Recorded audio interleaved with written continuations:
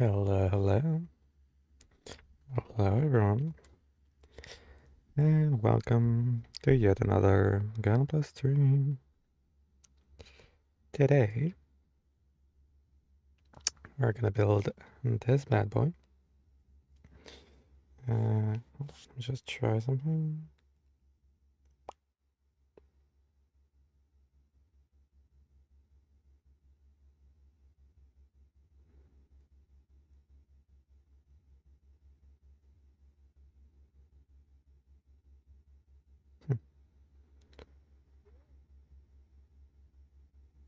Let's get some chats on YouTube. That's fun. Anyhow, that's fine. Here. Just here. Okay.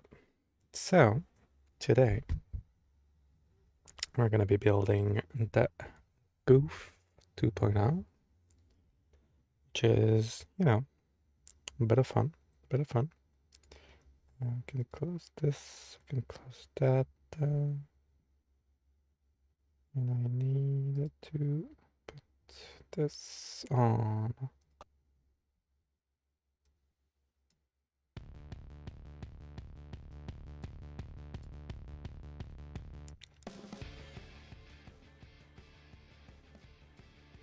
Okay. So, this is what it's gonna look like when we're done. It should be a bit of fun. Alright. Hold on. I just forgot to do something.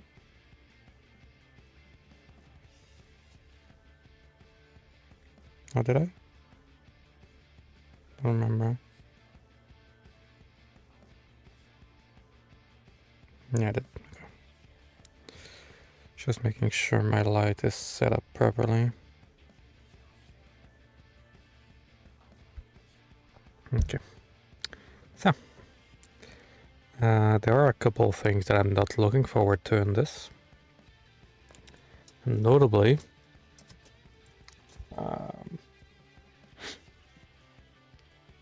this.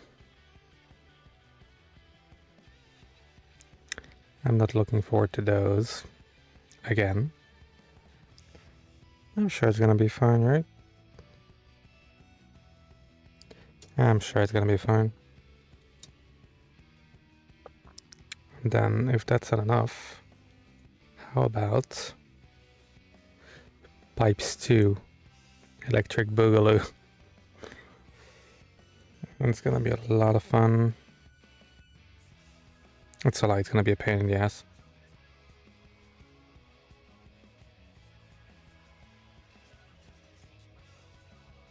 Sure, it'll be okay. Surely.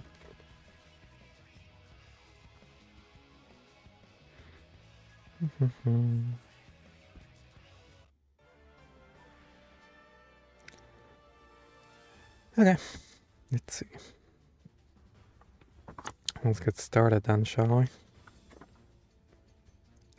Also might do a watch along of opening night live from Gamescom.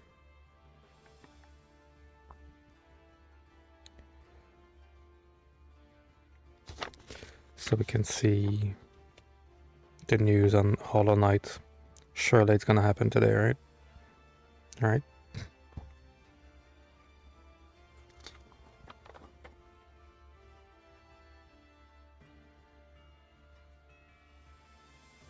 I thought it was gonna make me two pipes right away. That would have been fun. Okay, let's get started then.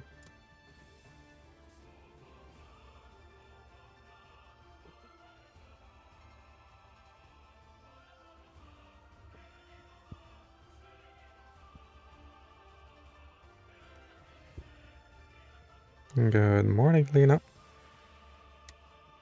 How's it going?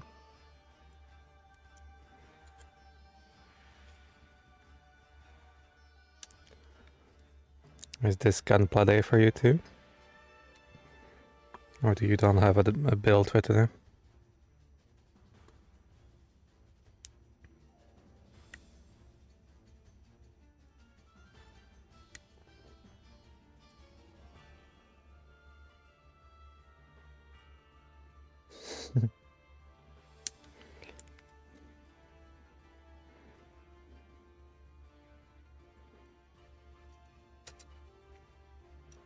Ah, you're doing the Barbie. The little Barbie. I mean, little. It's not gonna be little, but it's a really good build. A really, really good build. I haven't managed to find one yet, but soon, surely. So instead, I'm just being relegated to piping hell. It'll be fun.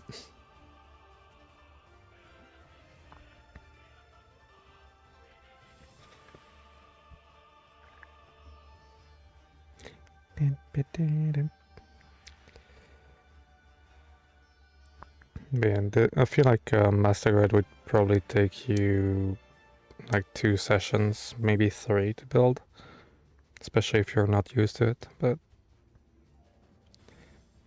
it's really enjoyable. Really enjoyable.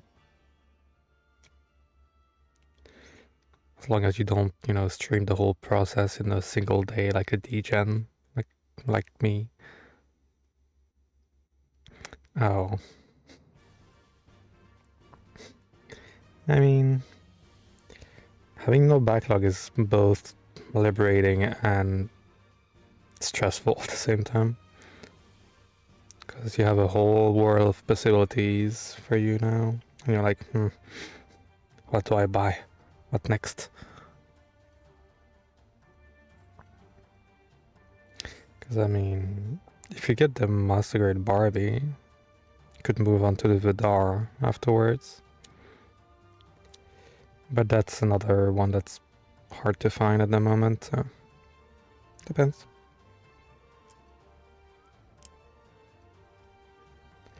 It's also going to depend on how exhausted you are from the building. Yeah, yeah, pretty much.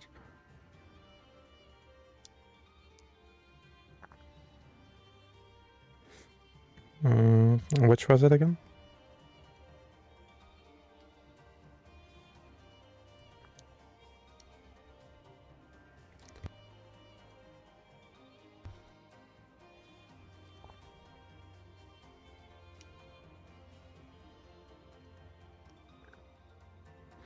Ah, yeah, the Spinaccio one. Spinaccio, whatever. I mean, 30-minute missions are fun, but they're not really complicated. So it would really be a one stream deal kind of thing.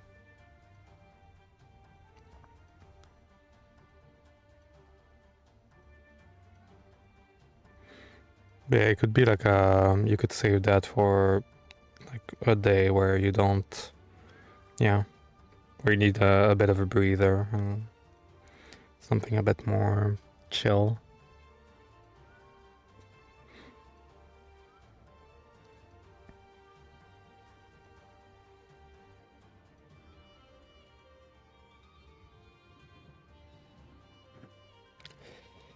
Yeah. And so it begins. You're starting to have little favorites in your backlog. And from that point on, you're cooked.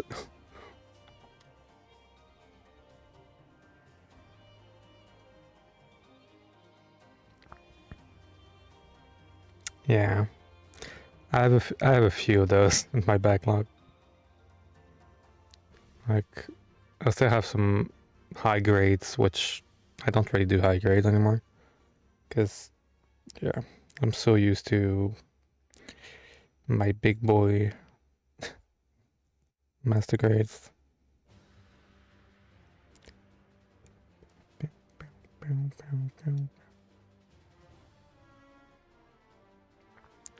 Yeah, your first MG is always an experience, and you have a really good one to start. So take your time to see all the little opening gimmicks, the cockpit, that kind of thing. It's really a fun time. It's Barbados too. He has like an open chest, so you can see all the pistons moving. It's really fun.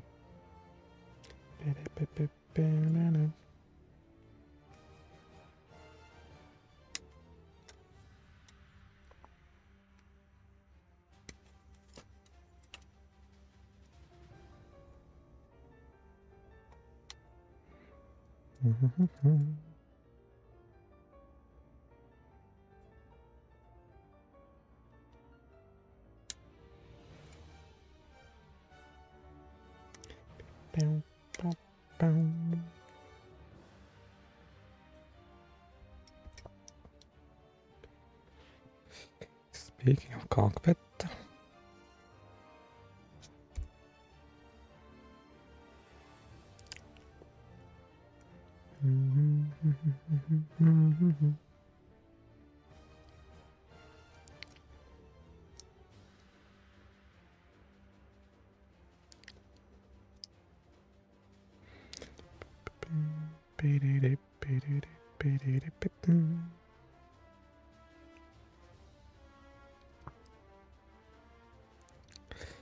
But yeah, you're already starting to have backlog buffers. It's a good sign. You're in here for the long haul.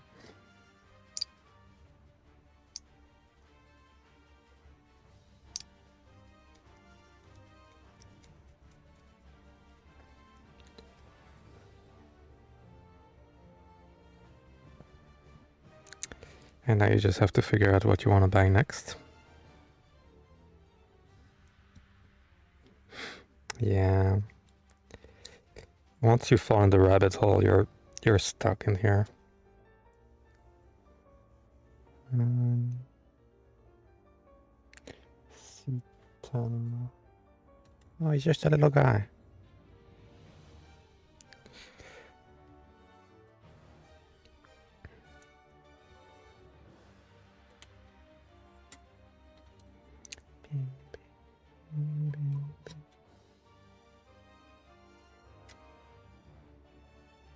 Oh yeah, for sure. I mean, Gunpla is like my main content right now. Like, to the point where I don't even... I have like gaming streams, but I don't even feel like doing them sometimes. I'm just like, ugh. Yeah.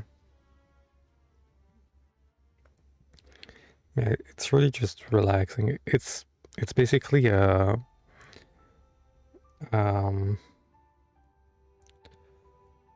a just chatting stream on crack. It's the cheat code.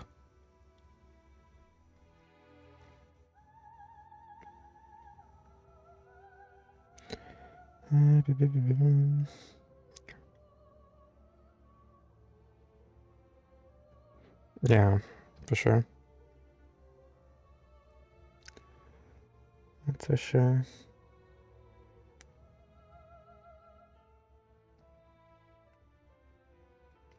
If you don't play the popular friend slop at the time, just and you don't have a collab, some people are just not into it.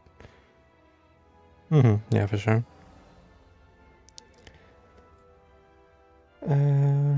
This.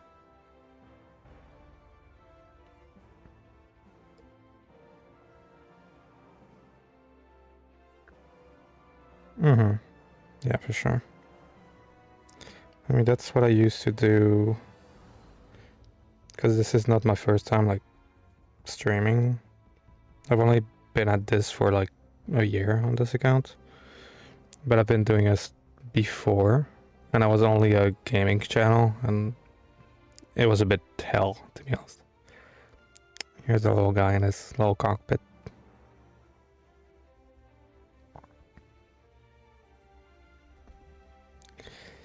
But yeah. Gaming is really hard to get noticed in. Like, really, really hard.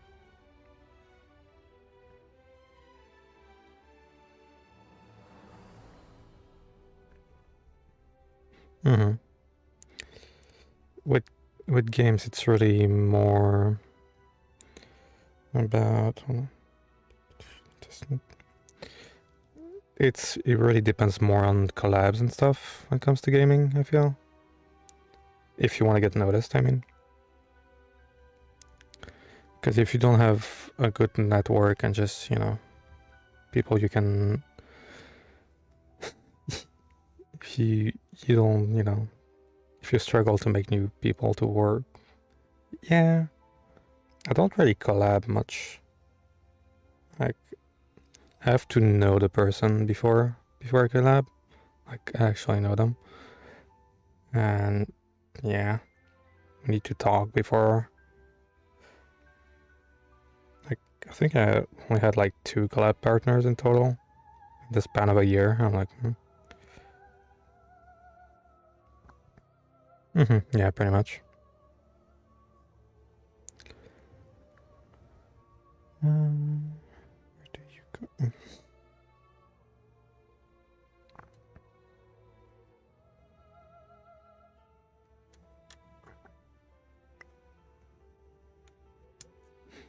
And most of the time when I'm collabing, I'm not doing it on my channel, so I don't even benefit from it in some way.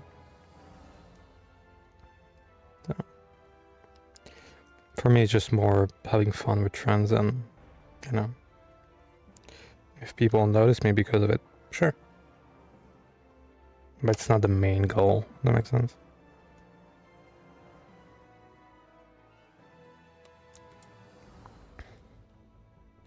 Yeah, if you want to get noticed in gaming, you have to play a game that is niche, but doesn't have too many people playing it, which is already strange to think about. Otherwise, you just get buried in the sea of bigger streamers and fleshies. Yeah.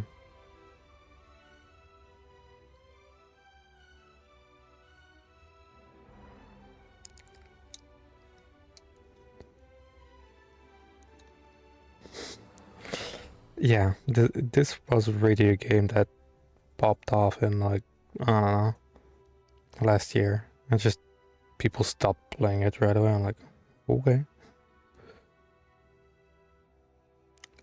It's a fun time, but it's really, again, I feel like it's more of a, what if it feels like a game you put in the background while you chat. If that makes sense.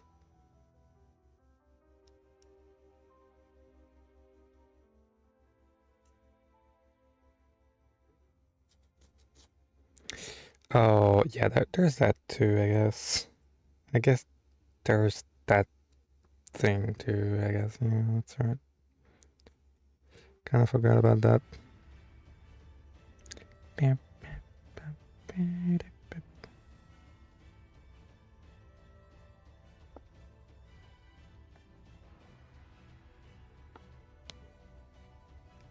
Get these little vents now. Yeah. Well, fishing is a fun time, but I feel like it's really more of a just chatting disguise as a game. I just getting hit. Yeah. I feel like it's the kind of game where you can just collab with someone and just have a chat. Yeah, this is really a second monitor kind of game.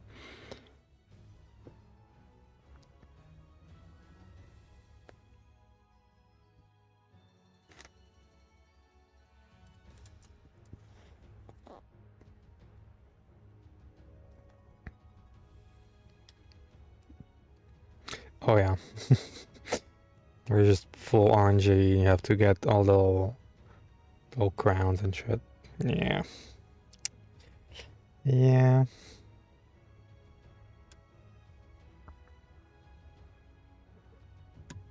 I don't really 100% my games anymore.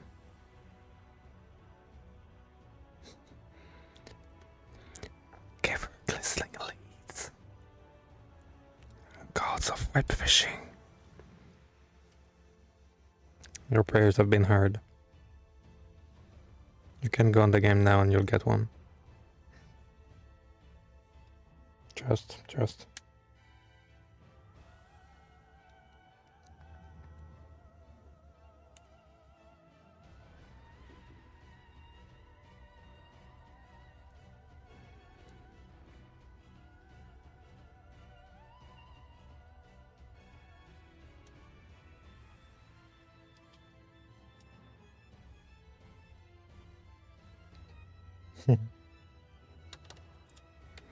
Yeah, I don't even know what I did last in that game.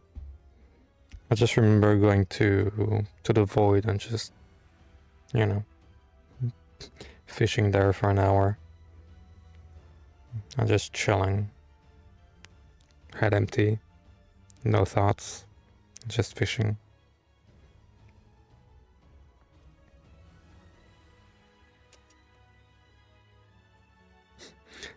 La criatura. Yeah.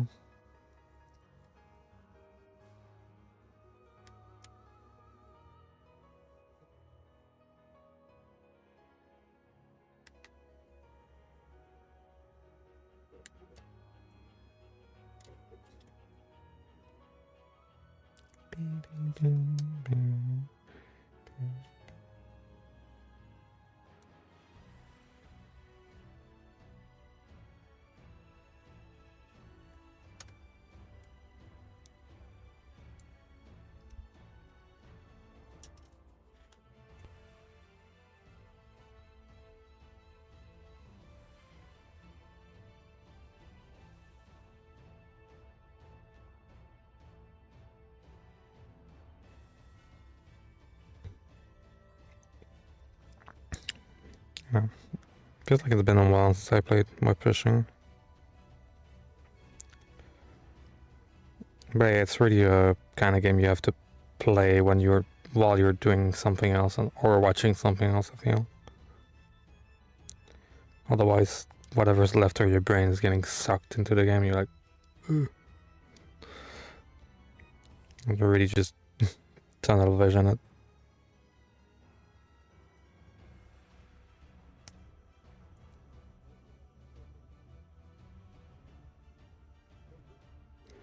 Same thing with like supermarket simulator or trading card store simulator and stuff like that. All those games that you can just tunnel vision and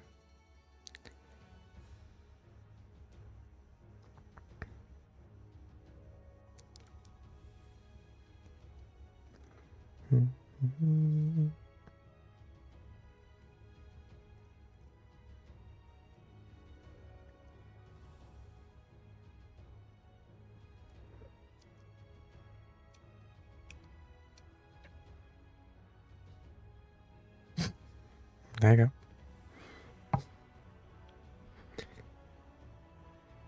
See? Just needed a bit of luck. Some of that luck sprinkles.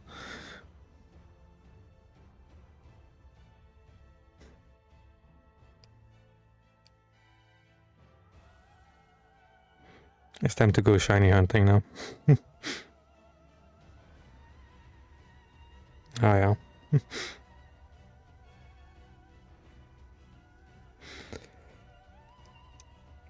Yeah, I don't think it's one of the games that I'll 100% for sure. God, I remember shiny. I would probably enjoy shiny hunting on stream. I'm just chilling. I mean, yeah. It would really be if I don't know what to do. And I just go on there and chill. And I also tend to try to get Pokemons and that are just super annoying to get in shiny form. So, yeah. It's a fun time. The last one I got, or that I wanted to get, was What's the name in English? Oh yeah, not shiny hunting, or I guess. The last shiny I got, or I was hunting for, was... What's her name? The lizard that is black and that is only female, and that is toxic and fire. And the shiny is white. Yeah, Saladon. That's one. I don't know the names in English. And yeah, like, the amount of times I got a shiny small lizard and it was a male, I just wanted to commit.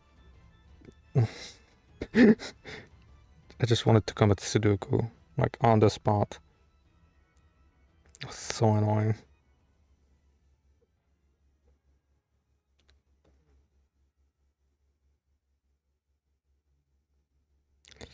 I mean, if you have the strat, it's not hard. Like, you just take a Pokemon that has charming skill, so you attract the other gender, and then you're good, pretty much. But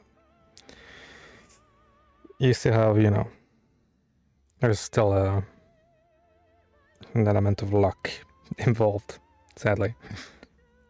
And I don't tend to be a lucky person, so... Oh, trust me, at first I was doing it legit, but after you get 5 or 6 males, like shiny males, you're starting to get a bit annoyed.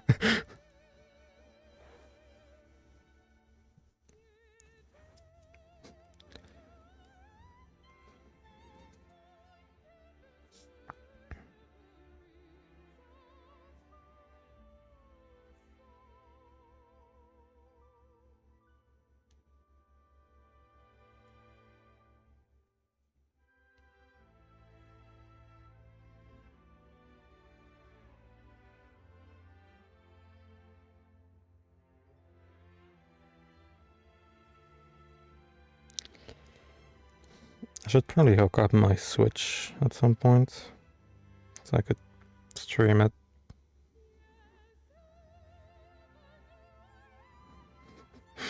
The Mart Whoopers.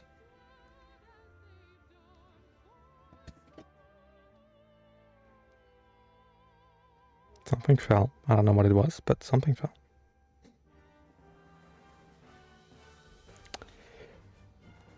But if it didn't fall on me, that's fine. It's none of my concerns. Beep, beep, beep. Well, I forgot that this kit gives me blisters.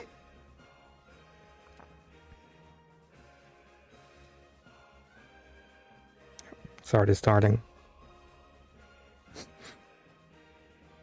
Yep. Those are the kits.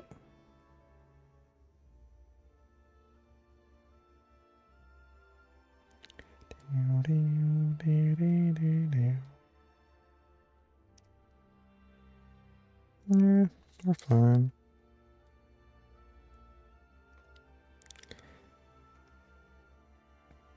It gives your kid a story.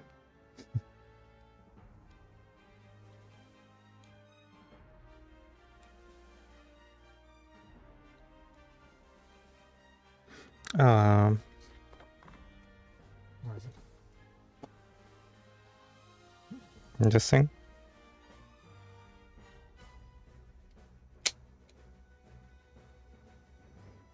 This is a lifesaver.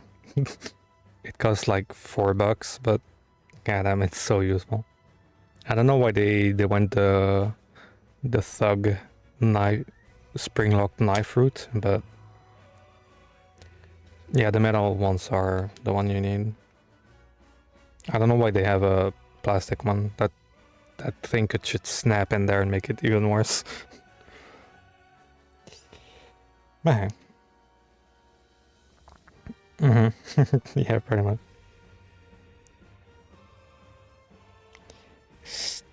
piece of crap. Stabby, stabby. I mean, before getting the part separated, I was using an actual knife to try to pull things apart. Would not recommend. It's kind of dangerous. That's fine.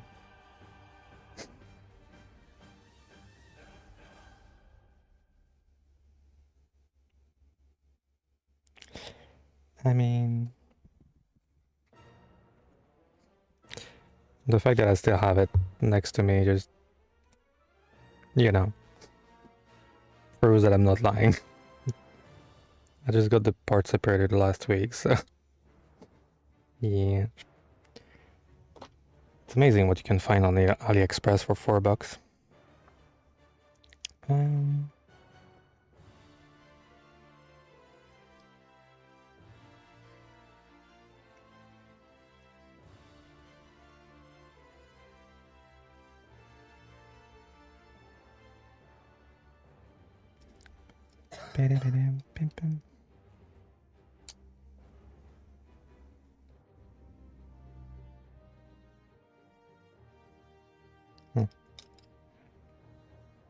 Stupid.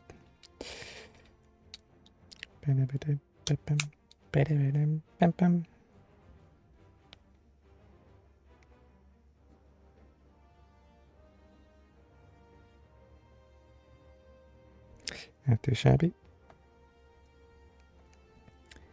And then we slide that motherfucker in here.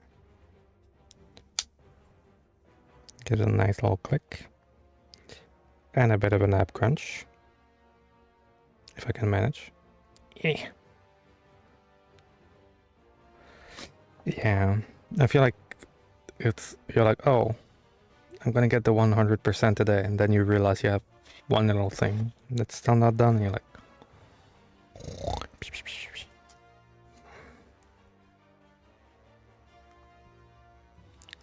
yeah. I stopped 100%ing my games because otherwise I would be there forever. It also doesn't help that most of the games I play are impossible to 100% if you don't spend your life on it, so.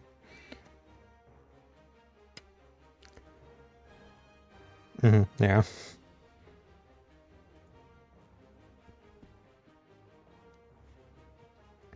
Or you play that one game that has in-game achievements, and some of them more tied to online multiplayer that is not available anymore. Yeah. It is the fun time indeed. Or DLC, yeah. Or tied to a specific event that's not available anymore. Bam,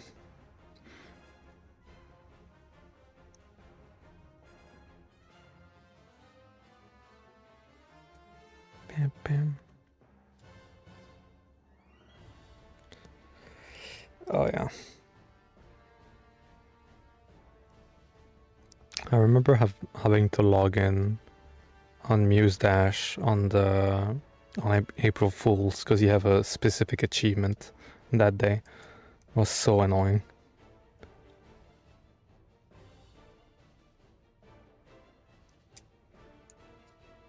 Oh yeah, you can just mess around with the computer clock usually to do that. Just have to turn off your internet and you're good to go. Usually.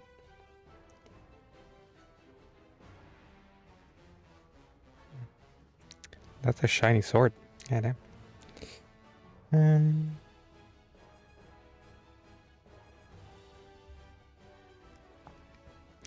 Oh god, Terraria. Don't get me started on the 100% of Terraria. I love that game to death, but goddamn. Every time I want to play Terraria, I'm like, I might as well just restart a game. Restart a world. And then you're gone for 120 hours again. It's cooked. Yeah. I would love to replay that.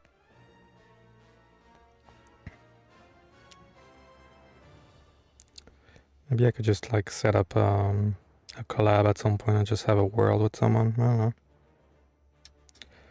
I just love that game to death. And they keep adding stuff in somehow.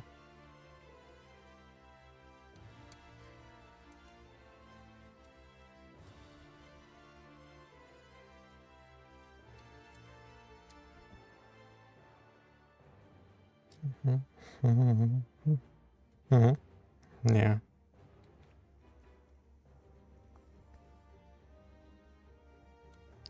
I feel like it's the kind of game that's hard to pick up though. It can be a bit intimidating for people. Like you just get thrown in and you need to have the wiki open on the side to see what's happening. It can be a bit intimidating. It's a bit like Binding of Isaac in a way. Like, what does that do? What do I need for that? And don't get me started if you install mods. It's over.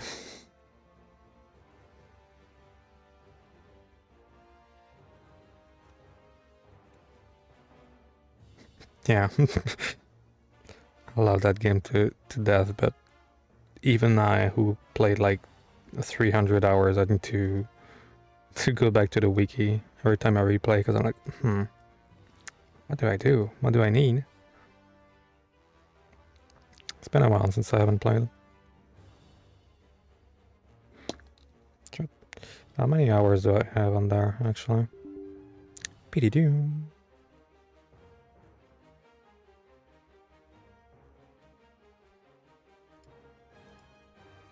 Shit. Clicked on VTube Studio. Silly me.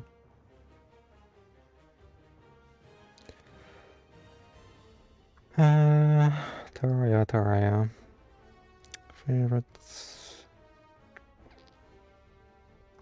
I have 230 hours. I thought I had more. I thought I had a bit more.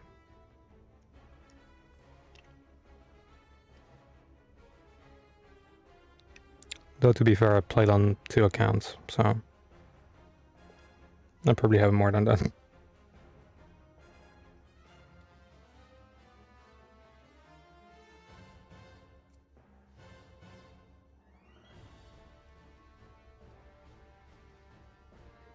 I think I got it on the Switch too. I don't know what I was thinking. Thinking about how playable that would be on a controller, but I wasn't smart. That's for sure. Okay, so what? And this first. Baby.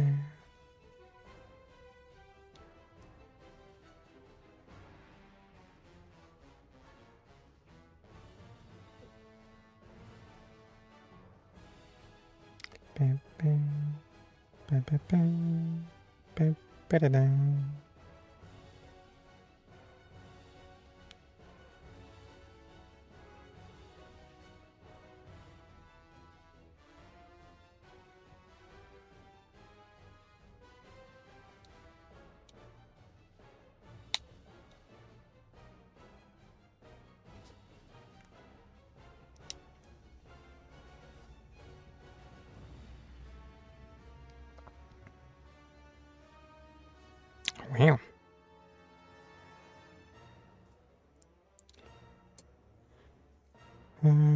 B13 and 14.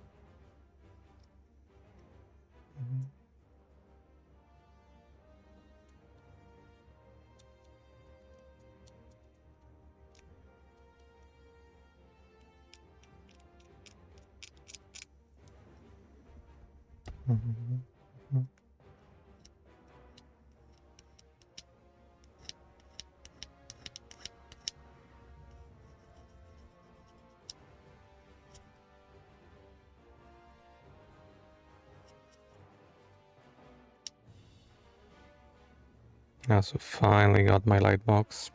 That got lost in the mail twice. It was about time. I can finally fit all my big kits in there. With their fat ass backpacks. So I can finally take pics.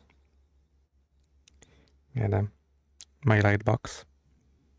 And the little boxes, white boxes, they have a light in them.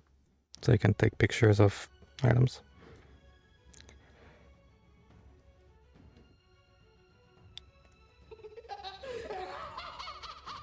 Hey, thanks for the follow.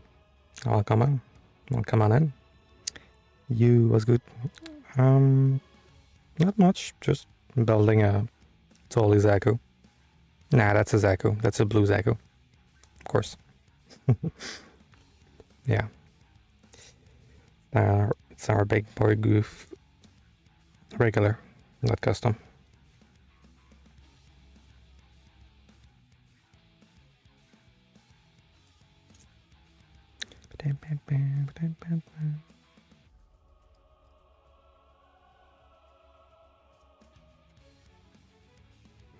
How you doing? Oh, welcome on in.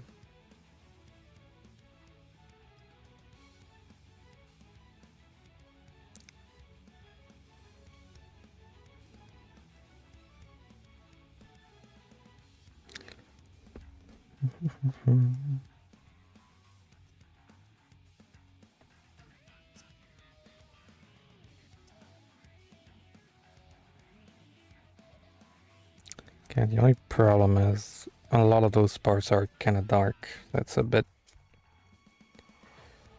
of a pain to clean, but that's fine.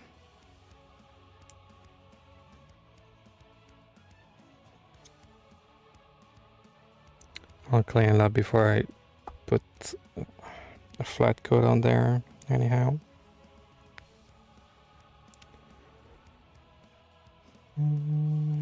A17.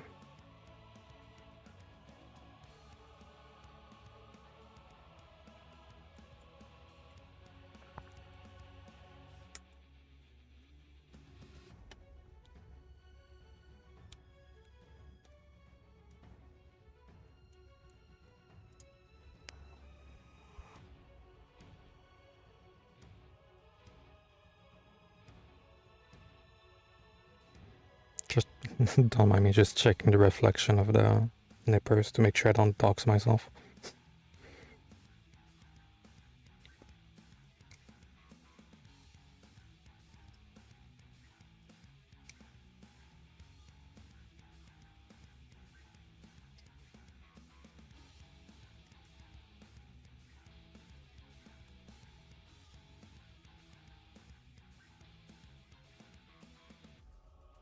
Mm.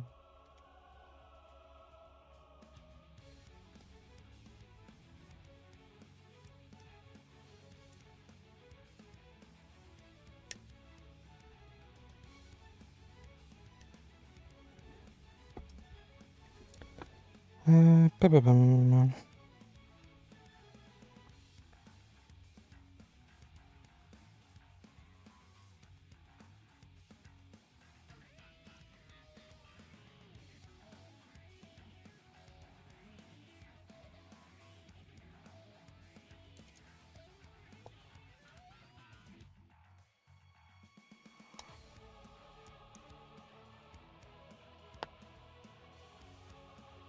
It's actually crazy that the fitment is better than the regular Zaku.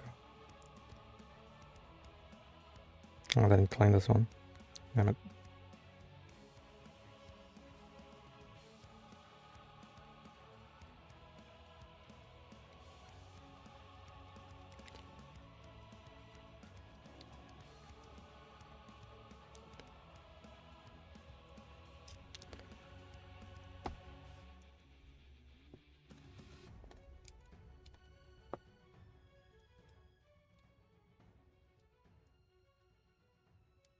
Mm-hmm.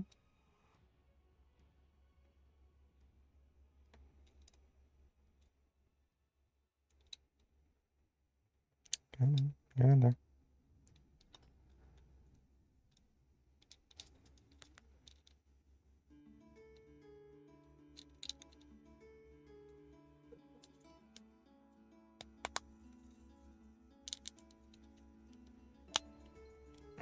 Okay.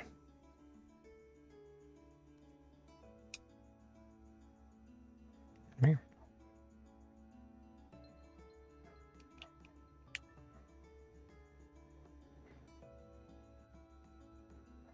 Not too shabby.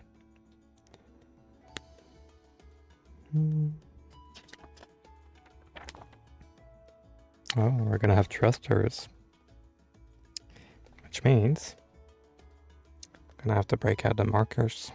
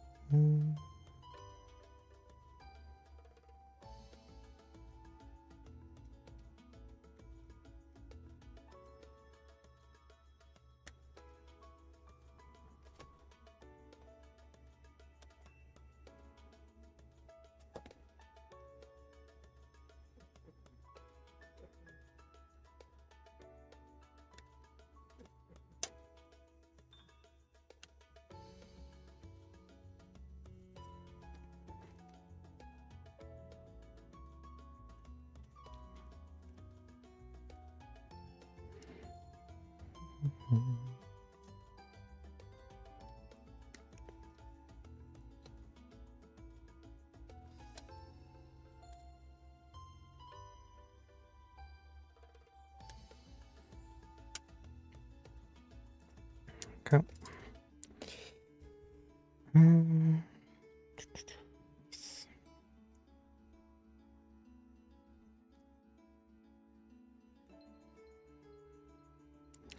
The only problem with getting into custom painting and stuff is that I want every single kit twice now.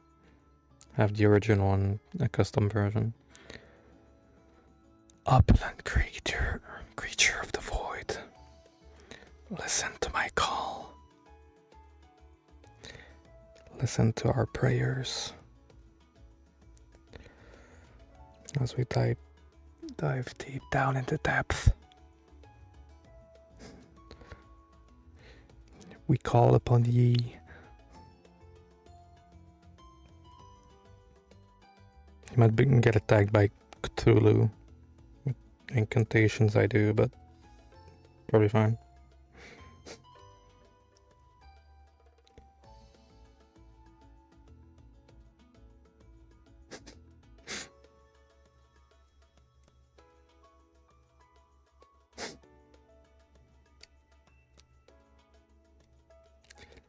It's like that one time I was playing Sea of Thieves. I was like, oh, I just need this little fish for this quest. I just catch something, I'm like, yay, I got my fish. I just turn around, just see a huge tentacle. I'm like, god damn it. And then the water just turns red. I'm like, god damn it.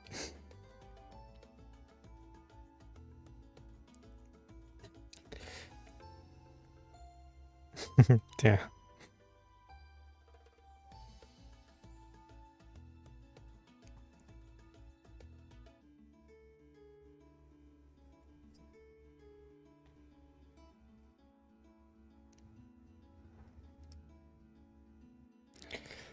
I really love Sea of Thieves. It's really a shame that it's filled with griefers and people who are just annoying in general. Such a fun time.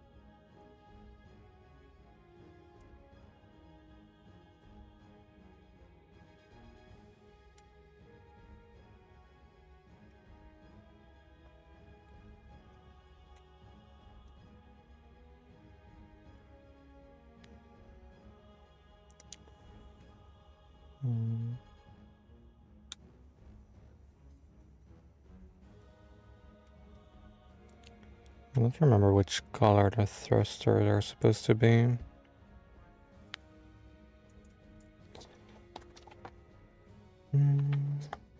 What promotional picks we do?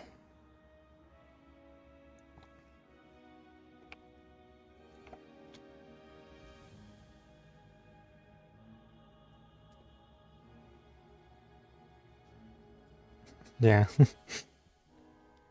that's why I'm building pretty efficiently on this one, because I've already built like the frame from this with the regular Zaku. I can actually add some paint on there. I just might do that.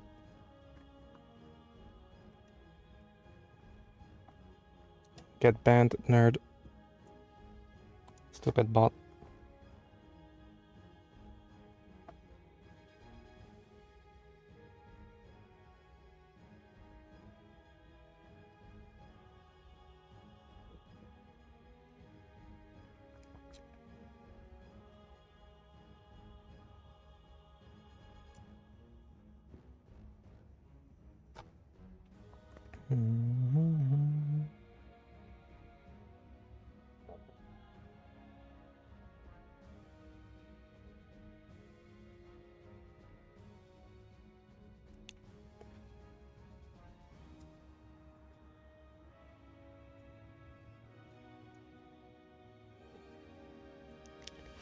Okay, it's time to bust out the markers then again.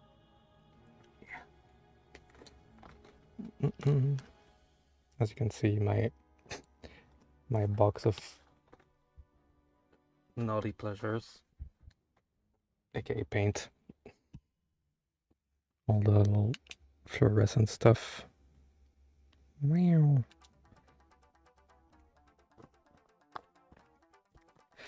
Okay, so apparently I can put a bit of detailing on there.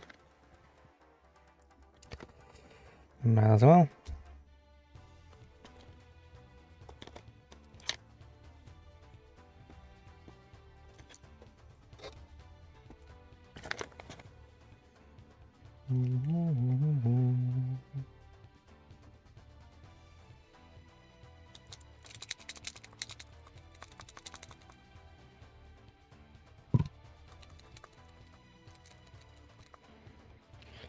Let's see what we can do.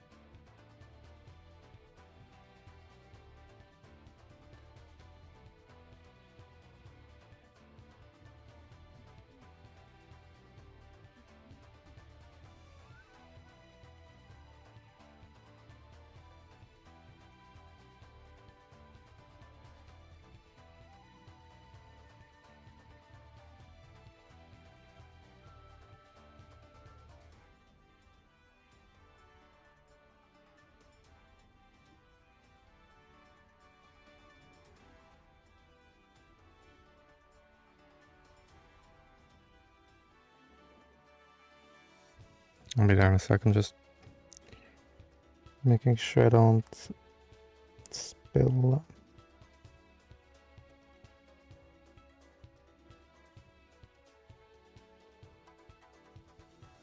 Not too much, at least.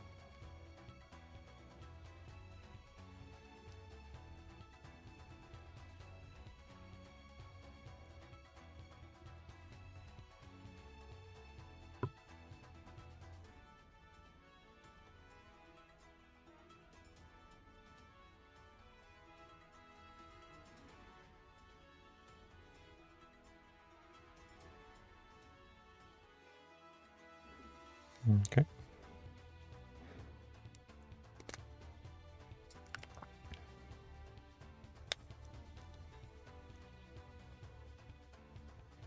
Little shiny pipes. I'm just gonna put a bit of copper on there as well.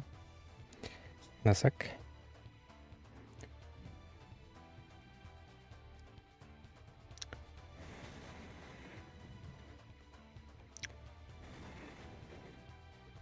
Then I'll paint the thrusters as well.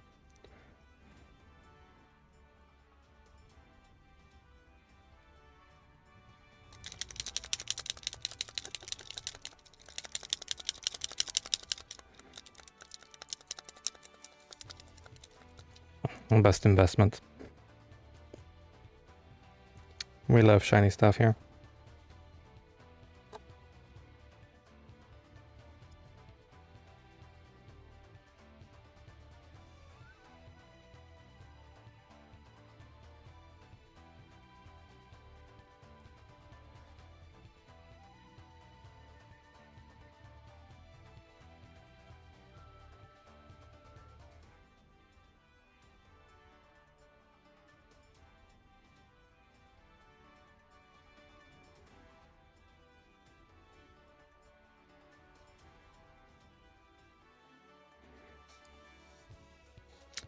Wow.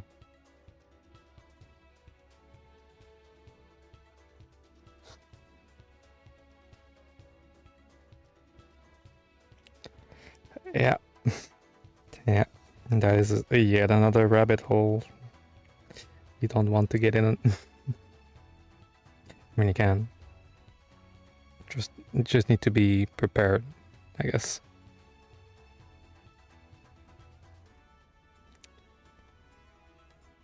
Hmm.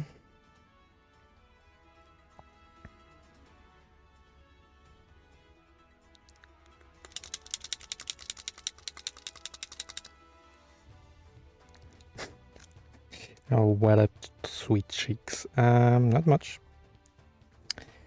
Just painting.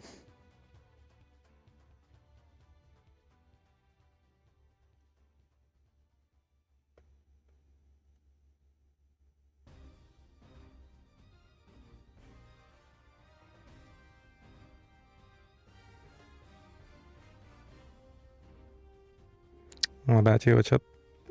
What's up there?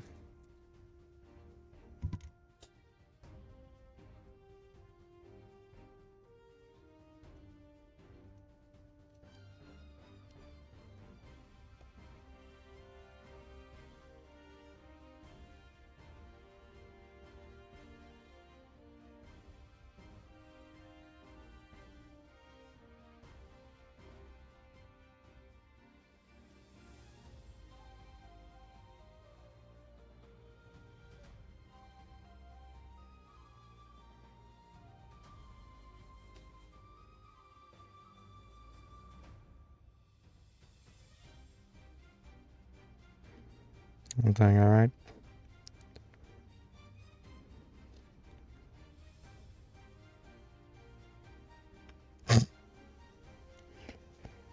Why would you just put yourself through that anyway?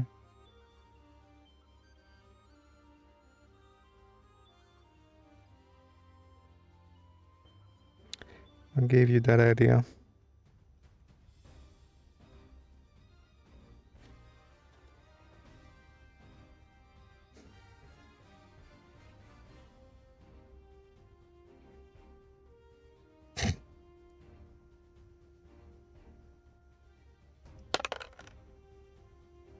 Well, that's annoying.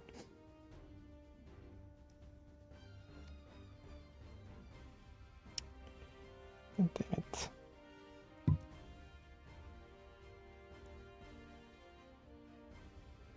Hmm.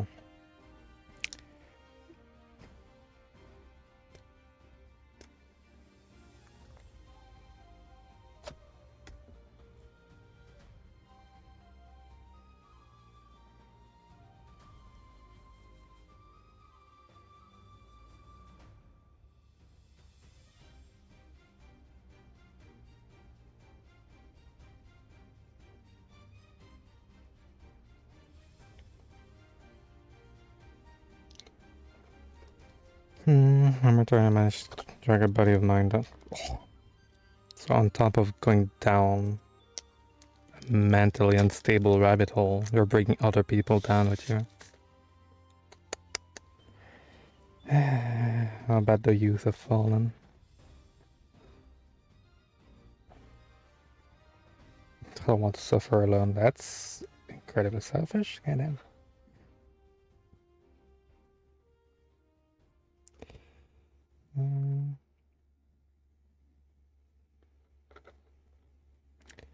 Okay, give me a sec, because I need to make sure this goes well.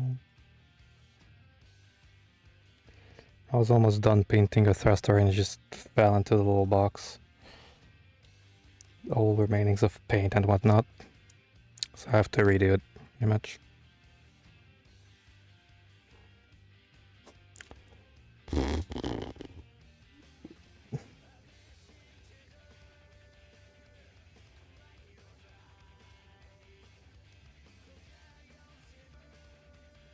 Some bro already had cancer and now you're just giving him AIDS. Okay.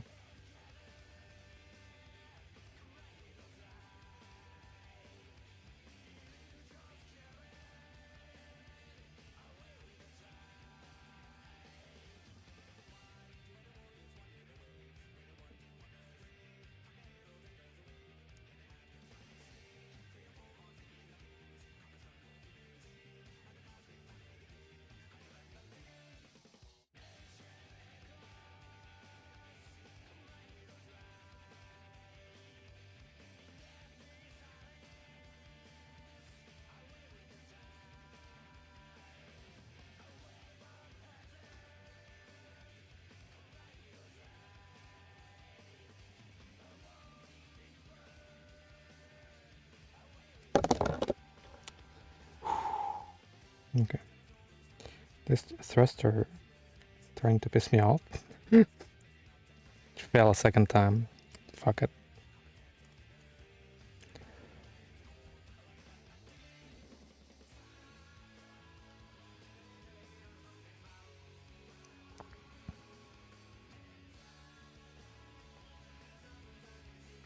I would rather play Apex, because I have played Apex.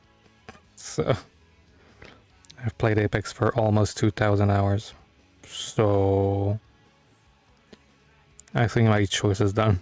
I'm not saying it was a good choice, but it was a choice nonetheless.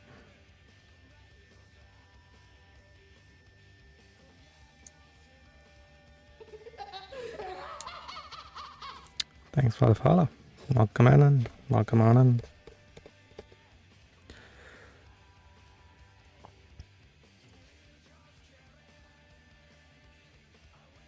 Oh.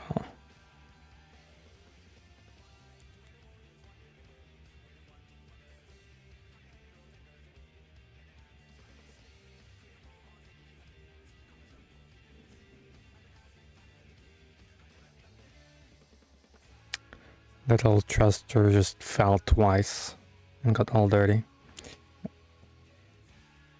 Thanks for the hydrate. Pop.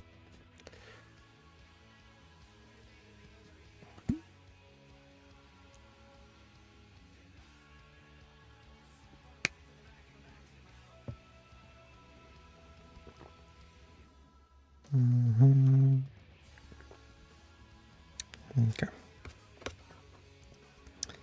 Let me just do this right this time. Stab that bitch onto my knife so it's not gonna move.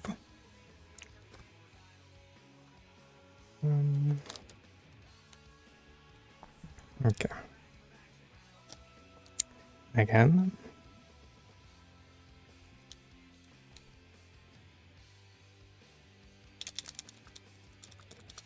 The way I have to hold my camera so it doesn't fall when I shake my stuff.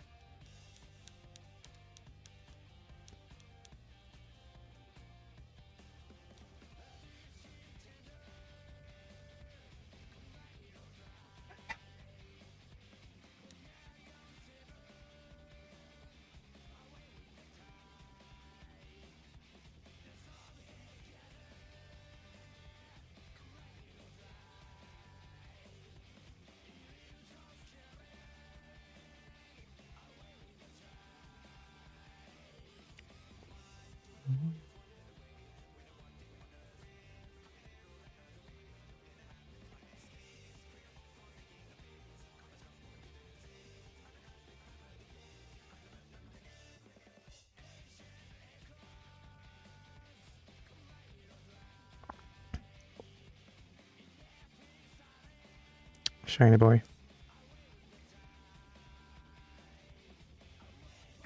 Already badly painted, but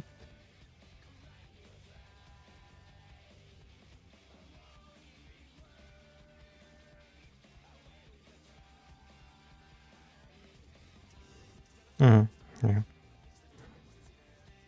It's actually a really good investment. Like, it cost me like $10 for these 3 markers. We're not done. Because now I'm just gonna...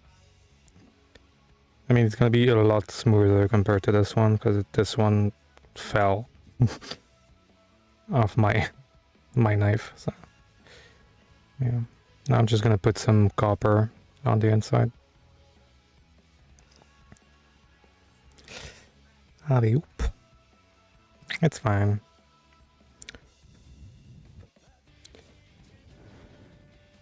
It's gonna be in the backpack anyway. Can't really see much. It's like the detailing I did on the backpack. It's gonna be covered by armor, so no one will see it. But it's our little secret.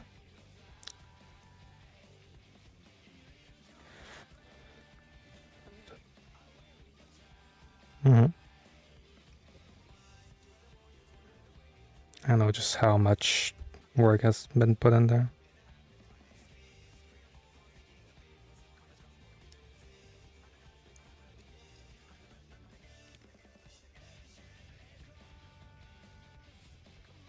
There's a thing that's even funnier. Those thrusters are gonna get scratched on this whole piece here, so the paint is gonna rub off. Yay! That's fine. It's okay.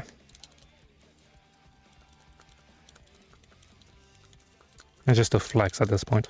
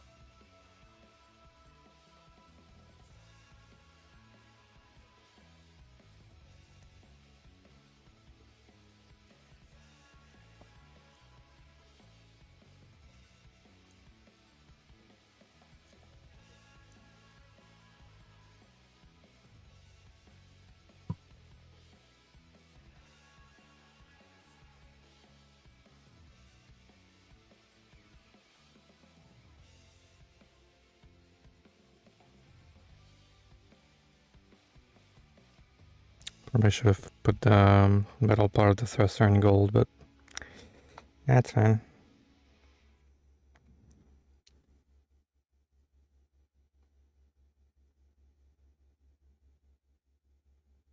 Shiny.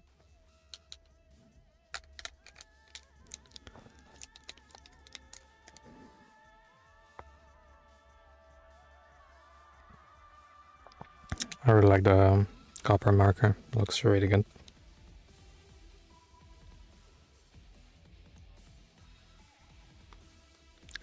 Meow, meow, meow.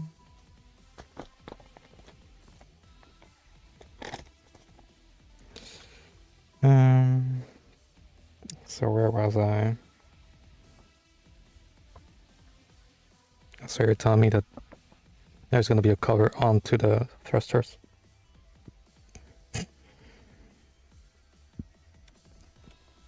So we might not even see. It's fine. It's our little secret.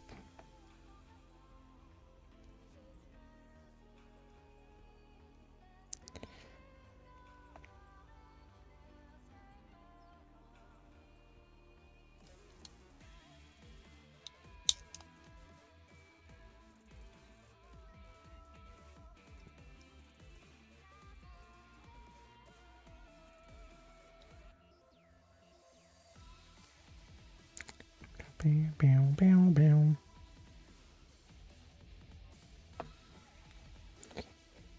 A1 and A2.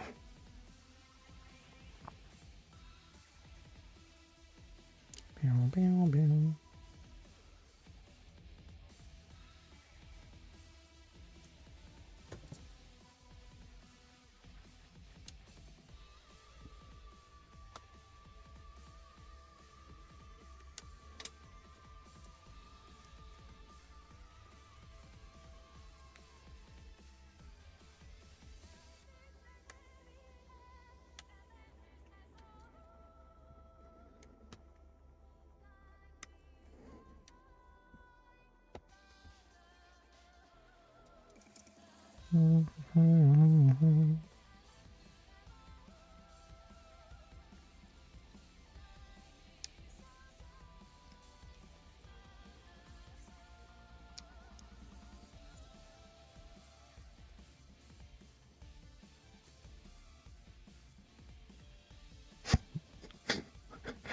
I'm about to fight the void. Damn. The void got some hands.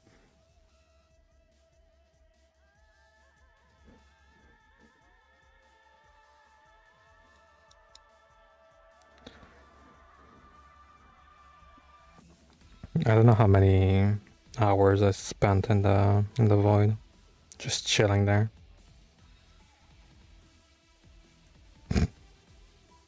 Oh boy.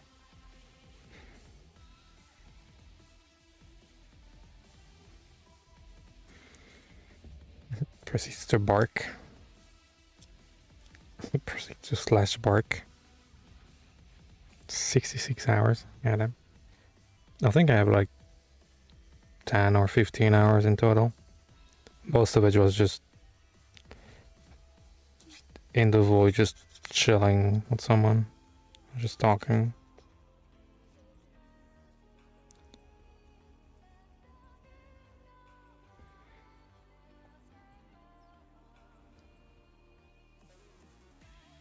I remember doing the stupid secret to get the phantom fishing rod too. Hmm.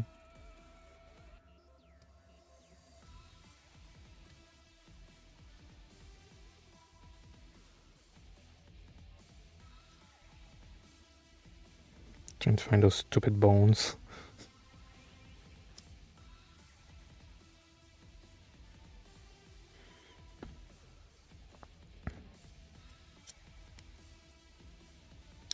Feels like this game could have been a lot bigger if they added more stuff. Still have bones to get.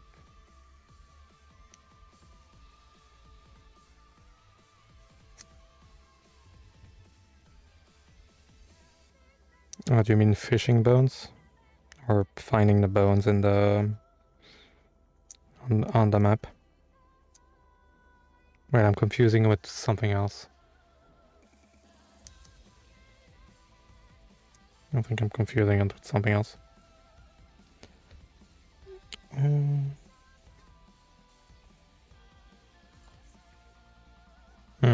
Yeah.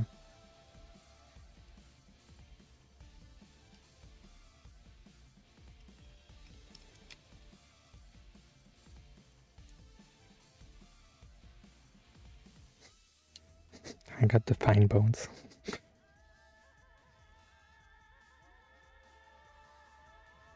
Could put some copper on these. I'll do it afterwards. I just want to see what shows up at one and what doesn't before.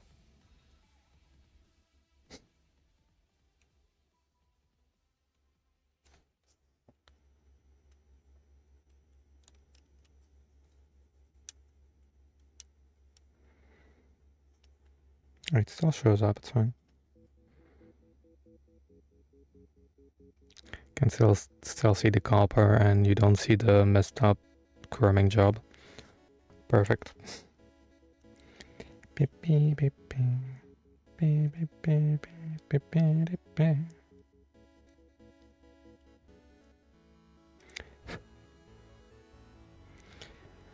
And that's it, just done.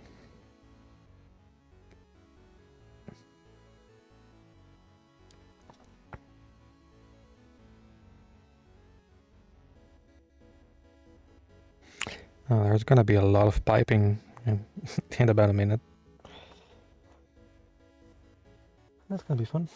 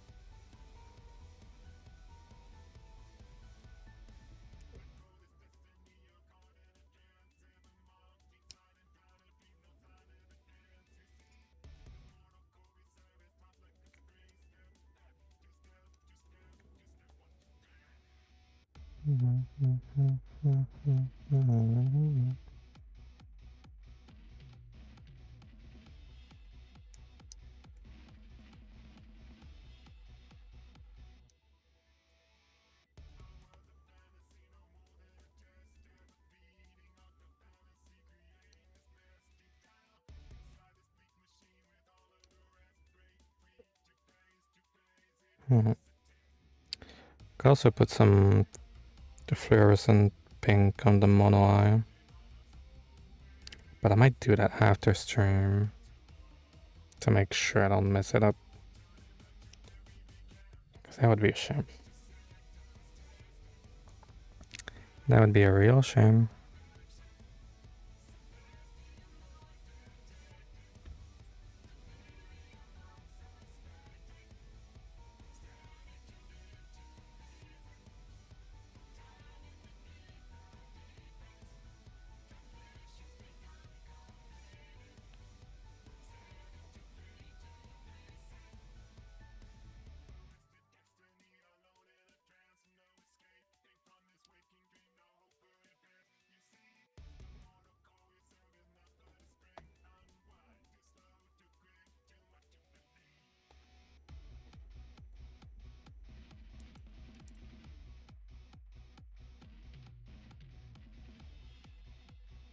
Okay. Then E11.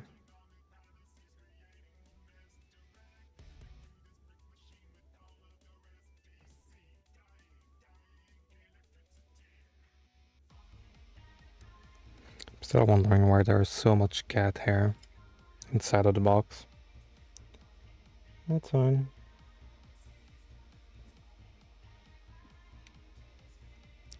Meow.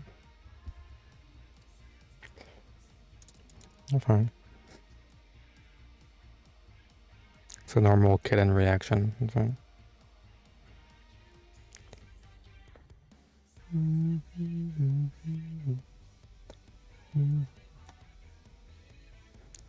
Yeah.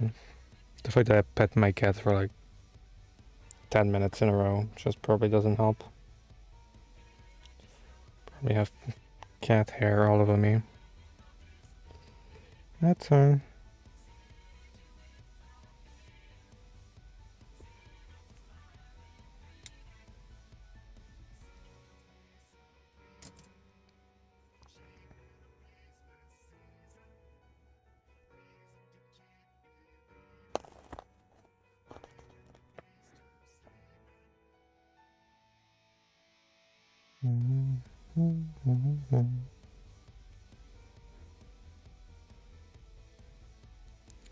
I'm probably gonna put the sticker on there and then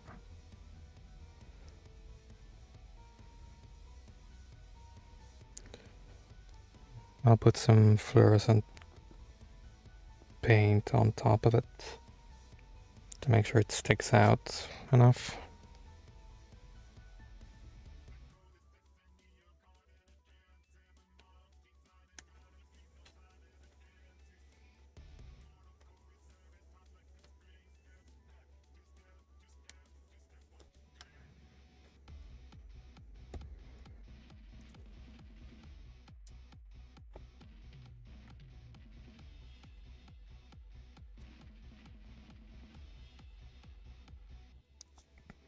I have some chrome paint on my fingers now. Witness me.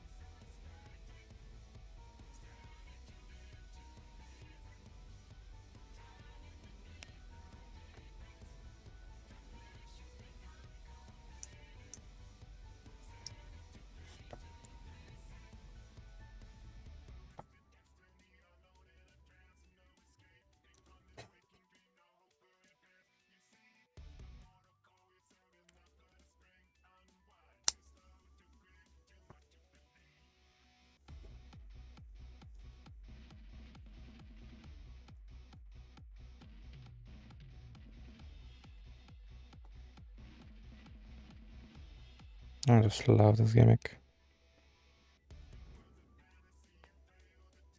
Every time turn the neck, it just turns the mono eye as well.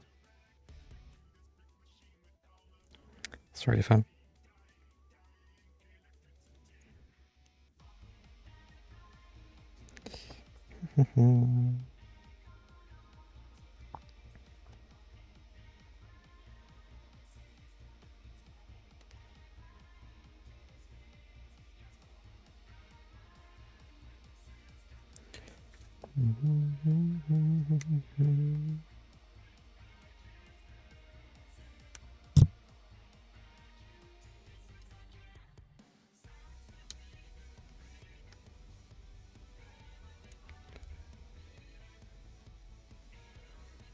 I have to remind myself to put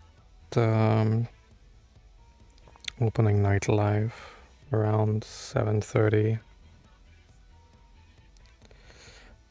We wanted one to to miss Silk Song now, would we?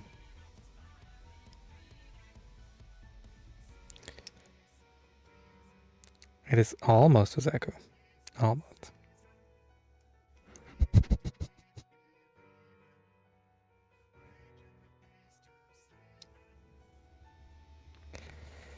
Almost a Zaku. Almost.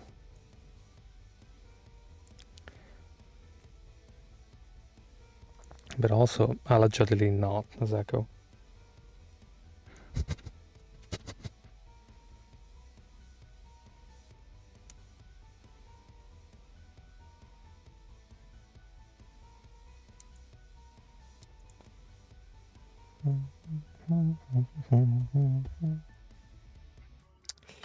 That's Gang Serval.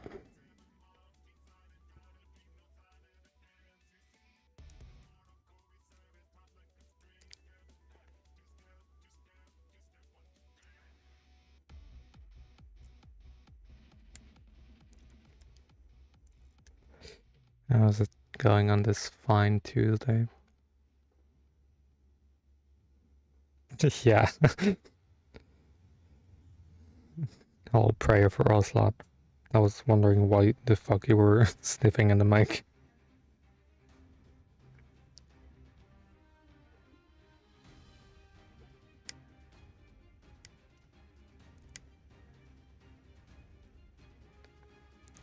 But yeah, I do have filters on my mic, like a noise reduction and stuff, but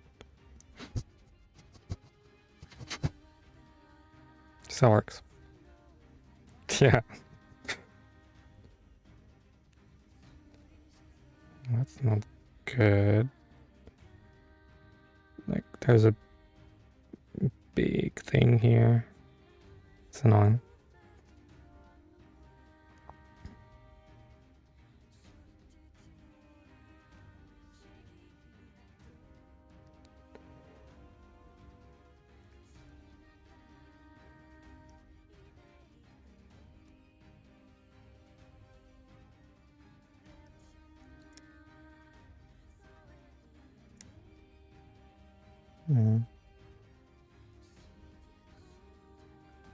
Can't really do anything about this.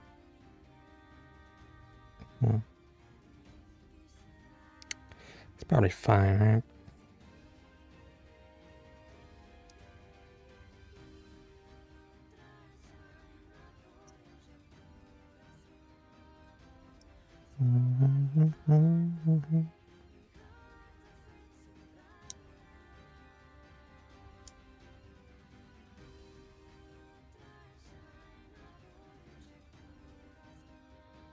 Yeah, I don't know why it has like a big thing here.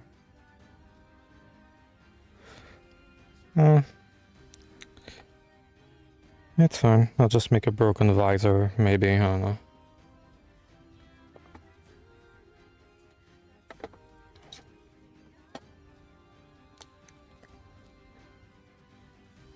There's always a way to break the model more to make it look like it was on purpose.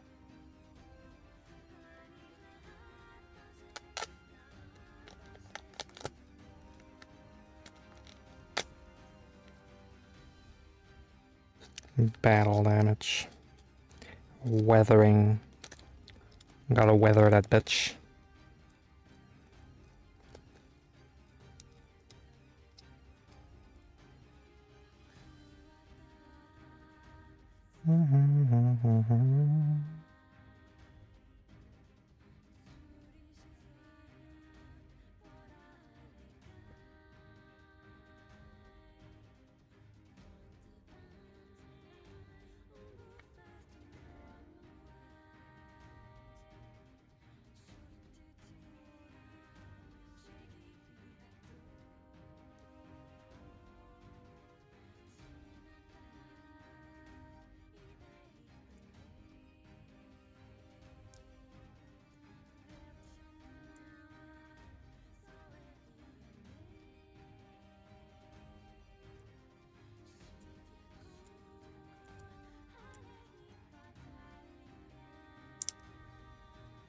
Damn it.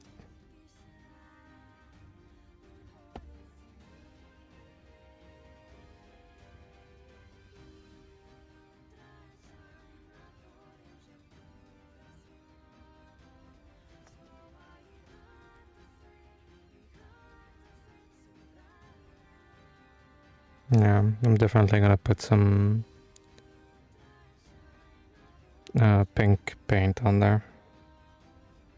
Fluorescent pink paint. Pink paint, yes. Pink paint. With a T. T isn't silent in this case. Could be.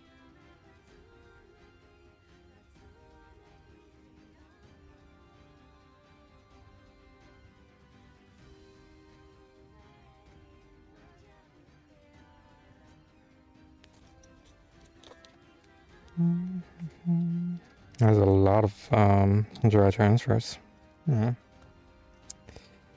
Interesting. Interesting.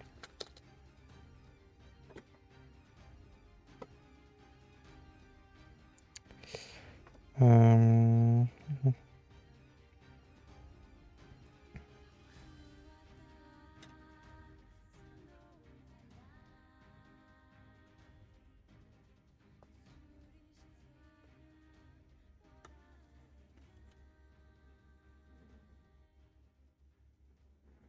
every time I touch this runner, I just feel a sense of dread.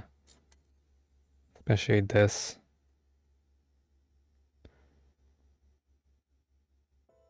I want to die already.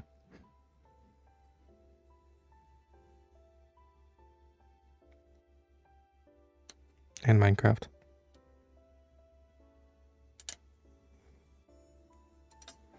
That's good.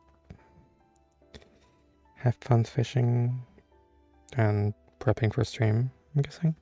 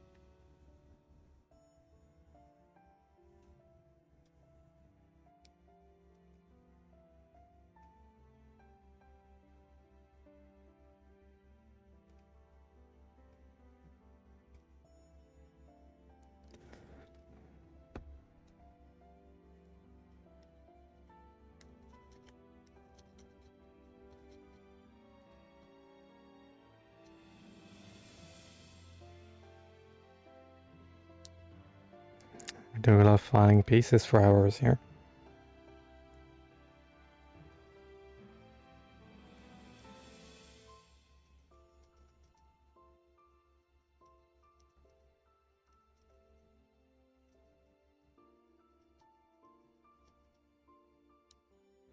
Still don't know if I'm gonna do a custom of this one or not. Could. Definitely could.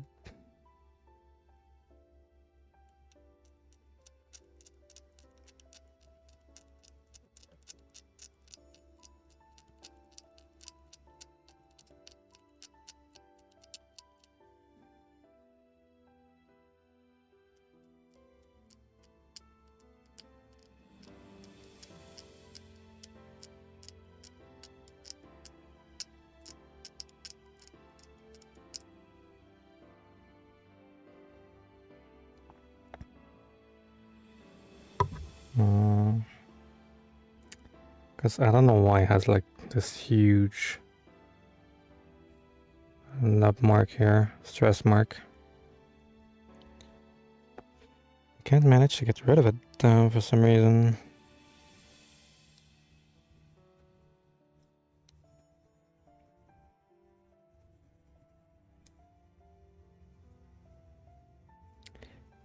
God knows I do be trying, but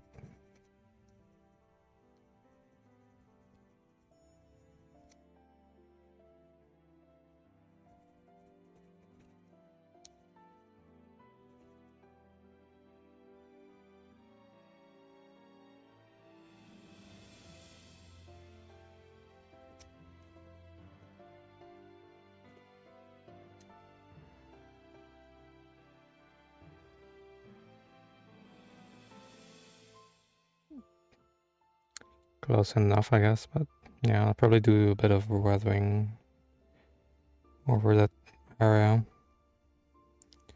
just to make sure.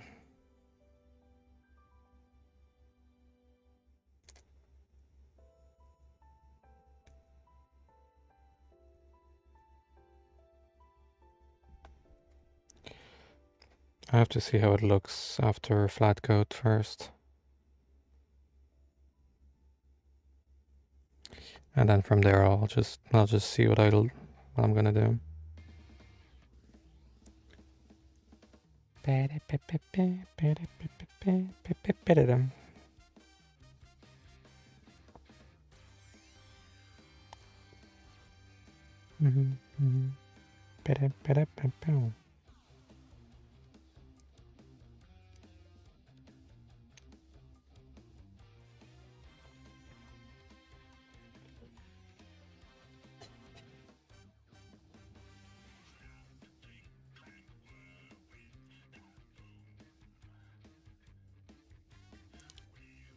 Okay, one thing I'm noticing, everything from the Sea Runner is getting some terrible nub marks.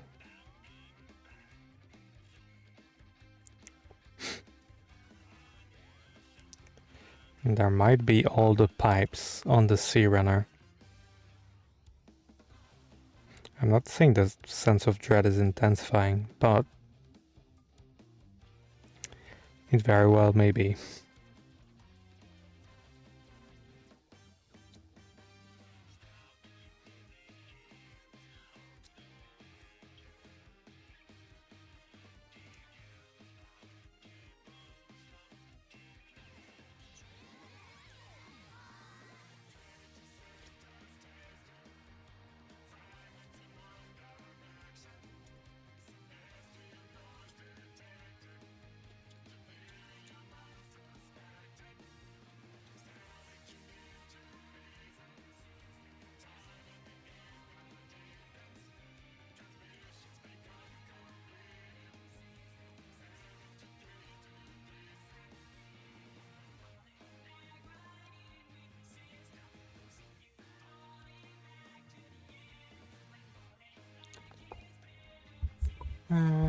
Close enough for now, close enough.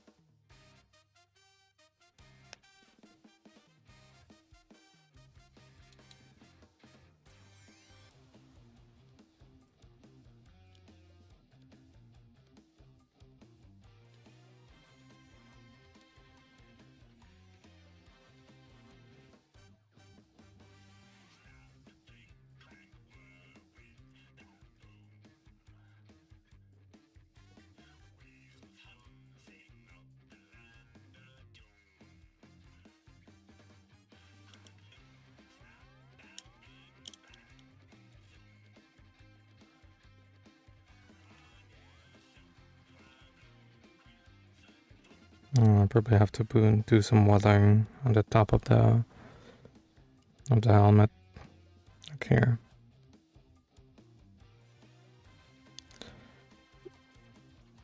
Like some huge scratch marks and stuff like that.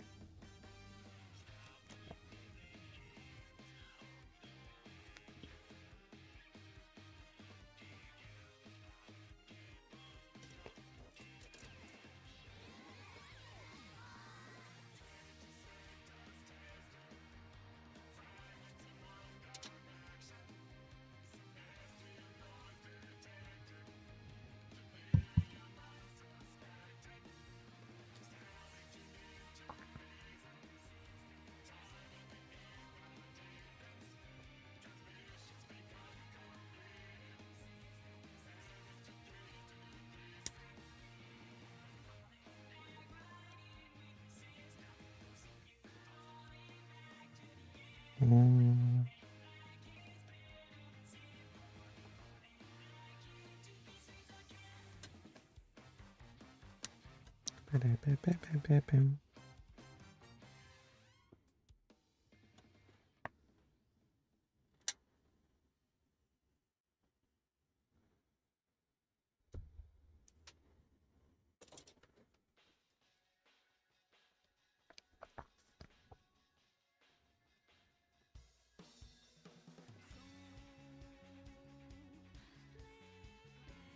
Yeah, I think everything from that sea runner is mark friendly. Which is not good.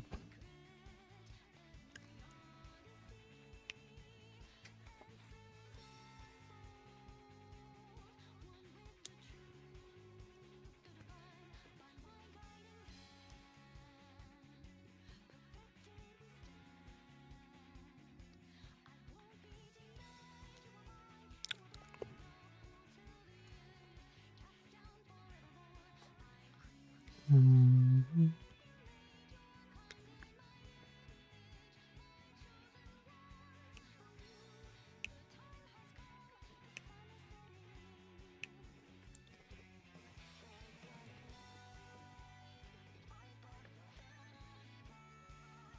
Oh god, those knobs are terrible.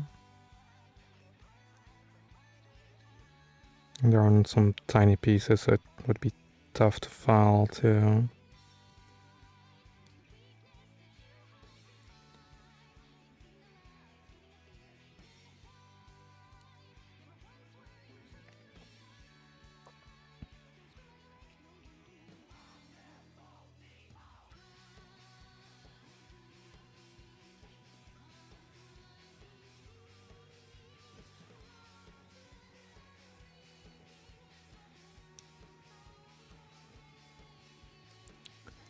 Trying my hardest not to cut my finger right now.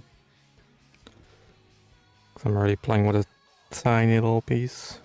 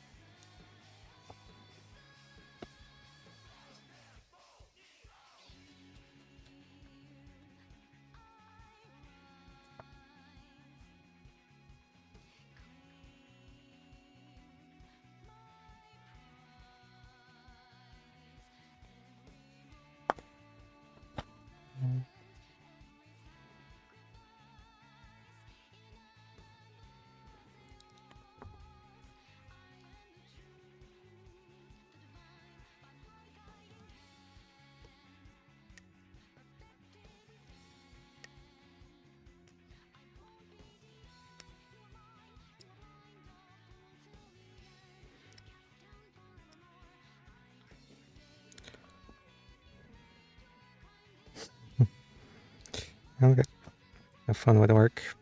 That's even applicable. Yeah,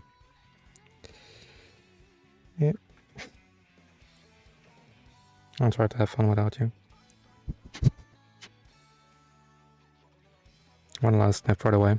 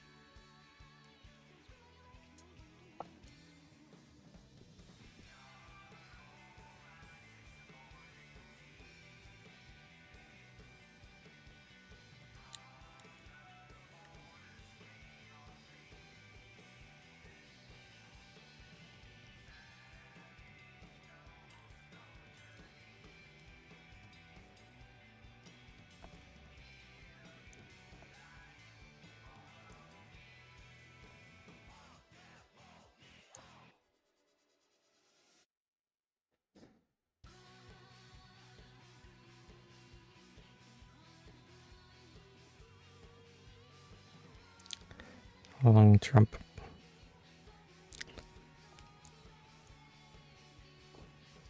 Oh boy. And so it begins. I4.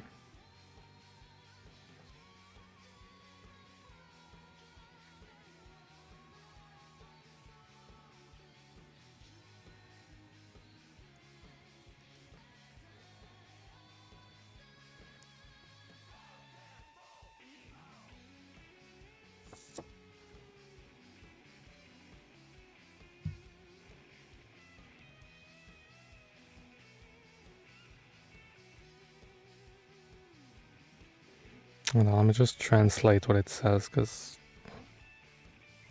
there's a lot of instructions in Japanese and like,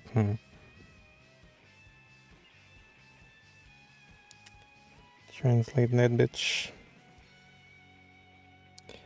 Get one as shown in the diagram, thread seen aligned as shown in the photo.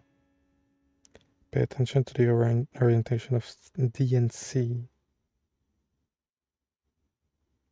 When making the left power pipe, use 1 and C1.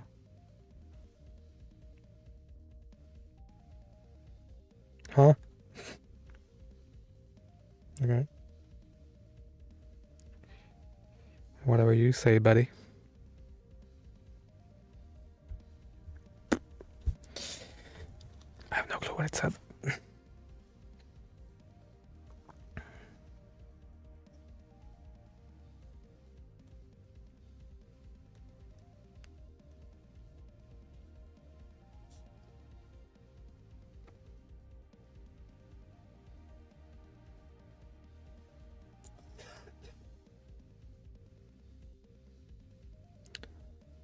I'm really not looking forward to this.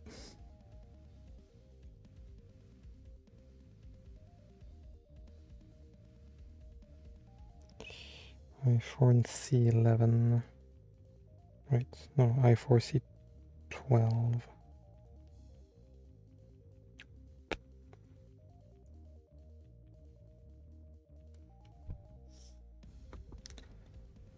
Okay. Oh boy.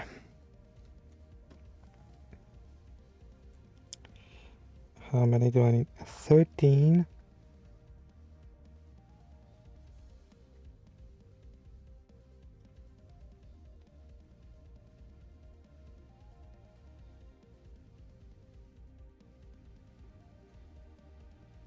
There's no shot I can fit 13 on there.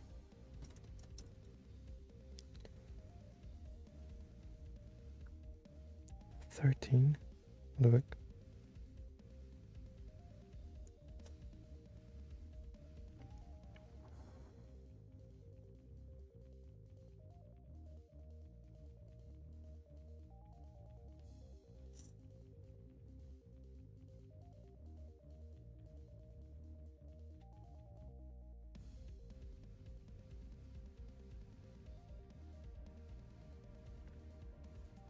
Okay.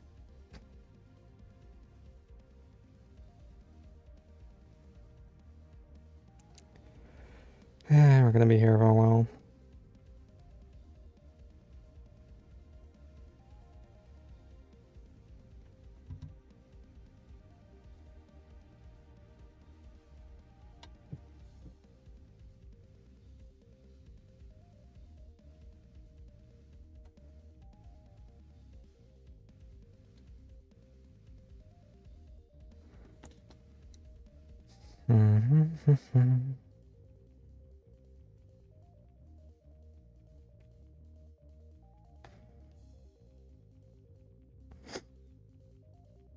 I'm getting flashbacks.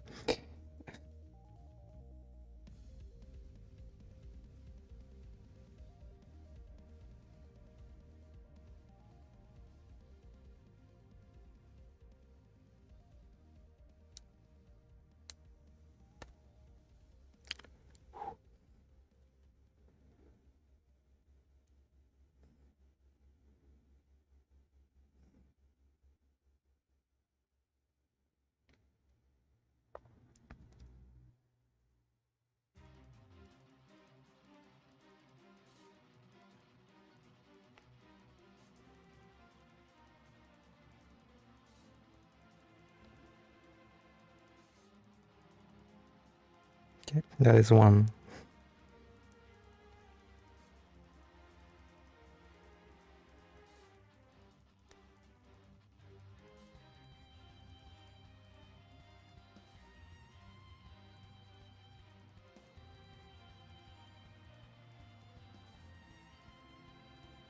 I'm not gonna file every single ring. I can just tell you that. I can tell you that right away. With all due respect, that is not happening.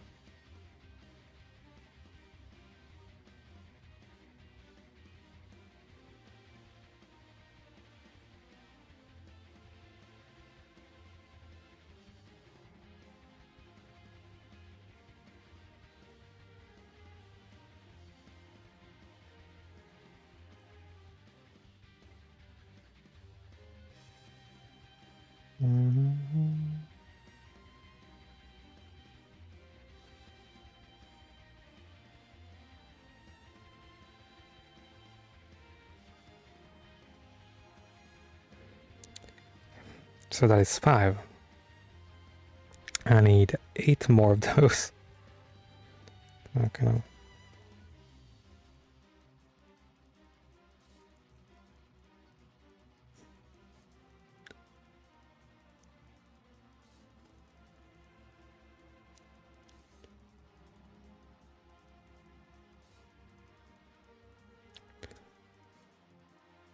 Yeah, boy, I love pipes.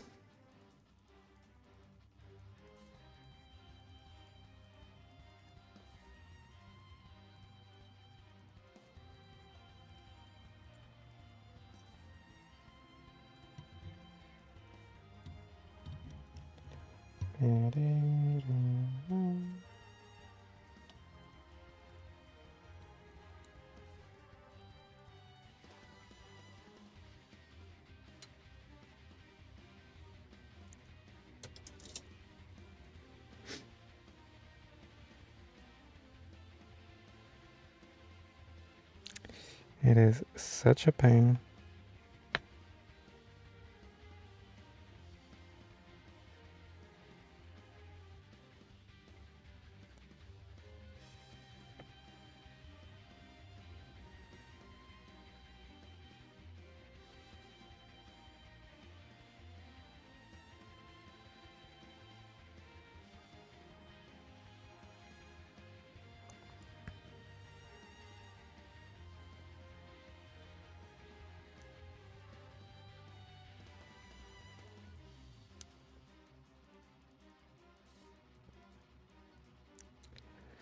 Okay, 3 more.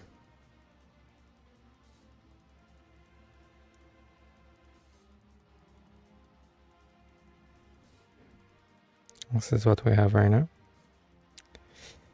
I need 3 more.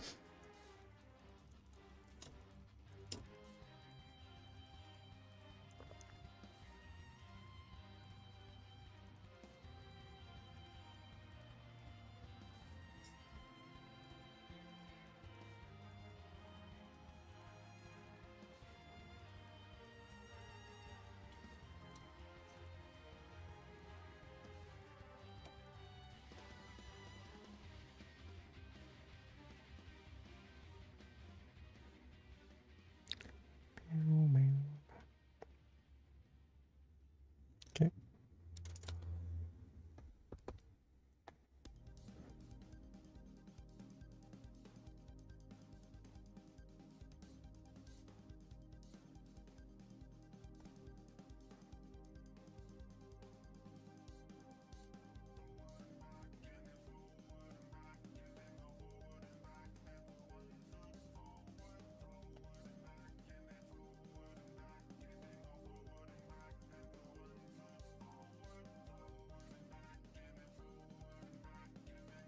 Okay. That is 1 done. And now I can fit that one onto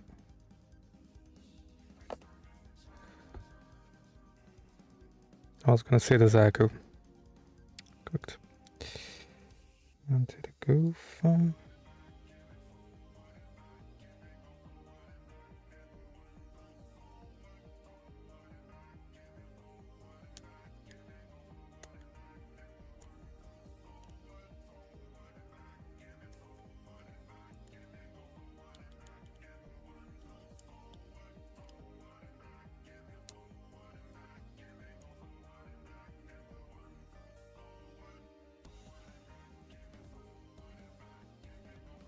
Sounds good. Thanks, Cardiac. Enjoy work. No, I know you don't have volume, but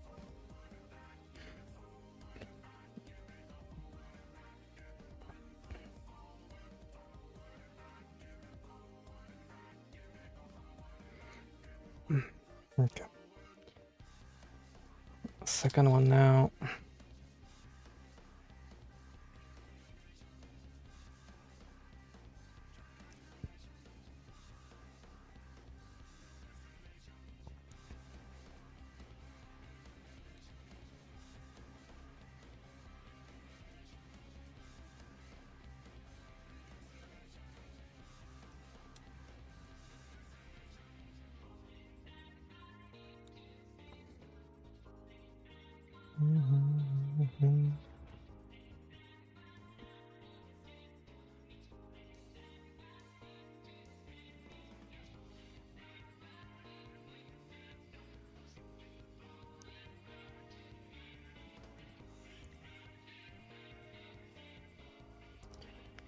Okay.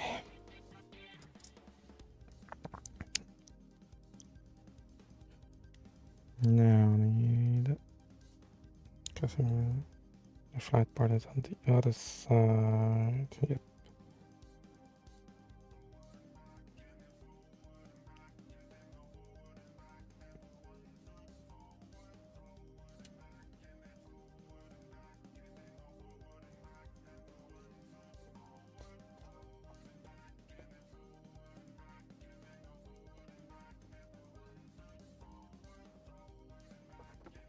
Come on.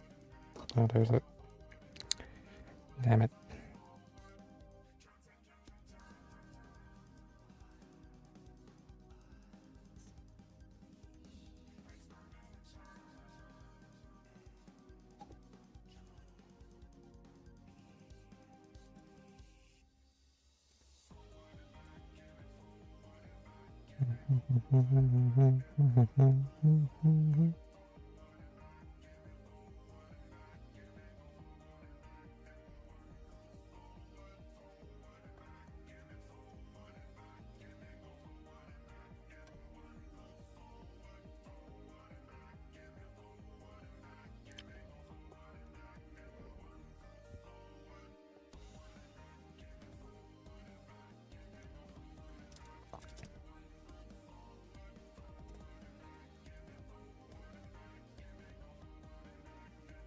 This one works right away. The other one had a piece that was blocking, I think, somehow.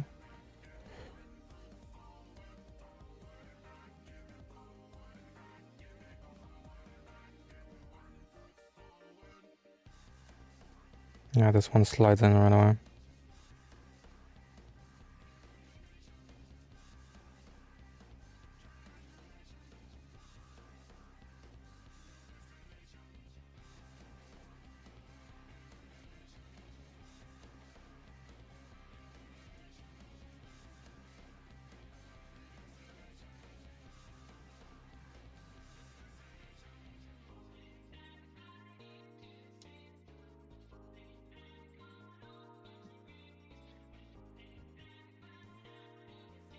Okay.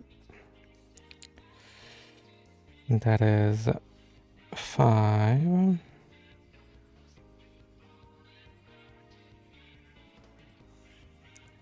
8 more.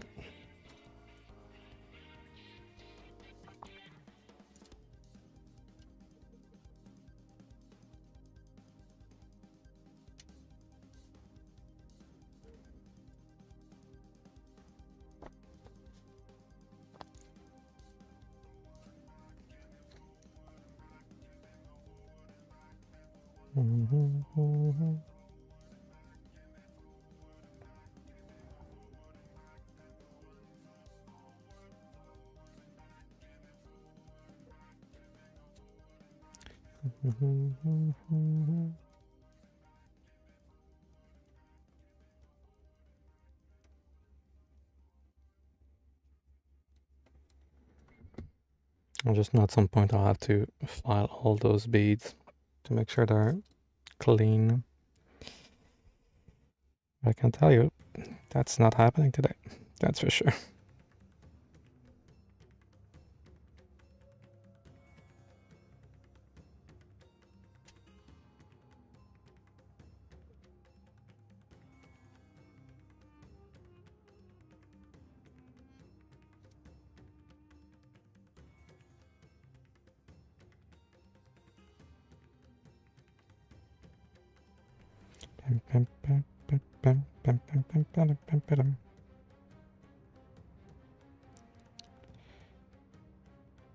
I have to somehow fit 3 more in there.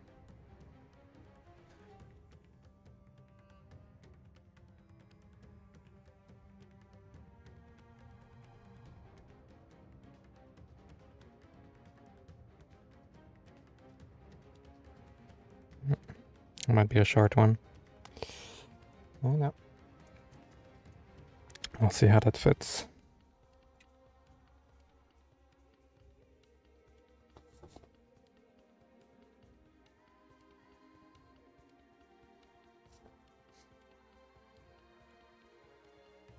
Three.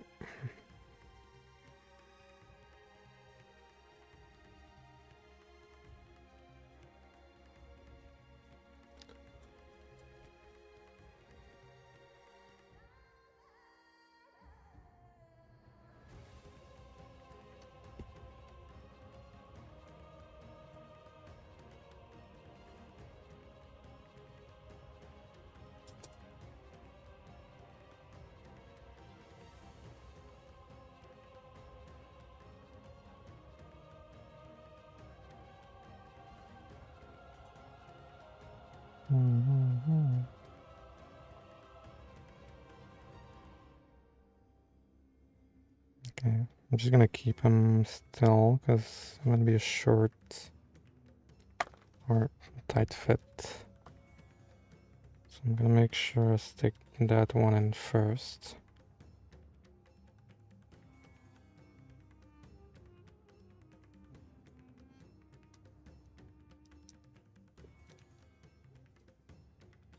Okay. Now I just need to put the little piece here. Alright, everything should be locked into place.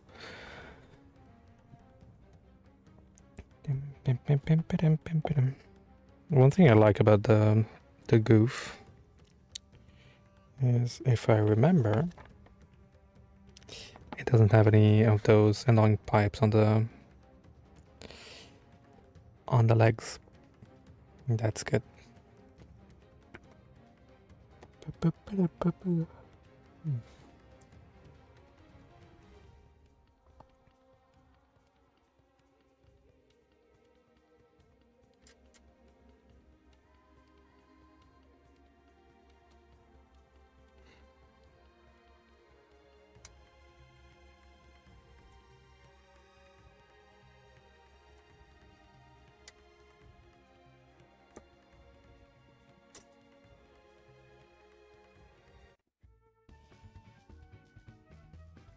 I just pressed the next button, next song key, I guess.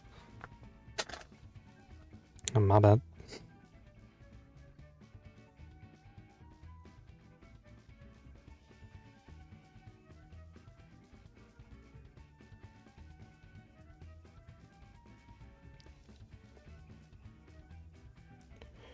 I'll finish building the head and then I'll just put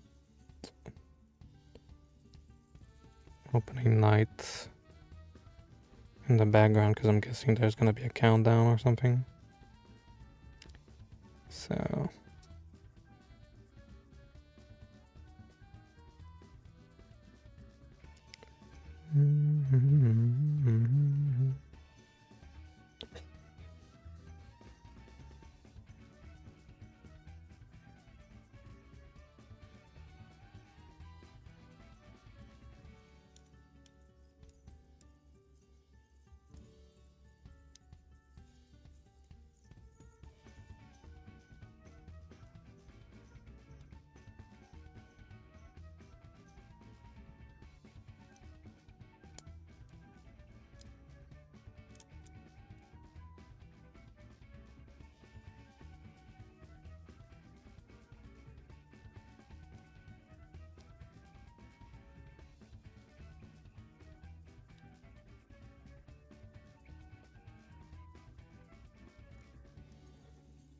hold on, because I need to move the pipes now, because otherwise it's too tight and it won't fit.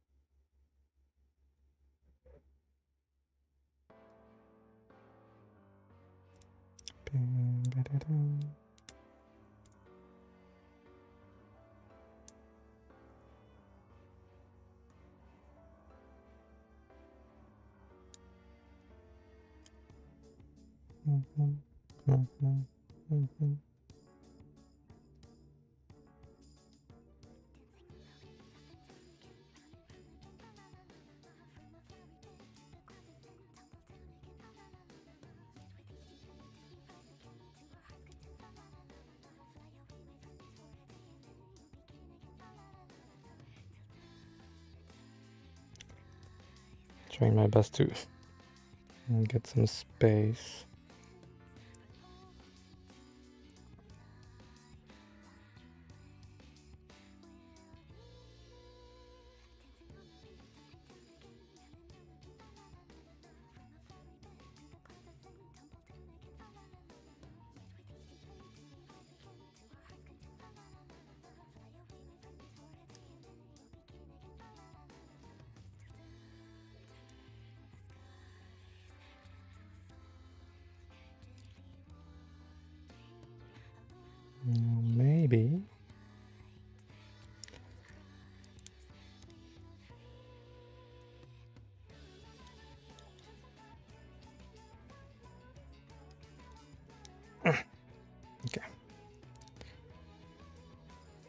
And there we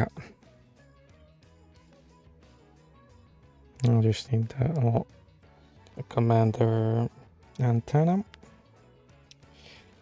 And we're good to go.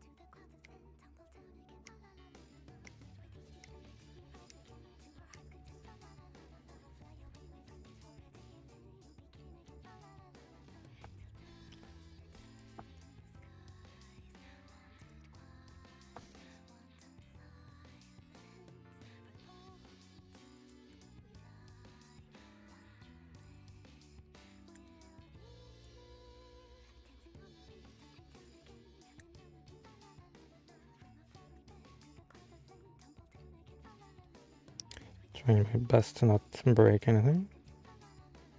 Just really easy to do with those commander antennas. That's fine.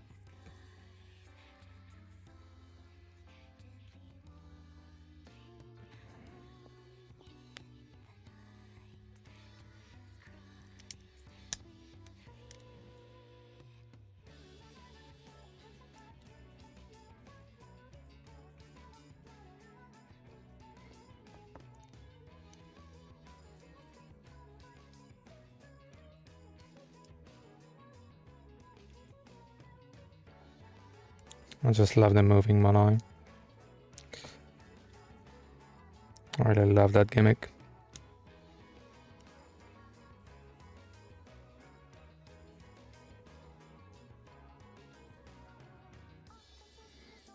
Doesn't seem to be perfectly straight though.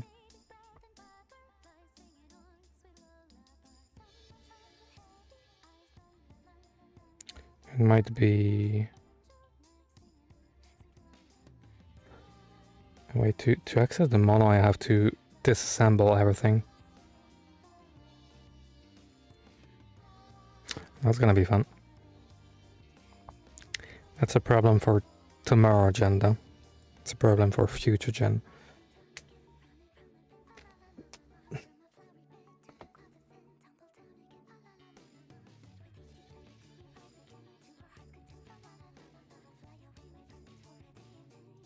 Too shabby.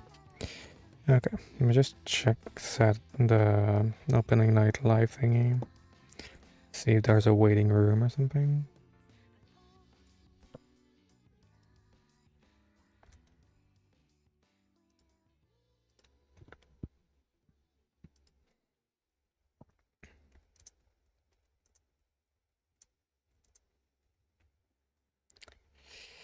Gamescom.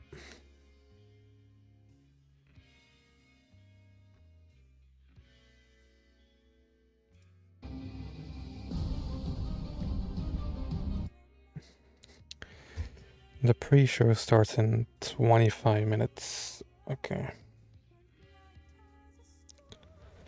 So I'm just gonna do this.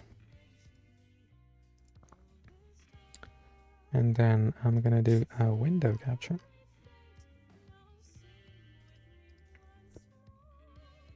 Gamescom.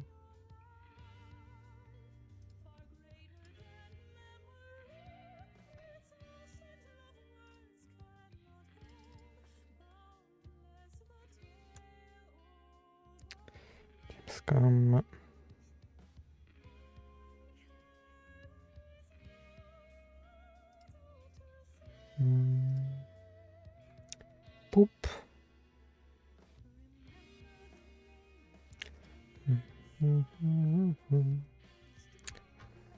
Go, and then I want this to be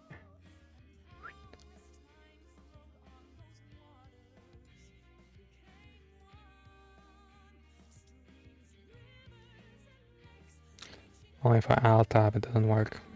That's nice.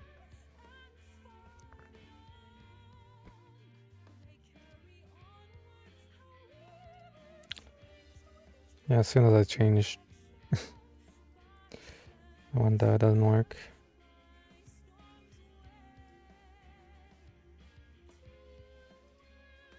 How convenient.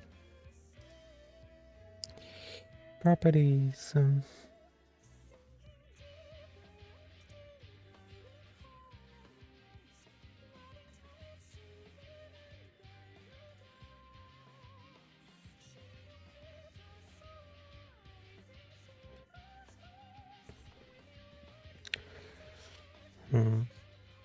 It's a bit annoying.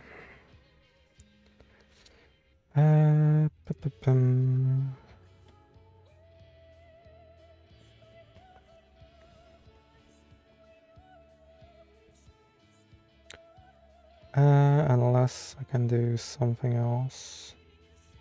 Can I get an embed video thing?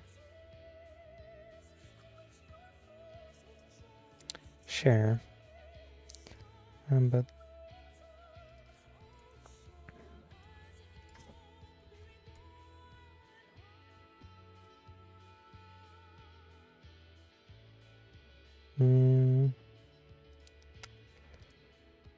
I think there was a way to open it in a new window, right? Just the player itself. Not remember. I think there was a way to do that. Without just, you know. Oh, I can share it on Goo. Open player in window.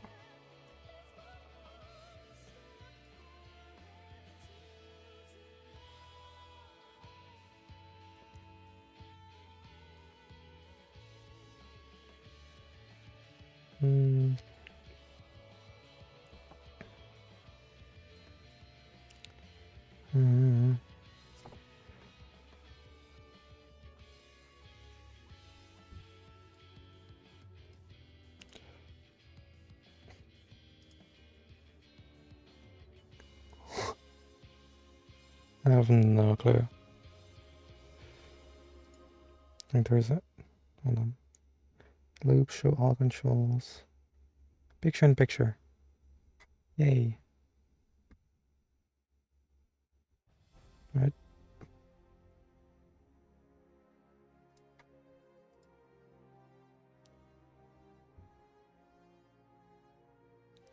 But is it actually at that timing? I don't know. I don't know why there's a pop-up window thing, but I'll figure this out. Otherwise, I'll just stick to... Okay, I'll just need to turn that off on... Yeah, damn it. It's fine, up. I'll figure it out. I'll just leave it open whenever. I'll just open the chat on the side, that's fine.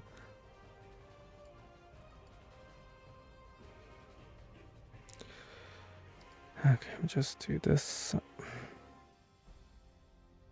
Pretty sure it starts in 20 minutes. Wow. Wow. It's not giving nothing loads, it's crazy. Okay.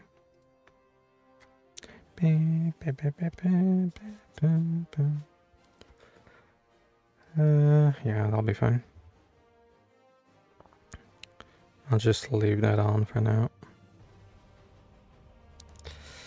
Anyway, we still have like 20 minutes. Anyway. I'm so impatient to see the most random games. And some more gacha games. We do love gacha games. Right.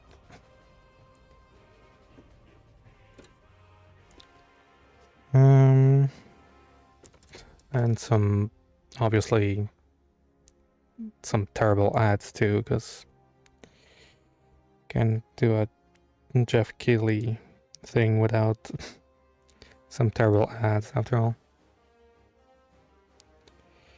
H2229.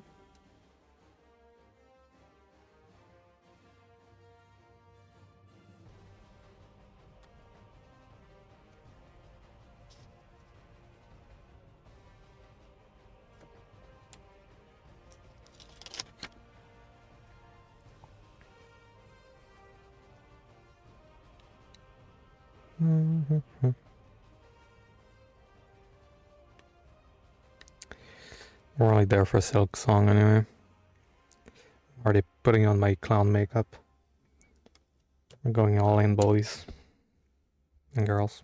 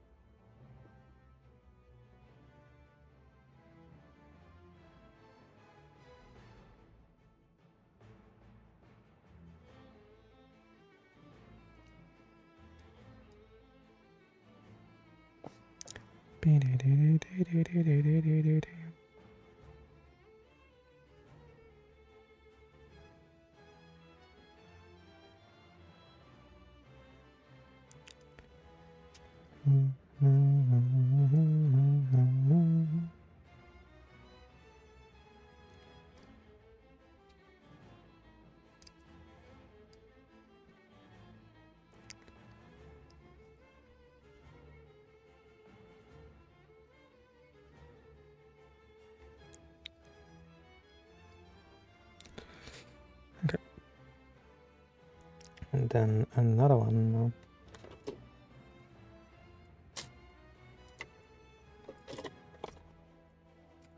I'll just wait for the pre-show to grab something to eat too.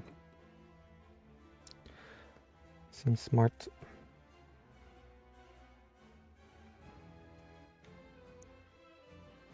And there's a second H22. No, there's. I thought there were two runners, but no. The parts are just separated for some reason.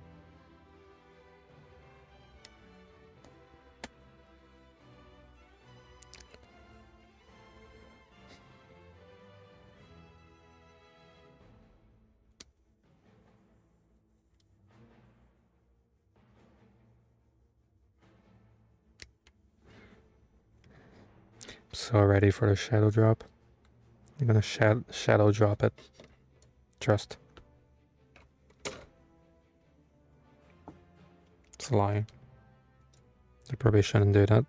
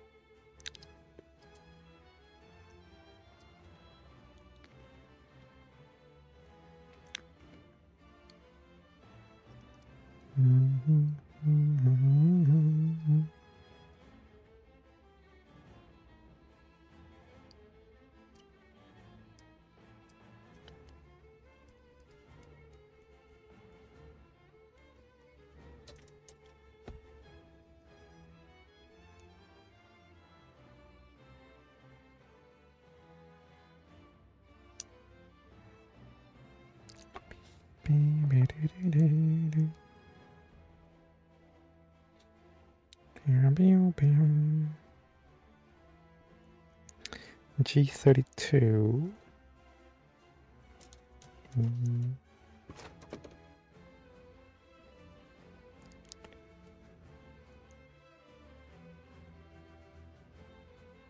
It's telling me to do it twice and then it's giving me two different instructions.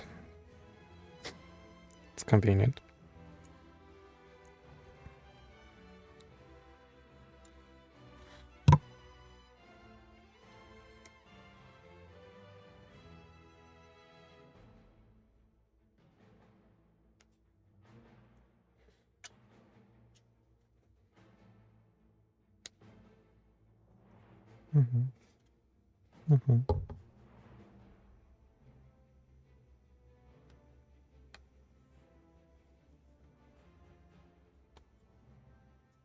Okay. I need H25, 26 on one side.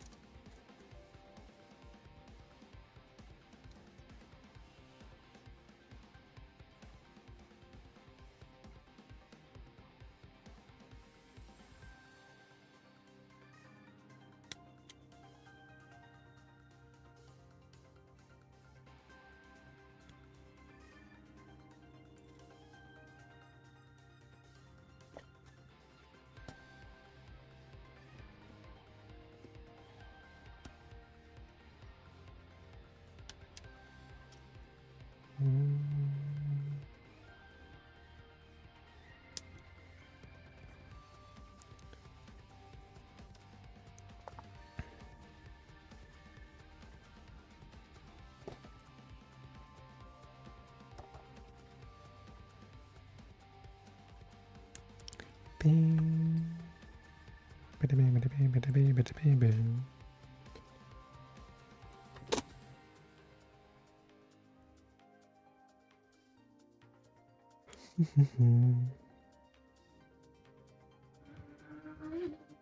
Meow, meow.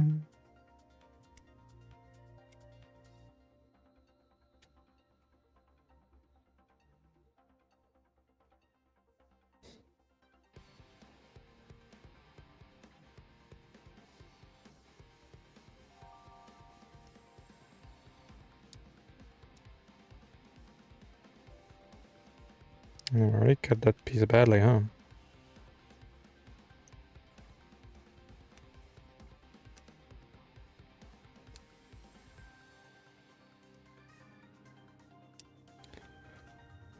The fuck did I do, man?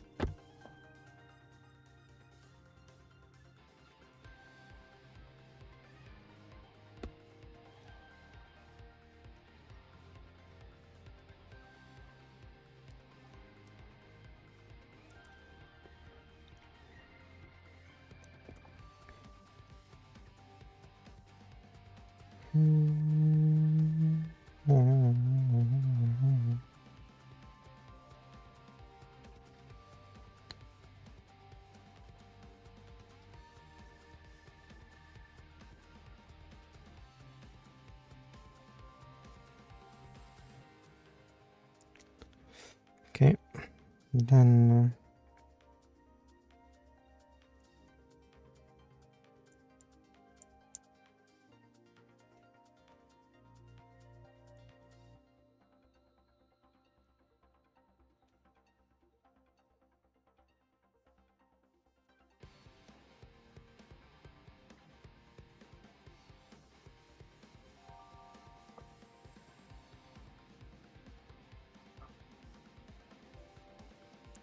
not too shabby.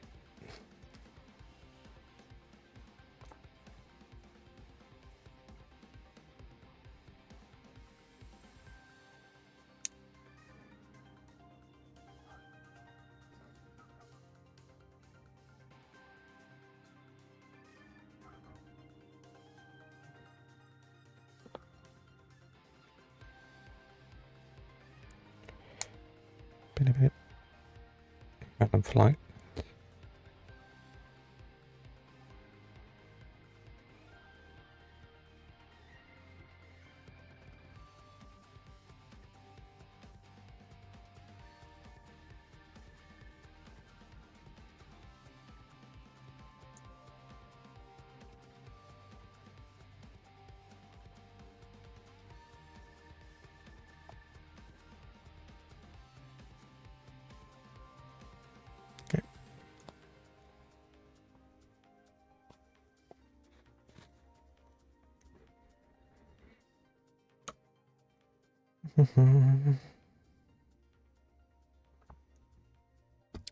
Pretty sure in 20 minutes. Uh-huh. Wasn't already 20 minutes? Yeah, 9 minutes.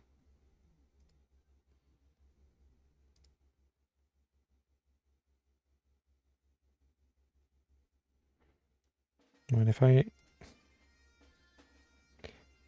2, 3, 4...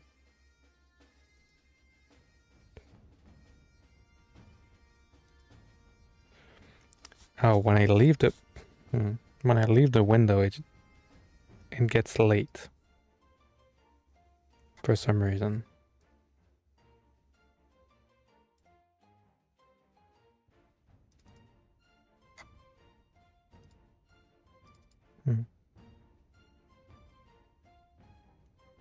It's funny that.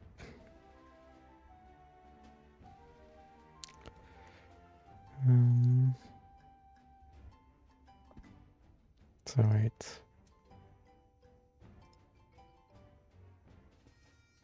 It doesn't work.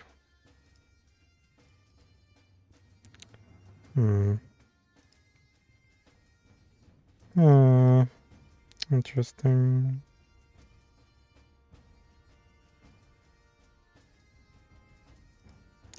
Bop. Bop. Yeah, every time I do this, it just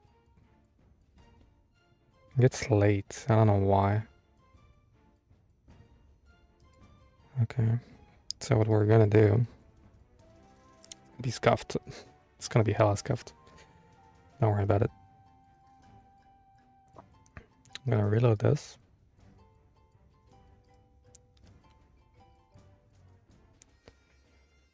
And what... Guys, how many minutes left? I don't know. Just look at the timer on the top right, buddy. And that should be enough, but I need to full screen it.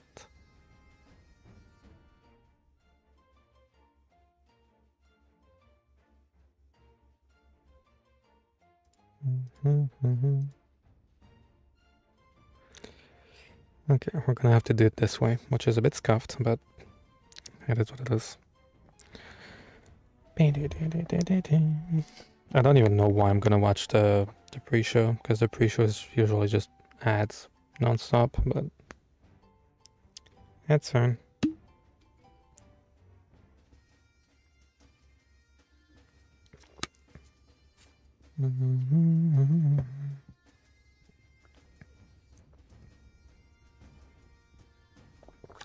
Okay.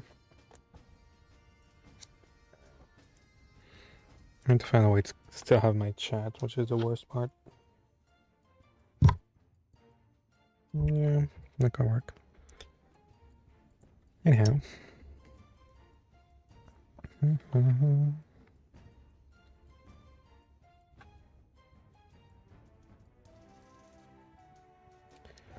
Day 19.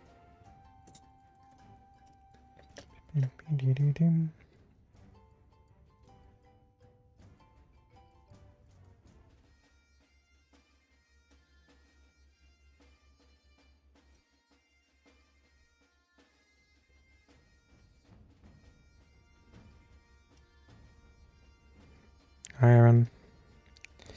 Thanks for the look. One day I'll put a command. Trust.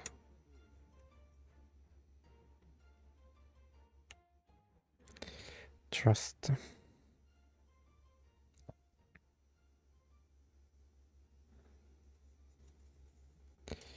Okay. So I'm gonna need this. This. And then I'm gonna need D18.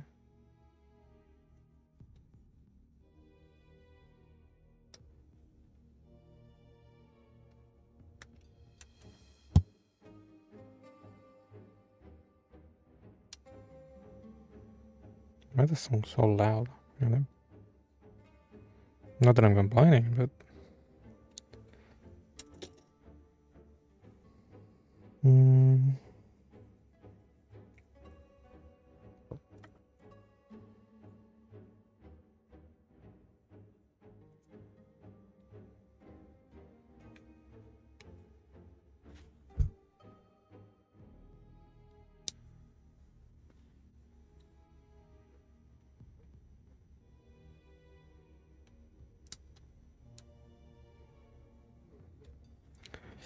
That's gonna be yet another thing I can detail on the inside. I'll do that later though.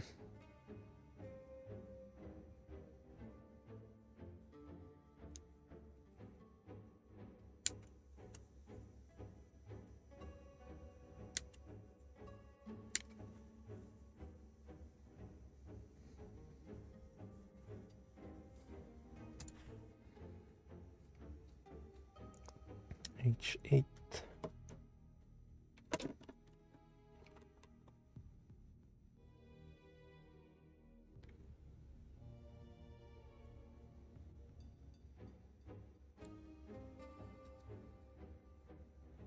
Pew, pew, pew.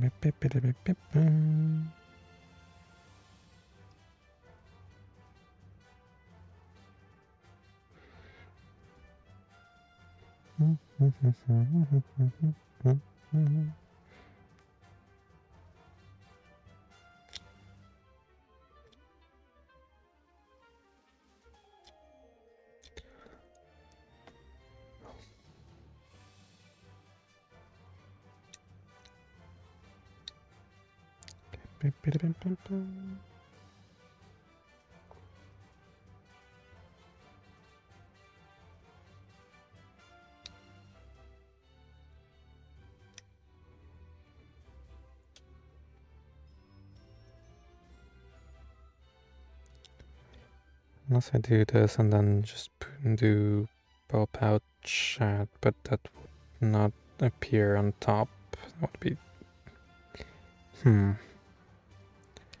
scuffed. I think that's because I'm using Brave, and when you alt tab in Brave, it just puts your tabs into sleep, so you don't cook your PC with using resources in the background. Which is smart, but doesn't really work for what I'm trying to do here. That's fine.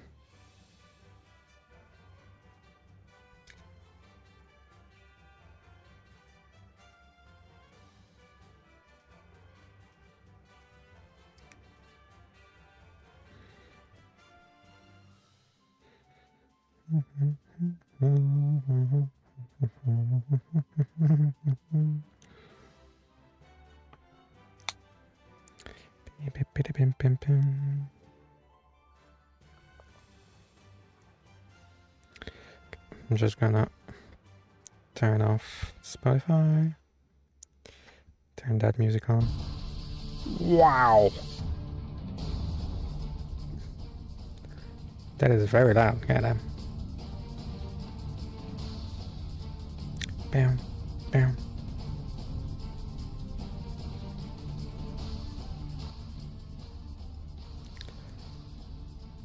Goddamn, that just blew my ears. Goddamn. Sorry, Al.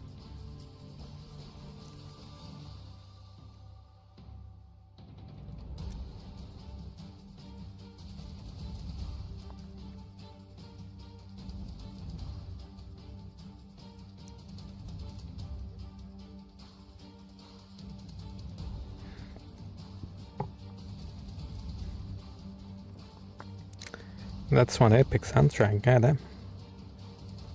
You better have a Silk song to show us. I mean, it has to be today. They legit released the soundtrack on GOG, so it has to be now. It's now or never. 18 plus disclaimer. Hello and welcome to the Gamescom Opening Night Live 2025 pre-show. I'm Kyle Bossman. The main show, Opening Night Live, the one with Black Ops 7 and Resident Evil Requiem, hosted by Jeff Keighley. That's soon, but not yet. This is the waiting room. And the secret about the ONL pre-show is that it's good itself. We've got an absurd amount of trailers and reveals and premieres right here in the lead up. So let's not waste another microsecond. Here's a brand new game reveal. Bubsy? Oh, for fuck's sake. Oh no. Not fucking Bubsy.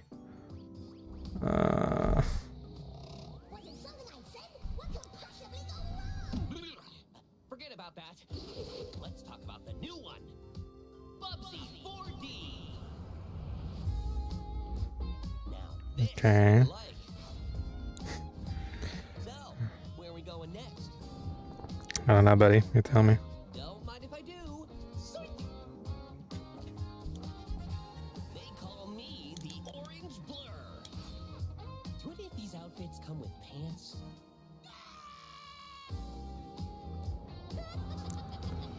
You know I've only got one brain cell, right? And it's working overtime on this baby. That's funny. Sorry, I didn't even know they were still around. The first game I ever played on my PlayStation 29 years ago was Bubsy 3D. I'm sorry for you, buddy. told me back That must have been rough. one day I would be introducing Bubsy 4D to the world, I'd say, yeah, that sounds about right. Now let's keep this pre-show poppin'. Here's another brand new game announcement. Poppin'.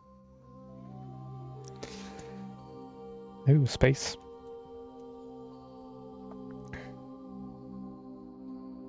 Cyclones 1. Apparently.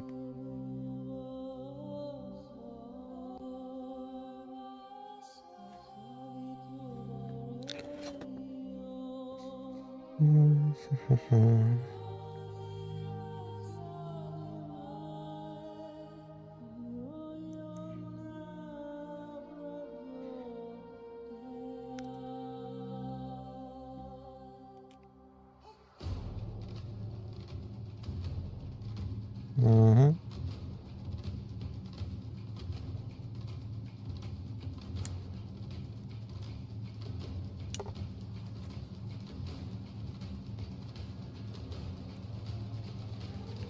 No matter the cost.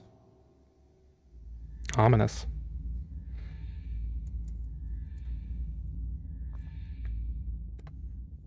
Okay. Sure. You're watching the Gamescom Opening Night Live pre-show, which will basically be me teeing up wall-to-wall trailers in the time before the main event. We do have an interview coming up with the project lead of Double Fine's Keeper. For now, here's a trailer for a LucasArts classic remastered by Night Dive Studios. Monkey Island.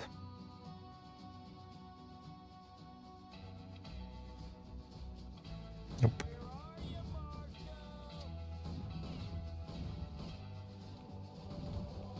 You afraid of dying, kid? Keep that feeling. Bow, bow.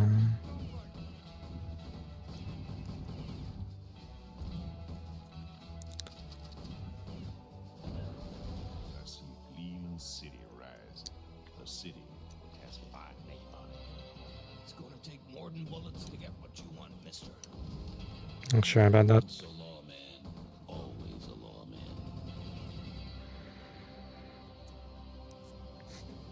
Okay. Not too shabby.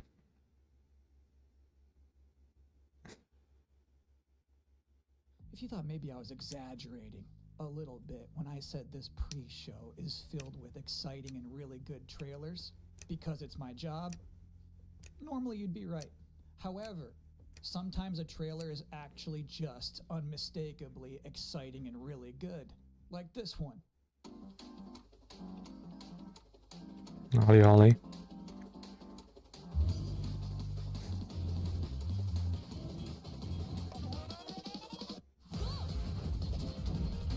What?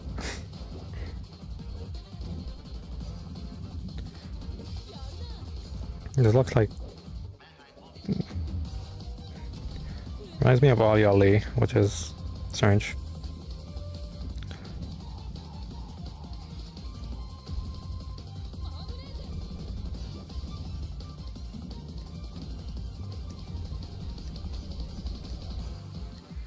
But that wouldn't make sense because I think the studio disbanded. Or got disbanded. What the fuck am I looking at?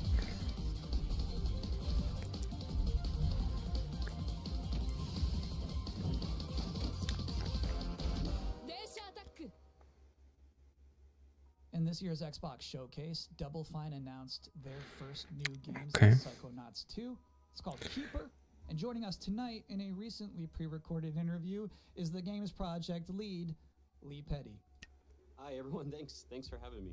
I'm so excited to have you here. So you showed a first look at gameplay of Keeper. The game itself is about the lighthouse, but also the bird as well, right? This duo. And I'm curious about whether that was conceptualized first as like imagery, like it sounds like a cool idea, or if that was conceptualized first from like a gameplay standpoint. I always think about the total experience more than say mechanics and art and story. A lot of the game is about, this lighthouse waking up after eons of lying dormant and learning to walk. And the bird is part of that, right? So the bird and the lighthouse are perfect companions because they're different. At the same time, the bird is wary of dark spaces and there's a malevolent presence around the island that the lighthouse can keep at bay. So together those two set out on this tale and their abilities complement each other, but also the bird becomes, I think, kind of the emotional heart of the game. You have an extensive background as an art director, right? I think that's apparent when anybody just looks at Keeper for the first time. So I'm curious about your inspirations. There's so many inspirations for Keeper, and one of the ones that really I think LSD stuck out was probably was a big inspiration. and it was really inspiring to me because it felt like That game looks crazy. on a fantasy world In a good way, I though. hadn't seen before, and it was beautiful, but also a bit tragic. It was scary at times, but also really playful and fun. Do the bird and the lighthouse have names? Yeah, well, at least the bird does, and we call the bird Twig internally because she has a beak that is made of driftwood. But for now, the lighthouse is simply the lighthouse. It's just simply the lighthouse, yeah. Lee, thank you so much for joining us here in the pre-show. When will people be able to play Keeper? On October 17th this year, which is coming up really soon, and we can't wait for people to get in there and experience our strange, beautiful world for themselves. Thanks so much for joining us. Thank you. Well, that was a great interview. And if you thought this pre-show couldn't get any And more there's a crowd. watch this. Oh no. Castle Grayskull is mine. Not so fast, Skeletor. Not so fast, Skeletor. He-Man and the Masters of the Universe, Dragon Pearl Destruction coming soon to all platforms. Yes, it's He-Man and the Masters of the Universe, Dragon Pearl of Destruction. Intense beat-em-up action that puts the power in your hands. Okay. Grab a friend and fight Sure. with 4 playable heroes. Classic arcade controls. It's powered-up pixel perfection for your gaming console or personal computer. He-Man and the Masters of the Universe, Dragon Pearl of Destruction, coming soon. Coming soon. Oh, from limited run, Thanks cooked. for joining us here at the Opening Night Live pre-show. We're only about halfway through. It's a sufficiently chunked up show. And just to prove my point, here's a new trailer for Absolum. For what now?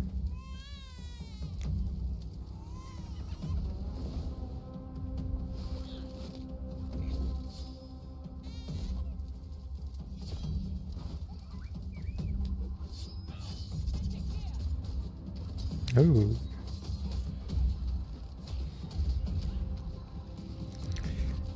Looks nice.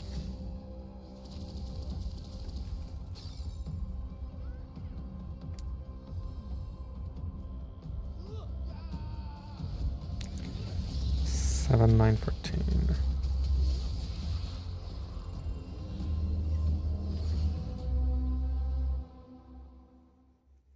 October 9th. That's a release date reveal.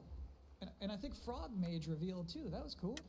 Now, if you'd like to take a break at this moment, maybe grab a water and some snacks, I really can't recommend it. Here's a brand new look at Long Gone.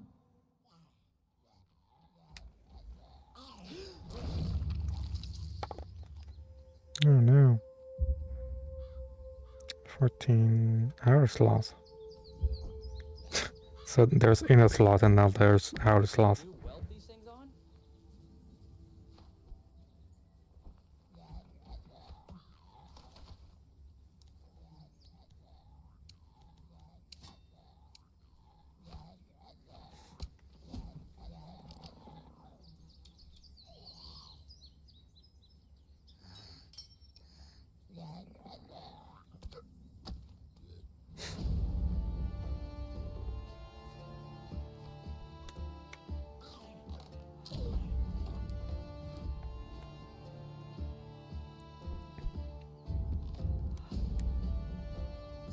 It's actually beautiful, no? Beautiful art style.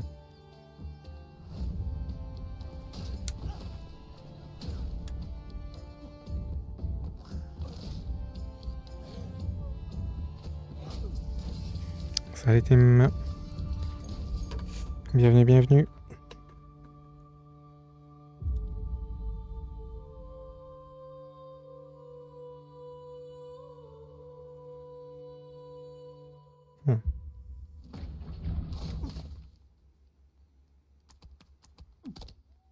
Sometimes, frankly, I'm impressed by the amount of nice worldwide reveals they book for this show. Here's another one.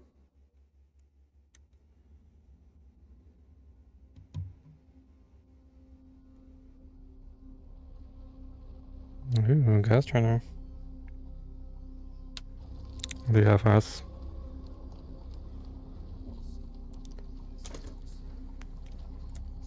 Okay, not a vibe.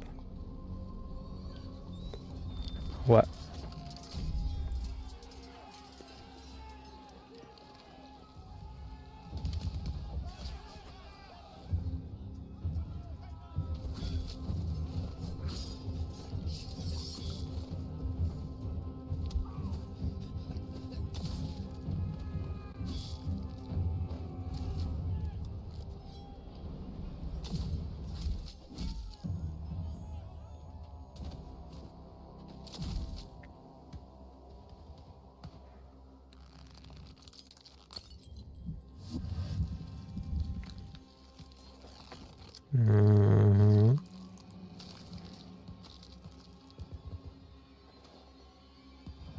I'm watching the trailer, but don't me.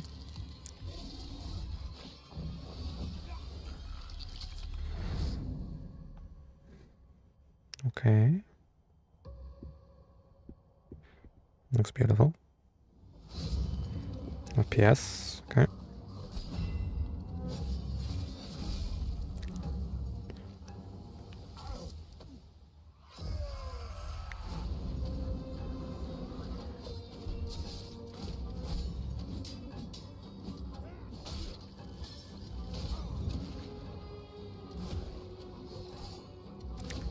It feels weirdly VR. The combat system.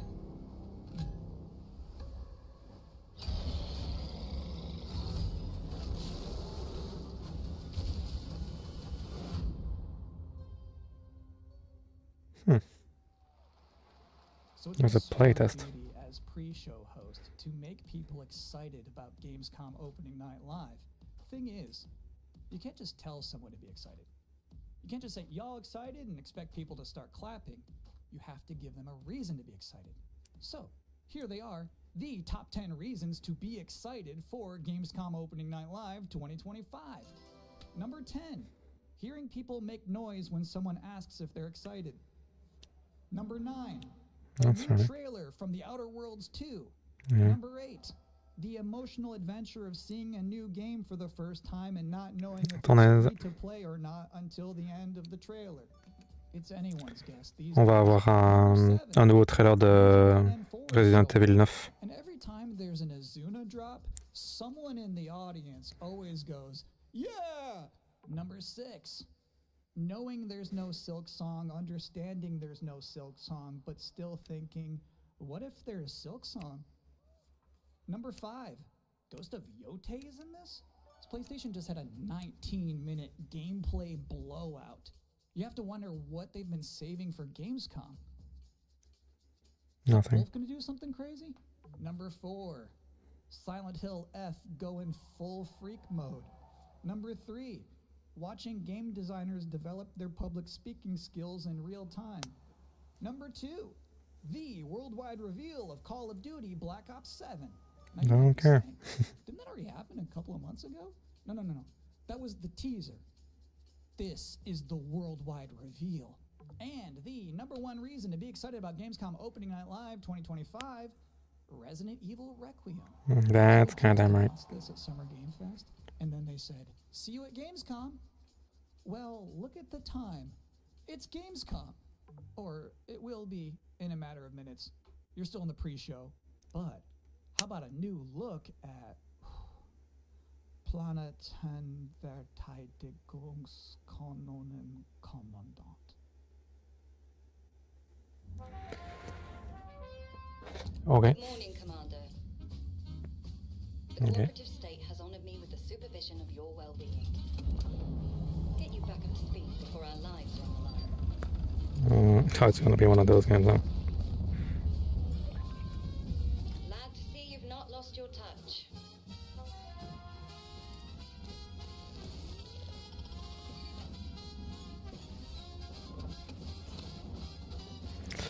Okay, just give me a sec, cause I forgot to do one thing. Multiple separatist vessels approach.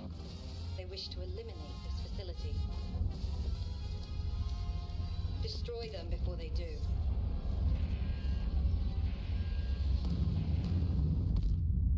The days fly by when you love what you do.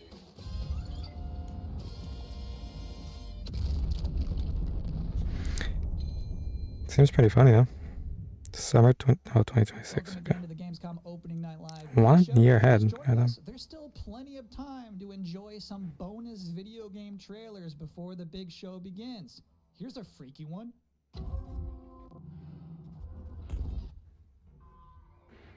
Is that space horror game that we've never talked about anymore? Is it that one? I love space horror.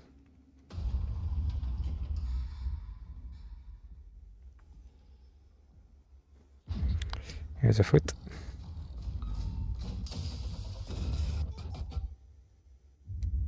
A little piston, which I'm probably gonna paint.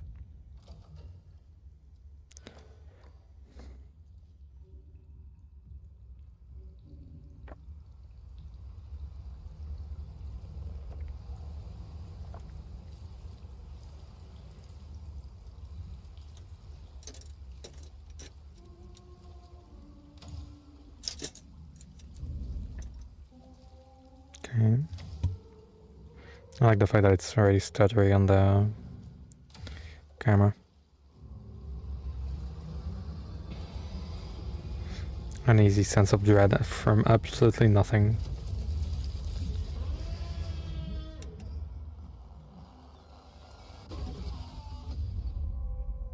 Routine. Late 2025, okay. Interesting fact about that game, they actually created that whole environment by 3D scanning the entire bathroom of Jeff Keighley's mansion. Now, we've got 3 more videos That's funny. and not a lot of time left before ONL begins. So next up, 2 trailers back to back. Millions of souls pour into the underworld every day. You're no different. My lord, he's here. I bid you walk the mortal world once more. Okay. Chinese game. Okay. Fallen leaves return to their roots. Or Shanghai, sorry. Shall gather the Sorry. souls that stray. I've watched over this city for ages, and every name in your scroll of death. Not one of them dies quietly. You, a soulless husk. Yeah. Judge my fate. Why wrestle rogues when their artifacts can do what brute strength cannot?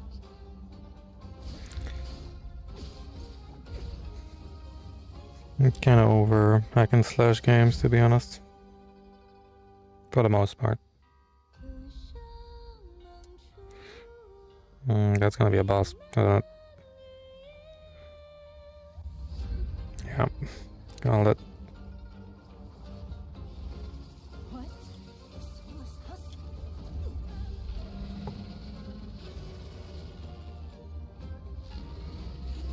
The living cast their dead to flame, and sacrifice ignites the war banner.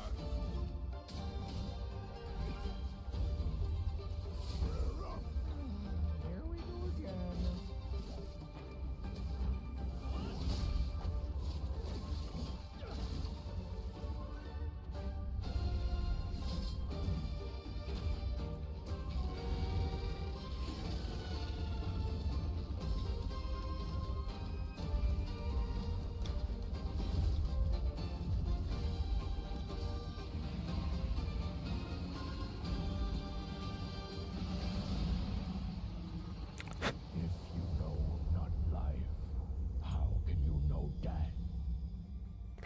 Okay, Sword of Legends. Not a really original name, but could be fun. Embark Studios. That's Embark, right? I think.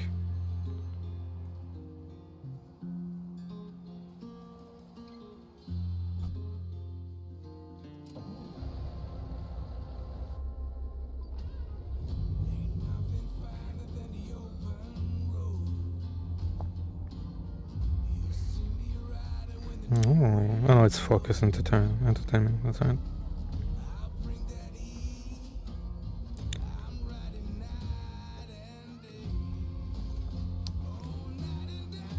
Is that like our Truck Simulator 2025?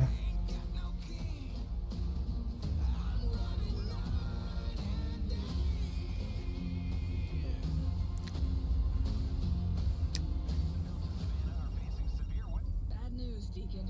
Storm's almost on top of you. I got eyes on it. Deacon. Still turn around, you know. Pineview won't hold out. XDC Logistics. They said you were coming. But take care now, you hear? Let's get it done.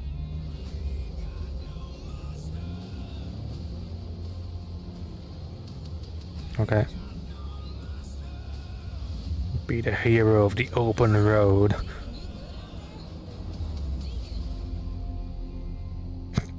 Okay.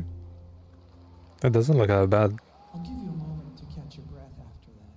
But to be honest with you, that was not the last king of the road you're going to see in this pre-show.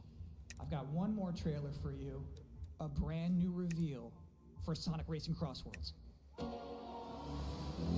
Who's gonna be in this one? Who are they gonna bring? Pac-Man. Okay.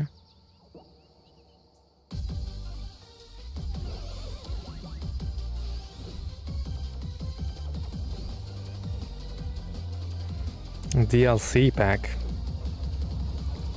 What do you mean 2 different games?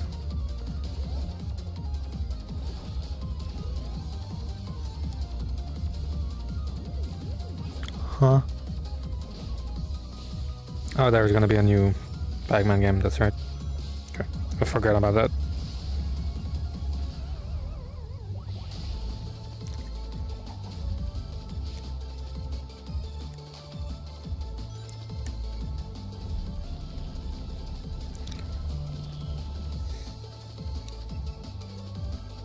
I mean, what? And that concludes another 10 out of 10 pre-show. Up next, Black Ops 7, Ghost of Yotei, Silent Hill F, Resident Evil Requiem, even more apparently. It is time for Gamescom Opening Night Live 2025.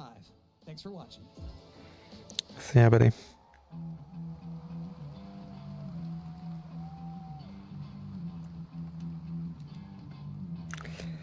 Okay, what are they gonna serve us this time?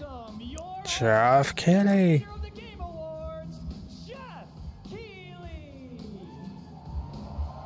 Ooh.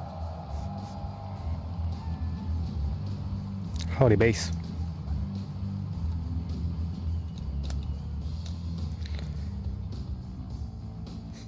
You guys ready? Ooh. Guten Abend. Welcome to Gamescom. People are like, huh? All right. This is opening night live. Hello, everybody, and this is the kickoff to the biggest games festival in the world right here in Cologne, Germany. We've got over 5,000 fans in the hall here at Cologne Messe tonight. Welcome, everybody. And by the end of the week, more than 300,000 people will walk the show floor, which for the first time has more than 1,500 exhibitors. It turns out that E3 didn't die, it just moved right here to Germany. And of course, there are millions more watching live around the world. No matter where you are, we're all connected tonight as one global community to celebrate the art, creativity, and joy of games. From the boldest indies to the biggest blockbusters. Today, the game industry has never been more dynamic. clever ideas from small teams are breaking through in huge ways. This summer, Peak, a co-op climbing game created by Aggro Crab and Landfall Games, stormed the charts on Steam, and right now I can announce for the first time it has sold over 10 million copies to date. Nice. Congratulations to the team. And there's also other fun ones like you Drop can steady in these. Date Everything, a wild dating sim where you can romance a treadmill or a curtain. It's on Steam right now. Check it out. It's sold an estimated 500,000 copies. All these successes prove something important. Small teams with big ideas can change the industry. And that brings us to one game made by a handful of developers in Australia. For 6 years, Team Cherry has been crafting Hollow Knight Silksong. Oh boy. It is highly anticipated and Steam's most wish-listed game. Well, tonight, I can finally definitively tell you that Silksong is 100% actually launching this year. And behind me, you're seeing some brand new Silksong gameplay, the first extended look since the last trailer in 2022. And starting tomorrow, you guys here at Gamescom can play a demo at the Nintendo and Xbox booths. There you go, Silksong is real. Still no release date though. And on Thursday, Team Cherry is going to be sharing some news as part of a YouTube premiere on their channel. Okay. So make sure to check that out. Tonight, we'll give you a first look at this holiday's biggest games, like Call of Duty Black Ops 7, Don't care. Ghost of Yote, Don't care. major news on Prime Video's Fallout Season 2 arriving in December. And later, we'll have a special performance of the music of Claire Obscure Expedition 33, one of this year's most celebrated games developed right here in Europe. Plus, a brand new look at Resident Evil Requiem from Yeah, that's what we're here for. and the world premiere of the opening cinematic from World of Warcraft Midnight from Blizzard. Now, as always, ONL is also about surprises, and we do have multiple brand new AAA game announcements and reveals over the next 2 hours, so stick around. 2 hours, okay. This is our biggest opening night live we've ever done, so let's not waste another second. It all begins with this.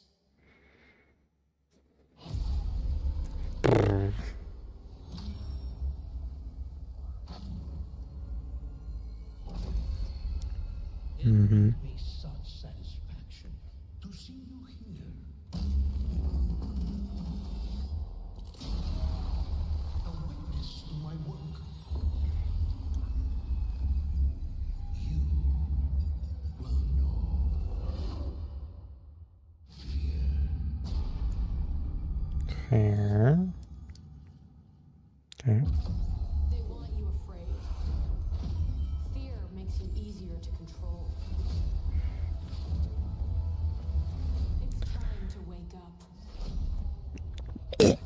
Your streets shall once again run. Sorry. I'm kind of mad that I got excited for like half a second, only to realize it's COD. Menendez is a terrorist. Peace and security to the world. They did me do it dirty. Stop looking backwards, David. What matters is what we do next. A lot of people counting on us for answers.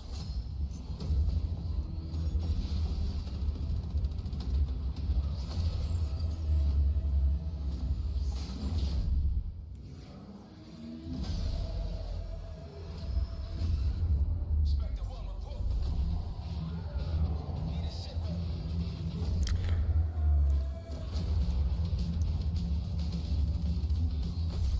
This isn't real.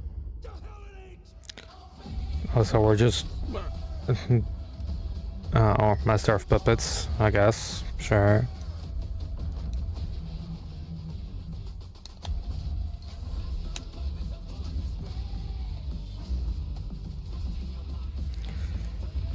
So it's just gonna be anything goes, I guess.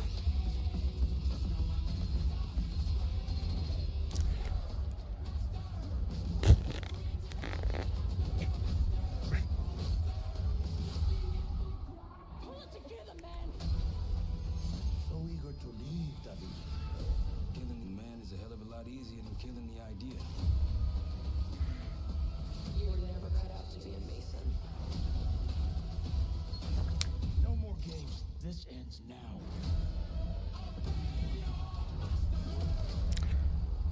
Okay, so it's gonna be really stupid. Woohoo. So yeah, I think Battlefield may have a chance if it's just random bullshit.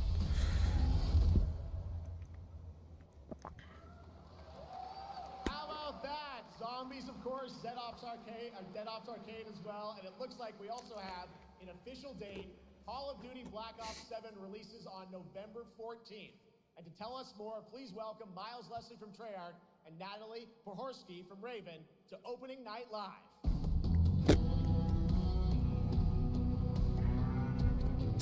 Yep.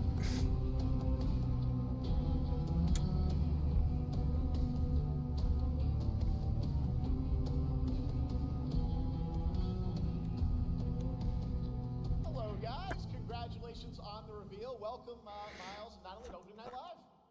Thanks for having us. We're very excited to finally talk about this game. Yeah, excited. Let's get into it. Are you? Seems like you're the only guys who are excited about this game, but sure. Twisted world of Black Ops as always, and it looks like you're definitely pushing the envelope again. Absolutely, Jeff. It's been a long road, and we're thrilled to finally be sharing what we've been building. Black Ops 7's got a bold vision of the future. We're diving into 2035, and it's a future that feels real, just out of reach, but it's twisted. It feels real. And oh yeah? You come to expect what you got there. It's a world of fear. The shadows are gone. You know when this trailer started with like, oh, fear, I'm like, oh, they might be doing, you know, a game with the franchise called Fear. Yeah, so we're pulling threads from Black Ops 2 and Black Ops 6. But don't worry, don't get it twisted. This is a beast of its own, Black Ops 7. We're stepping into a world spiraling from the return of Raul Menendez and the consequences of the past. All right, well, wow. I'm curious who the protagonist is, so you can tell us who's stepping into the light in this game. Yeah, David Mason returns, but he is not the same. He's carrying deep scars. Some you can see, some you can't. And he's got a new team with him, and every mission, every move is a test. Now, what makes the story stand apart? Yeah. We're also introducing the Guild. Yes. Important to mention, a global tech force that claims to be humanity's last line of defense against... You're gonna need more than that to wake up the Germans over there. They don't give a shit about God. Mission, but how she chooses to confront this like, crisis is often at odds. It's gonna be way different than American crowd that just cheer at the most random shit. What kind of future are we building, and who gets to decide? All right, so some deep thoughts there. So yeah, tell us about how does this story stand apart this time? It's the characters. So the story is Wow. about identity, memory. Why are they just doing a full reveal and full like interview about the story of the game? No one's gonna play it. The story, I mean. And we've also got our central city of Avalon, which is more than just a backdrop. It's a living, breathing space that evolves with the player. And it's also where our story roots take hold. All right, well, one thing we want to talk about is gameplay, and I understand you're doing a co-op campaign for this one? That's right. From the start, we Co-op campaign? with the campaign. Black Ops 7 can be played solo or up to 4 players. It's a shared experience, and every mission is been handcrafted for variety. Tone, pacing, gameplay location. You're going to be running on the rooftops of Japan, exploring the Mediterranean coast, and then diving deep It's silent. There's no one talking. There's like based Germany crowd. Wild story, co-op campaign. You are definitely pushing boundaries this time. Yes, we are. Black Ops 7 is all about innovation across the entire game, and not just in gameplay, but in how we tell stories, how we connect players, and how we build worlds. And this is just the beginning. There's more to come at Call of Duty Next, including multiplayer and zombies. But for now, we hope you guys are excited to step into something new and experience something truly unforgettable. Amazing. All right, Call of Duty Black Ops 7, thanks so much, guys. And now, here's a behind-the-scenes look from the rest of the Call of Duty development team. No one cares. No one. Like, there's not a single sound in the all-new way to play the Call of Duty campaign. room. This time, you're not going in alone. You know what I'm gonna do? The option this year to play solo or I'm gonna finish this foot, and then I'm gonna go to bathroom. you can bring your friends, you can make some It is the new ones, bathroom break kind of game. even after the story.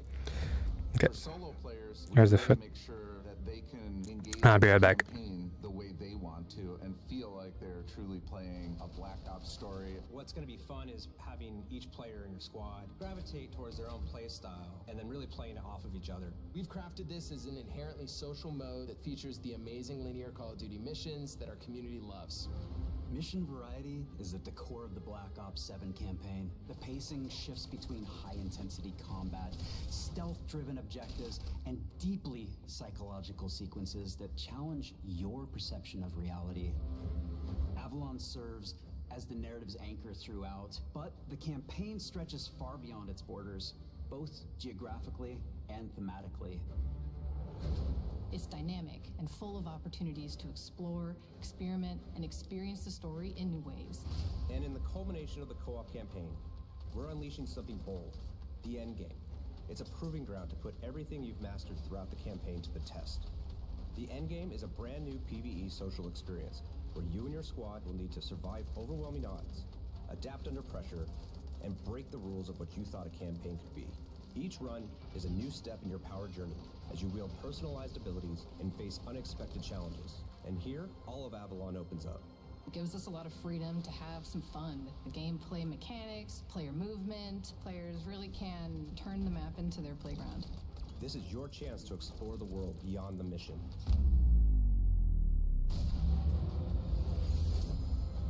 That's just a quick look at what's to come with the campaign. Every mode of this game is built with the intention to deliver the best possible experience to our players. So whether you're a Call of Duty veteran or new blood, there's something for you in Black Ops 7.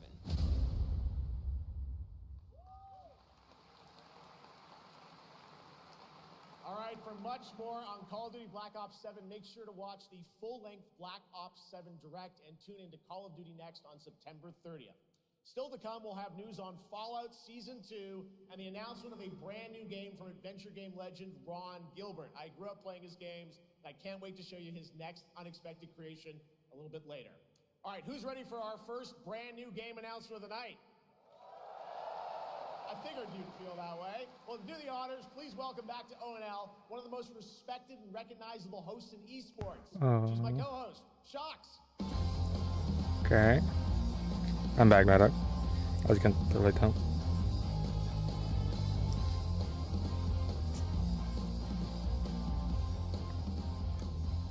Hi everyone, thank you so much, Jeff. It is so great to be back here at Gamescom and ONL. I just had so much fun last year that I had to run it back. And let me just say, we have an unbelievable show for you tonight. And now without further ado, it's time for our first new game announcement at ONL. Please enjoy. Okay. Give it to me. Our gods have forsaken us for fear of the coming darkness. Okay. Okay. But you, lamp bearer, something stirs within you. Something ancient, powerful. I'm just gonna grab a bite before I keep building. Will you harness this darkness within and deliver unto our so-called lords retribution?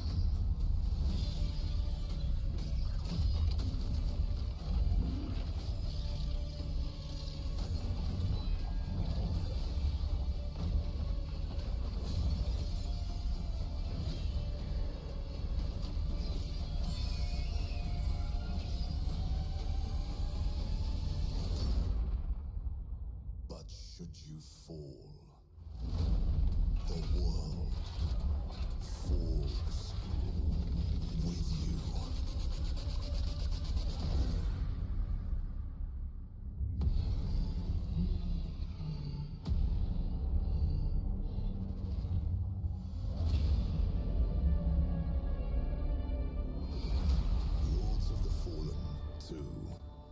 wish list now. Sick.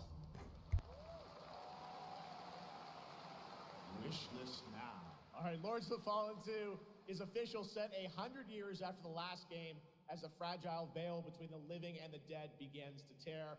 CI Games promises a sequel that's bloodier, faster, and more brutal than ever. With more aggressive combat and new boss battles, your first look at gameplay will arrive later this year.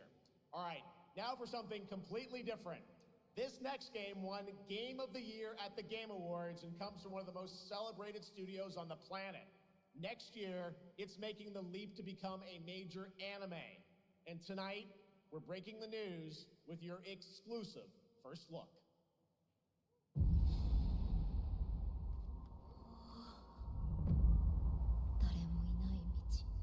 Sekiro?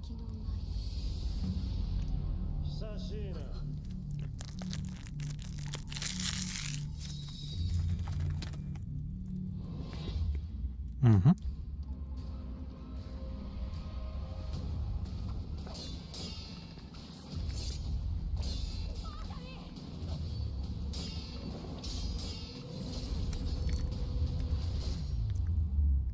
Could be fun.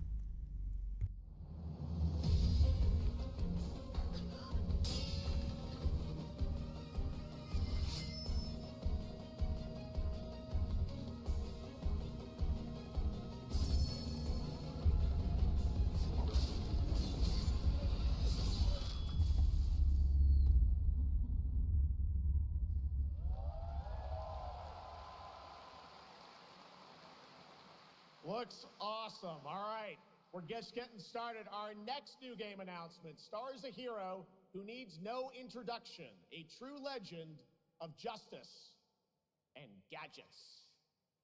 Hmm. Oh no.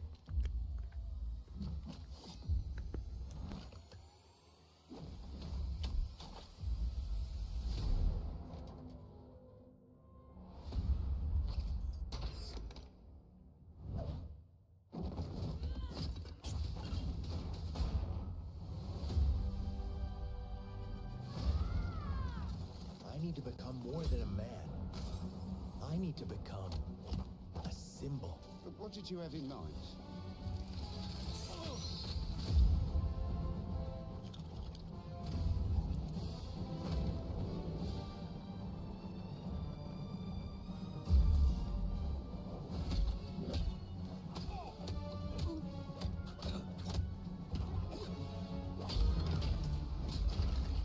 Who are you?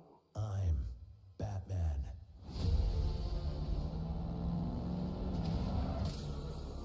Why so serious? You want to get nuts? Let's get nuts. I'm allergic to nuts. Who's the So are they man just behind the mask? are they just like doing Batman Arkham but in Lego? Sort of. Okay, so they seem to have all the Batman in there. Even with the Camaro.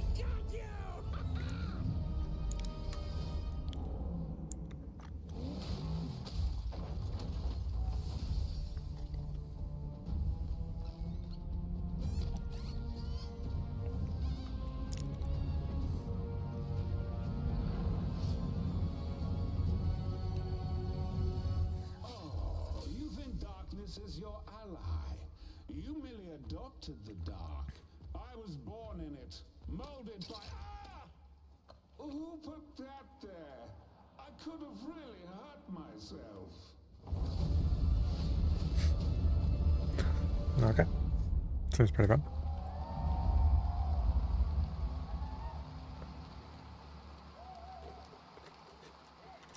The Bat is back. Please welcome the head of Lego Batman development team, Jonathan Smith. Do we need like interviews with each? I mean, I guess we do, but Jonathan, welcome to ONL. All right, so after the huge success with Lego Star Wars, you guys are returning to Lego Batman? We are so thrilled to reveal this game tonight for the first time to you all and to the world. Yep. And that's not all. At Gamescom, you will be able to play Lego Batman Legacy of the Dark Knight. Okay. Pretty amazing. All right, well, there will be a demo on the show. Okay, I expected something more from that sentence. Sure. Because we see so many fan favorite references, to films and things like that. So, what is the story of this game? This is the definitive, essential Batman story. We take you on Bruce Wayne's epic journey from origin to legend. You'll train with the League of Shadows. You'll fight crime on the streets of Gotham. And as the years go by, you'll establish your ultimate legacy as the Dark Knight. We've incorporated iconic moments and deep-cut references from decades of Batman movies, TV shows, comics, and games, all brought together and brought to life in our unique Lego world. Well, we cannot wait for it. Let's also talk about the combat, because we've got some real gameplay here of the combat, and I gotta say, feels like you're really amping things up here this time. Oh, the team has created a really rich, deep combat system that's authentic to Batman's unique style. So, surrounded by enemies, you'll pull off powerful attacks, counters, and takedowns. You'll use cool gadgets like batarangs to stun enemies and the Batclaw to reel them The in. Batclaw. For the first time, we've added difficulty levels. Crusader and Dark Knight mode for those who want an extra challenge. And you'll build a new Bat family of allies as you're joined by playable partner characters like Jim Gordon, Catwoman, Robin, Batgirl, each with their own gear, which you'll need as you take on a rogues gallery of villains from Joker, Penguin, and many more, including the Mighty Bane, as you saw in the trailer, Mighty voiced by Bane. incredible Matt Berry. Oh my God, I cannot wait to see what you're packing into this game. It also looks like you have a bit of is it an open world Gotham? Is that fair to say? Sure, that's right. Gotham is a playground, a Lego playground where you're free to explore. Lego playground. Rattle from rooftop to rooftop, glide over the streets, or cruise around in your choice of Batmobile. This game has Your it choice all. of Batmobile. I think you've sold me on it. All right, John. I'm pretty hyped about it. It will be here playable, as we mentioned, for all you here in Germany. You can play Lego Batman Legacy of the Dark Knight for the first time starting tomorrow on the Gamescom show floor. Thank you so much, Jonathan. Awesome. All right, now over to Shots with our next new game announcement exclusively on ONL. Thank you so much, Jeff. Indeed, I find myself here in the audience. There we go. I find myself here in the audience. Thank you so much, Jeff. And some of the best fans at ONL. So is everybody having fun? I love it. Well, we're just getting started. Still to come, we have an amazing musical performance from Claire Obscure Expedition 33. I can hardly wait. And also a new look at Resident Evil Requiem, as well as a bunch of other surprises. I know what you guys are excited for. I can hear it. But now it's time for a new game announcement. I'm trying my best to fit those pieces. Fans have been eager to see for nearly a decade. We have fought the enemies of humanity across 1,000 worlds. Okay. No remorse. No mercy. We are the wrath of the Emperor. What? His angels of death. I'm trying my best to figure out how to fit those pieces together. Lies broken. Its armies scattered and reeling. Our foes rise to drag us down, and the galaxy has been torn asunder. On the world of Cronus, we make our stand. We are the Blood Ravens. There is no victory to claim here. Only vengeance to enact. Whilst even one of us lives, we fight. For only in death does duty end.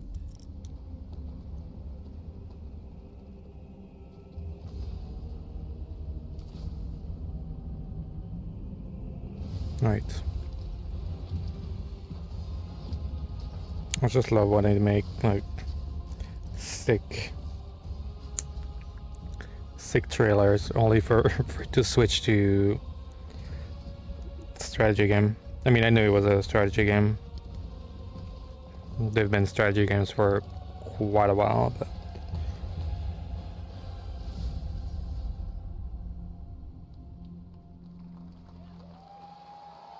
okay. 2 centuries after the last great conflict, the battle for Kronos begins again in Dawn of War 4 with 4 playable factions and over 70 missions. Dawn of War 4 is coming in 2026 to PC. All right, now it's time for an unexpected update from the Monster Hunter Wilds team about a very special crossover event. Oh no. What is it gonna be with this time? Oh. Final Fantasy 14, yay! I mean, it's I could see that happening. Like it's right there, you know. Are they bringing back Behemoth?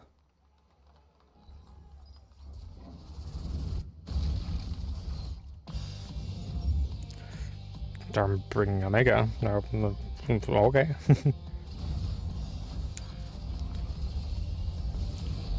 It's not the choice I would have gone with, but sure. I still have to play the game. Like I played 10 hours of it. To tell us more, it is my great honor to welcome 2 very special guests together on stage. Ryozo-san from Capcom and Yoshi P from Square Enix. And do you know Lahi?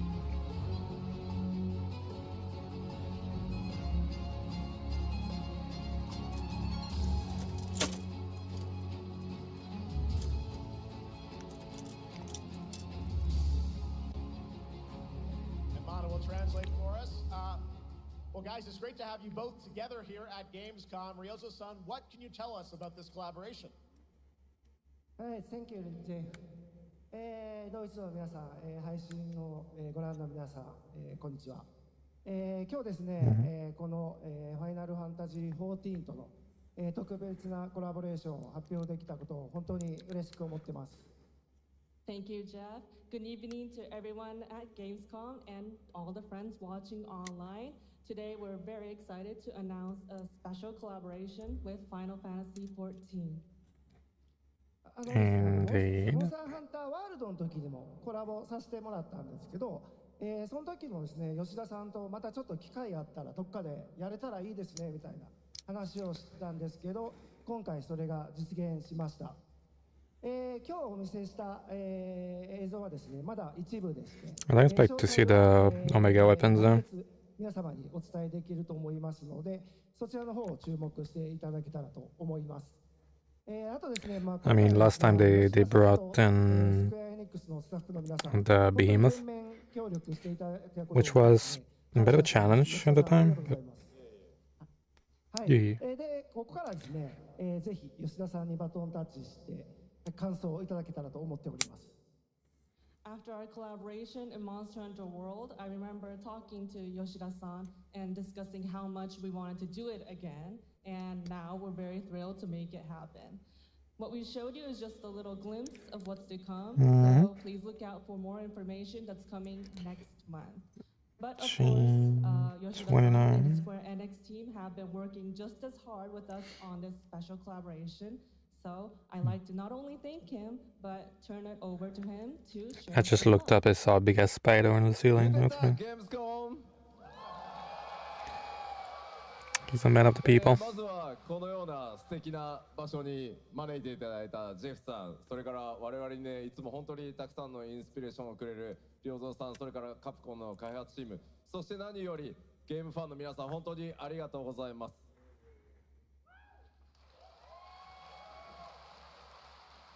Guten Tag, Gamescom. First of all, I'd like to thank Jeff for having us here, and Ryozo-san for all the inspiration, the Capcom team for working on this special collaboration, and to everyone enjoying our games. Thank you so much. Okay. まあ今良三さんの方からもちょっとご紹介いただきましたけど、まあモンスターハンターワールドの時にもご一緒させていただいて、今回それに引き続き第2弾ということで、モンスターハンターワイルズとも、我々クロスオーバーと呼んでですね、全面協力して、コンテンツ開発してきました。Okay. As Ryozo-san mentioned, we worked together on Monster Hunter World, and we wanted to make it happen again, and it's happening for Monster Hunter Wilds. We would call it a crossover, and we're very happy to make this happen with all of our efforts joined together. もちろんクロスオーバーですので、ファイナルファンタジー14側にも、スペシャルなバトルコンテンツご用意しております。今日は先ほどねティザートレーラーとして、モンスターハンターワイルズ側の映像を見ていただきましたが、我々もちょっとだけ映像を I'm still waiting for the point of this interview. Crossover collaboration. Not only Monster Hunter Wilds, but Final Fantasy XIV would also be having a special collaboration content inside it. Outside of the trailer we just saw, Final Fantasy XIV has also prepared a short trailer to show you what you can get. Wow, all right. Well, thank you so much. Ryozo-san, Yoshida-san, here's the trailer.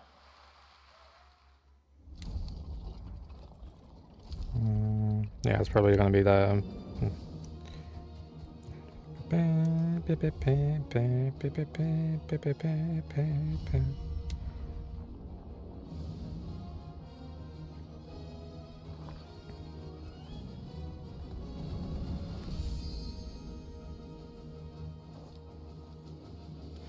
Okay.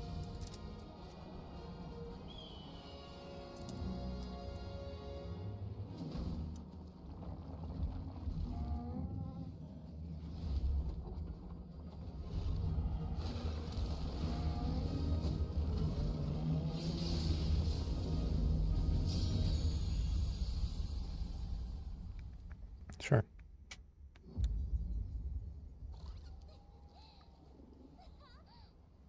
Not much. Not much. I mean, it's fun. Yes. What is this? Something brought us back to this place. Mm-hmm. Something that There's been a lot of this noise recently. knows the rules. But what if this wasn't the place, after all? Look around you. They can see you. Do you believe this is real? This isn't a game. It's a test. But do you ever ask yourself, what are we here for?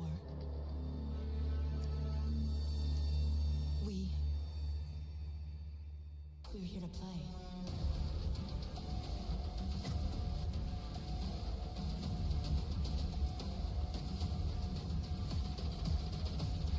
So it's just a trailer for Gamescom. Welcome to the world's biggest gaming playground. Sure. 500,000 people. Oh god, that looks cool. 1,500 exhibitors. Proceeds to be just a trailer for. Right here in Cologne. Discover rising stars at Gamescom Awesome Indies. Step into the cosplay universe, on-site or online. Watch, join, become the hero. Experience live shows, esports battles, and creator events in the Gamescom event arena.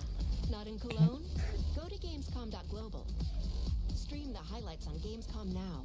Vote in the Gamescom Award. Or dive into our Gamescom studio on Twitch and YouTube. And of course, we're here to play. Join the fun in our community RPG, Gamescom Epics. Loot awaits. Loot awaits. Oh my god. Gamescom runs on 100% renewable energy and puts accessibility first. The whole city joins in at the Gamescom City Festival. It doesn't stop there. The whole world comes together, not only here in Cologne, but also at Gamescom Latam, Gamescom Asia, and beyond. Welcome to Cologne. Welcome to Gamescom. all over the world. And now, keep on watching Gamescom Opening Night Live. Yes, that is the point, yes. I'm ready to game, all right, and that was only a glimpse of what is to come here at Gamescom, the biggest playground in the world, and what it has in store for you. We're here to play, and the fun is just getting started. So, Jeff, what's next? Is it anything good? I think it's going to be good. It's going to be a video game, I can tell you that much. Last year at the Game No way. Awards, we had the honor of announcing the long-awaited return of one of Capcom's most iconic action series, Onimusha. And tonight, we take the next step on that journey. Here's a brand new look at Onimusha, Way of the Sword, coming in 2026. Okay.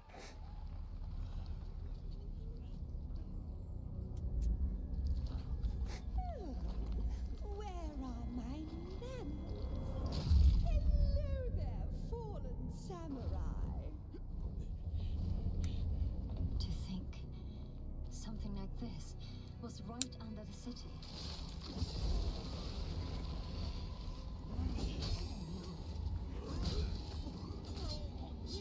What fearsome power! Be careful! Righteous! And after everything you and your awful kind put him through, too. Were you feeling left out? Here, let me show you something to cheer you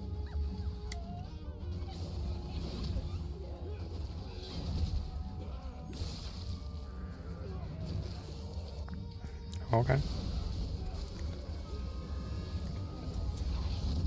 Noise controlling this lightning.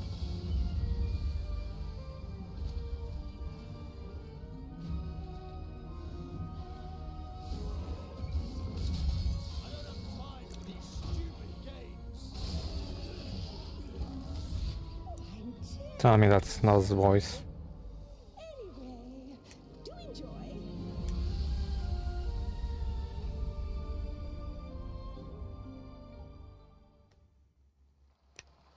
Okay. Oh, that's a gacha. The automated industry complex will be the link, connecting and uniting every fragment of this shattered world. This is the driving force that will keep us going. Continuous improvement is essential for keeping pace with advancements in technology. Oh, that's a gacha, alright. Enfield. We don't simply talk about our dreams. We do what we can to make them a reality. All operators accounted for. The team is ready for the mission.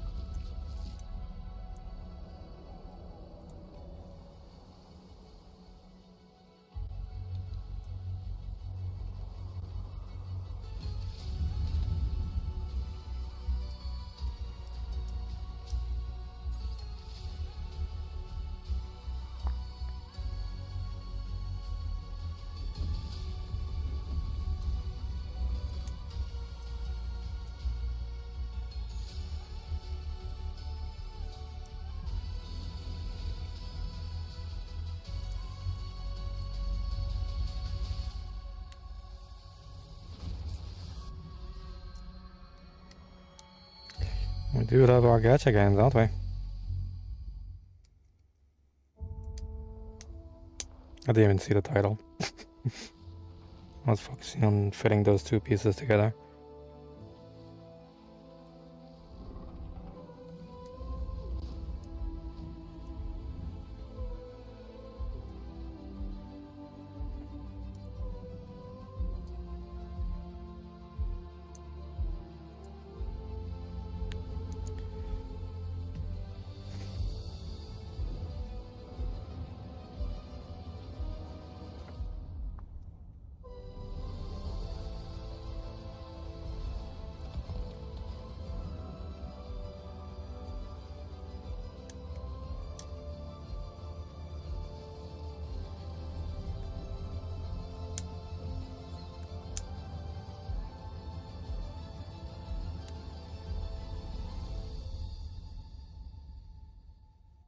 Okay. Demonix Machina. The Alpha. She was found. This will truly be the birth of a new world. A world where we are the one and only human race. I'm afraid your friends came far too late. I see the years haven't been kind. I know about the Alpha. Why is she here? It seems a lot better than the first one. The first one was fun, but it was so sluggish. You tore my heart out when you took him from me. Now it's your turn to suffer. Stay alert now. I mean, the story still seems super campy, but that's the point, I guess. Oh, Mother. Thank you. Yeah, that's the reaction, alright. Your sole directive is to now serve and comply. Do you comply?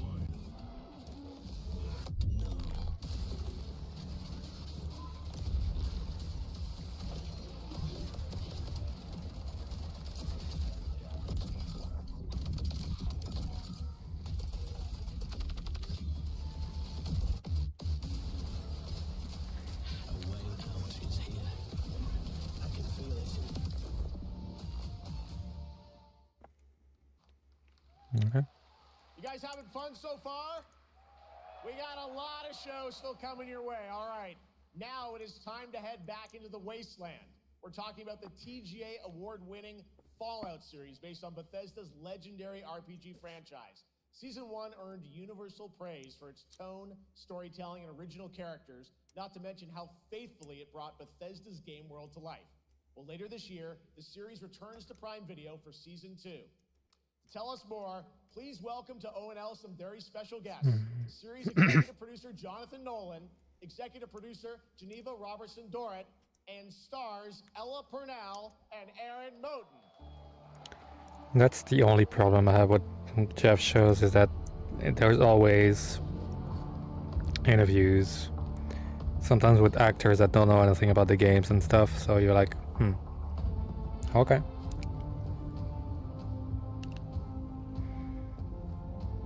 Hi, everybody.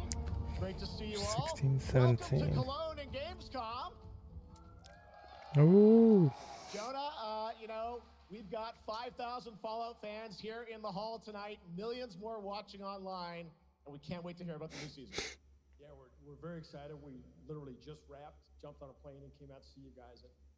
Gamescom is actually really kind of where it started for us, the journey on this show. 2 years ago, we asked Todd Howard to come here and show the very first footage that anyone had seen anywhere of the first season. We didn't come because we figured if the reception was negative, we'd just blame it on Todd. So we're back, and given that history, it's that much more disappointing that we didn't bring any footage to show you guys. Well, let's talk a bit about Season 2. As we see behind us, it looks like we're headed to New Vegas, right, Janelle? Yes, Lucy and the Ghoul ended last season dealing with a lot of family troubles. So we thought it would only be right to send them to the most family-friendly town in the wasteland to go deal with their shit. And along the way, we're really excited to take them all to some of our favorite locations from the game. Oh my God, yeah, it's such a classic game, and we're very excited to see what you have in store for us for Season 2. Ella, it's great to see you again. Thanks for coming out to Cologne. Hello. Last time we saw you was at Game Awards when Fallout won Best Adaptation. You were up against yourself in Arcane, and you won for Fallout. Congratulations. We want to talk about Lucy's journey in Season 2. How do you think her exposure to the Wasteland is going to sort of affect her vulture sensibilities this time? Yes, the question is, what is she going to do when she finds her dad? Is she going to bring him back to her vault and give him justice, or is she going to give him wasteland justice, which is the ghouls' justice? I think a central question of the season is whether Lucy will transform the ghoul or whether the ghoul will transform Lucy, and how much they will influence each other.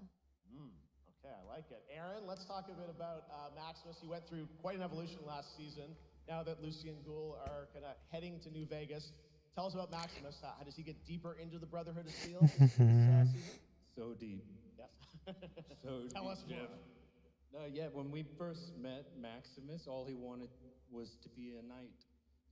And now, in very Fallout fashion, it's a little bit of a careful what you wish for moment.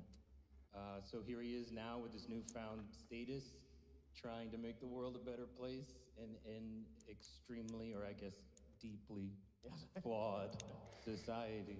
Yes. Yeah. All right. Well, we cannot wait to see what you guys have in store for season 2. Let's talk a bit about Ghoul. Can we expect more sort of Cooper Howard flashbacks as well in season 2? Yes, absolutely. Cooper Howard and the Ghoul, played by the amazing Walton Goggins, definitely coming back. We have so much more to do. Obviously, we ended the last season with Cooper Howard dealing with, I think, a very common marriage problem. What do you do when you find out your spouse is planning nuclear war? And so he's going to figure that out. And as he does, he's going to uncover a greater conspiracy with huge implications. I haven't watched the show.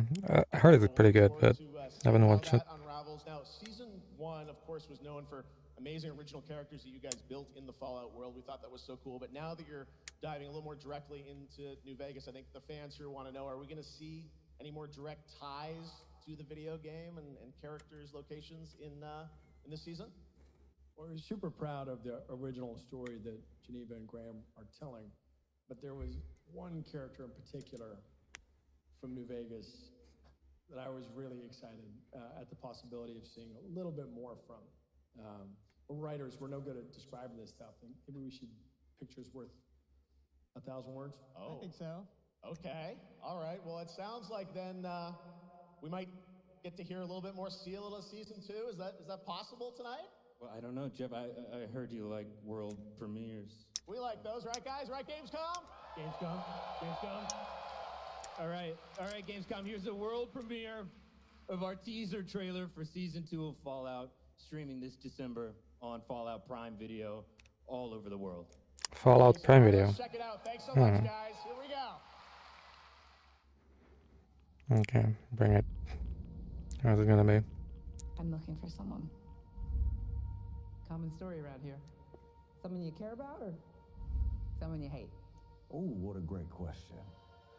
What say you, Miss McLean? Both.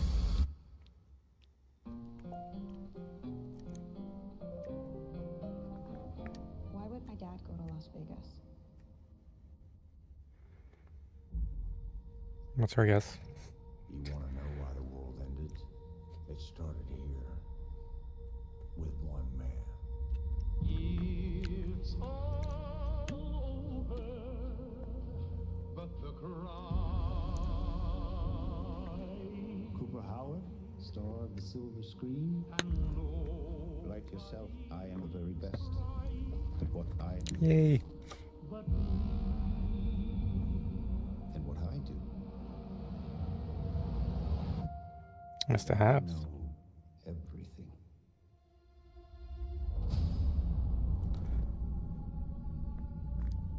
I know there's a war coming.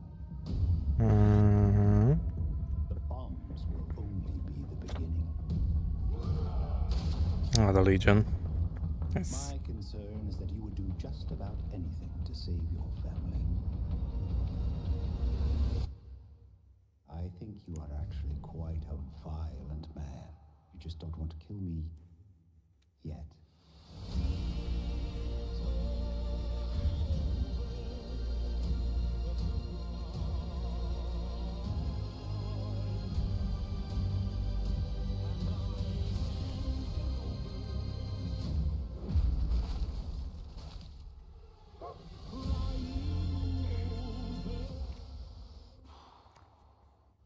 Let's get lucky, shall we?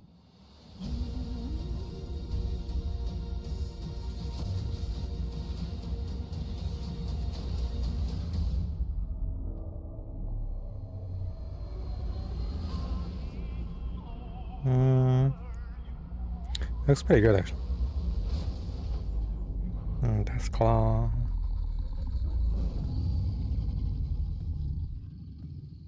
I defer to you about what to do in this situation.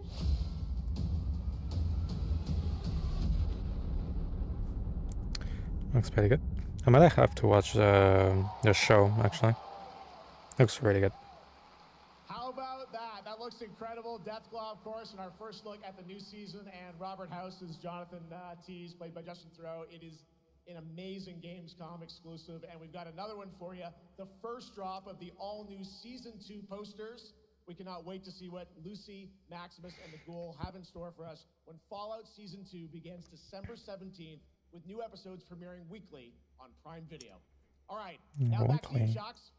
Thank you so much. That looks so awesome. Could we have game trailers, please? Indiana Jones and the Great Circle Oh, was no. acclaimed for its incredible gameplay and story. And next month, the adventure continues with The Order of Giants, a story expansion with new puzzles and foes. Here is your first look at the gameplay and a special announcement. Special announcement.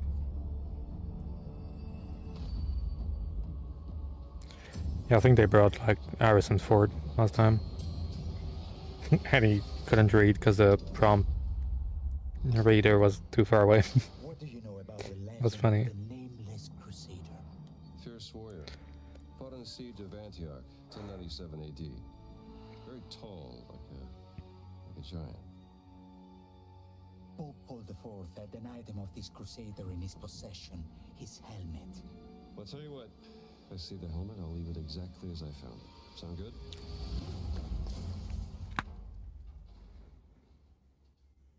Oops.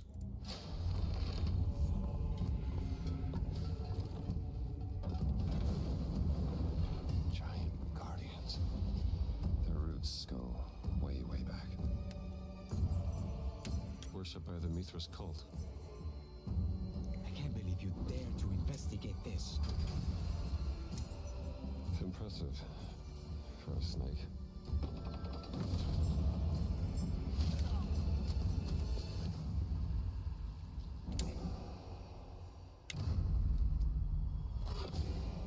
It says Semper Vivus. Always living. That's not ominous. Not dead. He's not in a tomb.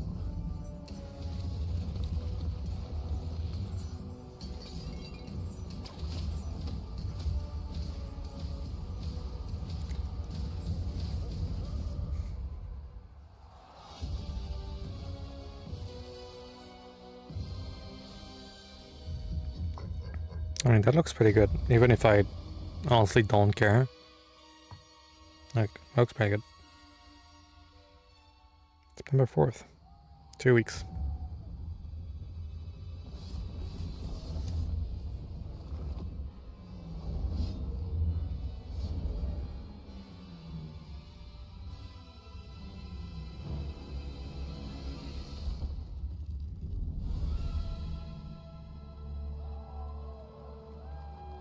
Okay. Indiana Jones and the Order of Giants is coming on September 4th. And as we just announced, it will also be released on Nintendo Switch 2 in 2026. Yeah, you can clap, of course. Now, let's step into the world of Deadpool. First announced at Summer Games. Oh, no. Here is the latest trailer for Deadpool VR, which reveals more of the villains and the release date. My massive, galaxy-spanning streaming network is expanding. Nice imagery. To score eyeballs, I need talent. Now that is efficient exposition. The biggest, baddest bastards recruited across time and space. They require persuasion. Look who it is. Spyro Gyro, a deluxe portal for two, if you please. Adoring fans will be watching your every move. Fighting on a reality show to the cheers of trillions. Minimum effort. I have little tolerance for low ratings. Oh, shit. Oh, Yeah. gee.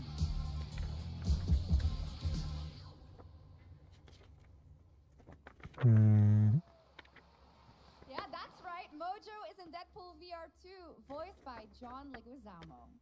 Now, on to this next world Cool. premiere. Oh, premiere, yay.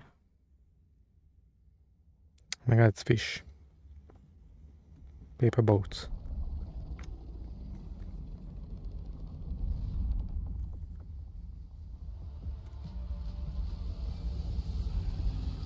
Better not be War of Tanks, I swear to fucking god.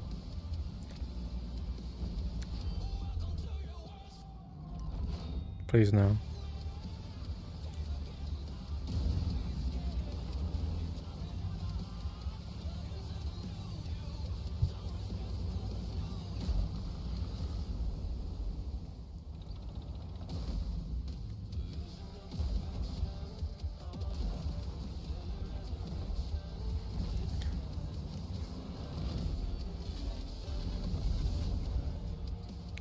H5, 6, 12.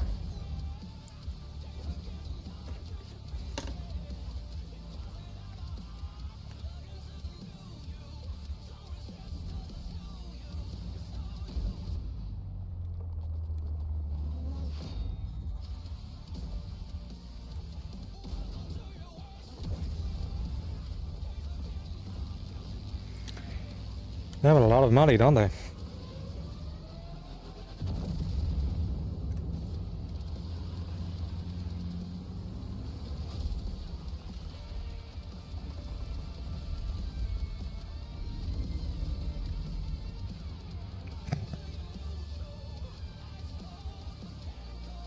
Wow. Ooh. The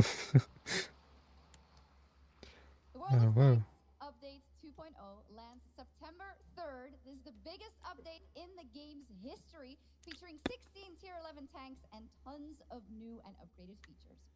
Absolutely. All right, next. Saber and Focus Yeah, delivered next. Space Marine 2, one of the most fun action games of the generation.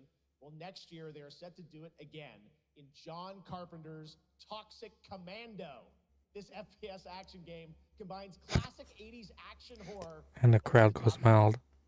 Well, here is the world gameplay premiere of John Carpenter's Toxic Commando.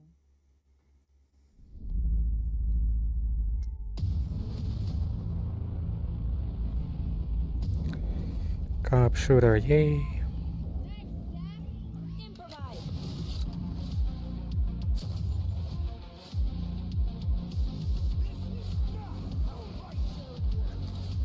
You see my new toy?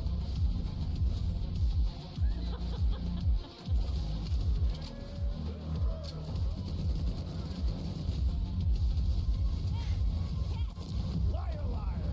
Zombie on fire!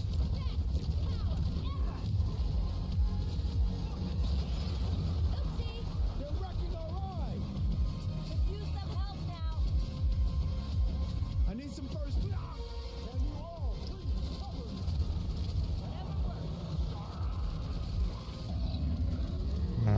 Okay.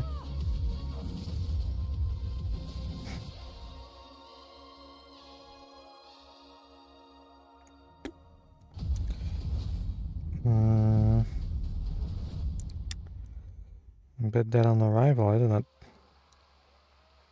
Super fun.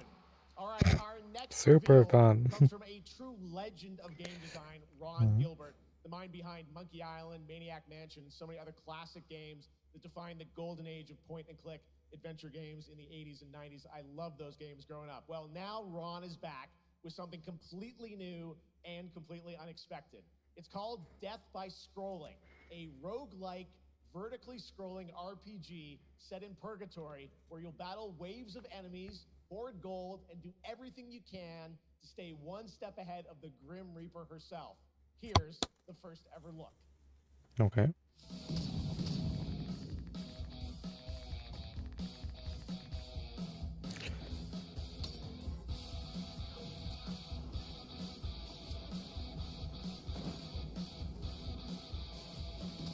It's actually sad when the little indie games are more interesting.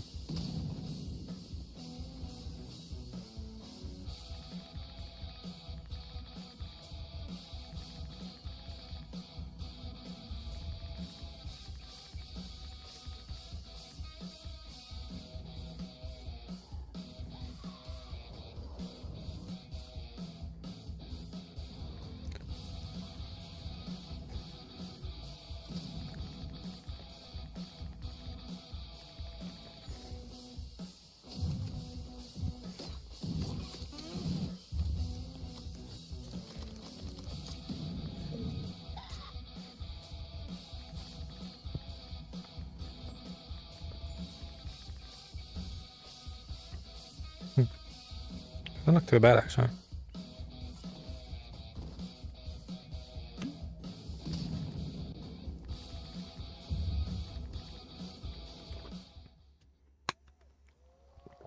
Pretty fun. It's very fun. I've actually been playing this game over the past few weeks, and trust me, it is dangerously addictive. The screen, as you can see, never stops moving, so you're constantly on the move fighting to stay alive. A really fun game. Make sure to check it out. All right, now onto a studio known for its unforgettable storytelling. Back in 2019, the groundbreaking RPG Disco Elysium took home 4 Game Awards. Since then, Zaum, the studio behind it, has been through a host of changes, but tonight, 6 years later, those who now make up the studio are ready to give the world the very first look at their next CRPG. It's a dive into the shadowy world of espionage, where the truth can be stranger than fiction, and every failure isn't the end, but the start of a new path. I once knew a spy. Brilliant, relentless, magnetic. Her name was Herschel. Dark gold hair. Herschel. A well-worn life beneath. A dandelion puff, waiting to be blown. She tried to look out for me. For us. And it mattered in the end. Everything she touched rippled into failure.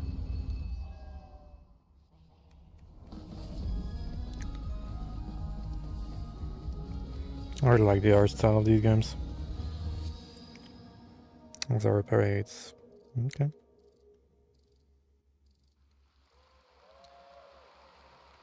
Now, let's talk about Gamescom Cares, our platform for responsibility projects here at Gamescom that we hold very close to our hearts.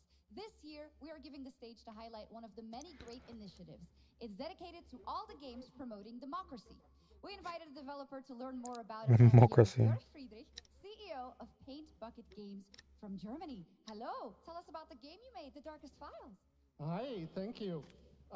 In The Darkest Files, we tell the true story of Fritz Bauer, who was persecuted by the Nazis and forced to flee Germany, only to return after the war to fight them with the sharpest sword of democracy, the rule of law. It shows how quickly a constitutional state can become an unjust state and how this leads to darkness. But it also shows that we cannot simply stand by and watch. When this happens, we must take action. Indeed. There are other examples like your game playable here at Gamescom, such as Glass House by Flat 28 Collective from Italy, a story-rich CRPG set in a lockdown apartment block at the dawn of a world war. I'm getting a raspberry small fly. Or mosquito, I don't know what it is. Checker thriller about a post-colonial country from the perspective of a government official worker. So, Jörg, can you tell us why these games are so important and so impactful? Well, games are more than entertainment. Like any great art form, they reflect our concerns, our fears, our hopes, and what preoccupies us. 16, 17, attack right now. Minority rights are being violated, and the world is becoming increasingly interconnected. So games are a powerful medium for addressing these issues, and they have the potential to inspire change. I am glad that not only are many people in the global games industry engaging in projects like this, but also more and more institutions like the European Commission or the United Nations. A very important message. Thank you so much, Jörg. And of course, thank you to all of the dedicated developers around the world who put so much heart and soul into those games, making the world a little better. Please check them out, everyone, and check out all the great initiatives of Gamescom Cares. Now, we have much more Gamescom ONL to come next. It's a very special performance of the music of Clair Obscur Expedition 33, plus Resident Evil Requiem. Yeah, that's what I'm waiting for.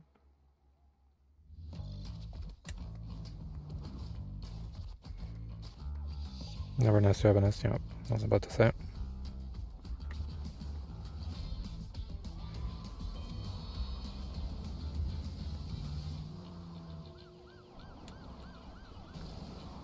I swear to God, if this stupid ass game is available here and not Uma Musume, I'm just gonna crash out.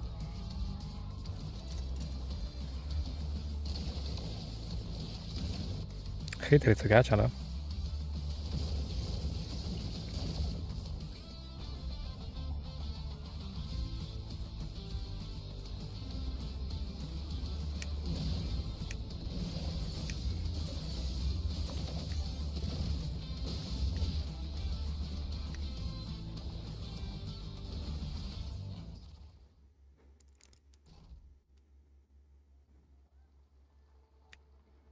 Did it say available now? I didn't see.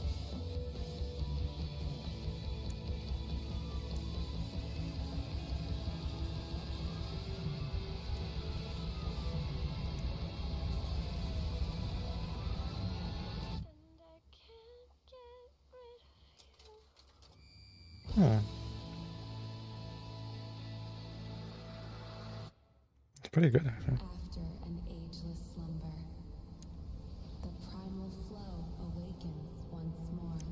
I just really like games that are really unique with art styles and whatnot.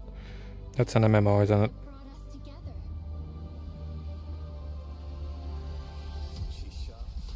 Such a pathetic place. Who is this guy? What does he want? Your ignorance is despicable. Okay. A power stirs deep beneath us.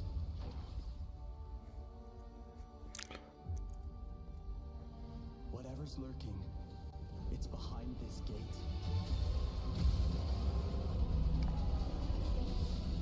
The ground is shaking. It's people.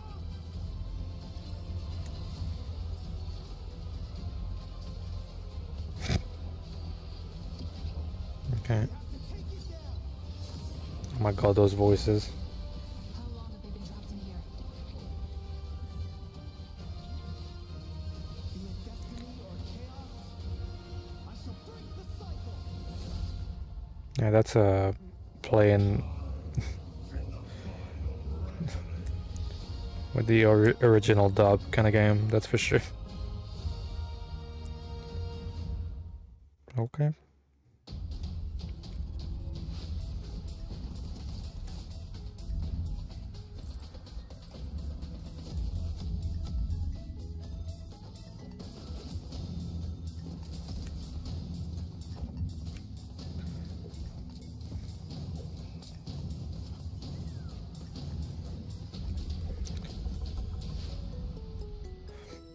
New game starting tomorrow, man.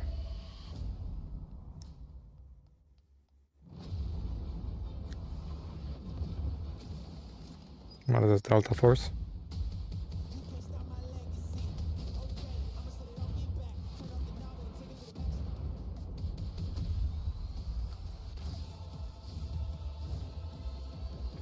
Extraction shooter. Operators. Okay, you lost me. Sorry. Yeah. Yeah.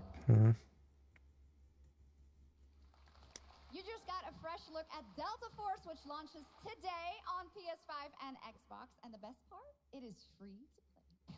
Now it is time for something truly special and one of the most requested moments from our community this year. Earlier in 2025, Clair Obscur Expedition 33, the debut title from French indie studio Sandfall Interactive, captured hearts with its stunning Belle Epoque-inspired world and unforgettable style. Absolutely. This is a very special game, and tonight we wanted to bring that world to life right here on stage at ONL with a special acoustic performance from the game's soundtrack.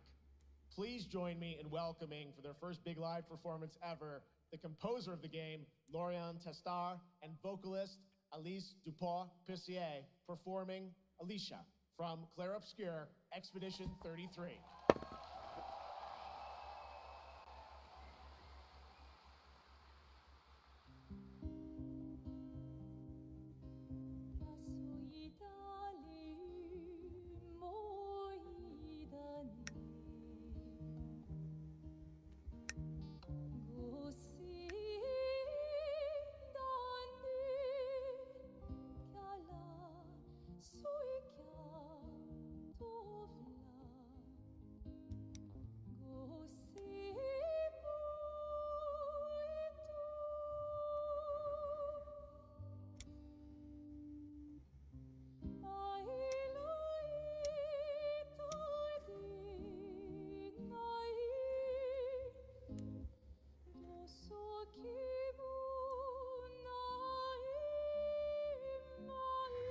I'm gonna get a strike because I'm playing the game OST, apparently.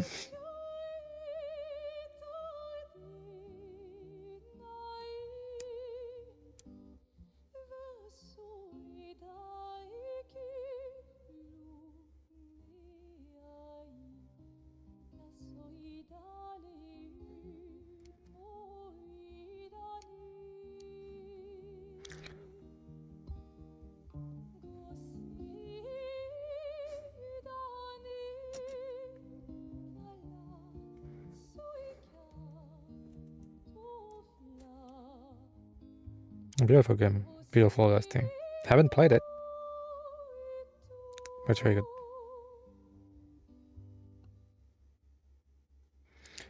I feel like this game is probably gonna grab Game of the Year. I hope so. Actually deserves it. It's not my type of game anymore, but I gotta give credit where credit is due. It's really, really good.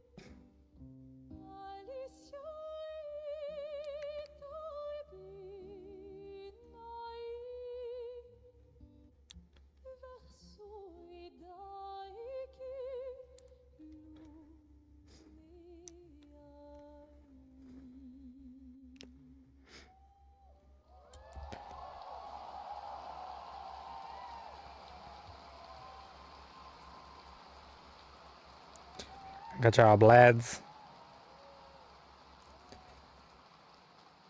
Bien joué à vous.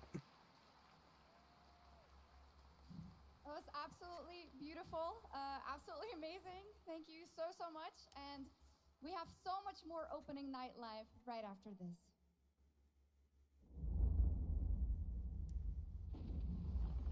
Okay, Tecmo. Ninja Gaiden, yay. Clans have fought to keep peace, with the Hayabusa clan in the spotlight. But your clan, the Raven clan, has always had a secret motive. Thanks. I owe you one, Hayabusa. Expect heavy resistance from the BDO. We're all counting on you, Yakumo.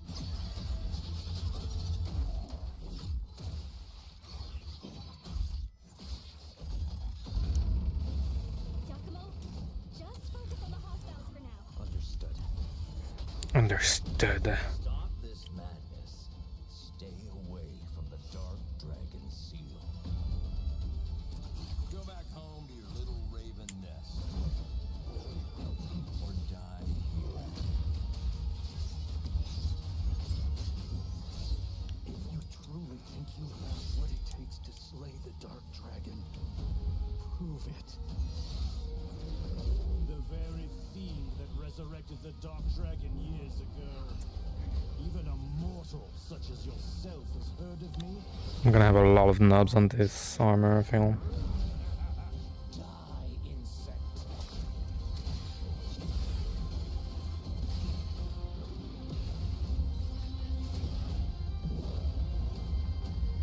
Please, don't kill him. The whole world's at stake. Oh, there's pre-order bonuses. Oh, the mighty have fallen. We've seen so many great games so far, so make sure to spread some love to these amazing developers and teams behind them, and wishlist your next favorite game on Steam by checking out our Gamescom Steam event.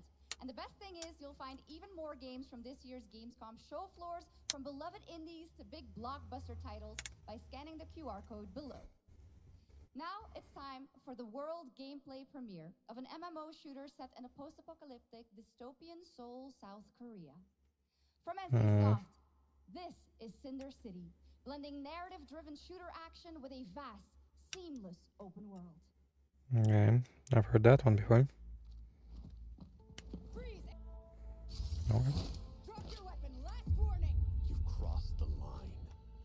Are you trying to get us all killed here? 3 minutes to drop. Everyone stand by. Okay.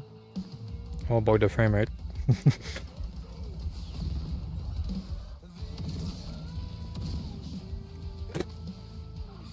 Sorry. I just saw that shotgun doing no damage and found that pretty funny. Relatable.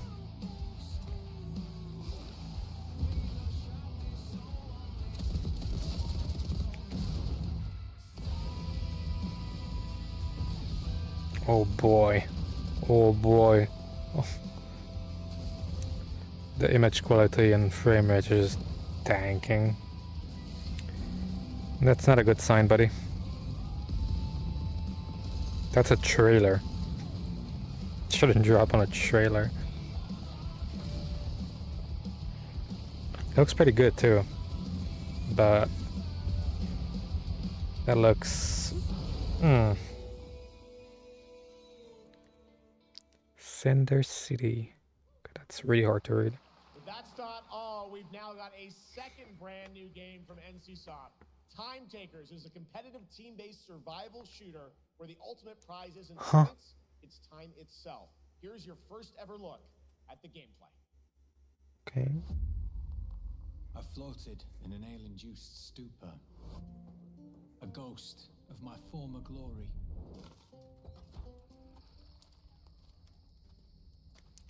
Until one day when I was stabbed. I thought I died. Instead, I was given a second chance in a strange world, alongside rogues from across the timescape.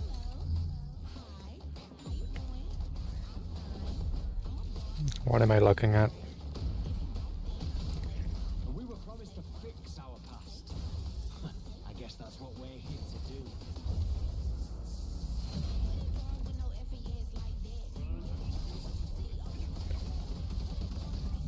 Yeah, that's not gonna...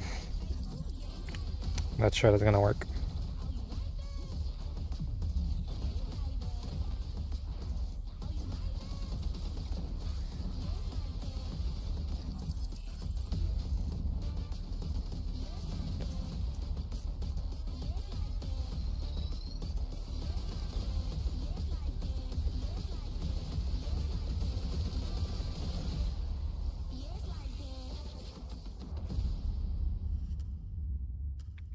Okay.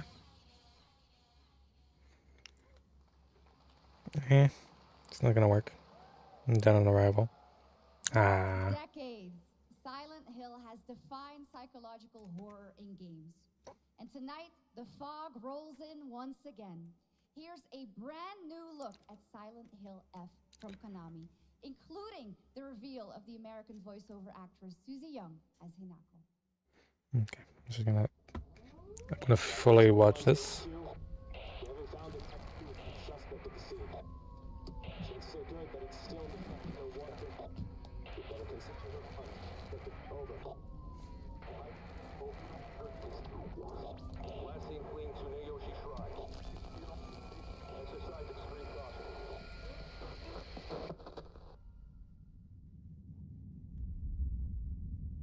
You saved my life and laid claim to my soul.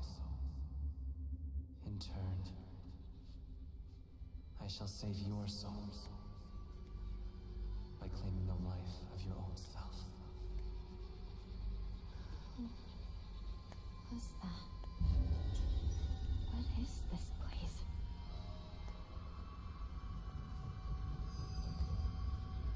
This way.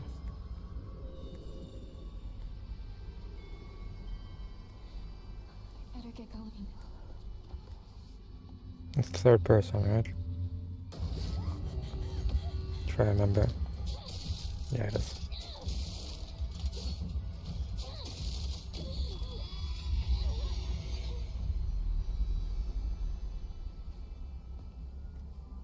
A good day is always an extraordinary day. An extraordinary day isn't always good. With that in mind, today's a bit too extraordinary. So this is where you are. I wondered where you had gone. You need to start getting ready. It's time to say your goodbyes. You're going to kill them with your own hands. What's going on? No. It's got my home too. The halls, the doors, everything's changed.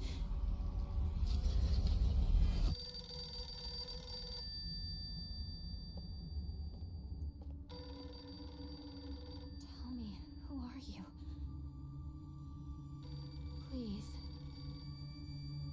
just die.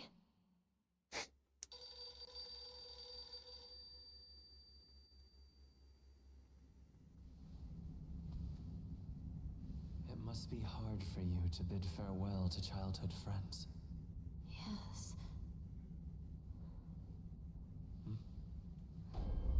No.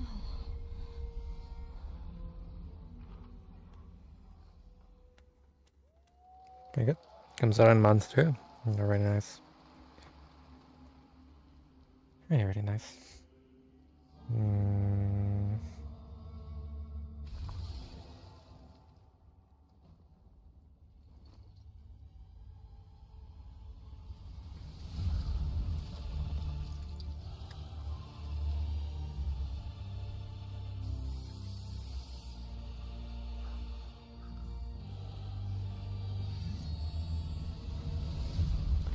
Okay.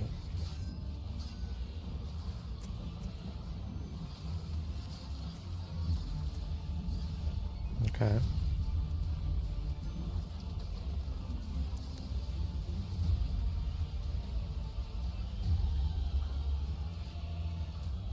When does it attack?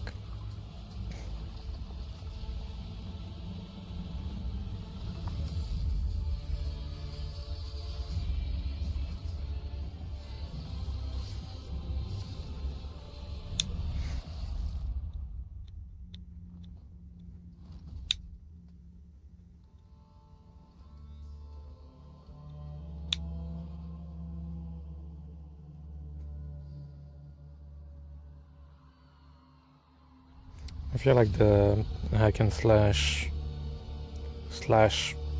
soul-like game genre is oversaturated at the moment.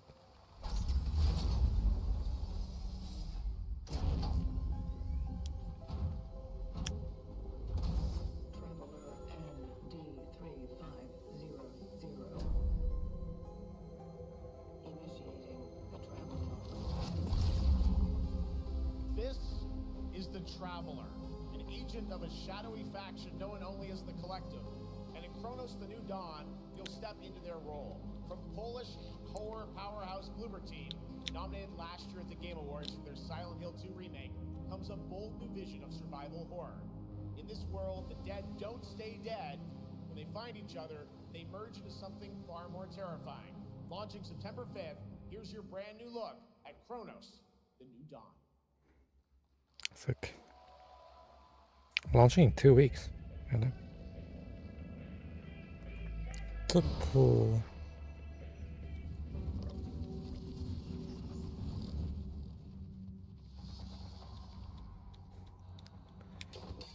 It's Stray too.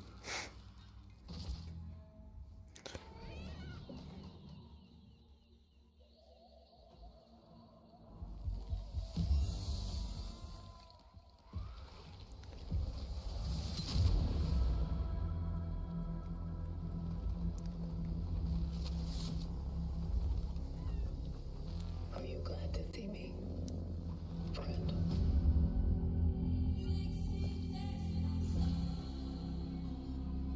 This game looks sick, man. Okay, we've only already seen some gameplay and footage of it, but it looks really sick.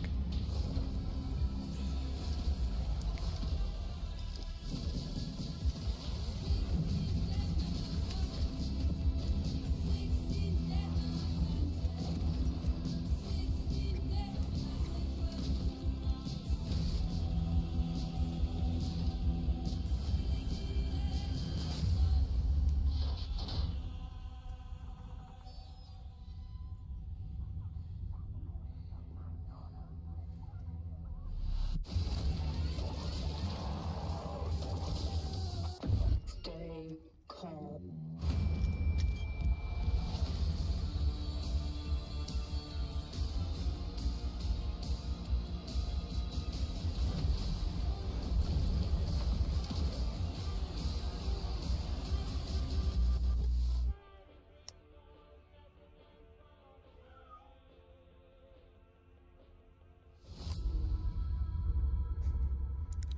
Pre-order bonus. All right, for our next trailer, let's turn it over to the head of sequels at Obsidian Entertainment. Guten Tag, Gamescom. Look at this. Tens of thousands of Europeans packed into one building in the dead of summer with absolutely no air conditioning. This is the type of dystopia we here at Obsidian Entertainment absolutely respect. What is this? Am I experiencing Schadenfreude right now? I may have messed up the pronunciation, but you knew the idea. How are you? My name is Mark. I am the head of sequels here at Obsidian Entertainment, and I've got big news. I am going to drop a brand new trailer for The Outer Worlds 2. What are you going to get? More planets, more chaos, and an actual release date now that GTA 6 got pushed to the spring. So, strap on in. Stock up on some gummy bears, stock up on your favorite pretzels, get ready. Here comes The Outer Worlds 2 trailer. Roll it, Jeff. It's got to be Jeff that's rolling it, right? And now, a trailer for the part of the game you'll remember more than the ending. The Companions. Let's skip the diplomacy. At least they're self-aware. Chemically enhancing your statistically unsafe lifestyle. This might sting a lot. Ooh, an enemy. Son of a spread.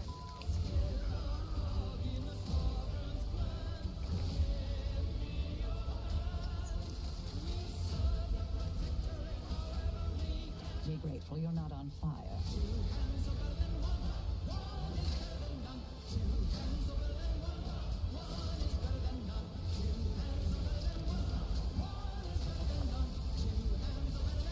To me, this game is like, it's trying too hard. No, you can't sleep with them. Like, it's trying too hard to be quirky and funny. And to me, it falls flat a bit. The game is fine, but...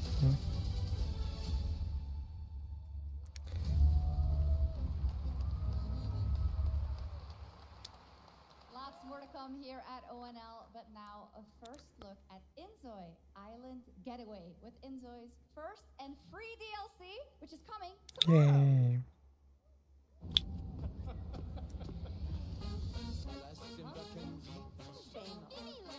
That game died so fast. Like the hype, I mean. Everyone wanted to play this game, and it just vanished.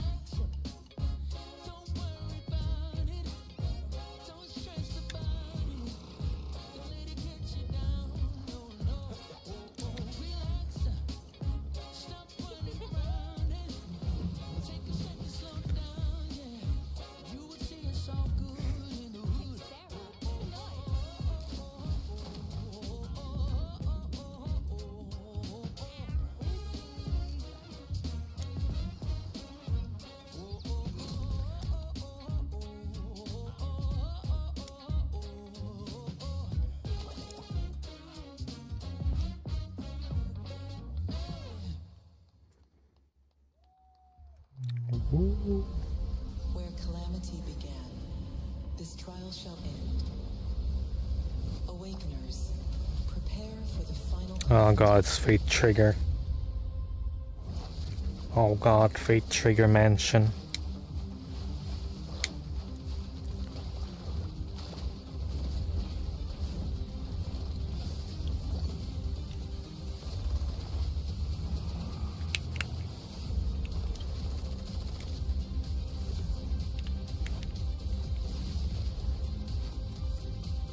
Good game. Terrible marketing. I mean, I guess they're showing the game now, but would have been nice to show that before the beta.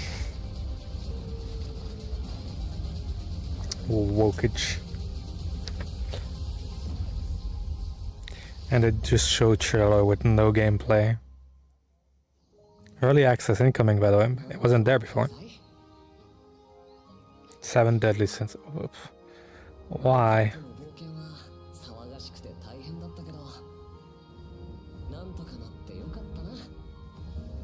I'm just waiting for Resident Evil at this point.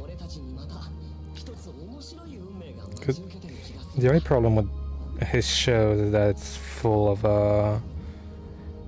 gacha games and devs, publishers with a lot of money.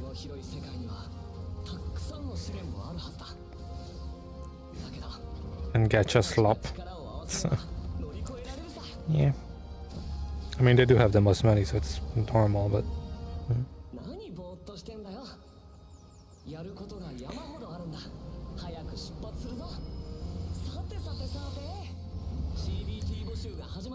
A closed beta test. Why? So confused. Oh, it's a portable Xbox, guys. It is time to spend $600 on a portable Xbox.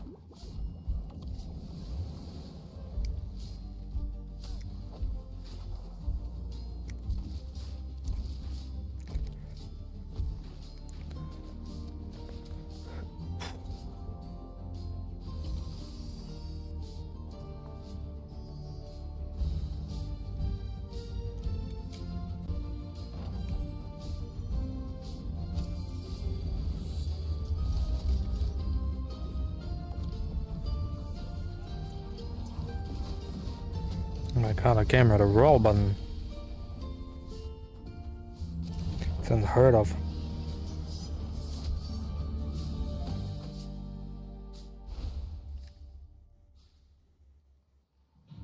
It brought you here, my fire. My fire. Okay, are we actually gonna have a release date at some point? It would be a bad time. Your reputation is legend. Oh my, I think I know what you are.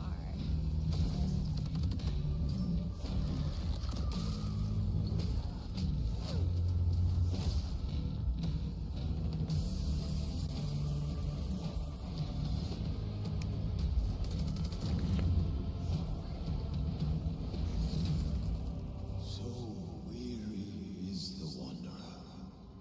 The treads on the fertile soil.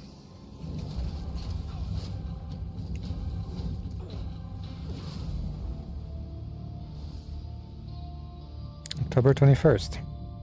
Finally. There is some big news. We finally have a firm release date for Vampire Bloodlines 2, October 21st of this year. And next, Of this year. in Germany, it is only fitting to spotlight a homegrown success story. The deep survival crafting of Enshrouded from Keen Games in Frankfurt. Still in early access, Enshrouded has already let friends adventure, fight, and build together in endless ways. But tonight, the world is about to change forever. A new force is coming, one that will redefine how you explore, how you build, and how you survive. It's a monumental edition, and you're hearing about it first, right? It's a monumental edition. Okay. Has I it? dreamt of a time before the corruption and the fight. The 15, 2023. I dreamt of a shimmering home and of exile. To find peace, we must brave the deep. Hear the old gods whisper, and an Hey. ancient fury awakens. We shall purge the profane and command the water to yield to our will, for there is no greater power than the flame of the faithful.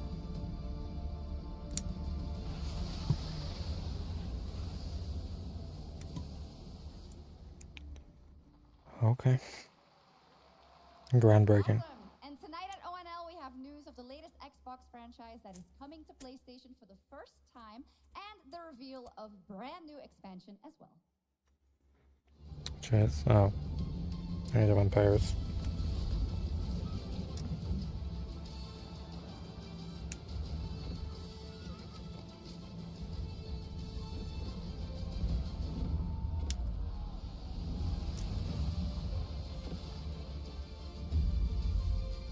Customized for controller. Ooh.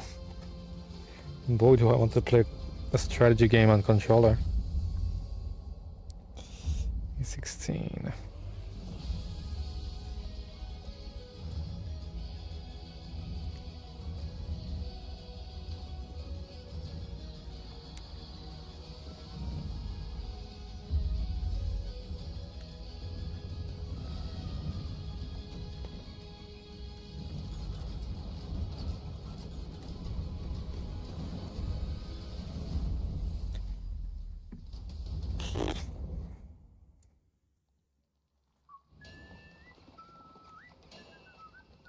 Kingdom Come.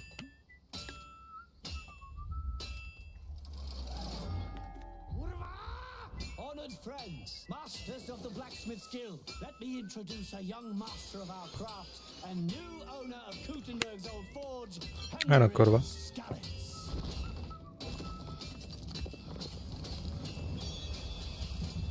Ready? We can begin. Okay. First look at Legacy of the Forge, the second story expansion for Kingdom Come Deliverance 2.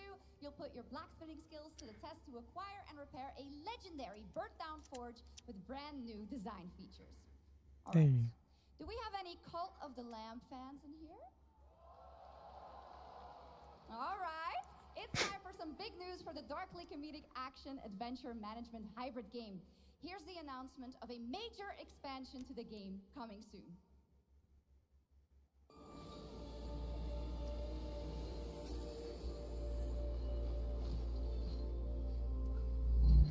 I just love their trailers. They're really cute.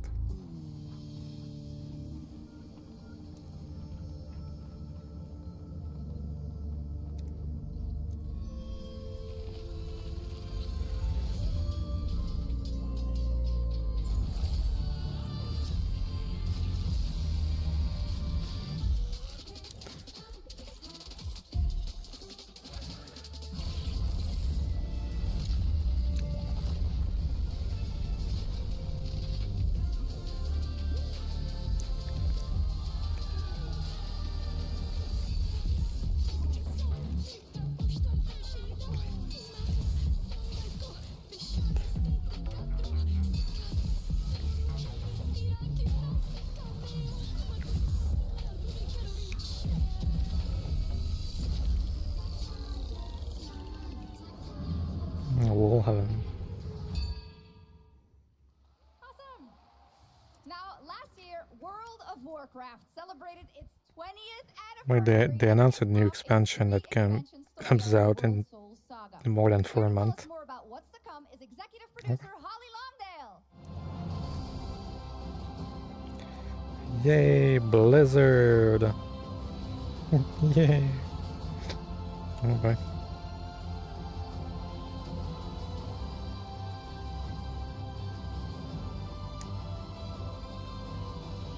Oh, it's a woman working Blizzard. Poor girl has probably seen some shit. I am so excited to The silence. reveal our next adventure, World of Warcraft Midnight. That silence is deafening. I'm excited to welcome you all home with our new housing feature. If you're here at Gamescom, please come by and check it out on the show floor. We have a lot coming in this next expansion, our 11th expansion. To start with, on the horizon, there's a looming darkness, and it's threatening the ancestral home of our blood elves. But Midnight is also about light, and about hope, and about heroes who rise when the world needs them most. And it's about the bonds that tie us together. And It's a bit tone deaf coming from Blizzard, but okay. And if any of you have ever played WoW, do you remember the Sunwell?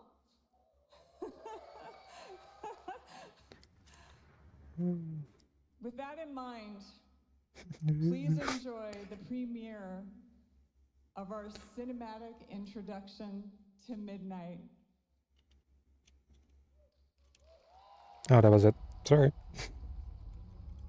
Yeah, she's probably not used to doing speeches. That's fine. Understandable. My steps and illuminates my path. The light flows through me, and by its grace am I made one with all that is sacred. The light Leandrin, it has begun. I need you with me on the wall. Orthamar, the void will envelop us soon. Only the light can save us now. No. The time for prayer has passed. The Sunwell will not fall. Not while I draw breath. Okay.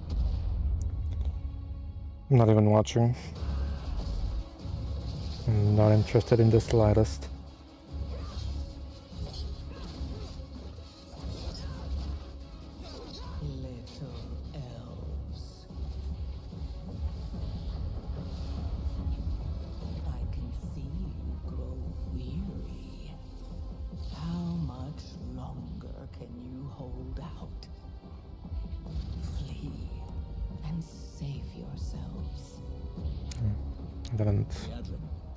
Don't. Light be with you. You see? She understands it's hopeless. Soon, you all will. The light guides my steps and illuminates my path. The light flows through me, and by its grace am I made one with all that is sacred. The light guides my steps and illuminates my path. The light flows through...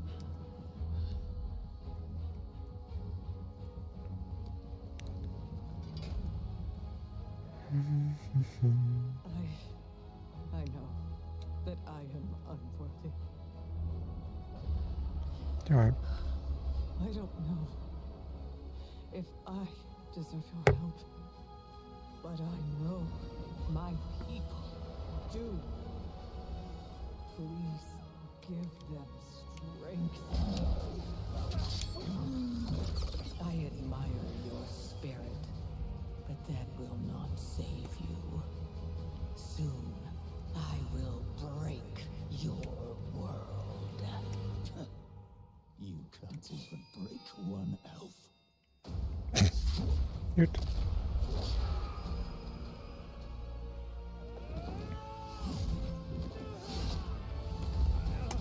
This darkness comes to devour everything. And when it is finished, there will be no more light. Without your aid, we will perish. I beg you, help us. And that's a whole leg. After 5 hours. To be fair, I'm not only paying attention to what I'm building, but yeah. Oh boy.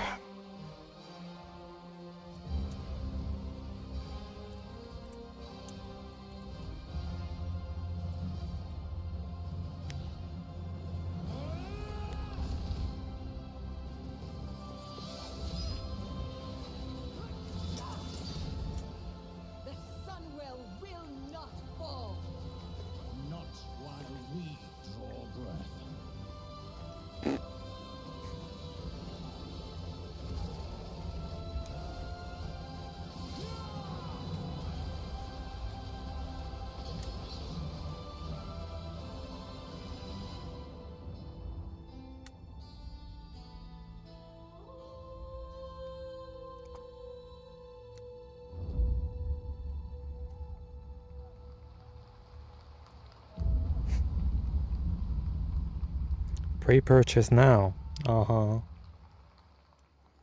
Seems like a smart idea. A great cinematic. Nobody does those better than Blizzard, and hope you guys enjoyed that. All right. Next is the global announcement of a new project from Team J, the dev team behind Delta Force. Project Spectrum is a tactical shooter for the fearless. It is a physiological horror PvEVP game. That's right. Where you battle against monsters, other players, and your own sanity as widespread anomalies twist around the world. Face the horror or Okay. become the horror. Show me. Show me. Bring it. Can you describe the sound in the recording?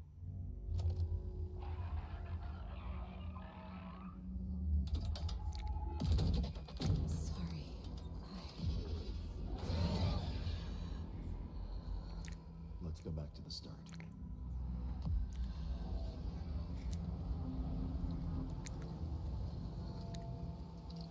I remember the wind, strong wind.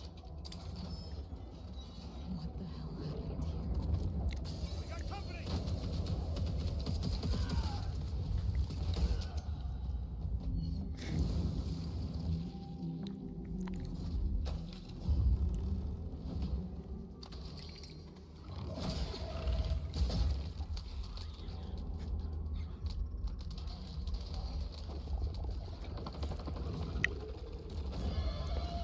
I would play that game with my friend, but I know he would just shit himself midway through.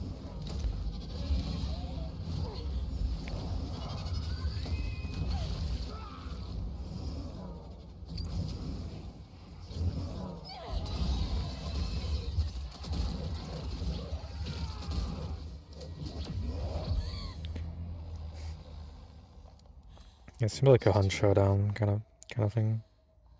But sometimes, loss can birth beasts and bury truths. What do you think? What if you are the beast? The beast?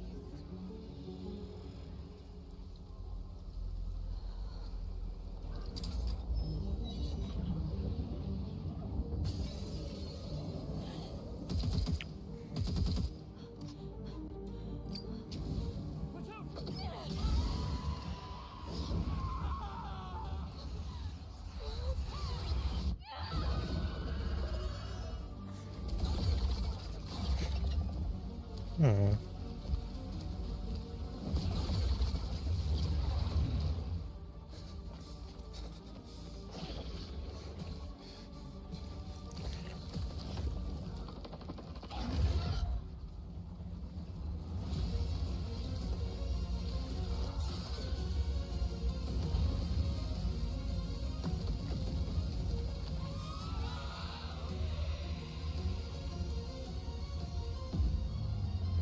Tell you what, that could be fun.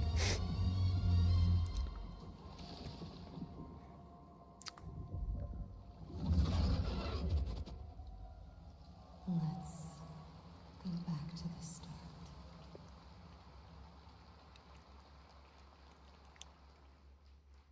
All right, this next world premiere feels familiar, yet it is something brand new from Wargaming. And trust me, you've seen them with tanks, but you haven't seen them do anything like this before. And it's coming to PC consoles and Steam Deck. Let's go.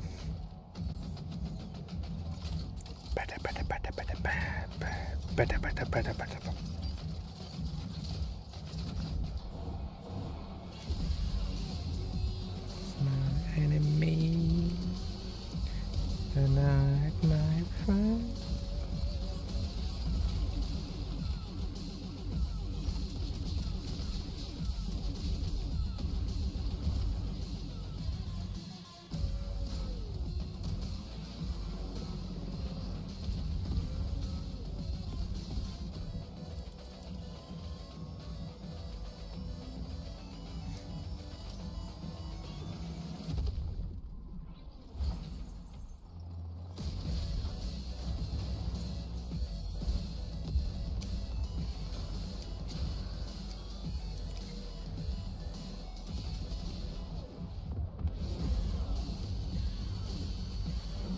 So what's the deal exactly?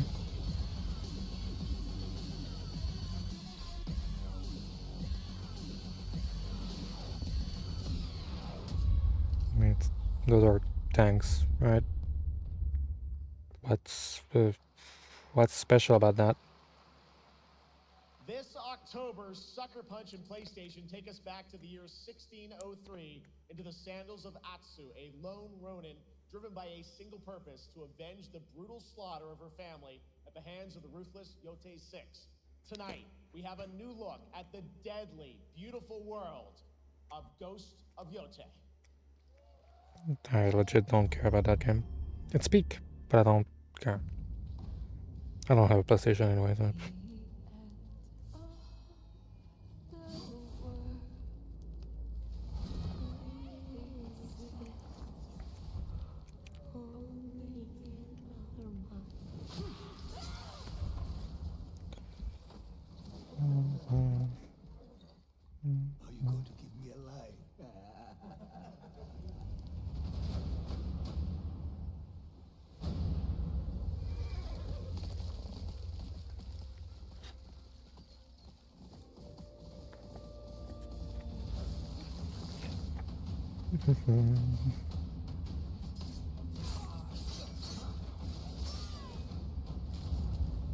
Swordsmith's daughter.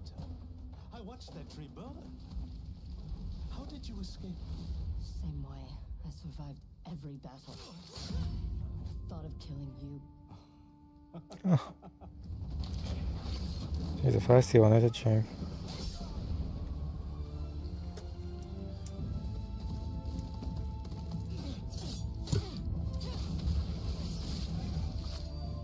Ruthless spirits, wandering the land, driven by vengeance.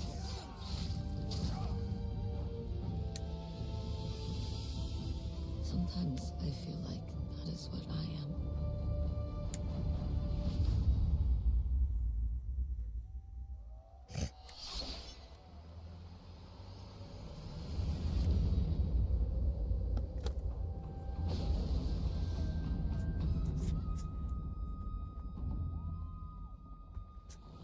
Okay.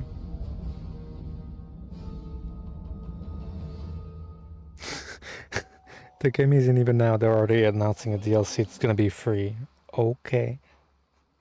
Sure. There you have it, an amazing new look at Ghost of Yotei out October 2nd for PS5 and confirmed today on ONL. It's also getting a Legends co-op multiplayer DLC in 2026 with fantastical supernatural story and survival missions, all free if you own the base game.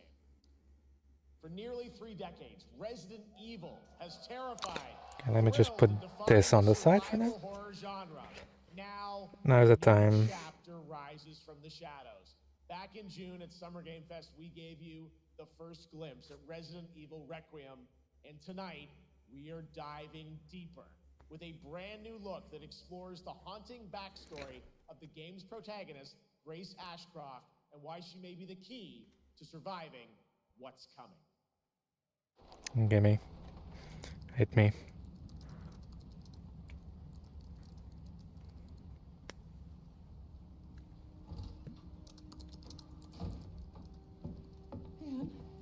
Hang on. She's alive. Question mark? Well, if you're gonna work so late. Get some sleep, eh? I'm almost done, just a sec. It's really coming down hard. Mom, phone. Mom. It's right beside you.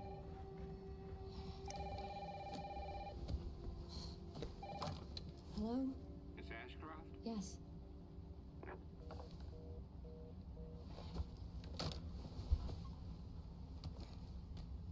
Who was it?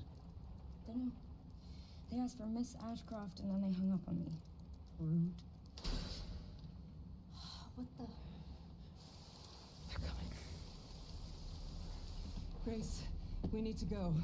Go where? Mom, what's going on? Hurry. Wait, who's coming? What's wrong? We need to keep our voices down. This is ridiculous. Come on.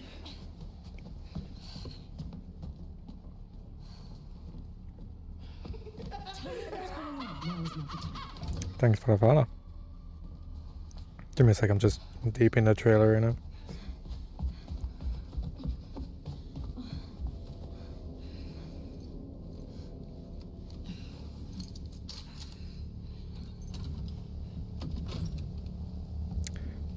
First person. Mom, wait. Grace, keep moving. I'm guessing they're gonna switch to third person at some point, since they said you could play both. Oh, who's that? Oh, I'm so sorry about the power outage. What happened? It's really no excuse, and I apologize for the inconvenience. Oh, no, it's fine. Don't worry.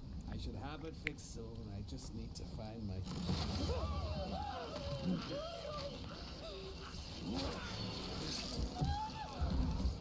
Lovely. Come on in, Grace. Grace, look at me. Grab my hands. Okay, look at me. Look at me. In and out. Breathe in and out. Oh, Grace. promise you, I will explain this all to you one of these days.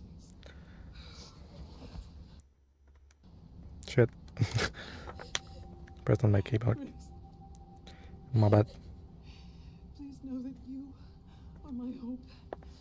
Never forget that. What are you talking about? Just... I love you. I love you too. Mom, I'm scared. No. We need to find a way out of here now. But we don't have any of our stuff. We can come back for it later, Grace.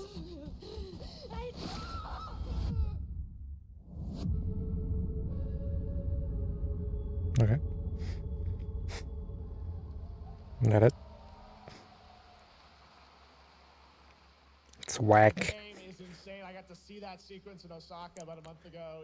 There's a lot more to share, and there is a reason it was the most wishlisted title coming out of Summer Game Fest this June.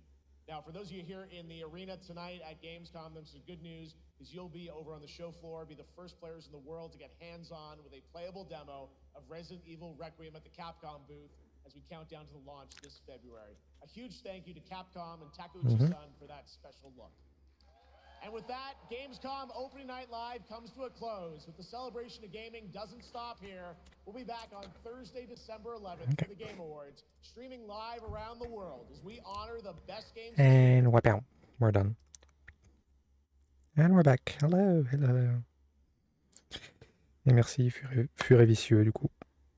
Je t'avais pas déjà vu dans le coin? Je savais que t'étais déjà follow depuis un moment, mais apparemment non. Mon mauvais, my bad. Okay, so that's done. We go straight back to fucking Shukabu theme, I guess. Okay, well, that was a bit uneventful, but okay. A bit uneventful, but it is what it is. It is what it is. Of course, they had to keep the Resident Evil stuff for away at the end, but they just put Silk Song right away, which is nice. They're like, hey, it's coming out this year. Yeah, okay. But when? It's coming out this year. Interesting. Interesting. Whatever.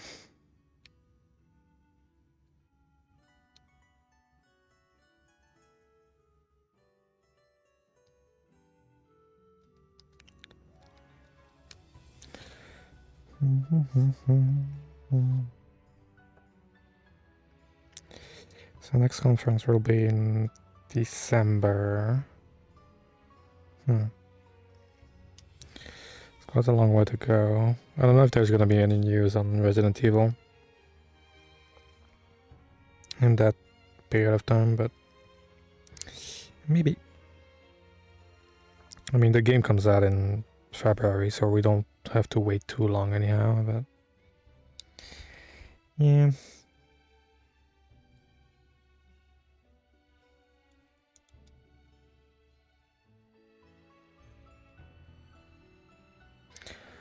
I'm so late when it comes to this build. Like, I've been taking way too long because of this conference. I've only been built one leg. Okay, there. One leg in the span of 5 hours. What the fuck am I doing? I was watching something, to be fair. 37, 7, 16, 17.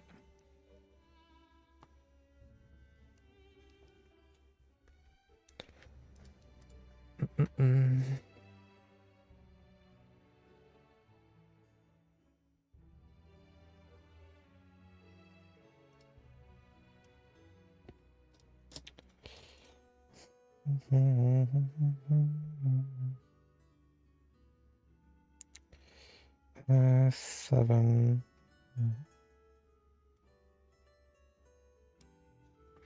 I'm just gonna cut it a bit further from the knob. So I can just clean up more easily, I guess.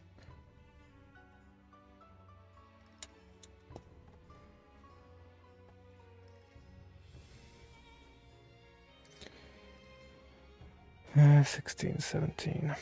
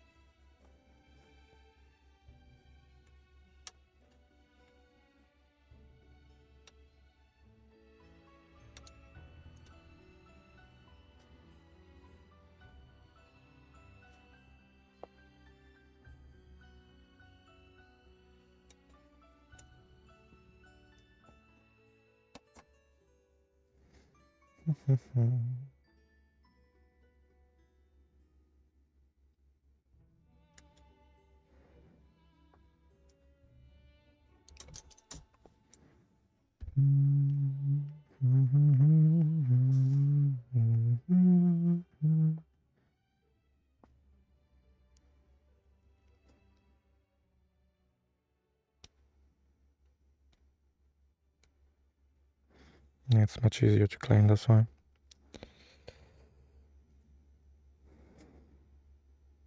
I have a higher risk of cleaning my finger, but that's fine. I can deal with that.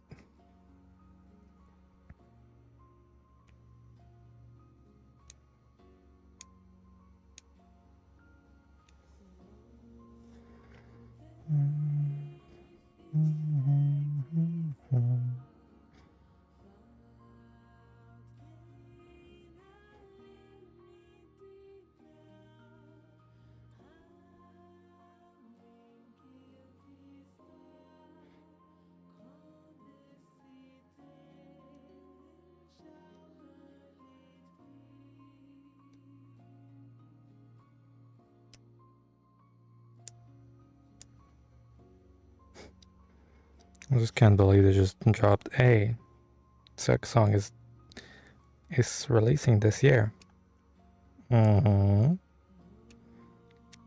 Okay. When? Don't know.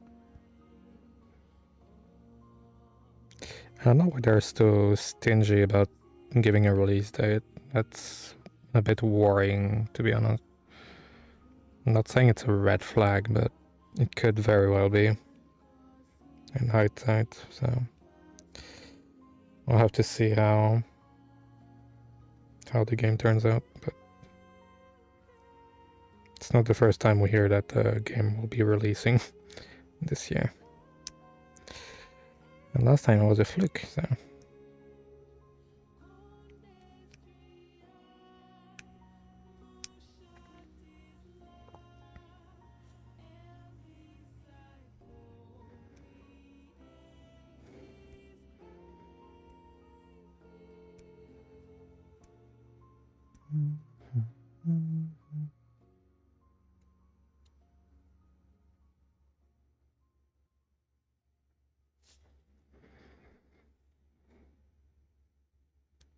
Yeah, it's a lot easier to clean now.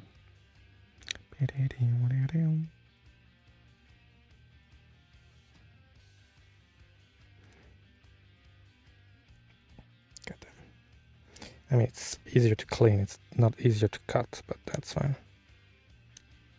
It's a price I'm willing to pay. If the blade slips, oh boy, it's gonna get a bit more red in here. It's fine.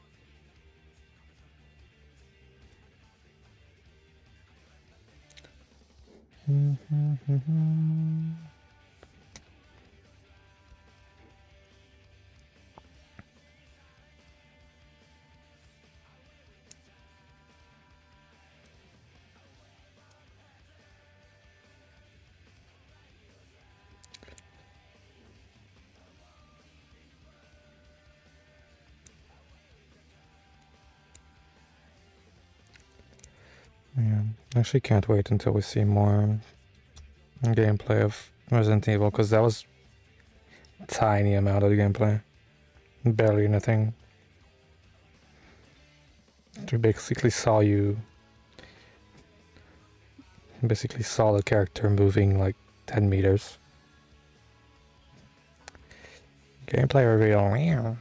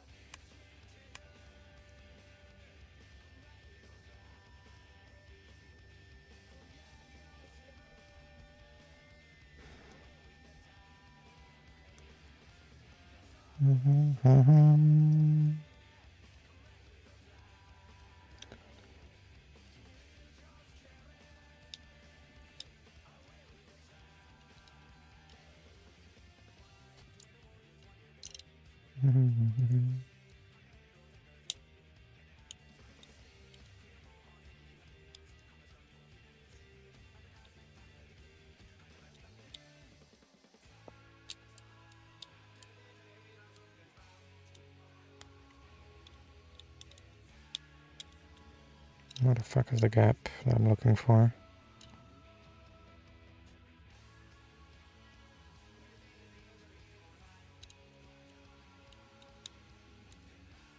There it is.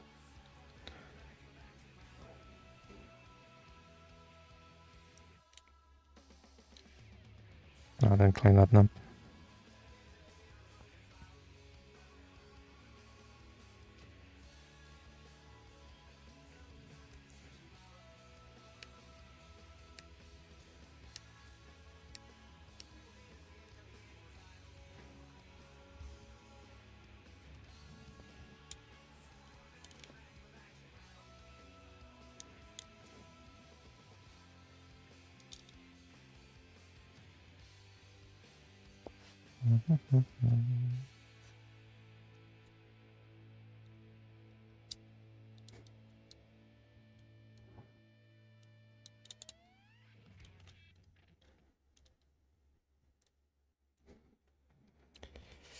Okay, then the 5-6,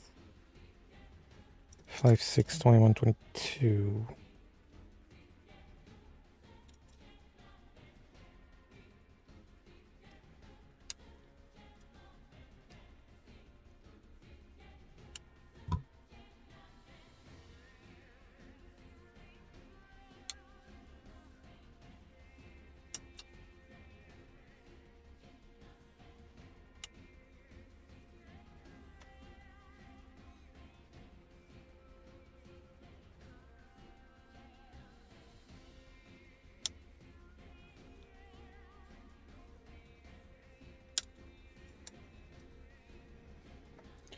Uh, 21, 22.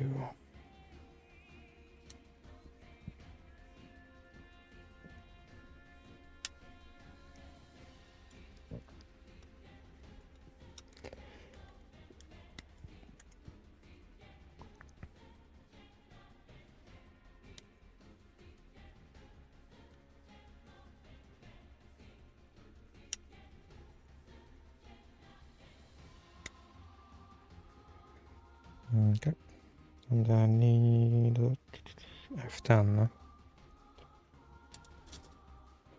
I'm just looking at the amount of runners. I'm like, it's already 10 p.m. But damn. Damn. I'll be fine. I'll be alright. Got all the time in the world.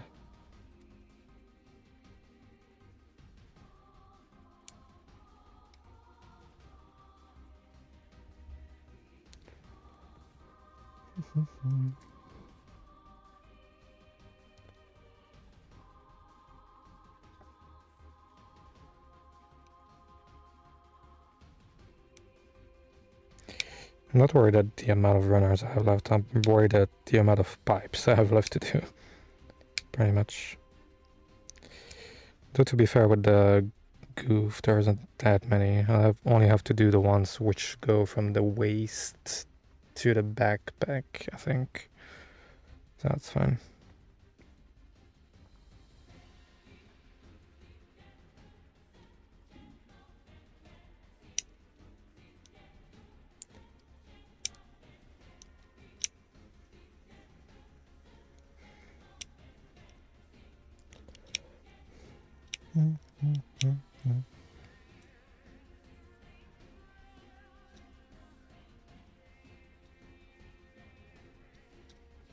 Is Sir still alive today? Nope.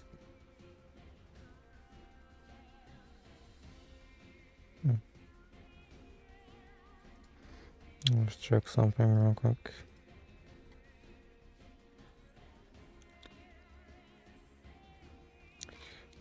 Scroll.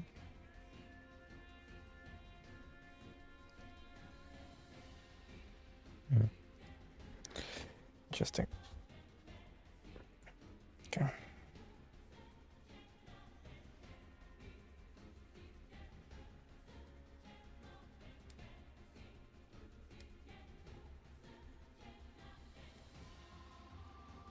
Yeah, those knobs are way cleaner than the ones on the right leg.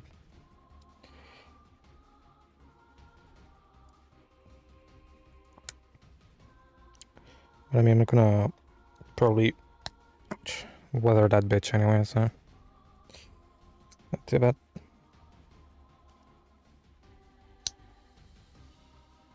Especially on the head.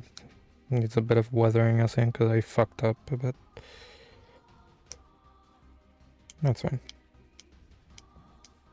It's a grunt unit, so it's perfect for weathering.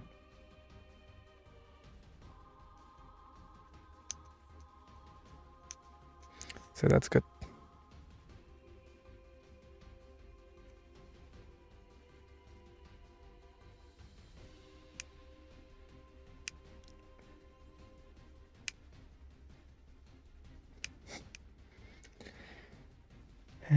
And my friend was waiting for the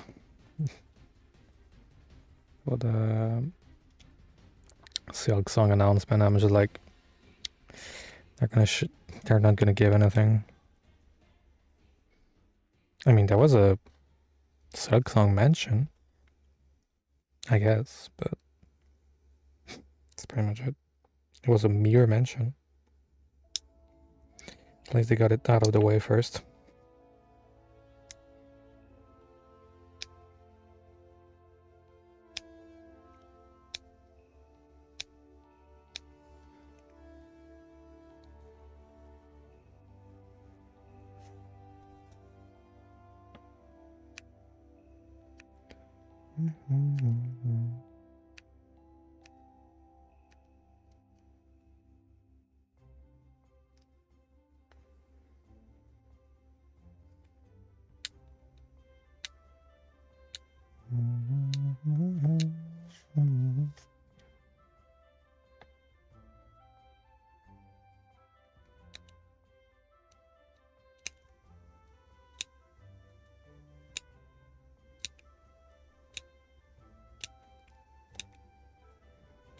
I'm actually trying to think of the games that excited me and interested me in that presentation, and there weren't many. I mean, there were a few cute indie games.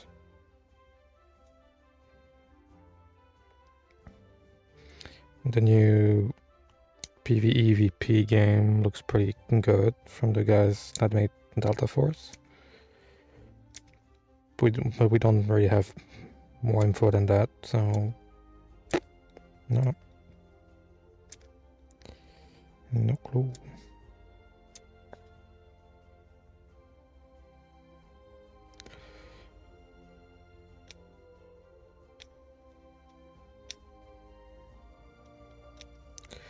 Because I mean, if it would be a modern version, I should say, of Hunt Showdown, that would be fun. That would be really fun.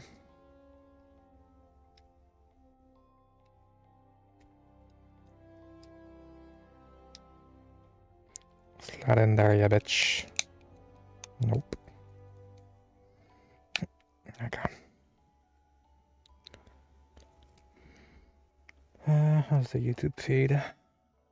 When it's going? Yeah, it is going.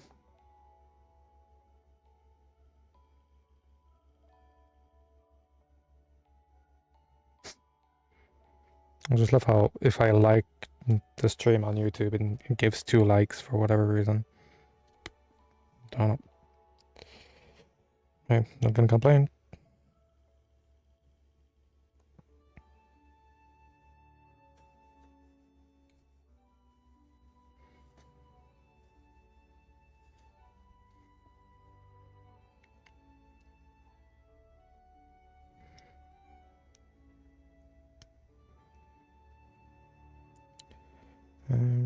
I might need to keep my runners as well. If I want to make some sprue goo, if I want to make some custom modifications. Especially to the shoulder pads, because I don't like the shoulder pads. I might change those, I don't know.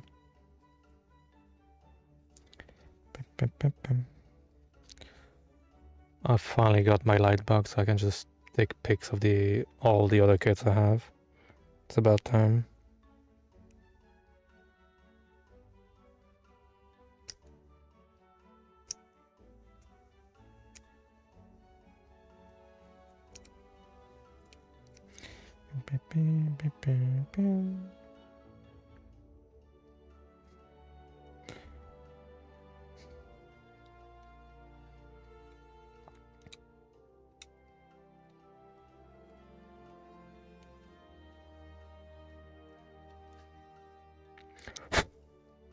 I might need to brush it a bit down, because it has a lot of knobs, bits of plastics here and there. It's not the best.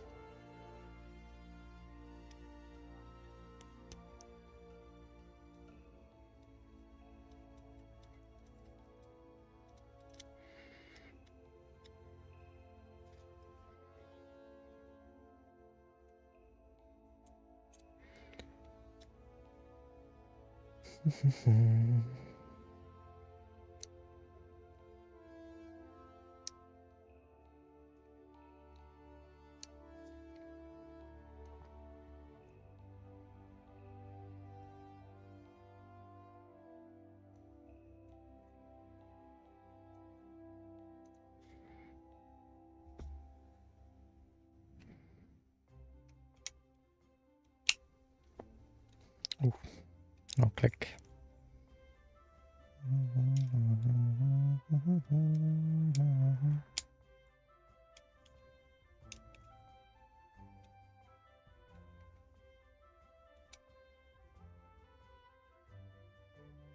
Nope, not this way.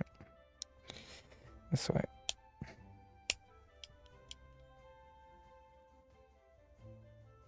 Leg. Leg. One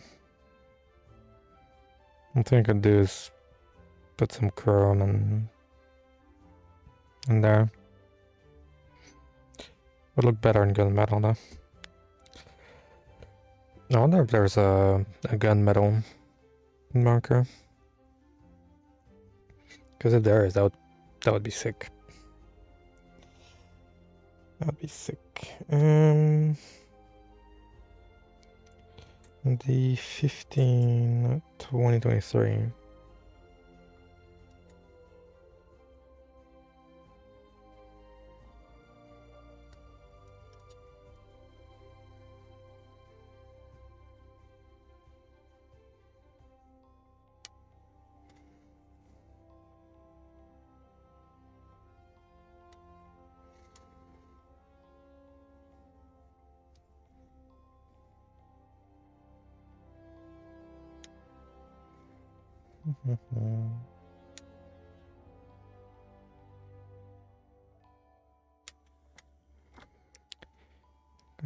And 23.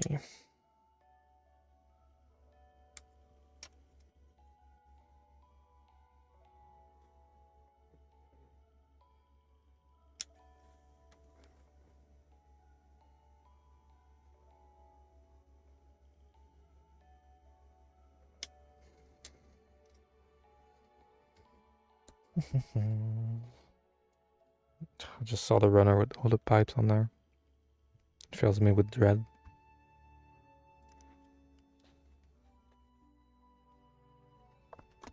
Nope. Webcam decided to commit Sudoku. It's fine.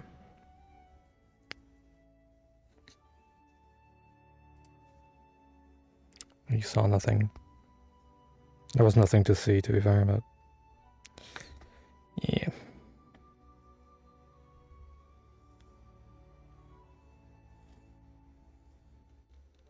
Except my wonderful baby metal shirts.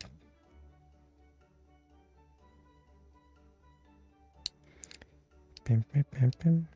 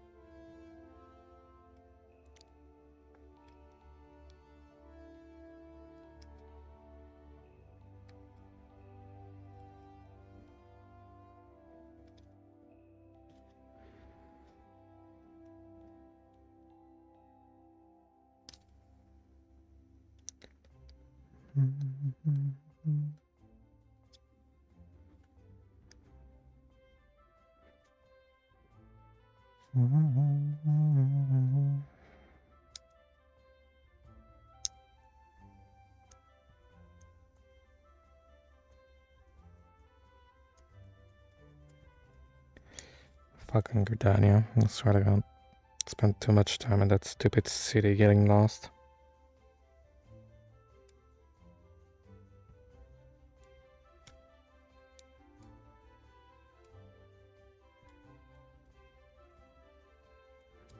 Or was that the forest next to Gridania? I don't remember. And I'll just go back to Final Fantasy XIV.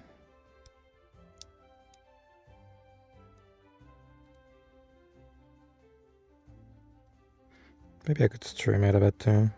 I don't know. Don't know.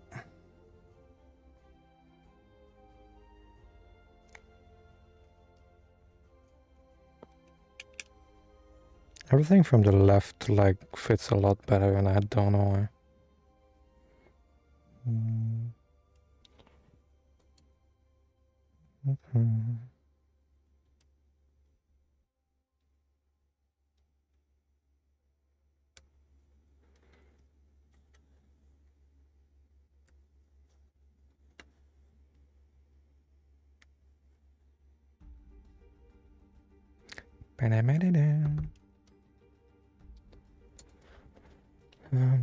I have to order some shit on AliExpress too.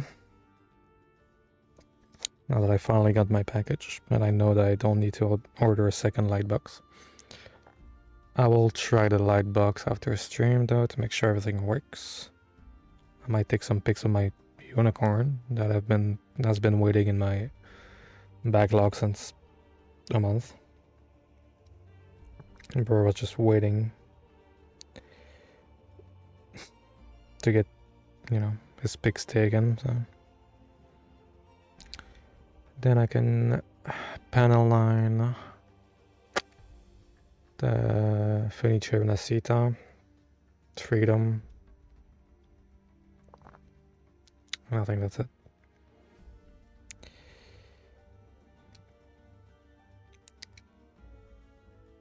Because otherwise I don't have anything to post on Insta and whatever. But a good thing I finally received it now. Should probably go grab some... I need to go grab some batteries too. Some AAA. Because I have a little rotating platform thingy, but I don't have the batteries for it yet.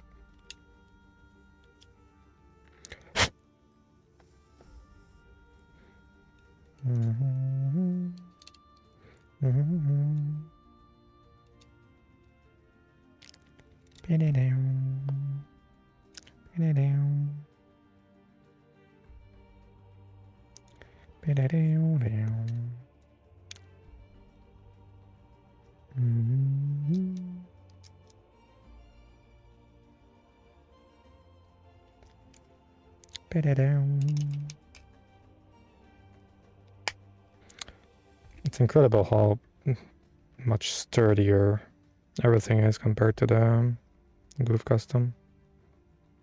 I mean, this came out 8 years later, to be fair, but it's based on a frame that is a lot sturdier. Okay, let's do the waist now. It feels like I've been on these legs for 3 hours. It's crazy. Which is kind of true, but mostly because I was watching the conference.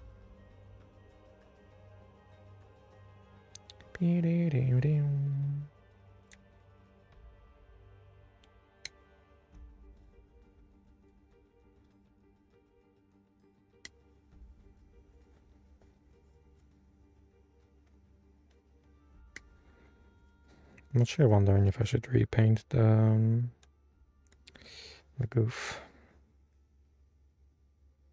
Because I could. I totally could.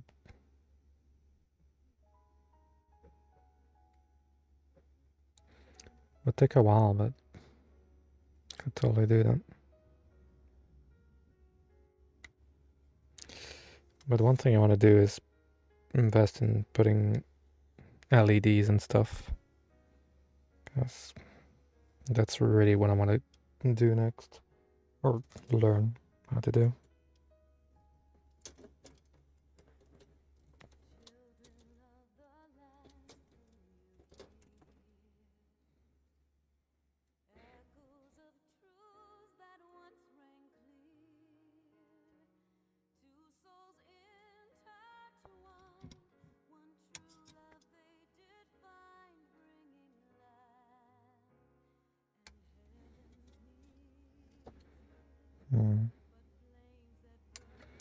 Yeah, maybe I could do that.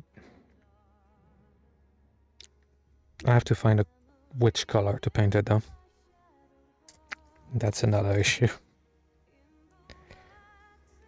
I really like the Gouf. I might go for a more extravagant look, I don't know. Because the one I just finished was really subtle. I might show it at the end of the stream because I'll have to... I mean, I'm gonna have to go and grab the weapons from the Zaku anyway, but...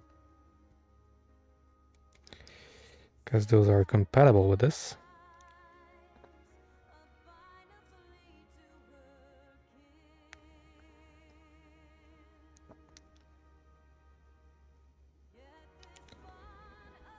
Yeah, feels like I'll finish this kit and then just do a lot of panel lining, then taking pictures and get them. And for a long night, as usual.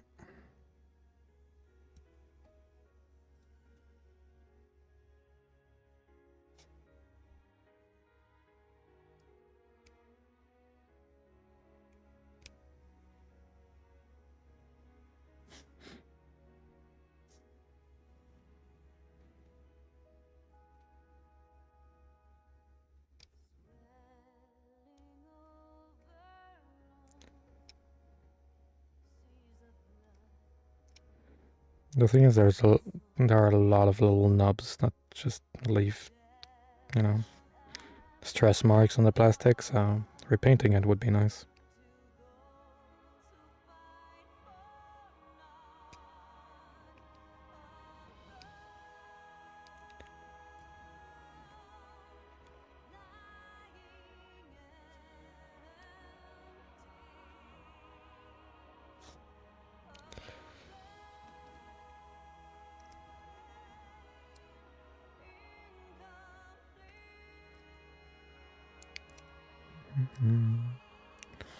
Okay, I could just repaint all of it. And like when I'm done, I can just rebuild it on stream, maybe. Because if I repaint it, I have to repaint everything.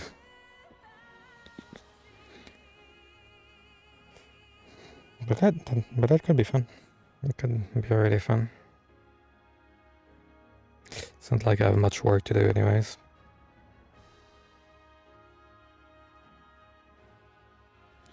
Might as well train a bit. But I really want to grab some LEDs. Might as well. Where could I fit the battery pack though?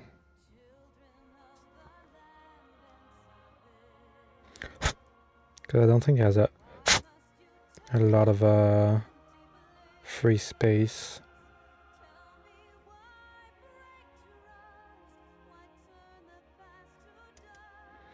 Because it would be nice if I were to be able to fit the battery pack inside the backpack. So that way I could just have a magnetic thing and just stick it there to turn on the mono LED. I also need the LEDs for here. Which... what I could do for that is put an LED up here. So that way it shines through here as well. So that could be an idea. A lot of ideas. But then if I do that, I need to detail in there.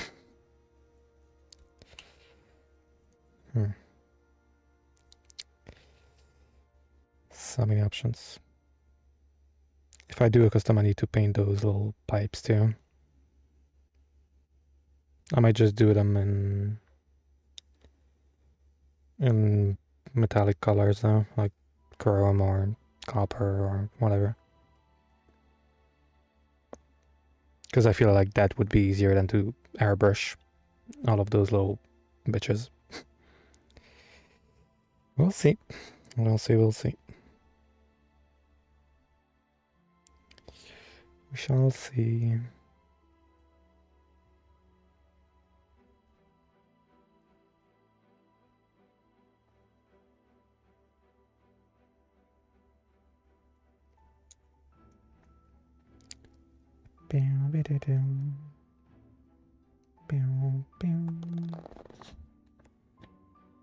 Nothing decided to roll all the way.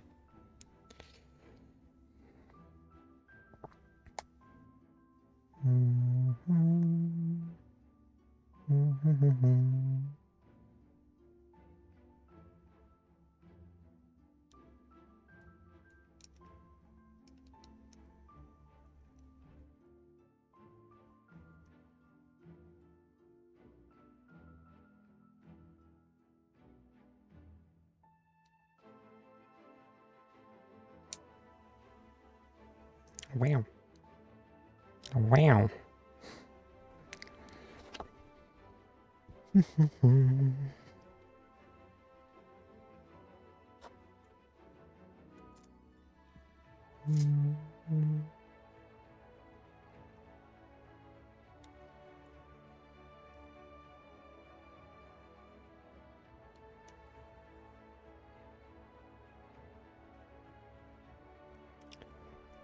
I might even have to paint the inner frame.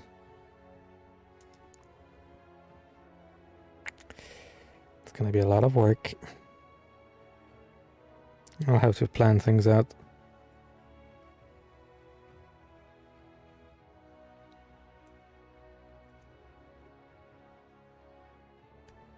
I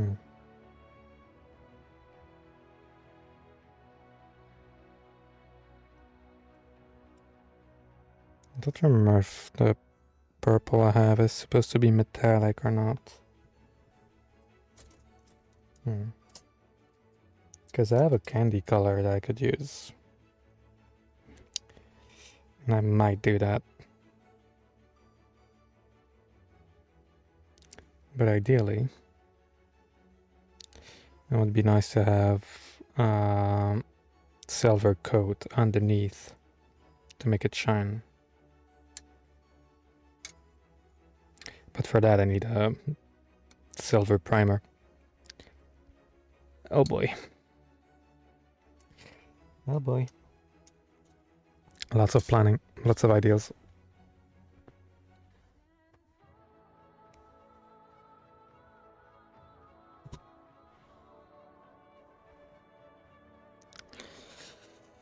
Loads of ideas.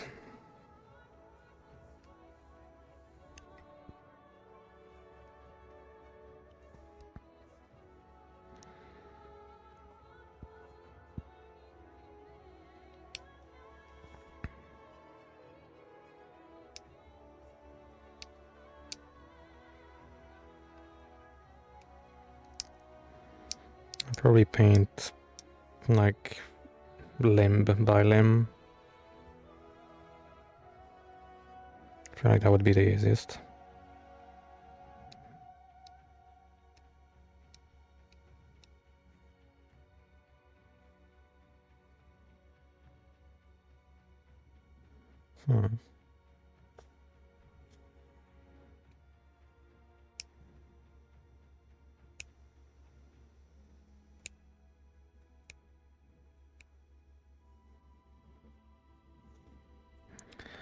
I'm just visualizing the thing.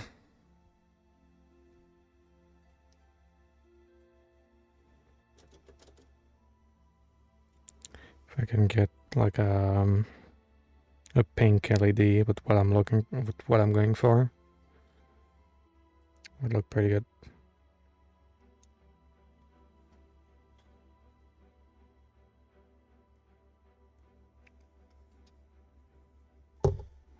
Red would be fine too, but I mean any LED is gonna look fire anyway, but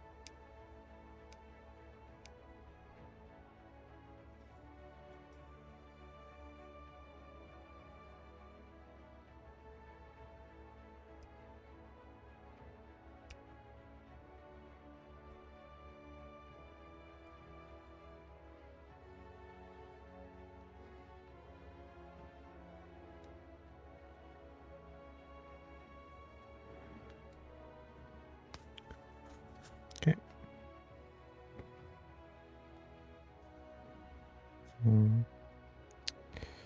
I'll probably start planning stuff out for this kit. Because I mean, I don't mind the original purple or blue, but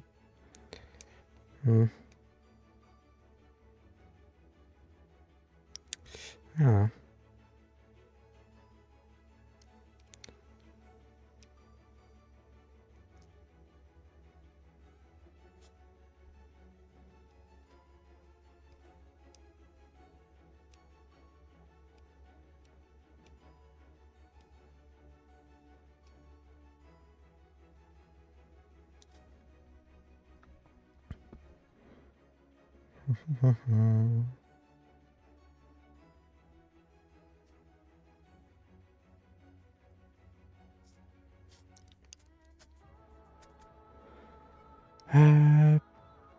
Yeah, like this, like this.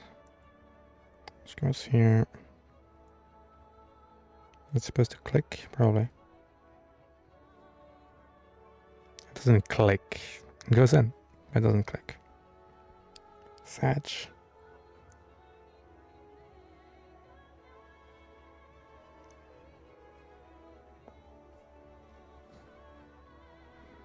And the pipes are gonna come in.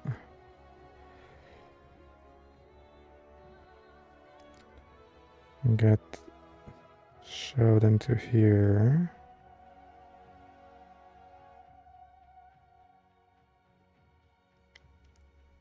Careful to put this in the back. I mean, yeah.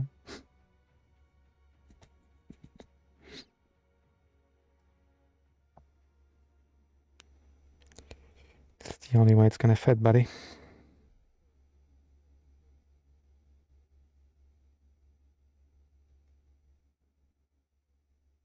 Just turn my light, my fan on. That was the fan remote. It's fine. Because I feel like I'm having a lot of microplastic in my nose, and it's not really enjoyable.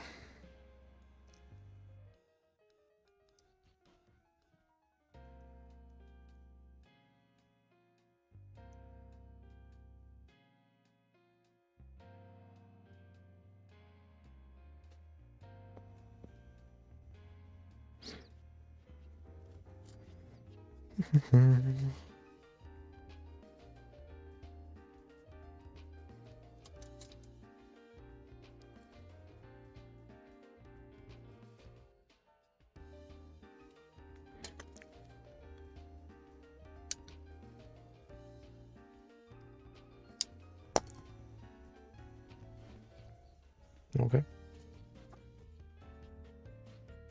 Part decided to fly off the runner. Fine, I'll take it.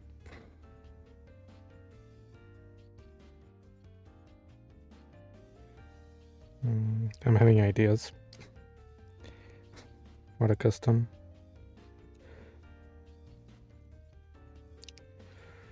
I'm just imagining the colors. I'm like, I'm gonna need a silver primer for sure.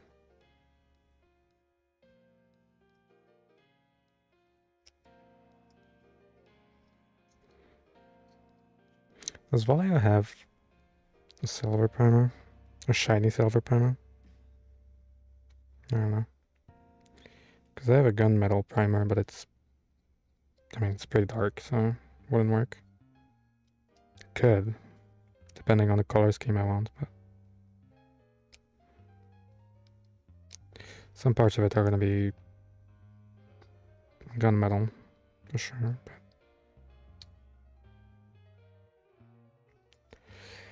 Kind of depends what I'm looking for, and what I'm going for, rather. We shall see, we shall see.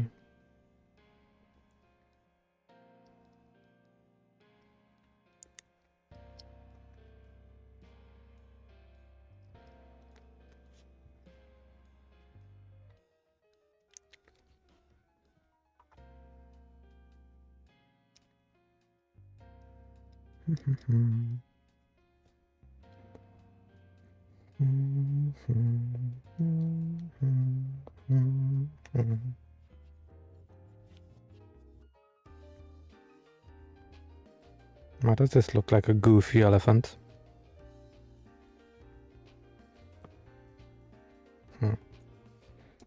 Food for thought.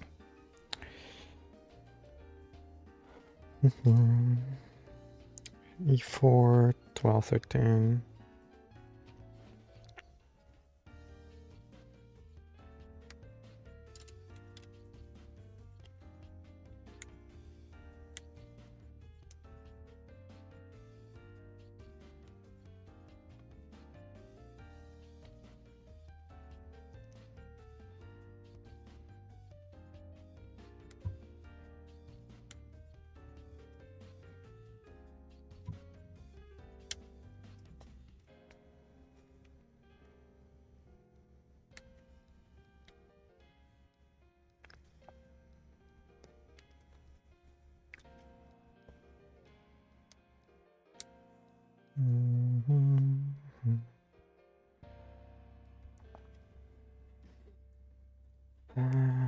I'll have to figure out when I can go to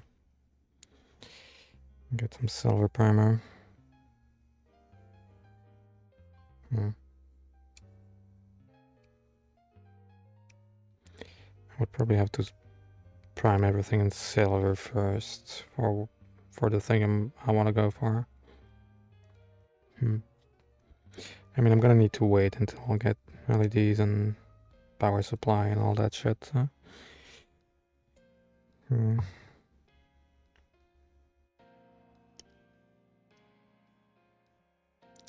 Should probably grab a soldering iron too, now that I think about it. That would probably be smart.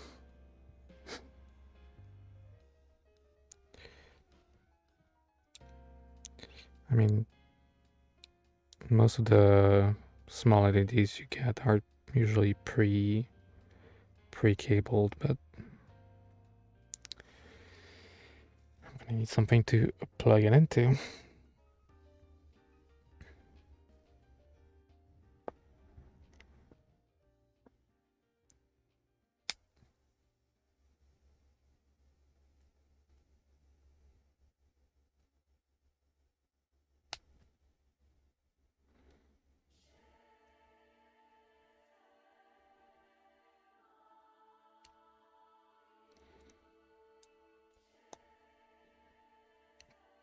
Wow.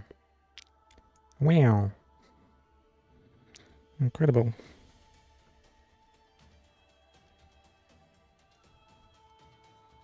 Why is someone in my friend list playing Deadlock? Why is that game still a thing? I don't even know if it actually came out now. I don't know.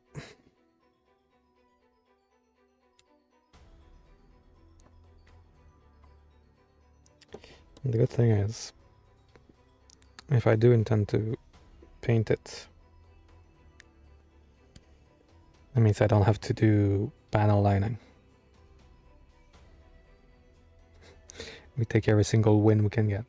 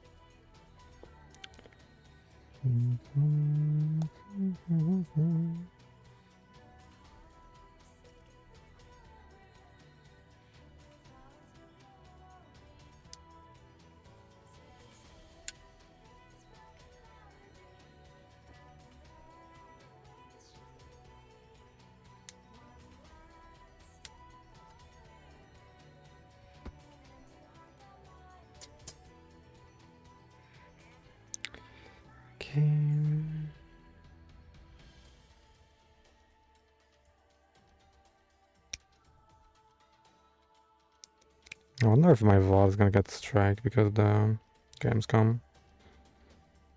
Probably not, right?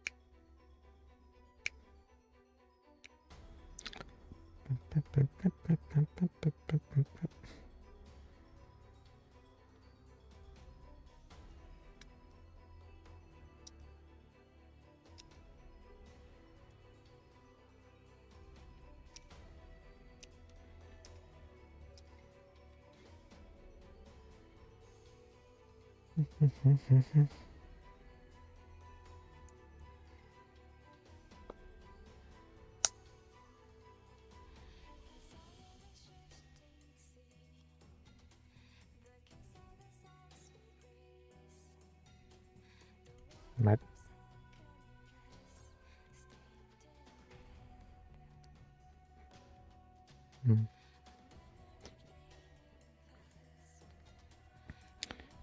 The YouTube stream decided to reset for some reason.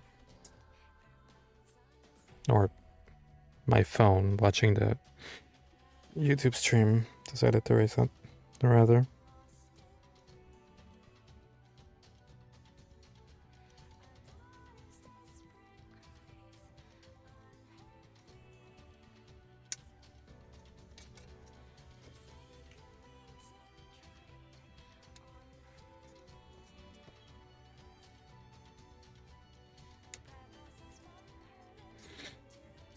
Right. Do I need to get some orange fluorescent too? Because of this stupid sword. Probably do. Probably do.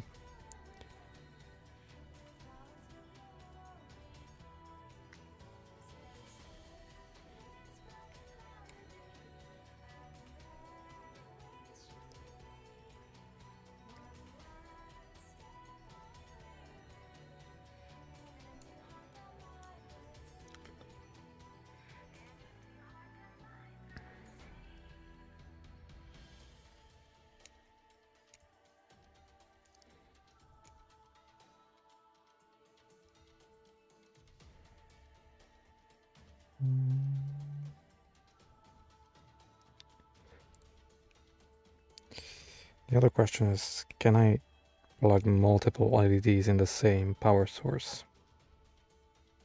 without frying everything? So many questions, so little answers. I should have the answers. I was an electrician. I did my electrician studies, but I'm old. And I got out of those studies 11 years ago. Yeah.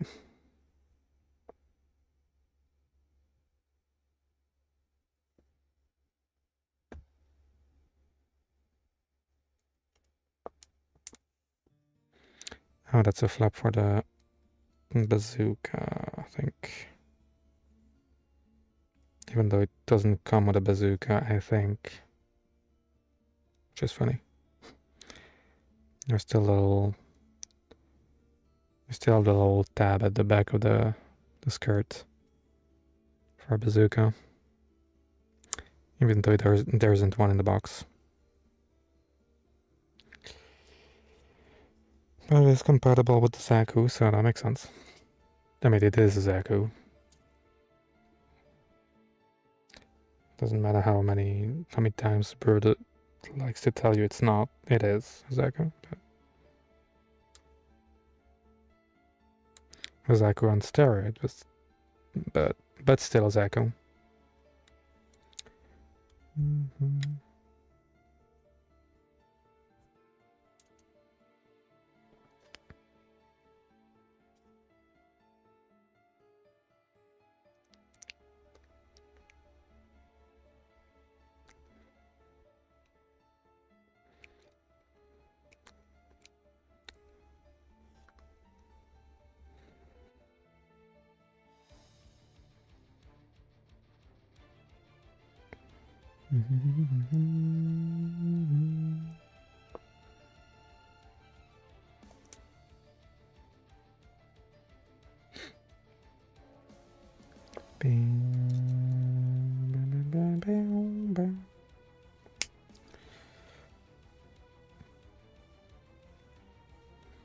Wow.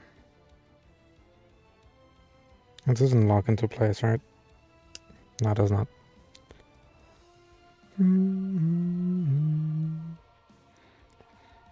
A15.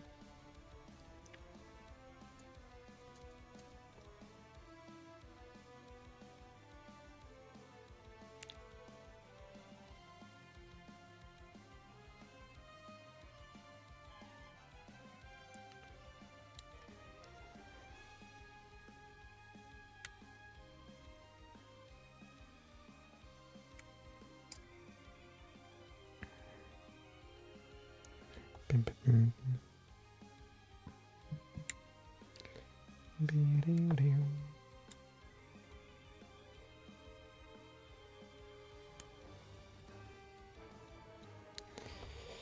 then on top of that, let's put B1, B3.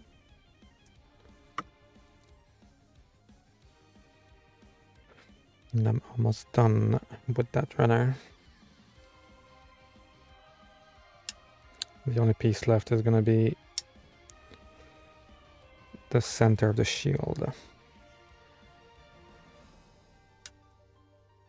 which I might need to just mask when I paint it, probably, because I don't know how easy it's gonna be to separate it once it's clipped into place. Could always be a happy surprise though.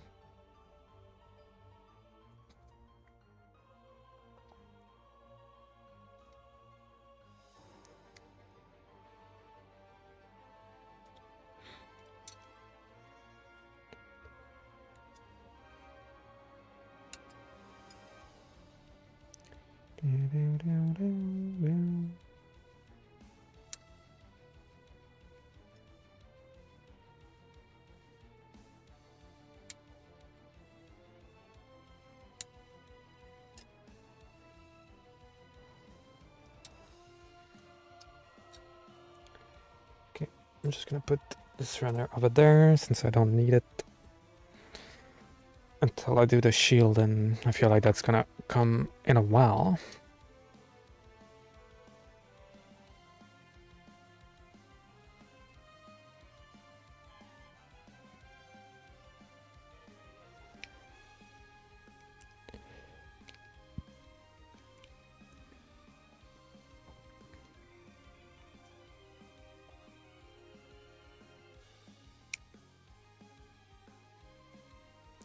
It's been a while since I've done a kit with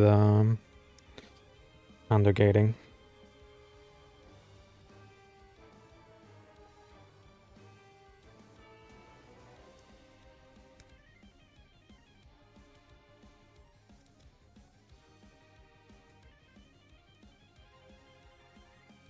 But I feel like undergating is really rare for master grades.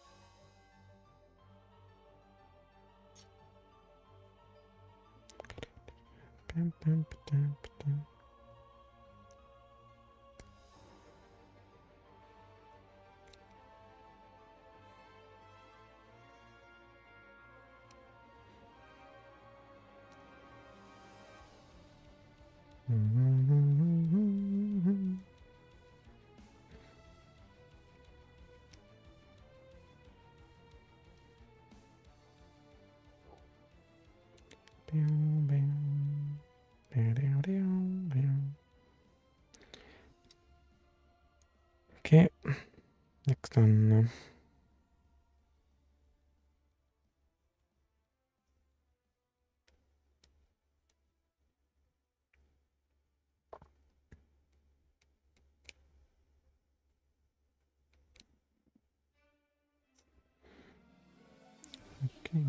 Monkey Mom.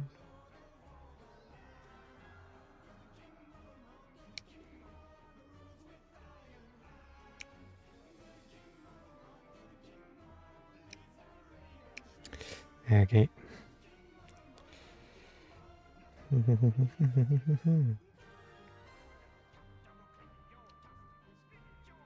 And ruffle your fluff.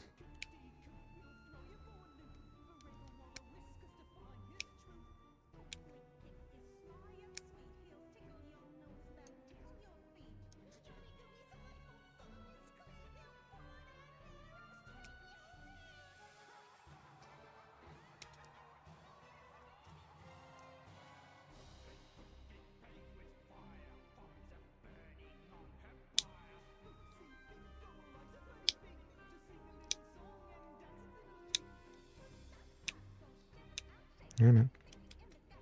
Stupid nubs.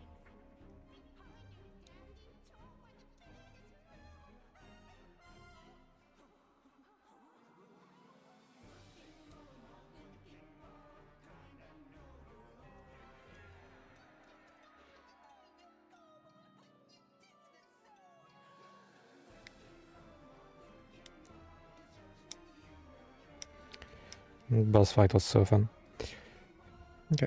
How does that work? I'll just do this one first. This, which clips into this. If I can find a hole.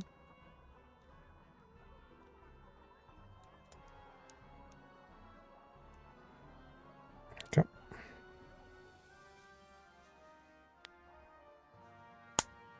There you go. Bitch needed to click.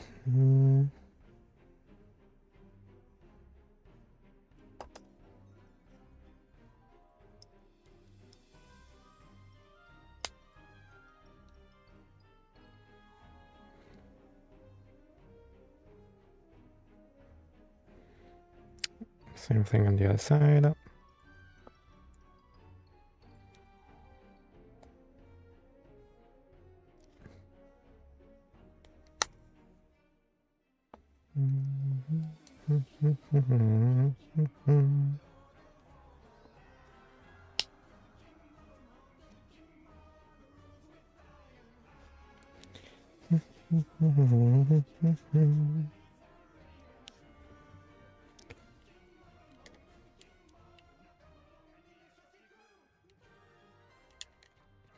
Come on. Okay. It's always really weird to try to shove a piece inside the joints, but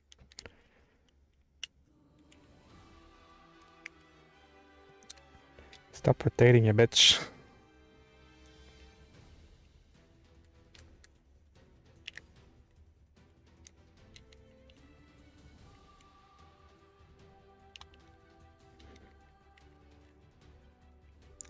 I'm really not a fan of those legs, I'll be honest.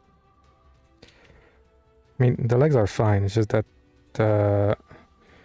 basically as soon as you try to push this in, this piece, the round piece, is going to start rotating. It makes it really difficult to shove that thing in there.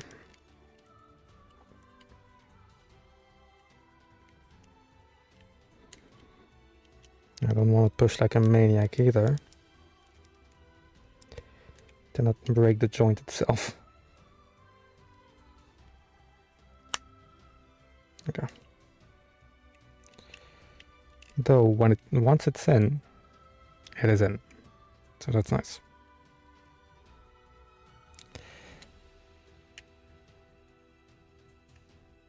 Bam, bam, bam, bam.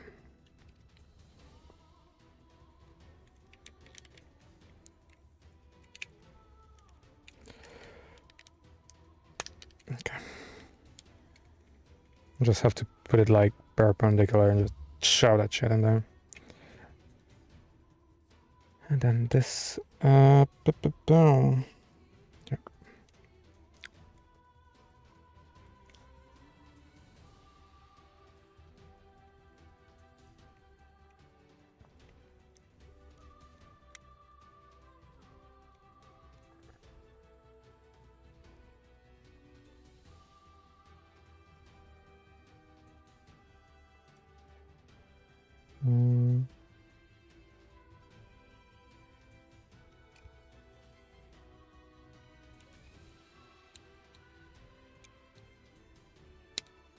How am I supposed to do this?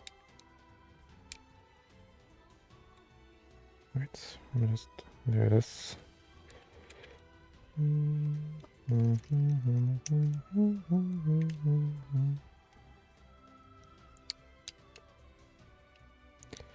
Stop rotating, you bitch.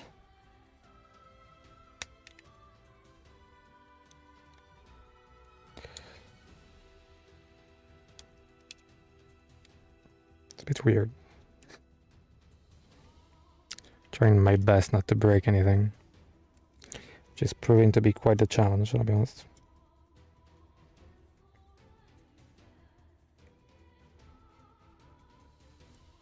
Because everything is slippery.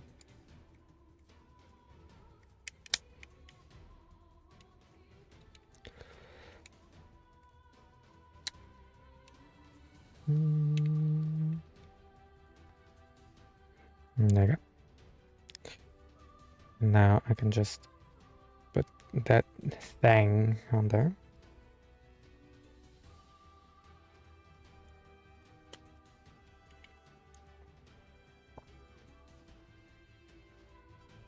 That's a Chevy.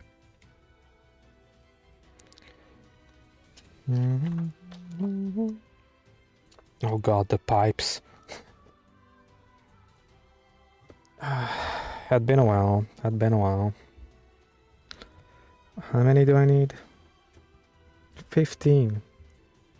Fucking hell.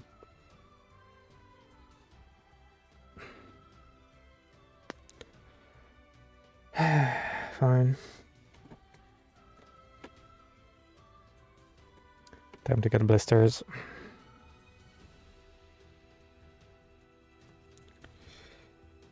I3.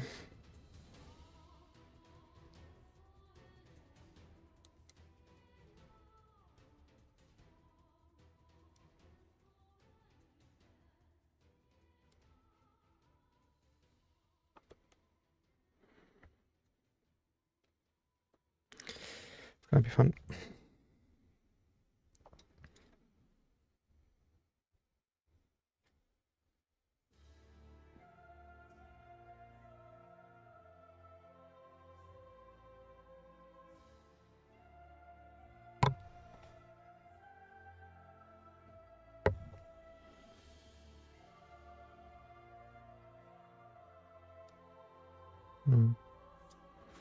Strange.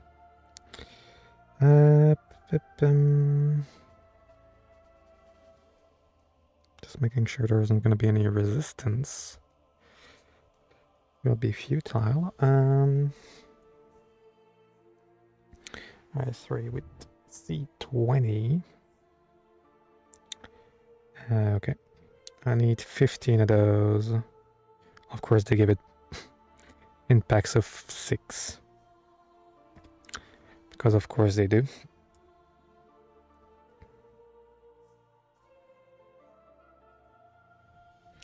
Is there like a... Yes, there's. Okay.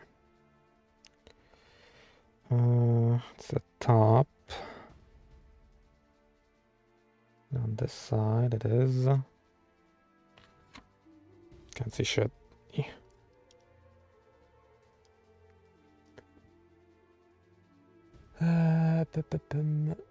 I can't see shit. It's crazy. Give me a sec. Flat side is on the side. Right? Oh, but only on 19. So I'm guessing on those one it should be on this side. Right? Yeah. I'm just gonna grab 5 of each then, I guess. Look at what they ask you to do. It's a lot smarter than to, you know, sliding them one by one, to be fair, but it's still a bit funny to do.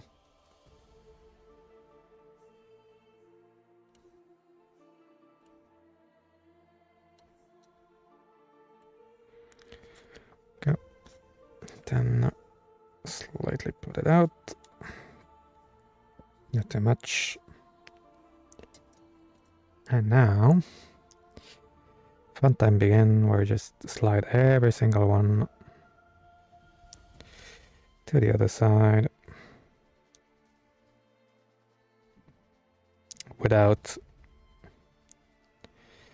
breaking the form of the pipe itself, otherwise you're cooked. It's a fun time.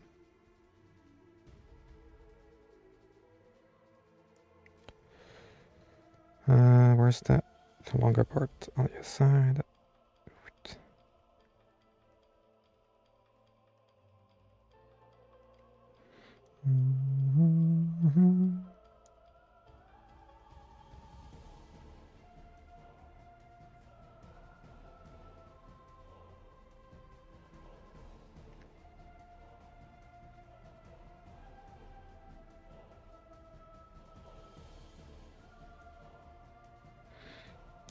Every time I just look on my arm, I have like pieces of plastic stuck to it.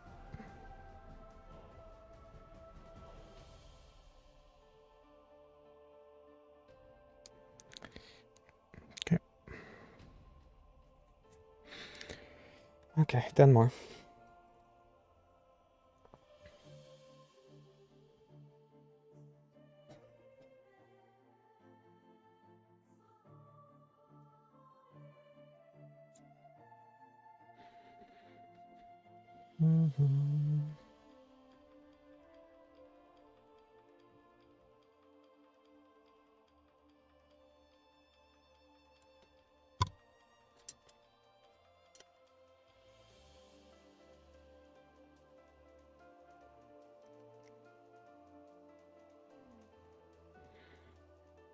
Okay. Pull it out, not too much. And whatever I do, do not lose any. Otherwise, that's not going to be fun for any of us.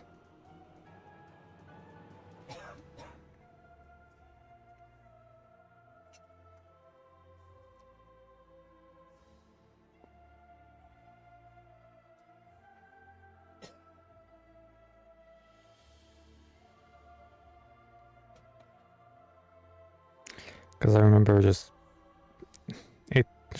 turning around and just spilling all of the beads when I was doing my first my Gouf custom. I think I lost 2 beads somehow.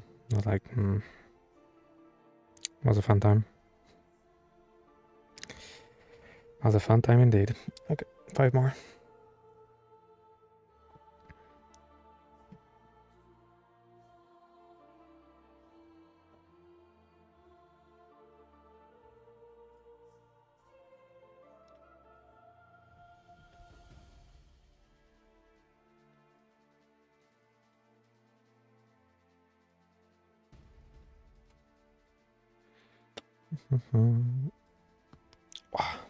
Okay.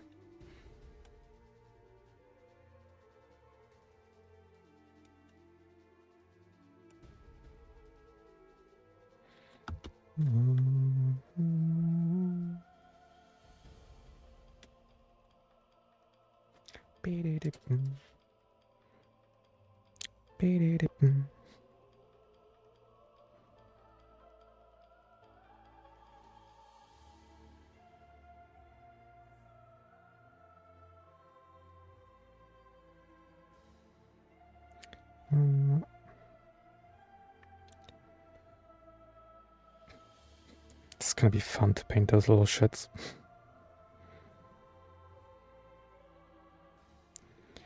3, 4, and 5. Okay. This one goes on the right.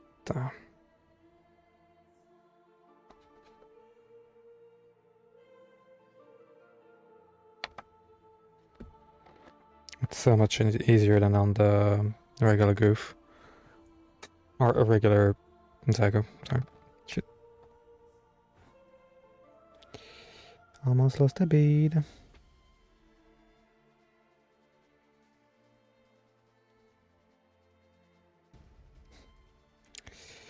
Thing was like, oh, it's easier, huh? Proceeds to drop a bead to prove a point. Well, bitch.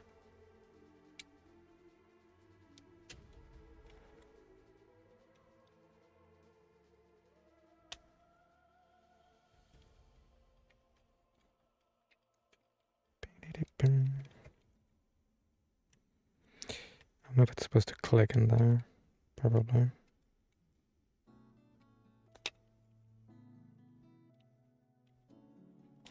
Hmm.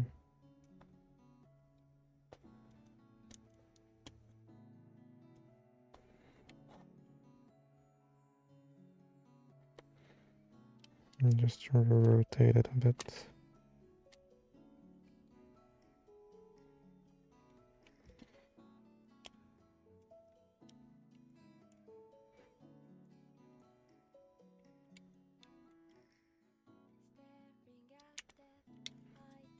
Just making sure everything fits in there. That's fine. I don't like that there's a little gap here. But it's fine for now. Okay, the other one now, which is the last set of pipes we have to do for today. Which is really nice. The fact that it doesn't have the pipes on the legs is good. Because if I remember, those were the worst. Okay,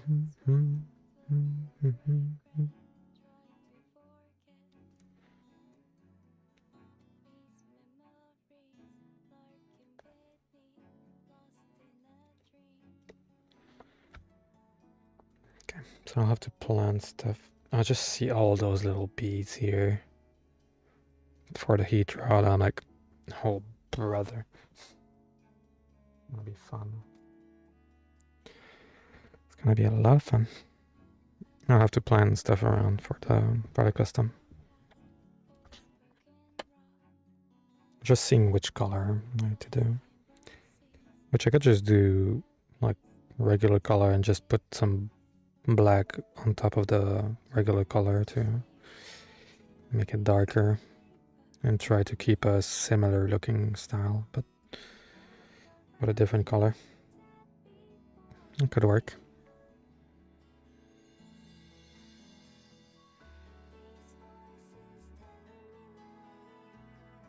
Let it go.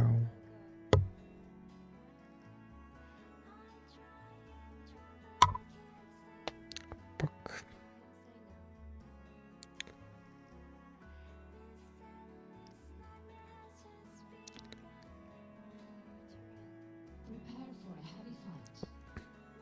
Hi, Aaron.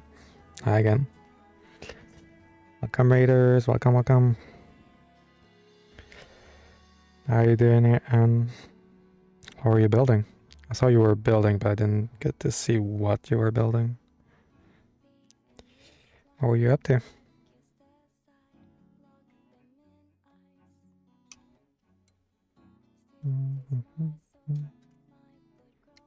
Hi, Doc. How's it going?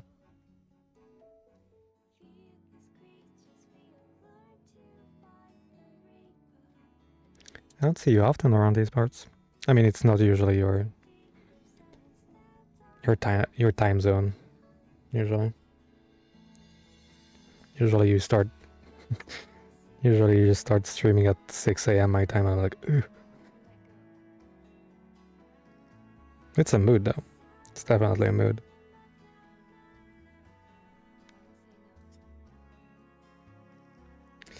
I'm doing well, doing well.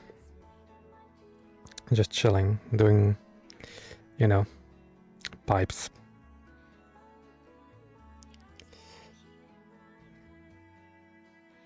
Yeah.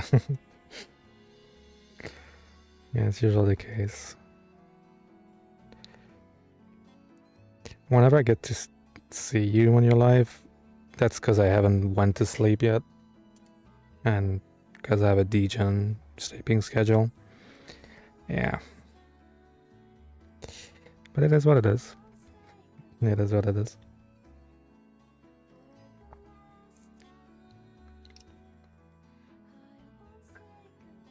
I'm already losing beads. It's not a good sign.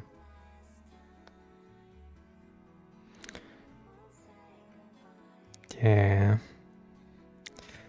Who needs sleep when you have gunpla to worry about? Iron. Again. So, what were you building? Was it stuck there? Dang it. Dang it. Just chilling. Struggling with pipes. as you do on any stupid Xeon kit. That's why I like the Dom. The Dom is fine because it doesn't have pipes. No, new. Still haven't done a new. Probably gonna go for the Verka and then conversion kit, most likely. If I can find it, that is.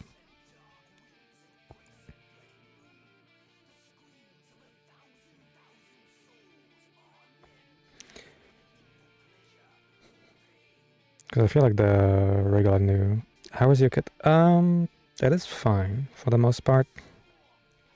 I took quite a while. Yeah, the W is really shining. I did put a bit of metal thing in the thrusters, but yeah, I'm planning to do a custom out of this, but I'm still...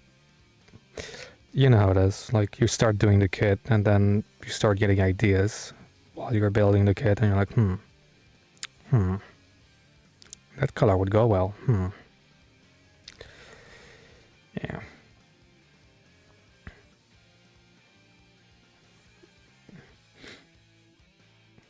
Yeah, that's what the one I was gonna go for, because I don't want to bother with resin, I'll be honest. Though to be fair, the new isn't too bad, I guess. Yeah, the V-Tiger.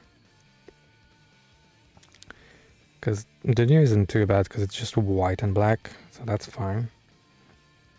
But when you have to worry about, you know, an actual color scheme, that's a bit more annoying. Which you're safe with Gundams because they always have the same basic color scheme and I'm getting sick of it, to be honest. Okay, so why on earth don't you want to slide?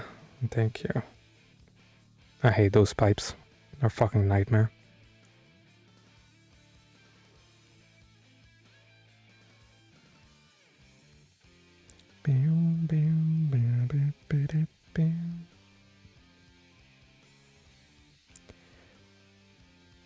Okay. That is 1. Or that is 5. I need 10 more on there. Man. I have quite a few kits that I would like to get.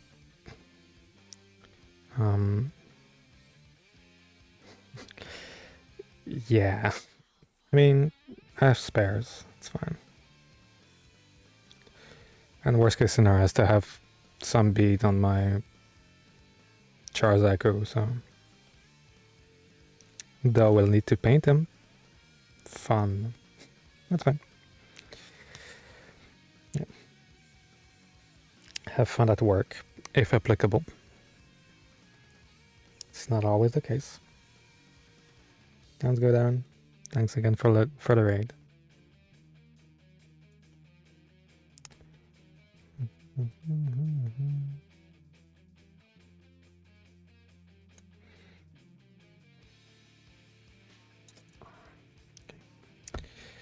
I should already put a bit of tape on at the tip to make sure it doesn't fly out. I can just bring them here, I guess.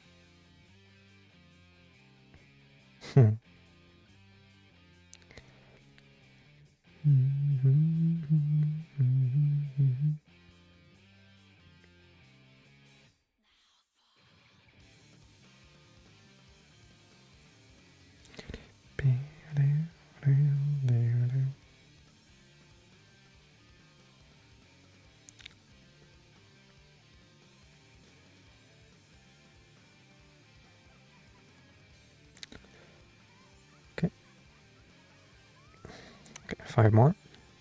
And then we're done with the pipes for this whole kit. Which is nice.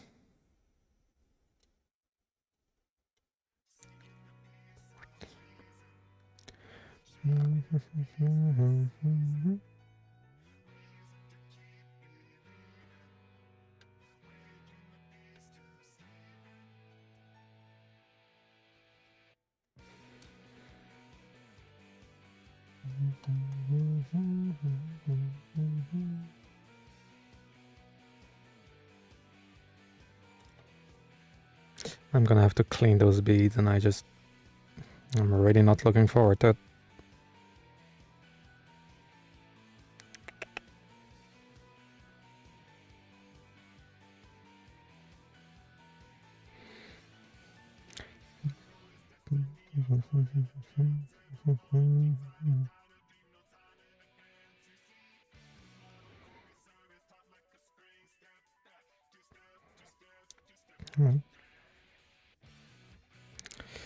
I always tend to rotate, which doesn't make it any easier for me. But they're just little bitches. Okay.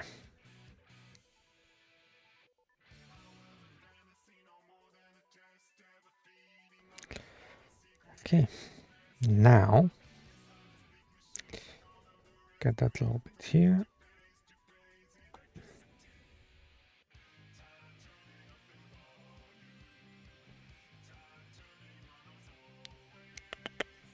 Stay there.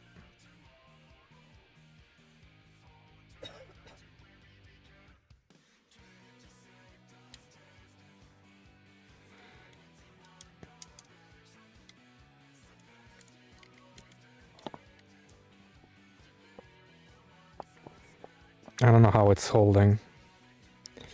I just know that at some point it's just gonna pop out and drop all the beads in there. I can already tell. That's right.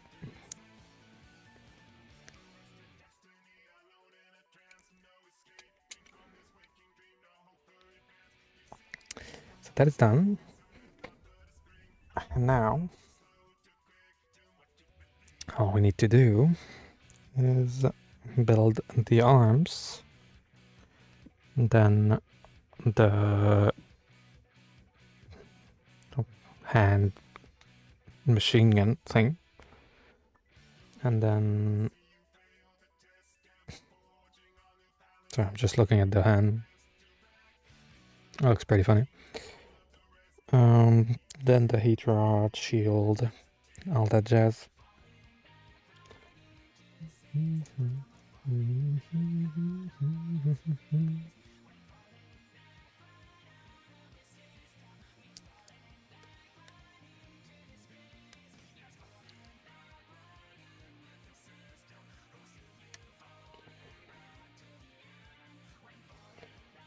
I actually get to try to take pics of him after I'm done.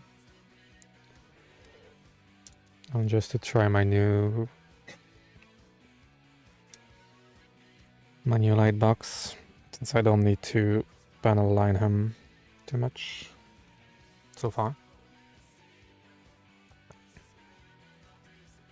Need F3.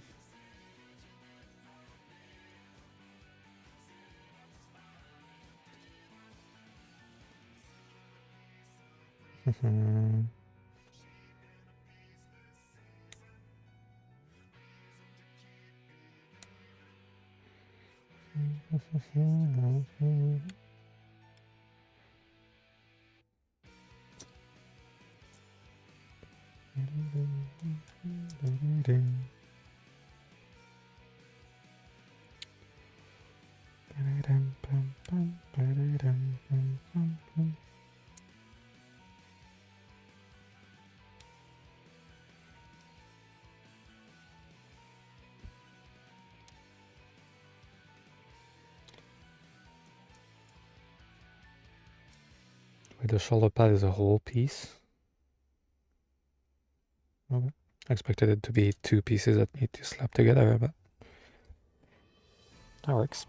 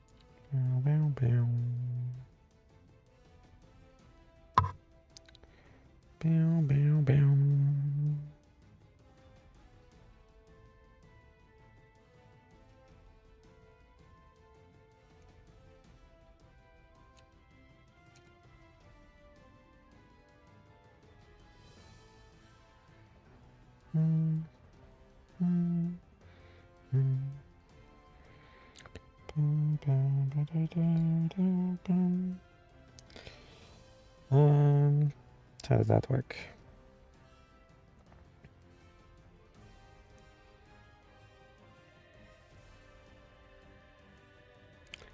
Be careful to put the part where there's a gap. Where the gap is. Yes, indeed. Indeed. No cage. I'm not very sure how I feel about those spikes. I mean, I don't mind the spikes, I just feel like they're curved a bit too much and go a bit too high up. But that's what custom pieces are for. Wink wink. More of these. Oh no. Cooked. Cooked. Okay. Once you start doing customs, you're cooked. It just doesn't stop.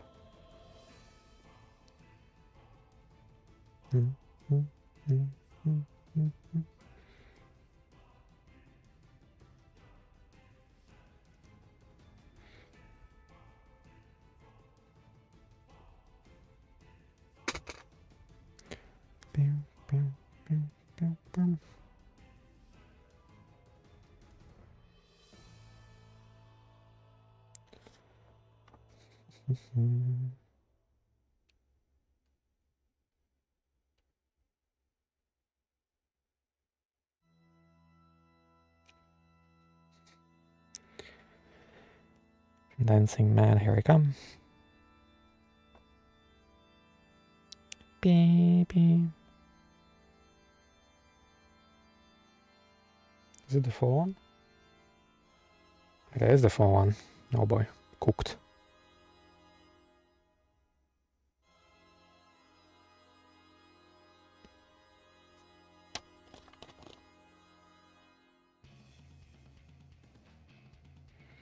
It's rare for us to the full one.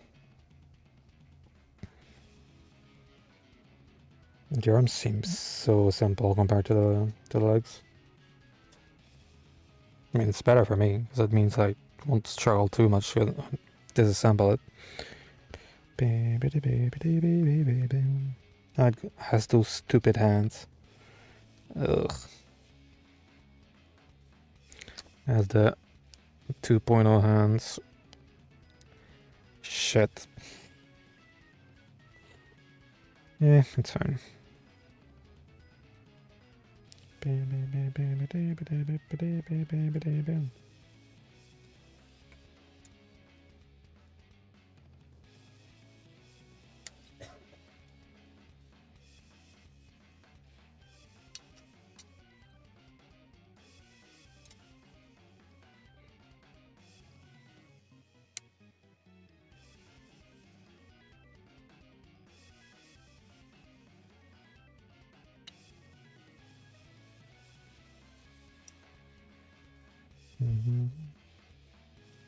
I'm leaving these big ass knobs on there so I can just clean it up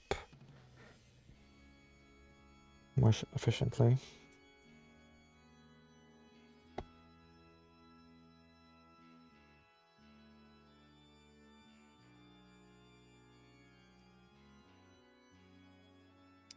In theory. Problem is I'm working on curved surfaces, so it's probably gonna be fun.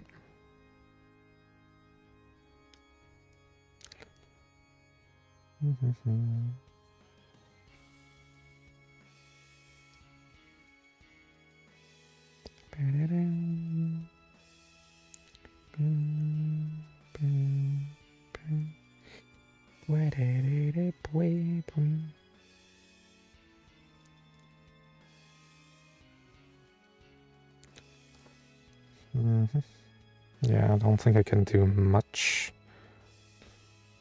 Because it's literally on a curved surface, so if I use my glass file, it's gonna rip the sides. Fun times, pretty much.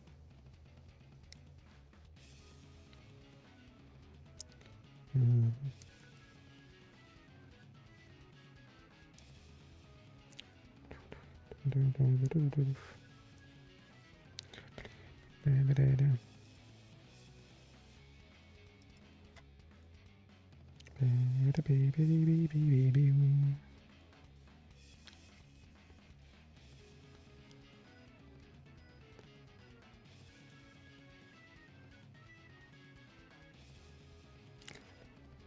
sounds good.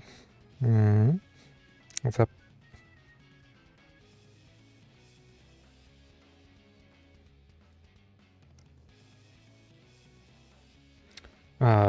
In general, I'm good. I'm just chilling. I mean, it's midnight, so the light is still young. But other than that, pretty good.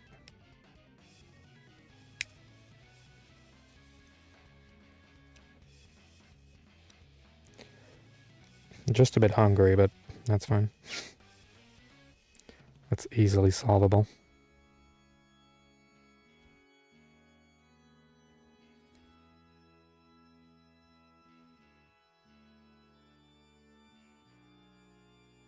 Yeah.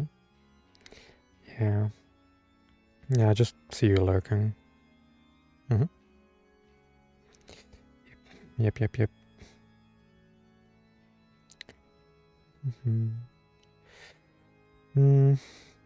I mean, the thing is, I was gonna say I'm almost done. I just looked at the runners left. I'm like, But yeah, I don't really have much to eat. I don't really have any snacks I could grab, so probably just gonna wait until I'm done with the kid and then go grab something to eat. Pretty much.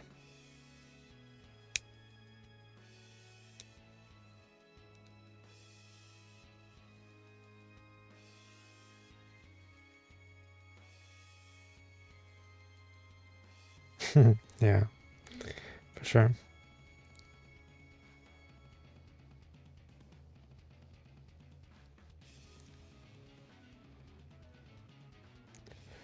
Those nubs are terrible. At them. No, you're fine. You're totally fine.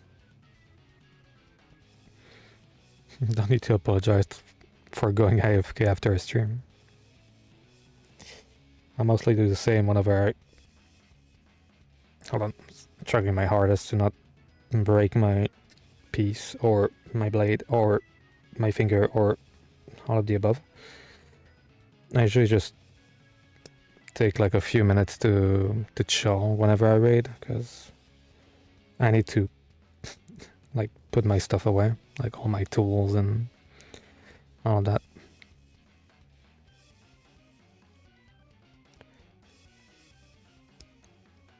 Oh.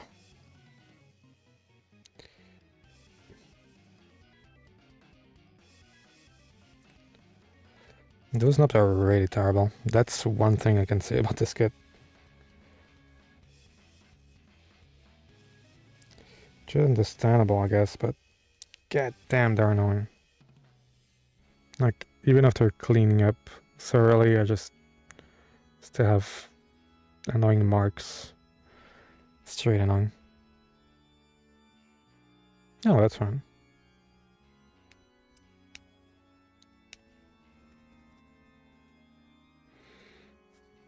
I don't mind just people lurking. That's fine.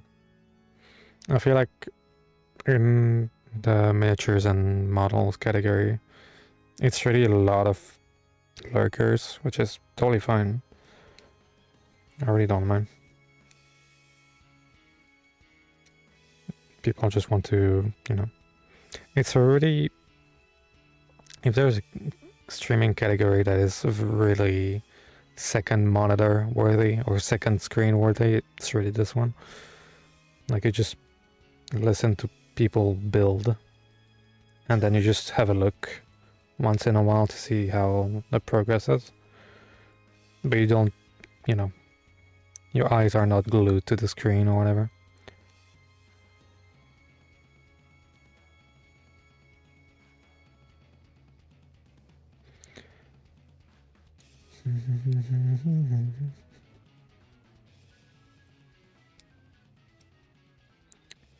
It's a good thing I'm gonna repaint this kit, because, yeah, those knobs are really terrible.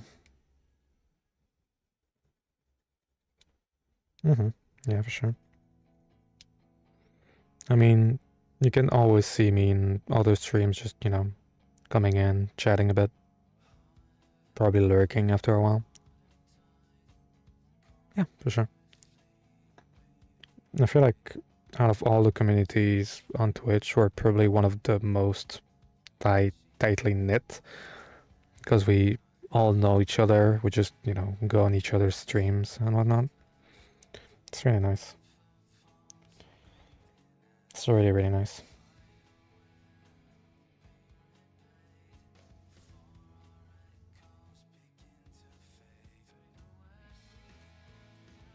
Why is it telling me which way to put it?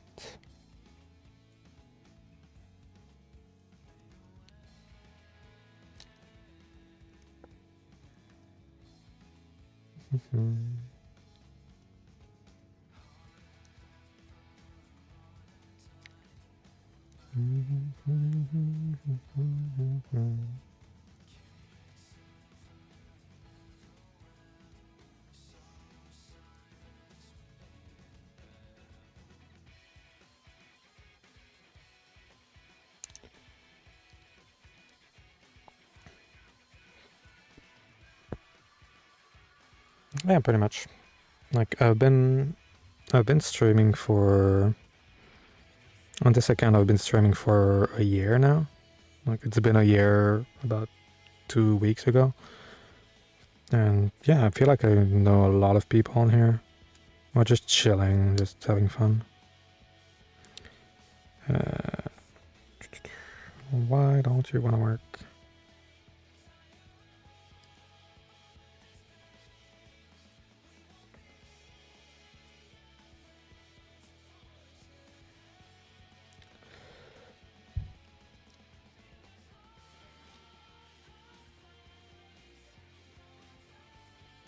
Come on.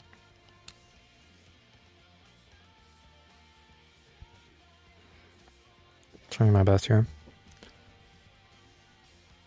I can't manage to fit that little guy in here. Oh, that's looking weird.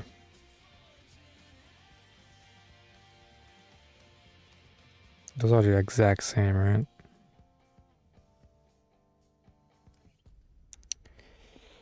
That little bit needs to be on the side. Gotcha. Yeah, just telling me to shove it in there. But yeah, this community is really, really chill. Come on.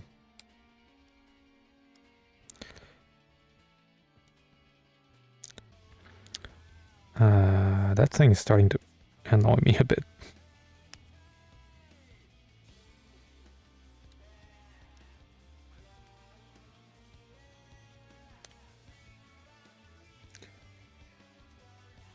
Why don't you want to fit, buddy?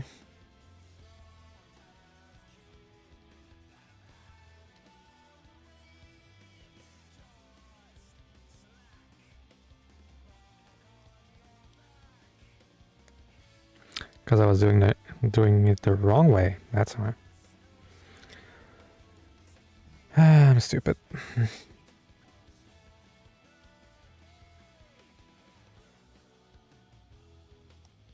Now it works right away.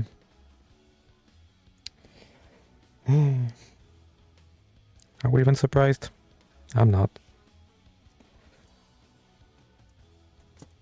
Yeah, I am. I've been doing Gunpla for years, still can't read a manual.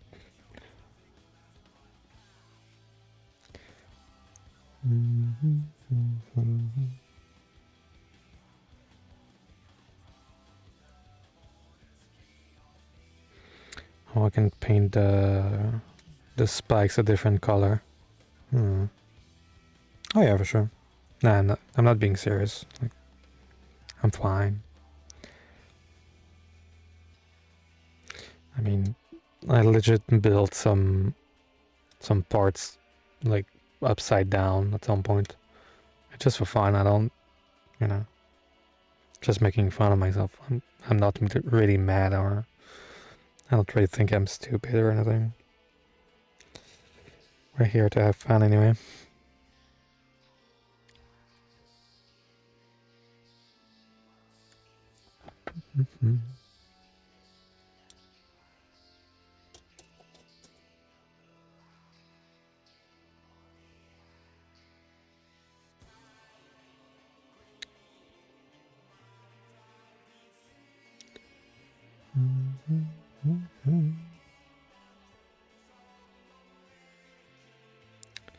I could put the spikes in metallic colors. That could work.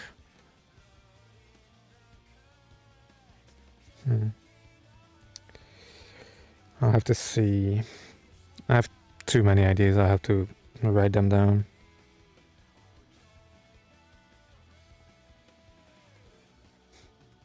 Like, as soon as I make one custom, I legit did one custom. I finished it, and then like, oh, what next? What next? Oh, it's a really creative hobby. It's really nice. Really, really nice.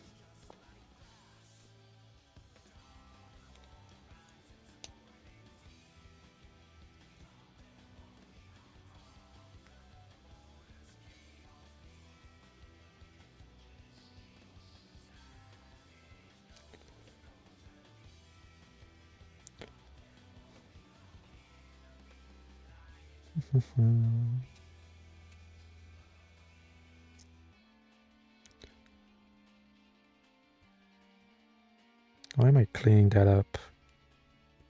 I know damn well that's gonna be buried inside. But I have to know. It has to be clean, or else.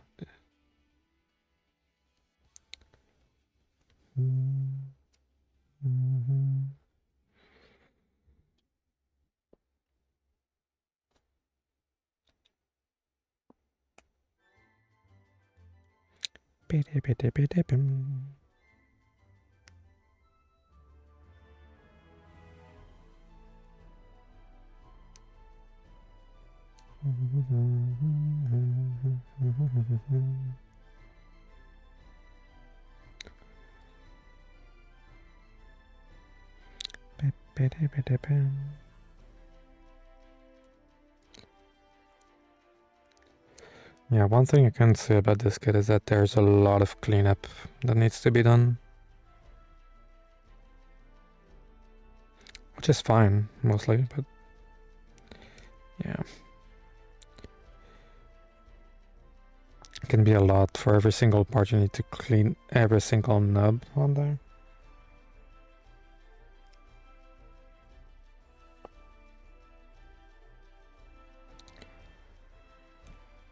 Okay, see one now. Oh yeah. I mean, I'm not gonna finish stream until I finish the kit, so that's usually how I do. Even if it takes 12 hours, I'll just do it.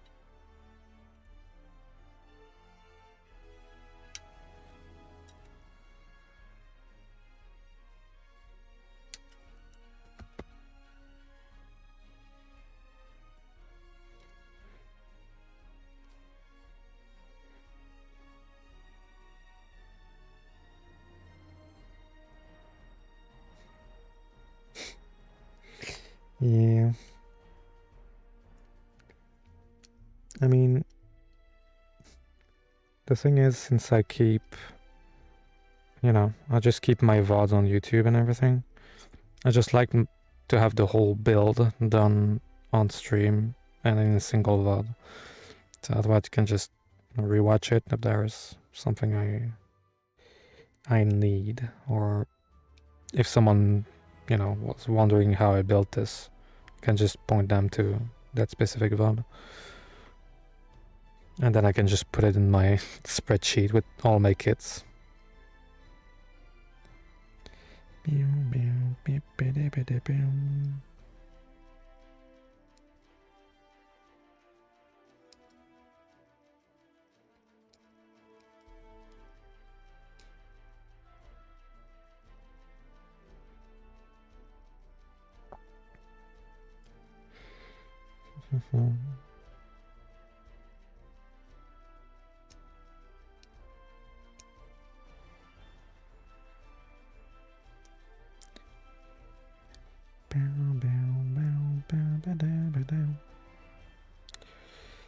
Yeah, I just like doing everything in a single go. I don't know if I can make next week's kit in... Yeah. I just like to have everything organized. Doing my Excel sheet, that was probably one of the first things I've done, because it's really important for me to keep tabs on my progress in the hobby.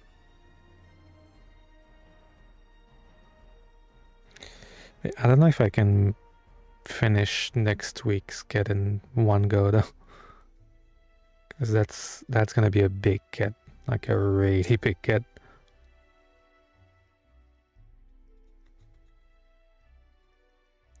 I could do the main body. That could work. I'd probably not be able to do the whole thing because it's a bit of a big one. It's a bit of a big one.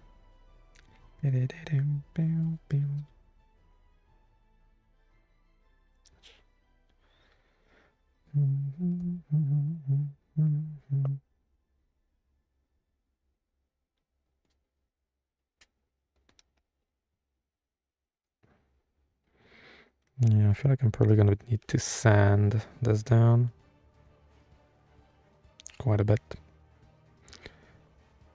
Yeah, I feel like I'm gonna... I would probably start painting around here, at the little edge, or the seam line, I guess. And just paint only that part in one color. And then same thing here, there's a little line. I just would paint that part.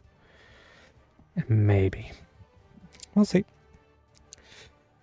We'll see in due time. I do have some paints that I want to try, so now could be the time.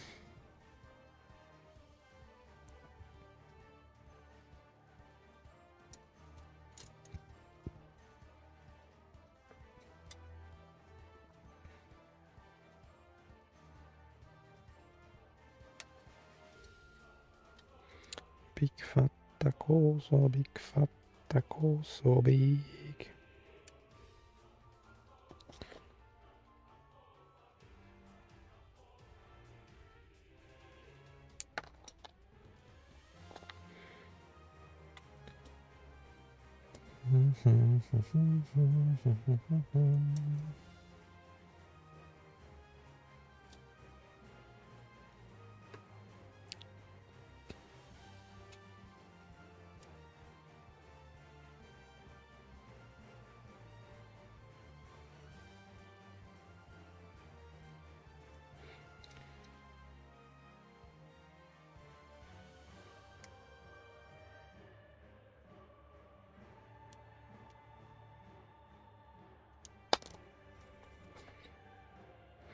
I can already tell the pre-planning for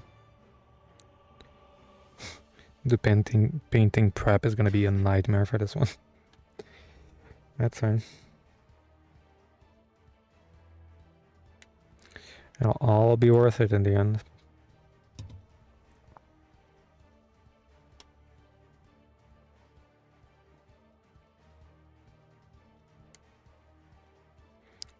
It'll all be worth it.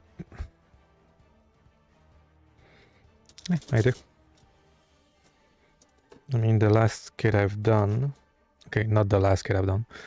The kit I did 2 weeks ago, I actually painted.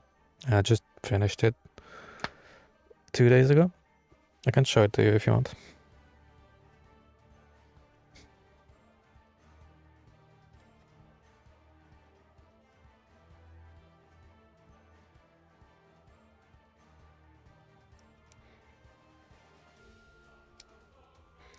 Fat taco, so big, fat taco, so big. Yeah, I'm slowly getting into like customizing and stuff. Yeah, it's really, really nice. You know, it's a bit of a pain in the ass when you do it. But when you just finish it and you just look at it and you're like, yeah, that's worth it. It all makes it worth it.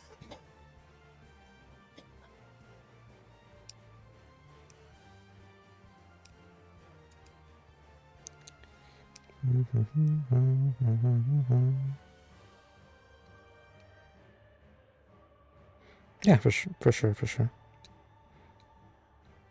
Like, I didn't really know if I had it in me to, you know, do customs and stuff. But, you know, I started painting with airbrush, doing some hand painting as well. And it's not that bad. Granted, I didn't do an insane color scheme or whatever, but, you know.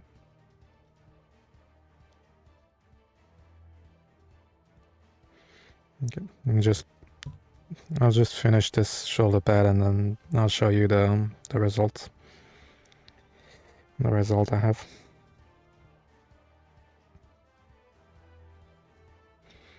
I don't think it's 100% done because I probably would like to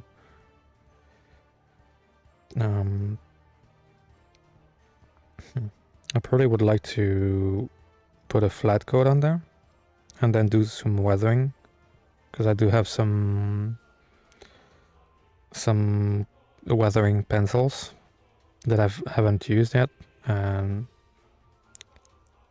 I'm thinking maybe that could work.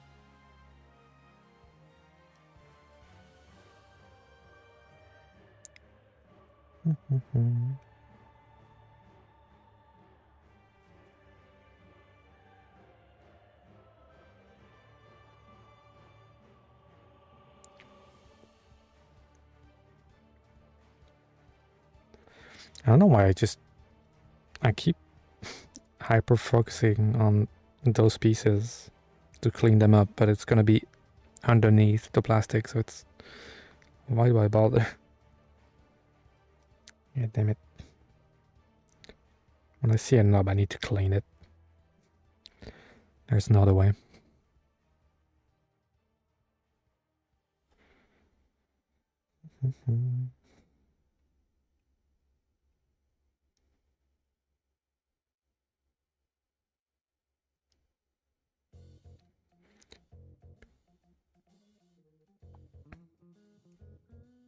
It's so slippery, I need to be careful.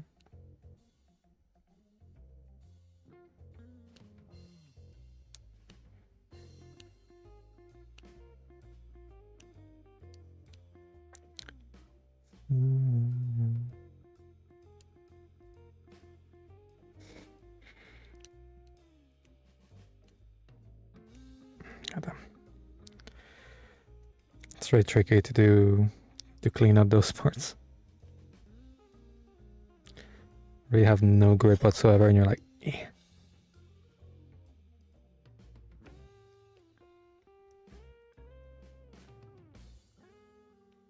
Well, it's not that it's tricky, it's just that it's a bit dangerous, I guess.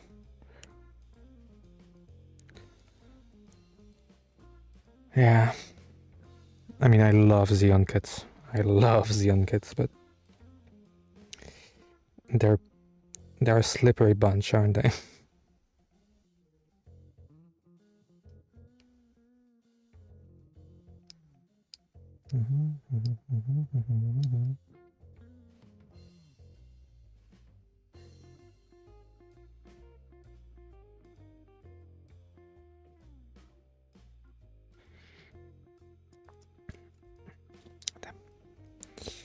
So slippery.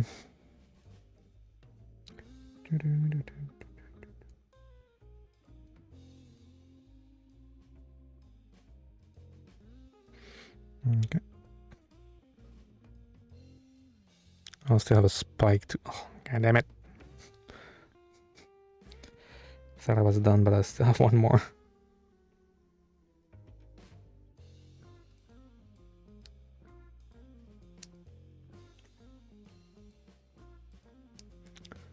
I'm gonna just thought about something.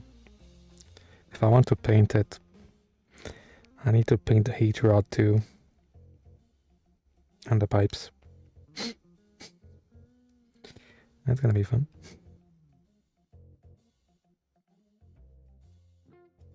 I might just do the pipes and with a marker, to be honest. Would be a bit simpler, probably.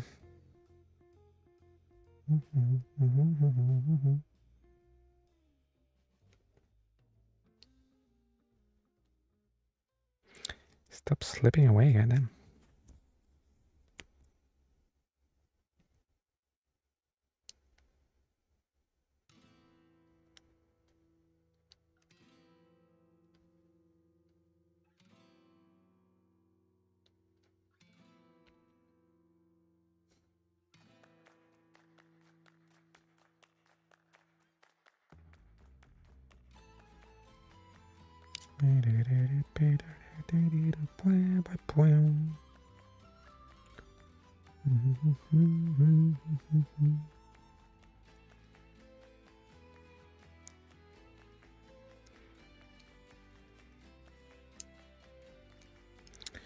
That was my finger. That wasn't the spike. That's fine.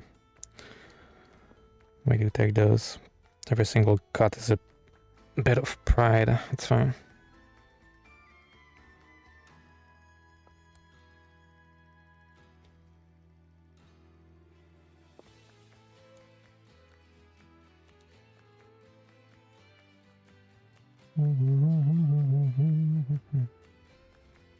Oh yeah.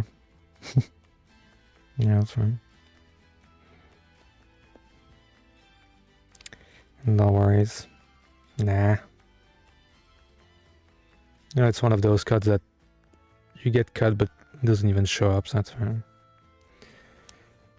It's just that when you cut and you just feel that the blade went too far, you're like, that could have been bad. Okay. Let me just grab the custom I just made to show you guys without dropping my camera. That would be nice.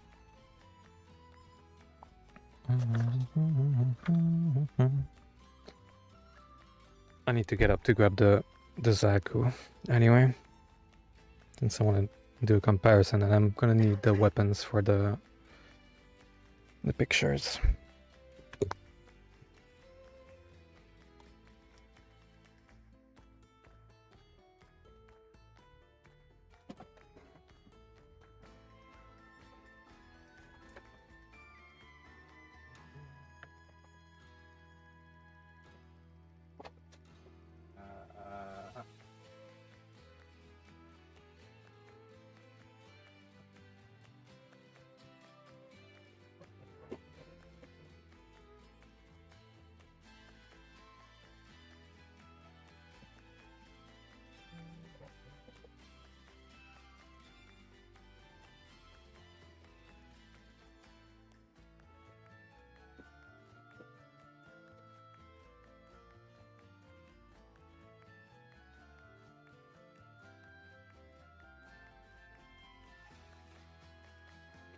So many boxes. It's crazy. Of course, Zaku is all the way at the bottom. God damn it.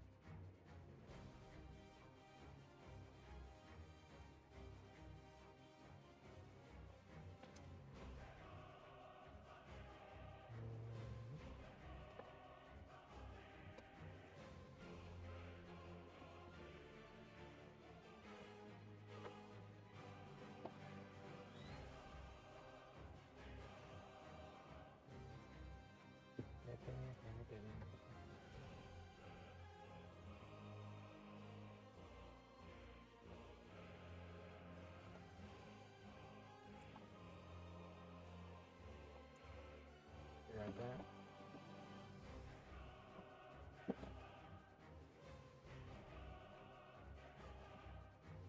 I have too many boxes, so I have to get rid of some.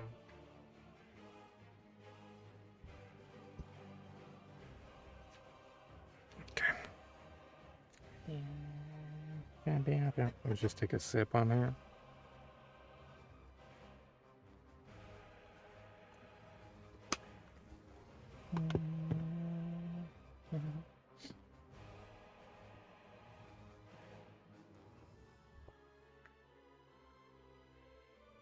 Try my best to not make my camera fall.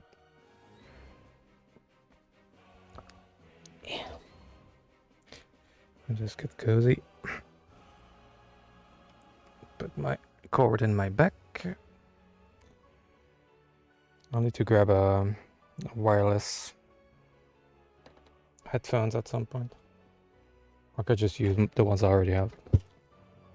Okay. That's the Zaku, which I don't. Sorry for the ASMR. But the custom I've done is this one. Just put those away for a sec.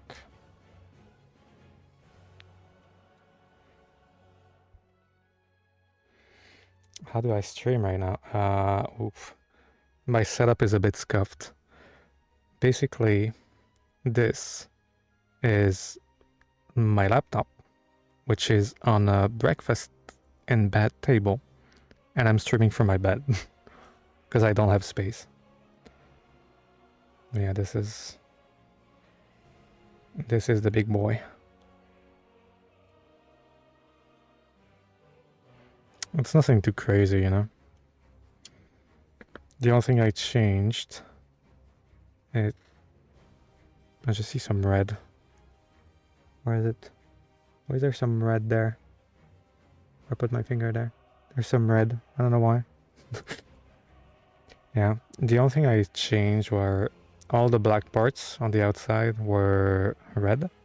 I just put them in black. And all of the purple parts were yellow, and I painted them in purple. And for a bit of funsies, is UV reactive too. I put some UV things, get it, on the legs as well. Don't know if you can see. We got little tabs here. You can't see much. Yeah. Just a bit of fluorescent paint goes a long way. I really like this lamp, but it's way too powerful. Like, it's way too powerful. I don't know why they decided to put 9 LEDs in there, but I guess they did. Flashbang. But yeah, that was my first custom. It didn't take too long, to be fair. Also put some, you know, copper in here. You know, yeah, pretty much. I don't think this one would have looked good with. Also, this motherfucker is huge. Like, that's a Zaku, or that's a Gouf. That motherfucker is huge, and I can extend the legs since they're double jointed, and you can just. Oh, because I put some paint on it, so it's. Well, that's not fun. Oh shit.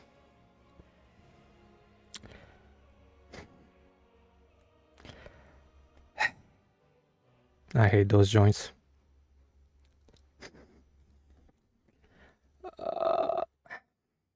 We may have a problem.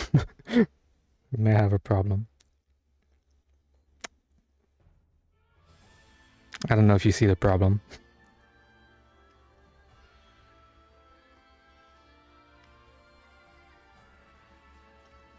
Fun times.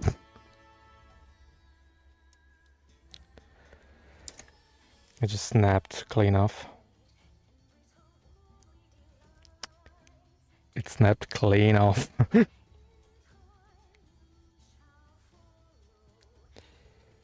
Oh god. God damn it. Full mechanics, and everyone. Invest in full mechanics. Oh fuck.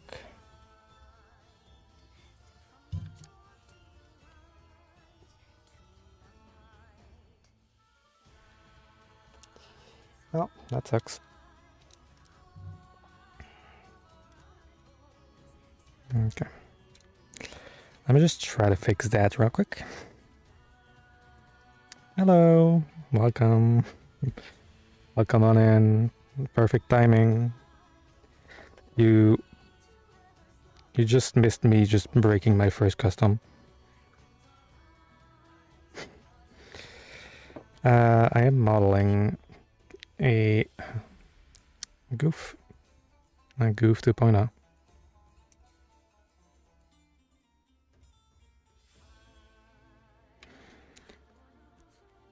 Yeah. Okay, let me just try to fix that real quick, because I'm low-key triggered.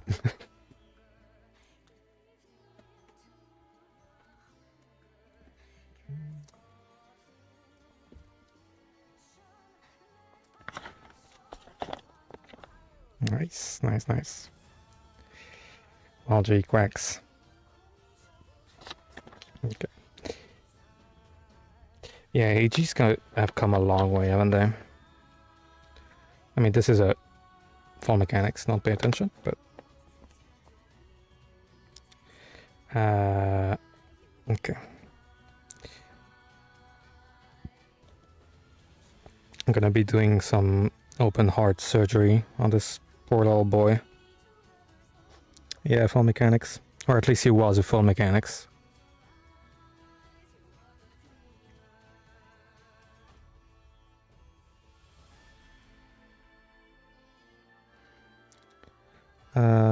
Oof.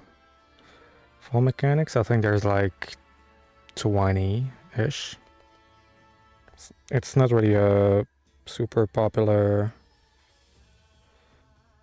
like category, sadly.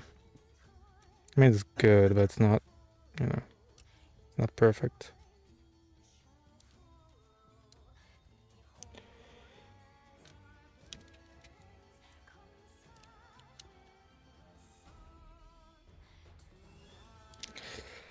I mean, they are posable. However, I'm painting mine, and I had a great idea to paint the joint. So I tried to basically pose the leg a bit further up, and yeah, that didn't work. I just snapped clean off. That's fine. It's fine.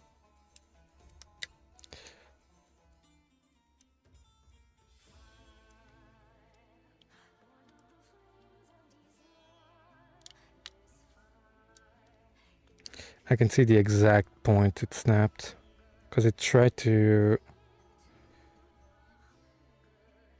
Yeah. Yeah, the aerial is really good. Basically, I don't know if you can see, but just put it this way. It tried to spin, but the joint itself just gave out. That's fine. That's fine. It's fine. It's fine. We're gonna have to do some magic, but that's fine. A PG? No. I have a PG I have a PG Strike Rouge in my backlog, but I haven't done it yet. I'm just gonna put this boy down. I think I'm gonna have to... Yeah, it's just... PGs are really a lot of effort to get into it and then to just finish it. Okay, it's gonna be annoying, but I'm gonna have to... It's actually moving in there. How? Basically what I'm gonna have to do, drill a hole in there, drill a hole in the other one, put a little metal stick, pipe, whatever you want to call it, shove it in there, and make it hot so it just melts, and then it's gonna be like new.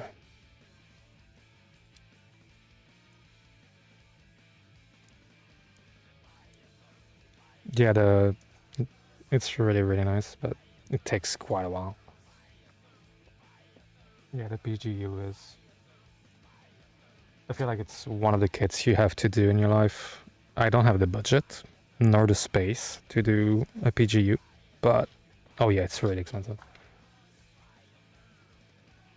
I'm not gonna be praising bootlegs, but...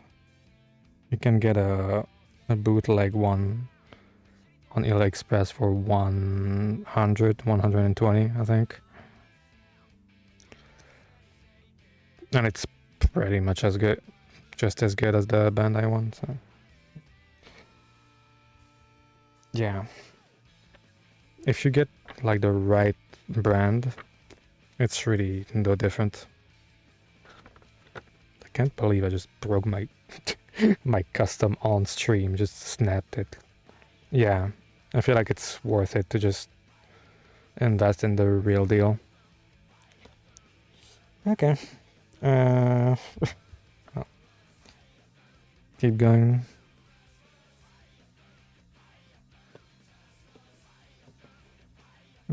Yeah, sure.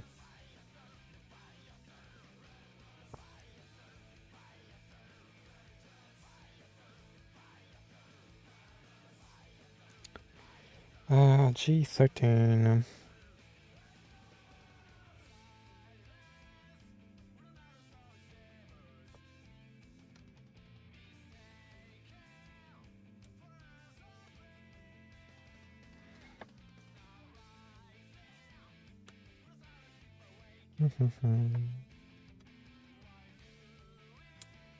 I'm so glad I took pics of my of my custom before it broke. That would have been a pain.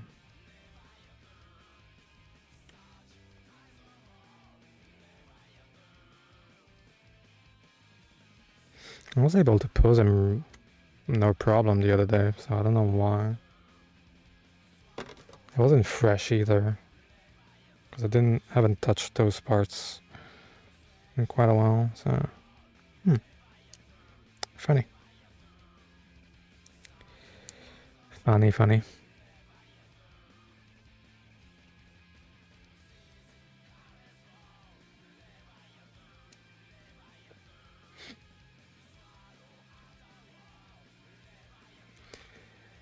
It's fine.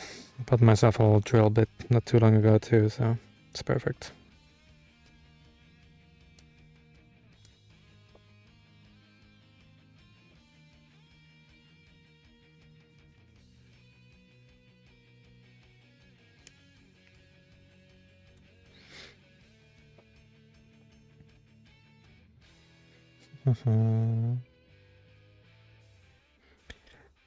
Bam.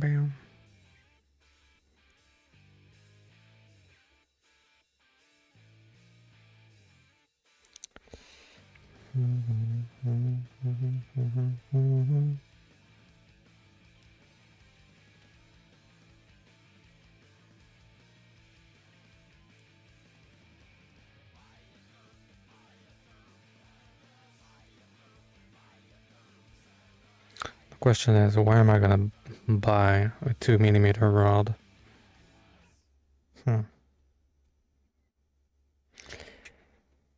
So many questions, so little answers.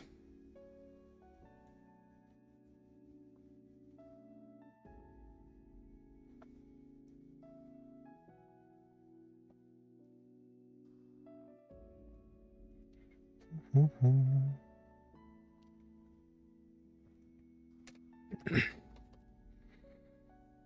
Mm-hmm. 34, 39, 40. My voice is starting to give out after almost 8 hours. Checks out. And that's check out.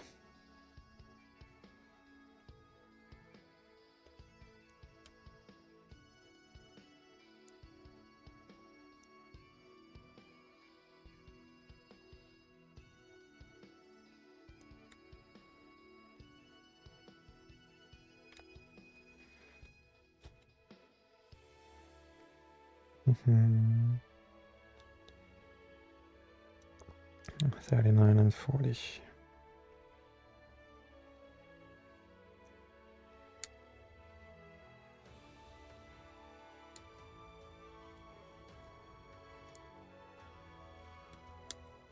actually weird that it snapped like that.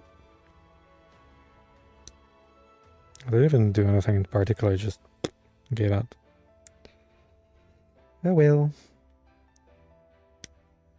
I'm really not too fast.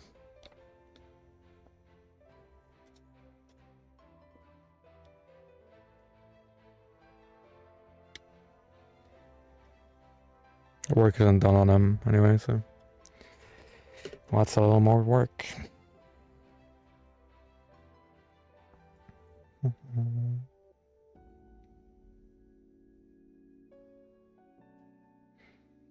Mm-hmm.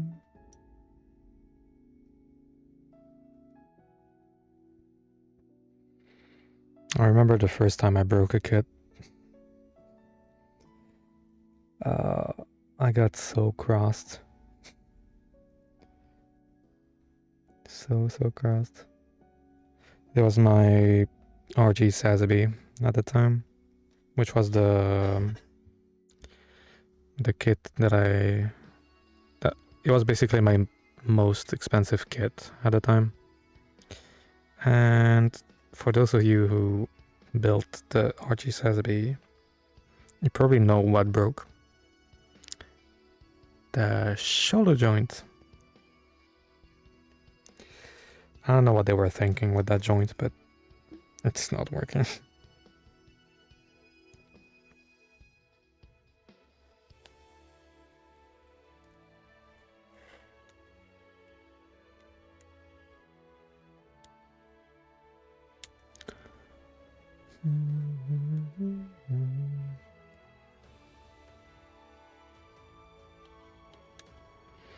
And if I don't manage to repair it, which I don't see why I wouldn't manage to repair it, to be honest, I can always just do weathering, battle damage, all that stuff, so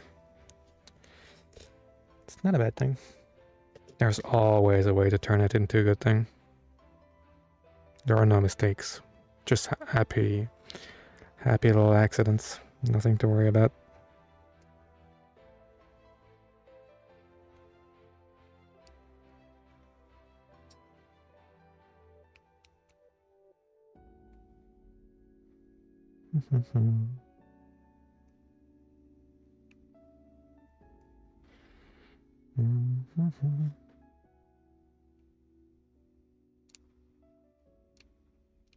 Painting the joints was probably not the best idea in hindsight, but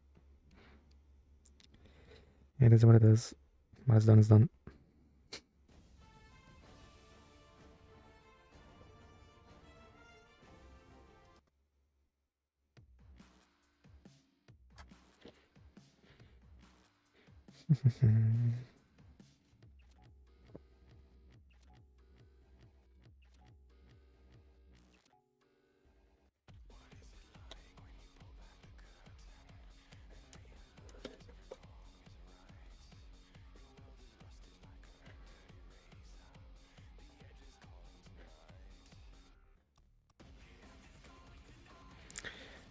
The edge is calling tonight. Cheers.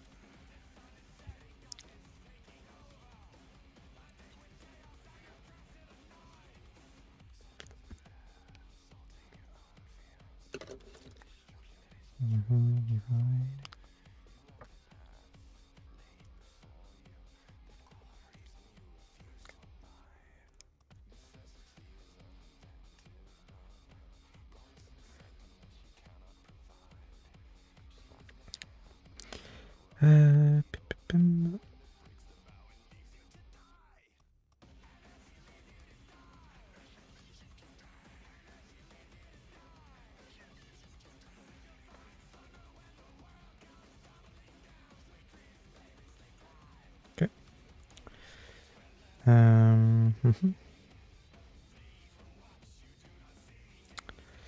F2, F4.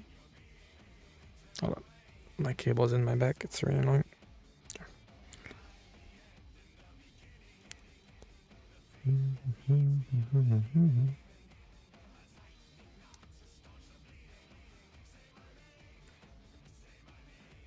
Save a rot. To a 4.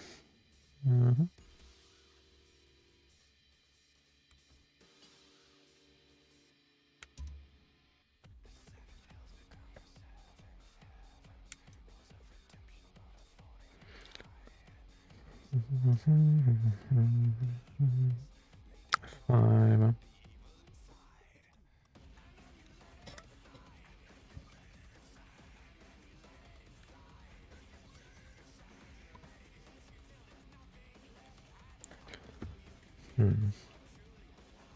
I'm trying to think of where I could get the little rod I need to repair it. I'll go to a hobby shop, maybe? Maybe.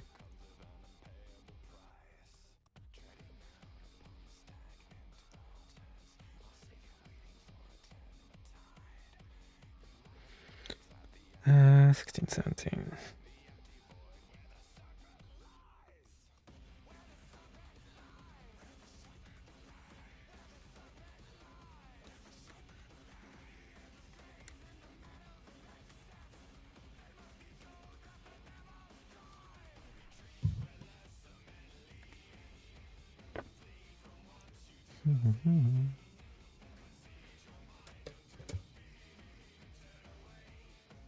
Disobey.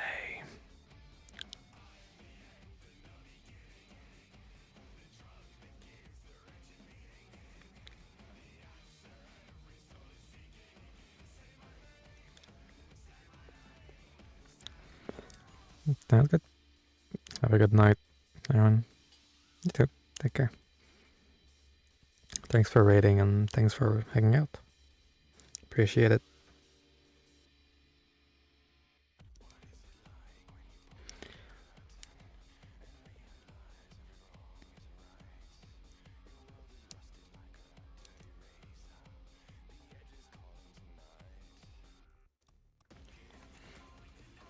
I think I'm swung here.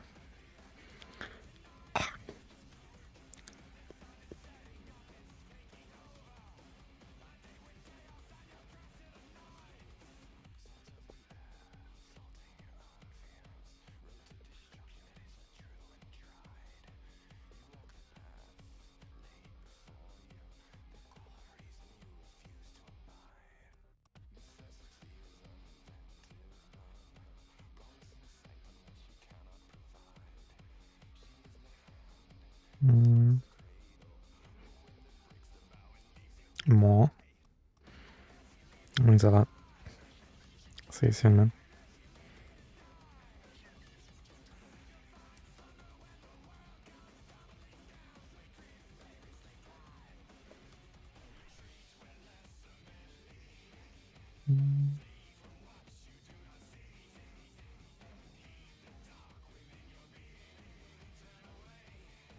Disobey.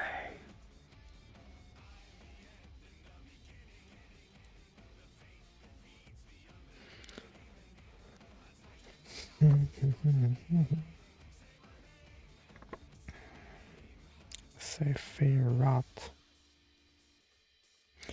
Oh, there's a tiny little thing here. I'm supposed to fit.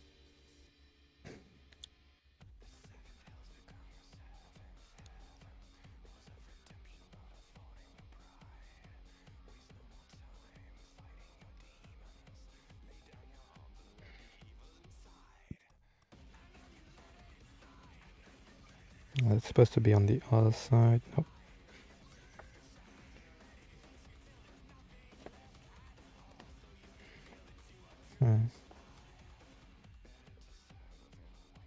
It's supposed to fit in there somehow. Somewhere. I doubt I need to...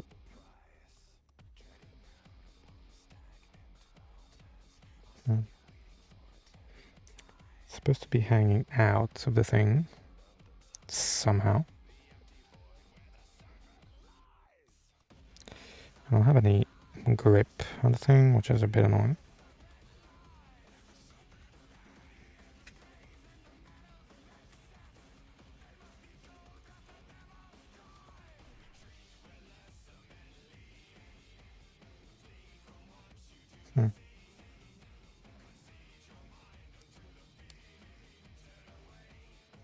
Disobey. And this fits in here.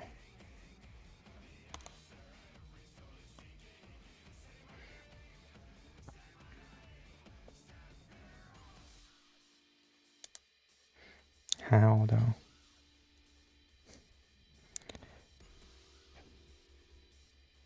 So I need to close it fast, question mark?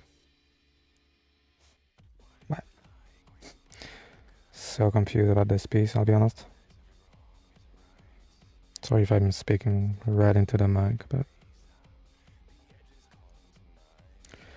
trying my best to figure out what I'm supposed to do here.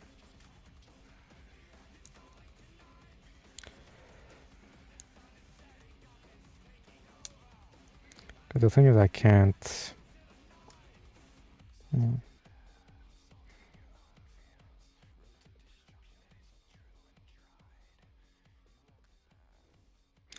Unless I'm supposed to somehow fit that in there.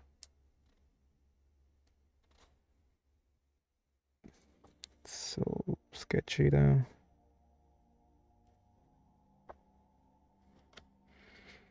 How's that joint?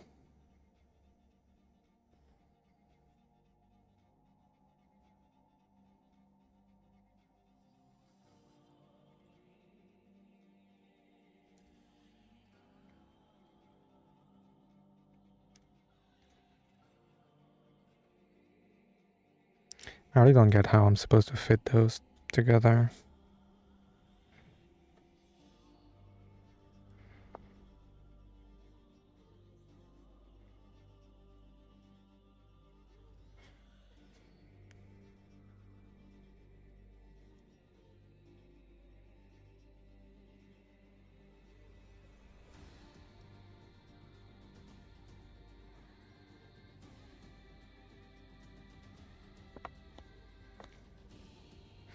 Unless it's supposed to just rest in there, like so.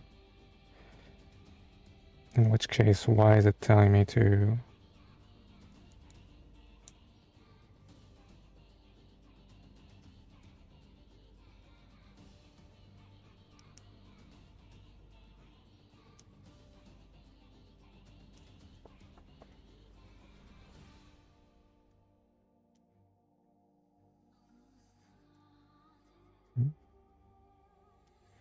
Like so, question mark? No. I don't get it.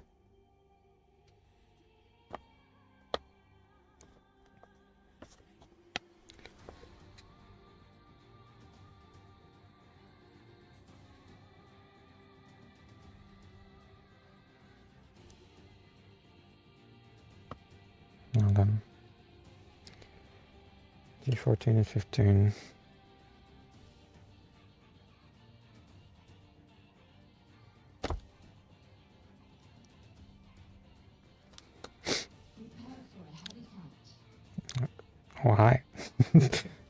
Sorry, I was mid crashing out. Hi. Welcome, raiders. Welcome. Thanks for the raid. Oh, that's a lot of people. Welcome. What are you guys doing? What were you guys doing?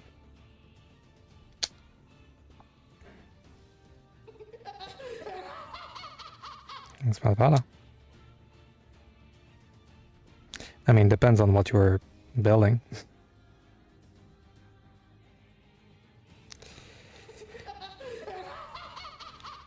What are you building?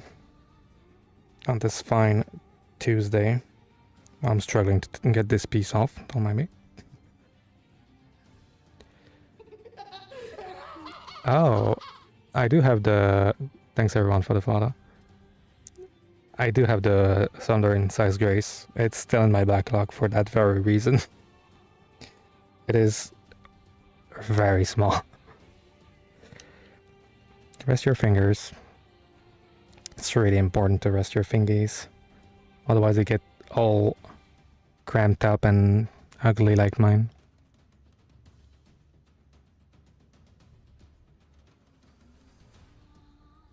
Try my best to take this piece off somehow.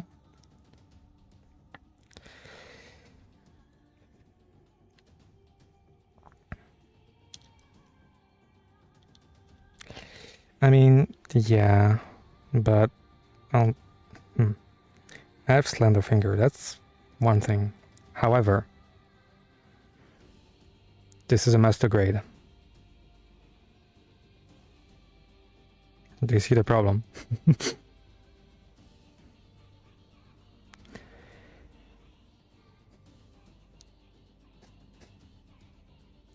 Trying my best to take this long.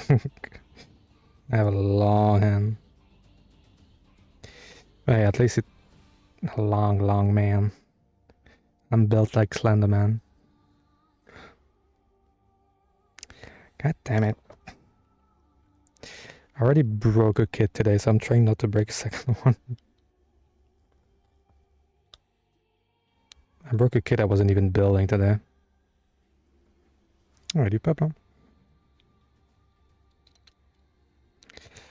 Okay, so I was using the wrong pieces. Let's go.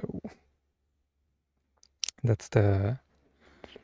Yeah, I basically was showing my first custom on stream. I was like, oh, you know, he looks fine and all.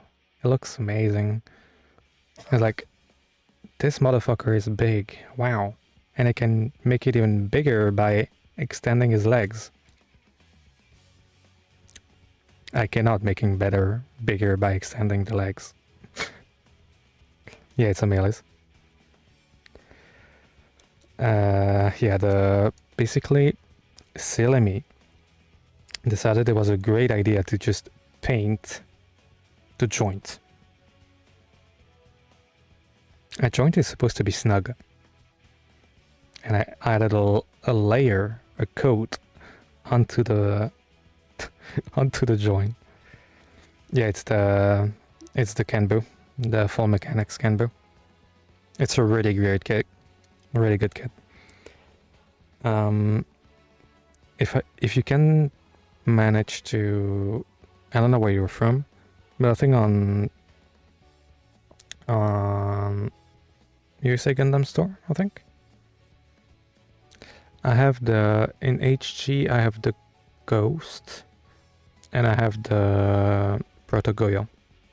Both amazing kits. Yeah, this one is really nice. I just changed the colors because I'll be honest, I'm sick of the red. The red and yellowish, I'm just sick of it. So I just put it in here. Yeah. I mean, that's usually the case, isn't it? But yeah, I'll have to fix that.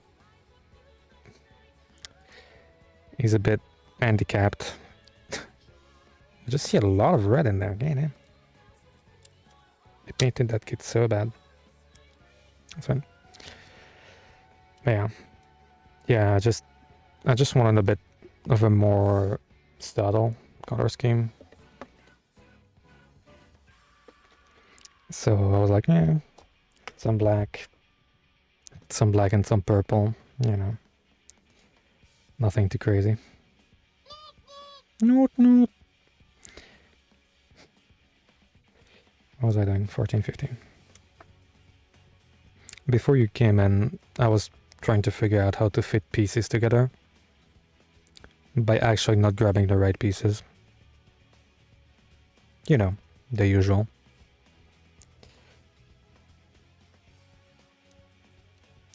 The usual, the classic. But it's my 1 AM brain. It's fine.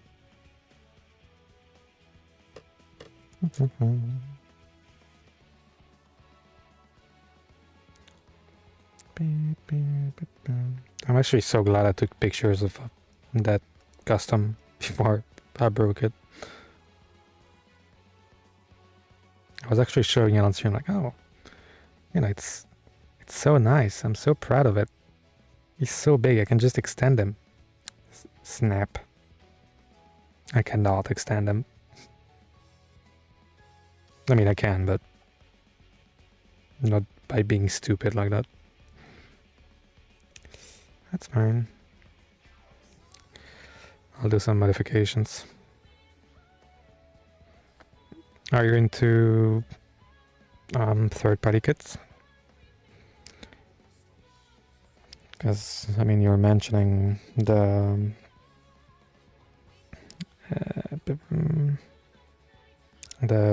Thunder Size Grace, and the other one, what was it? Was it again? The Iron Sickle. Because next stream is gonna be a third-party kit. It's gonna be our big boy, the Mecha Core Industries X-Shell, which is just a Moon Gundam. Fun fact, those pieces fit a lot better when you take the right ones. Who would have thunk it? Who would have thunk it?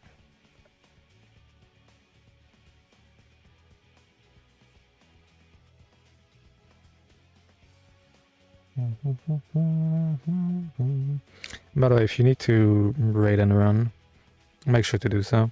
Like, if you need to grab some food, you know, some sleep, put everything back, your tools and whatnot, prefer to do so. Don't feel obligated to stay if you need some rest.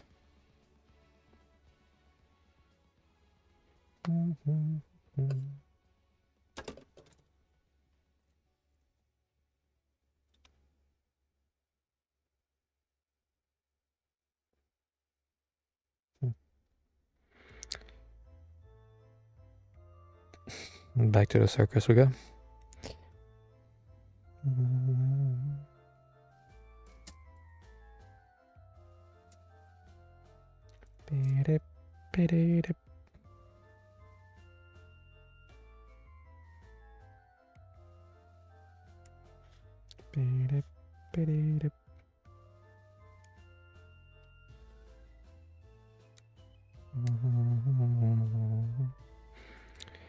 Uh, 2, 4, 5.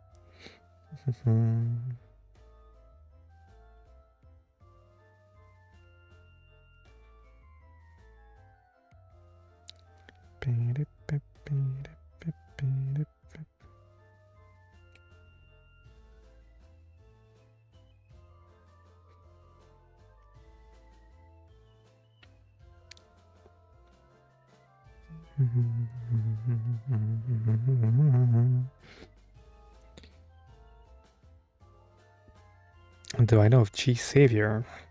I think I do. I think I do. Isn't that like a show that no one liked? Or am I confusing it with something else?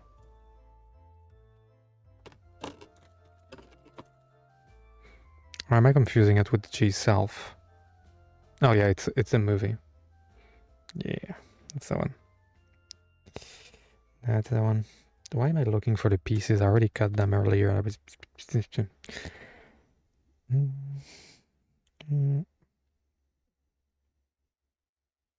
2000s movie.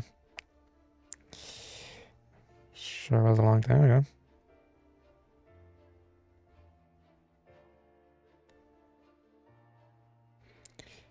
A lot of people here weren't even born, so.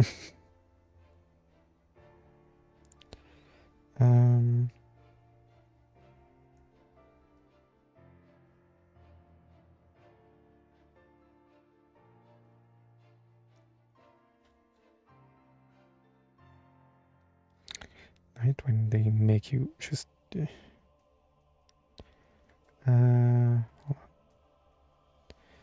this like this. Okay. But yeah, I've heard about it. I just know that a lot of people hated it. But that's pretty much all I know. I don't really watch the shows. Like, I don't think I've seen a single show until the end. The only show I watched, or anime I guess, is The Requiem for Vengeance on Netflix. Not because it's good, but because it's 6 episodes. It's more of a movie than anything, so.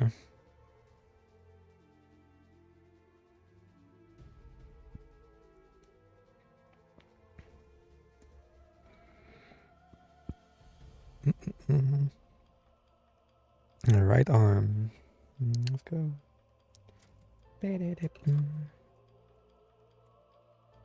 Because yeah, remember the G-Self kits? Or the G-Self Perfection... I don't remember the name of the kit. Where he has a whole, like, backpack, which is bigger than the kit itself. Should probably try to grab that one at some point.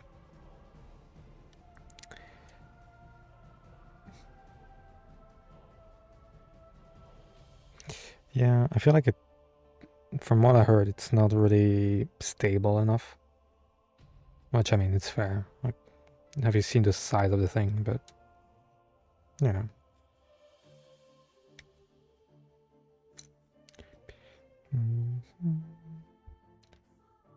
Oh my god, an empty runner after 8 hours. Never thought I'd see the day.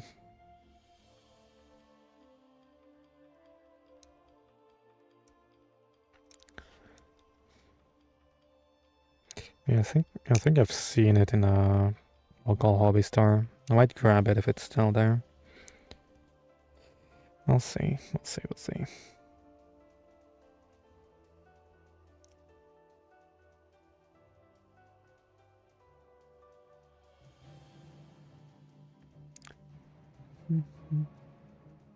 I have no idea what I'm building. Yeah, that's the one I was talking about, like the perfect pack. The big backpack that has like little flaps everywhere. It looks sick, but I don't know about that one, Chief.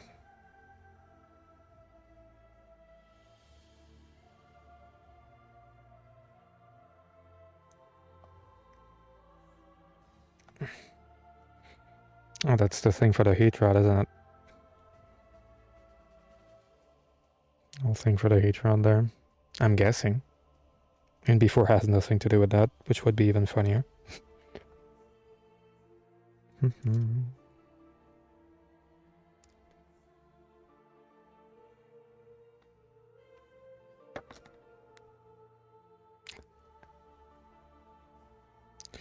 really the most stupid motherfucker around.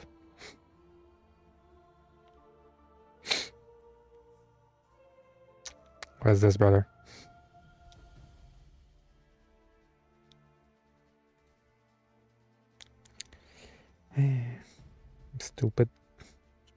Don't tell me it's stuck in there now. I won't accept that. I'm sorry.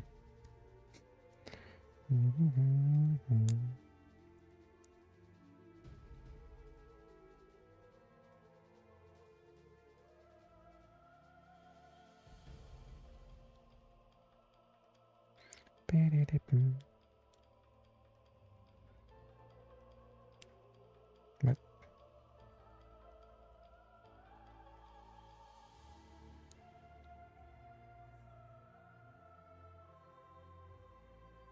Doesn't fit though, what the fuck?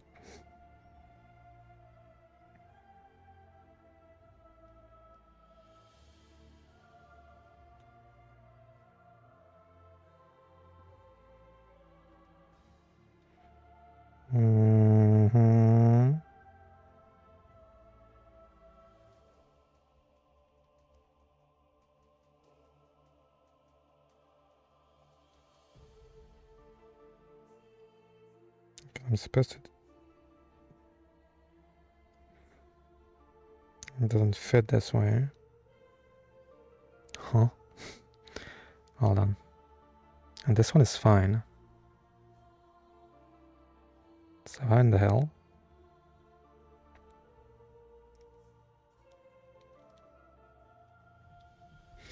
Okay, just give me a sec. Let me look.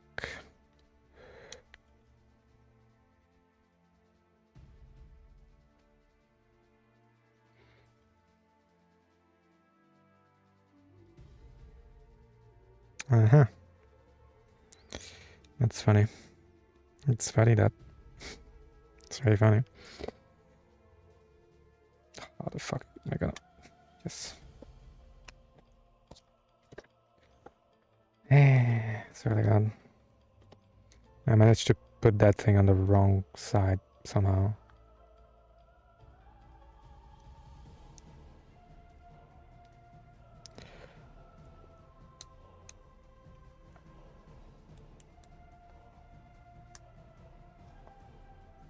Oh god, here we go again.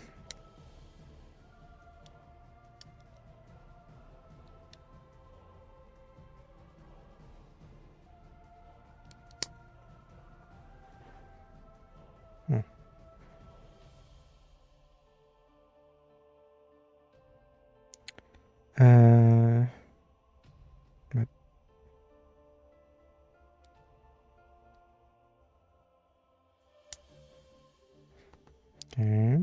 okay, so far so good.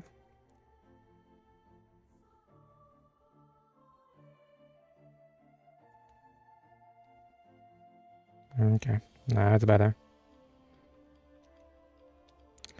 I had that on this side of my view this whole time. I was like, there's something odd in my field of view, but I don't know what yet. I feel disturbance in the force. That was that. 821. I don't know why it just caught my eye right away, but I was like,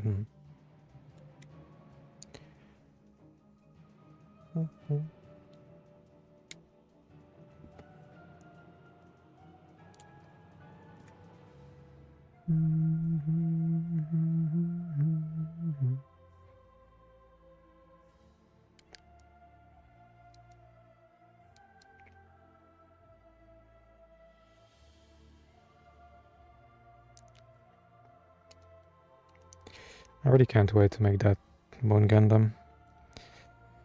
It's gonna be a fun time. Why are you asking me to just bring it back now? I also need to put a poly cap in there before I forget them. That would be really funny if I forget that one. Yeah, it is. If you're afraid of the Moon Gundam's price, don't look at the one I just got. It's called the Mecha Core X-Shell IXCHEL, which is basically a master grade Moon Gundam. I think it goes for like 70 or something. But I got it for... How much did I get it for? 50-ish, I think. Because there was a sale on AliExpress, and that's a good thing with third parties is you can buy them on AliExpress and enjoy the sweet sales that they have every other day.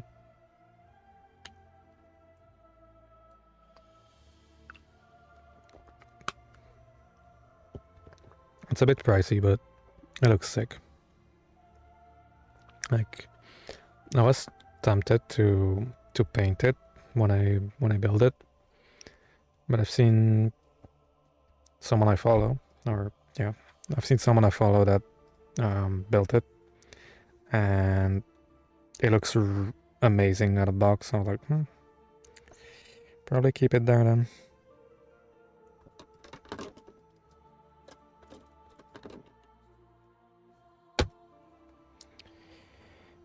489. Mm-hmm.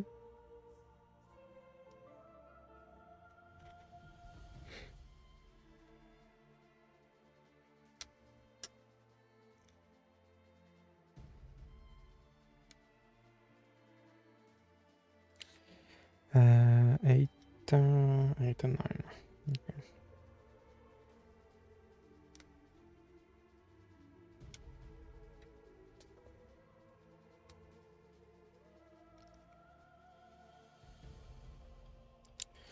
Yeah, I'm gonna build that next week. It's probably gonna be a 2-part stream because I usually build all my kits in one go, like in one stream. I'm not sure this one's gonna fit the one stream requirement, I'll be honest. It's kind of a big one. And then there's the whole backpack. And then the whole elevated base that comes with. Cooked. It is cooked.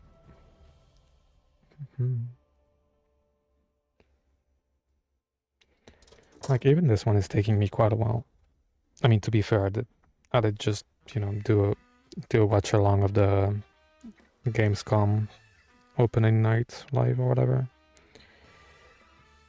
So I was only half focusing on the kits, but you know.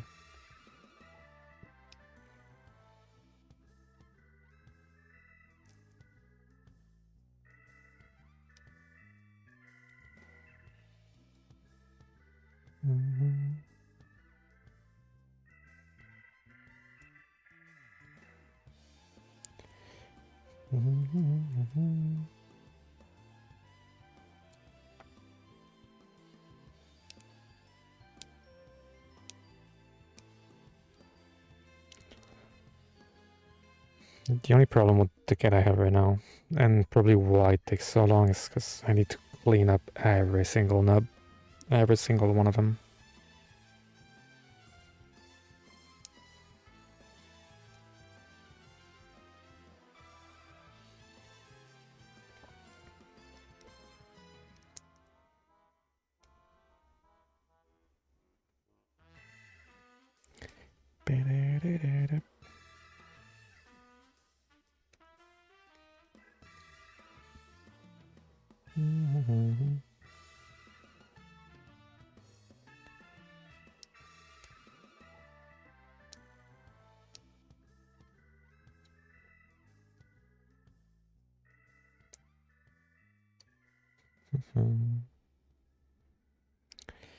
Takes forever just to do one step because you have to clean it up every single time. That's fine.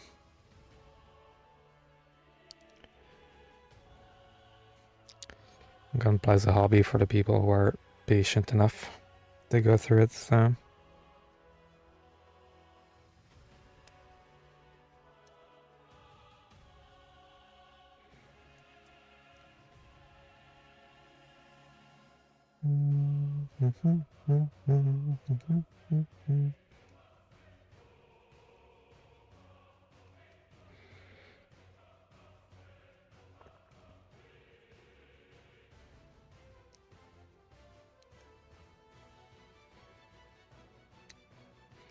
I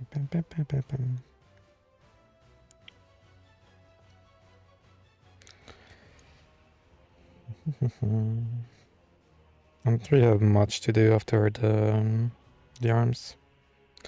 We have to do the shield, which I feel like the shield is 3 pieces, give or take. Yeah, do your thing. For sure. Enjoy the food. I'll probably grab something to eat after stream. I'm supposed to be taking pics of kids too, but I don't know if I'm gonna be doing that.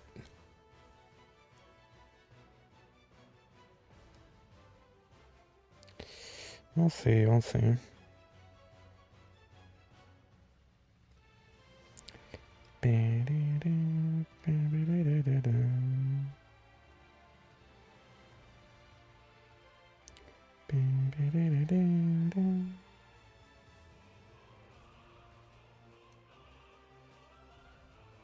How the fuck did that happen? I apparently cut myself. I don't know why, I don't know when. But I apparently cut myself. Oh no. Oh no. Whatever shall I do?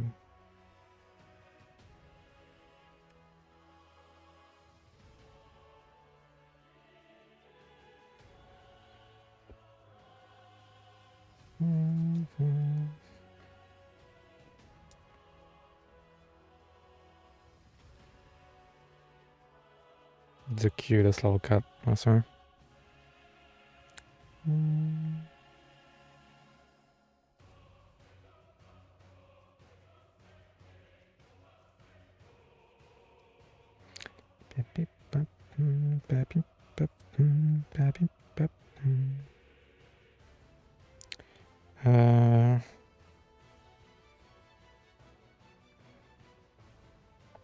So wait, to take one of those, shove that shit on there. Okay, 10 clicks.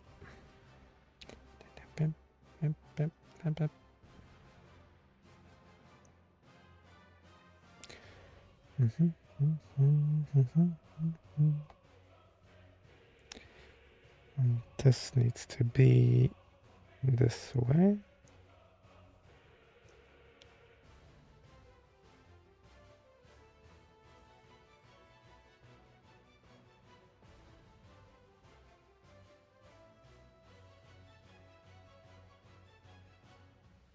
Okay.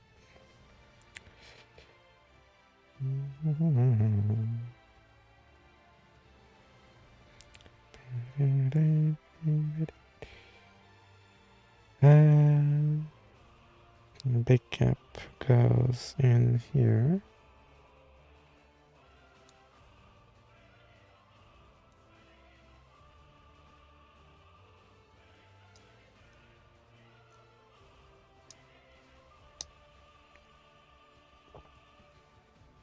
And there you go.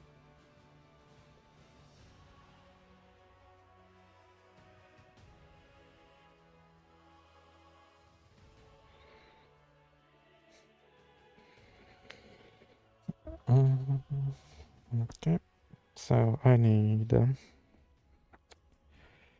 D12, 13, 14. No, everything cracks. So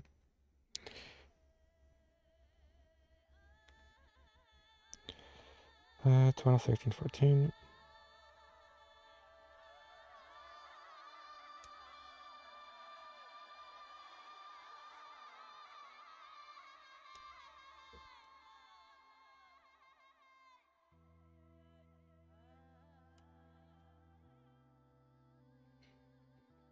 Mm-hmm. 12, 13, 14.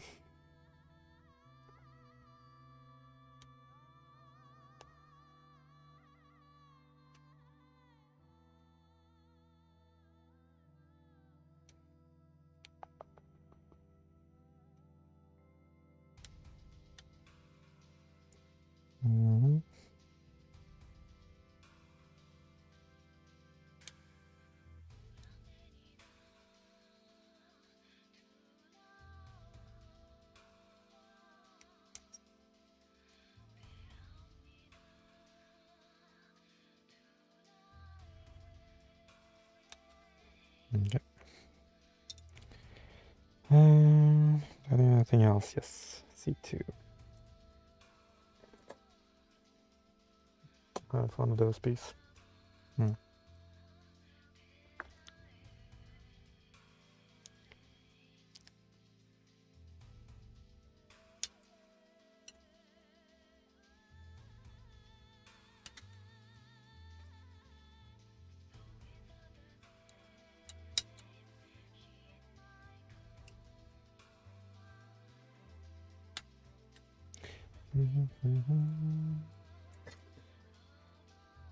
Cough, cough.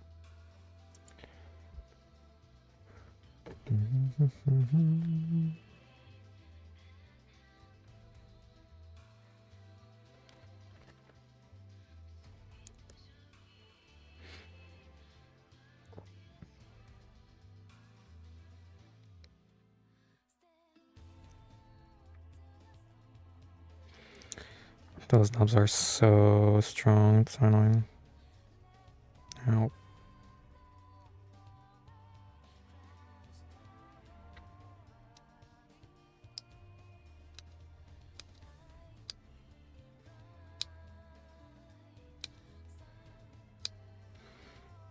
I don't need to worry too much about those parts since they're gonna be underneath the shoulder pad.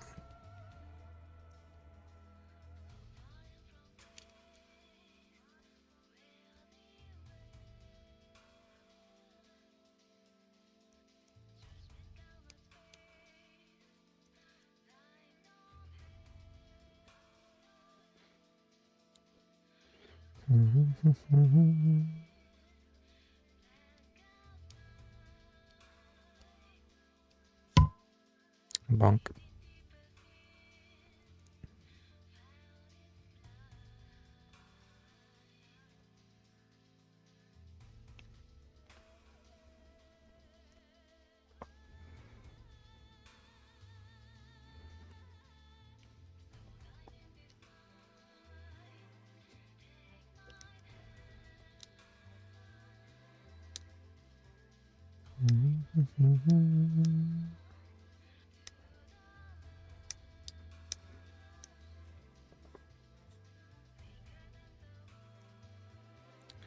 And of course they always put a stupid knob on here right in the middle of the piece for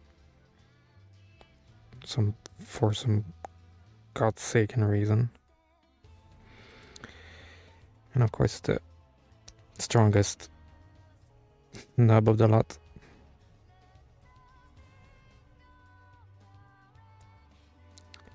And the stronger a knob is, the more dangerous it is to cut it out. Sometimes.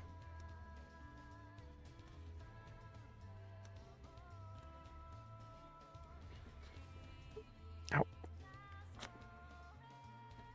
I think it was unfocused this whole time, not only.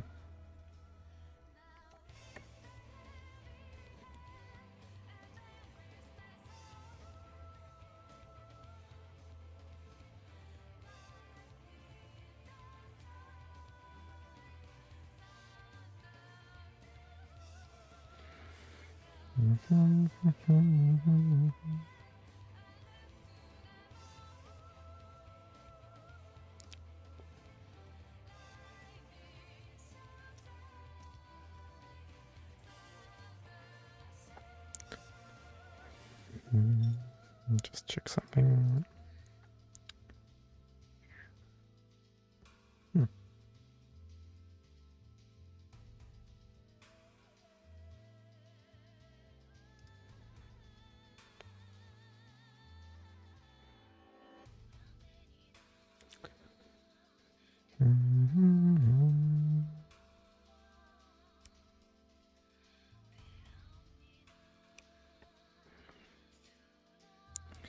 Yeah, lots of cleanup to do on this kit. That's fine. It's a bit of a more chill build for sure.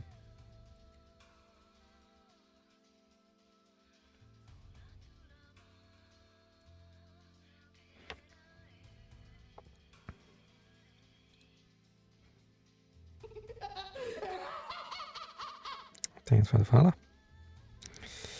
Welcome on in. How you doing? Hello.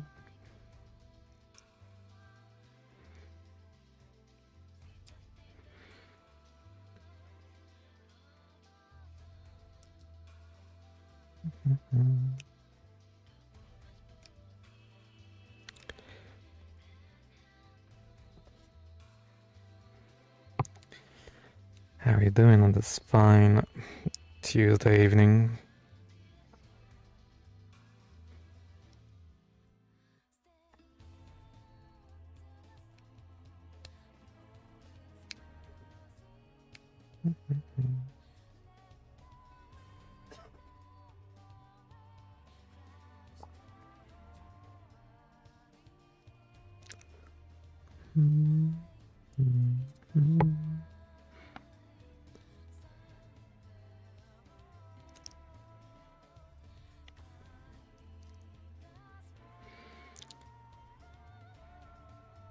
Aw. That's good. Okay. You're one of the raiders. I mean, that's fine. You can just take a bit of a breather if you need to. No worries. I'm still gonna be here for a while anyway. Yeah. Sit back, relax. Rest up a bit if you need to. Make sure to stay hydrated, of course.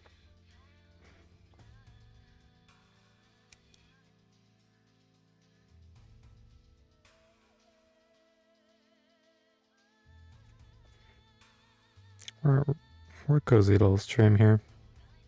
No rush or anything. I've been going for 8.5 hours. Feels like I've been going for 2. That's fine. We're chilling here.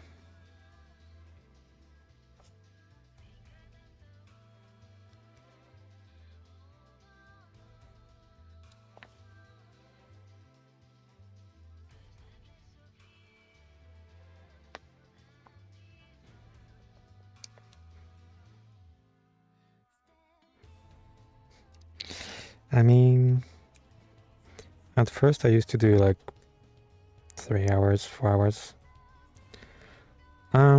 I was, but yeah, now I just do the kid in one go. I did take breaks because I was doing a watch along of the Gamescom event thingy. So I was just, taking breaks, watching the trailers and stuff. That's okay. It's okay, it's okay.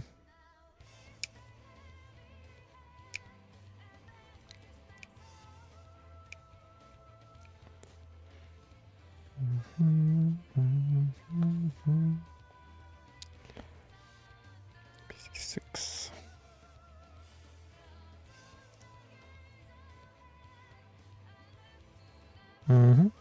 Sure.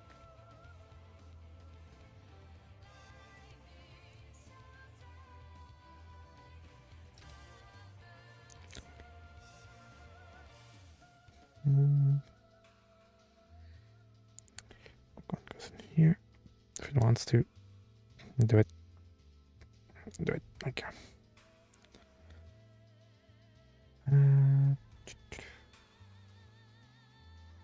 This part here. This one goes here.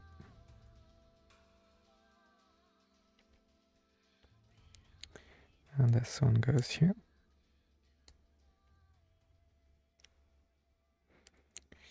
And then on the other side, this one goes here. Like so.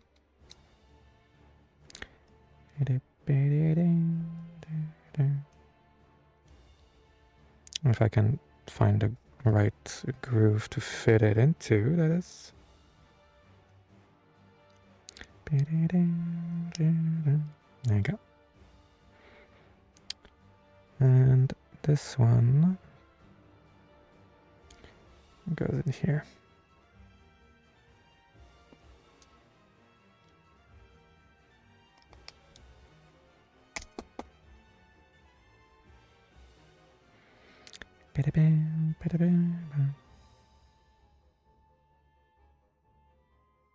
Mm-hmm.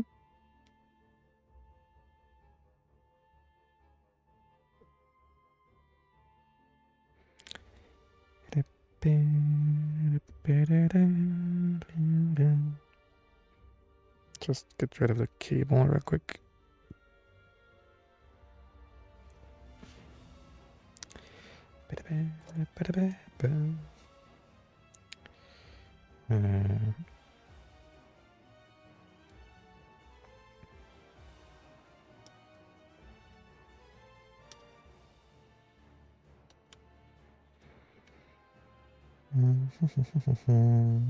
I6. Okay.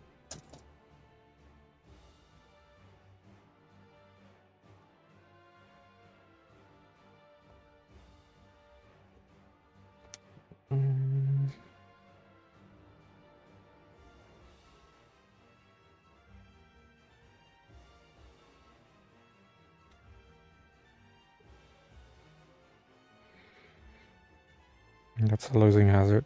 I can already tell. That's fine. That's fine.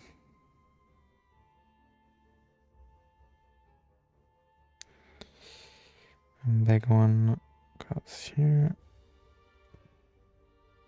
God, this thing is gonna fly away. I can already tell.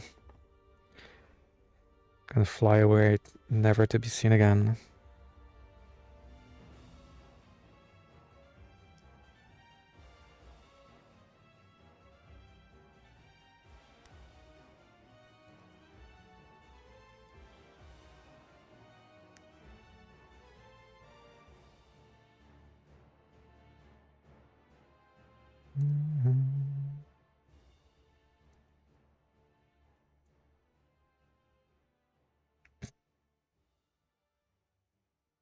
Guess I didn't need that scan anyway.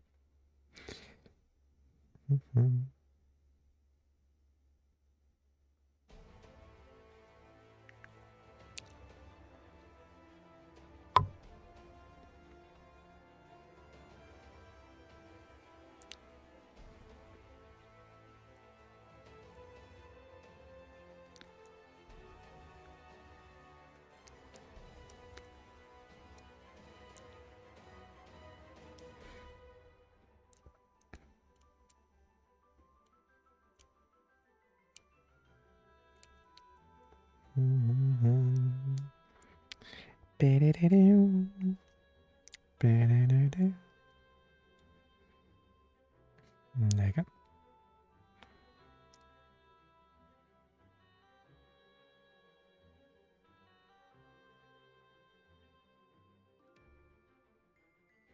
This piece, little tiny gray piece in there is gonna fall off, I can already tell.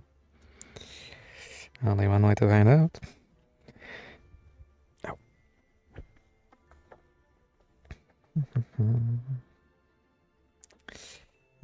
Okay, time to build the thingies.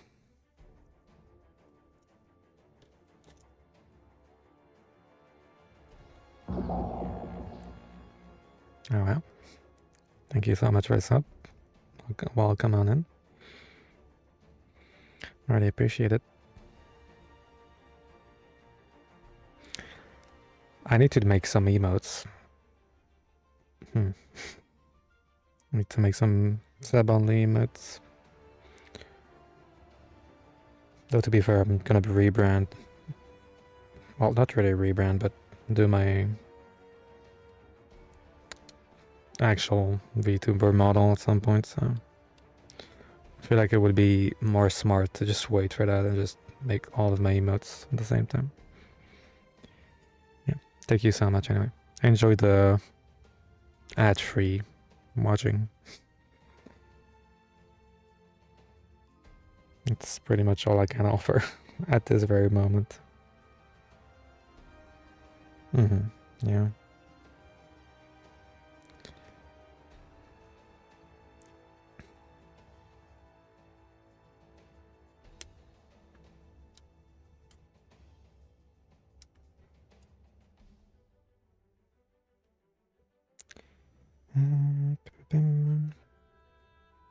G10 and G5, goddamn. Okay. We do love building thingies in here.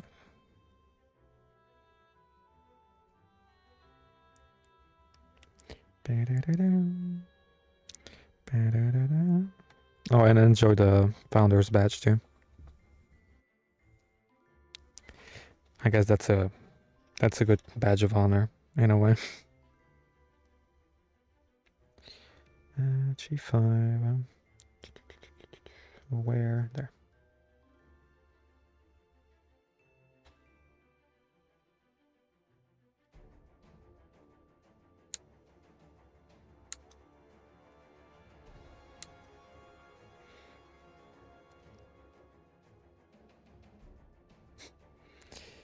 They know what they're doing.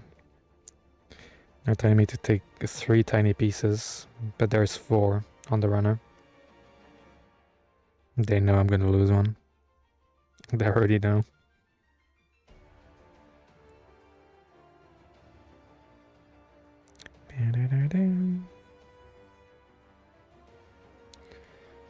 Okay.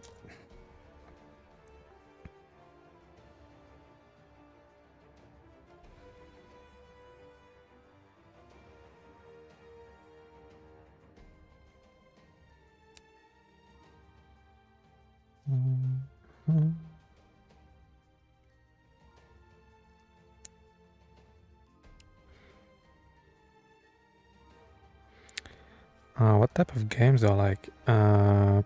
Pretty much everything. Like, the only thing I don't like is sports games, but apart from that, it's pretty much open bar. Like I can just play everything. I wouldn't play everything on stream, but I'm pretty much open to play anything. Oh, the reason there have 4 is because I'm stupid. Which everyone was already aware of that, but I need to remind myself sometimes.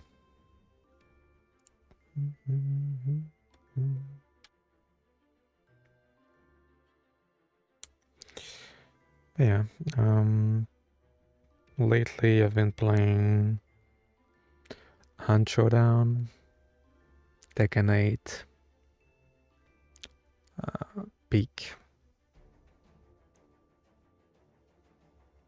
I played the Battlefield beta.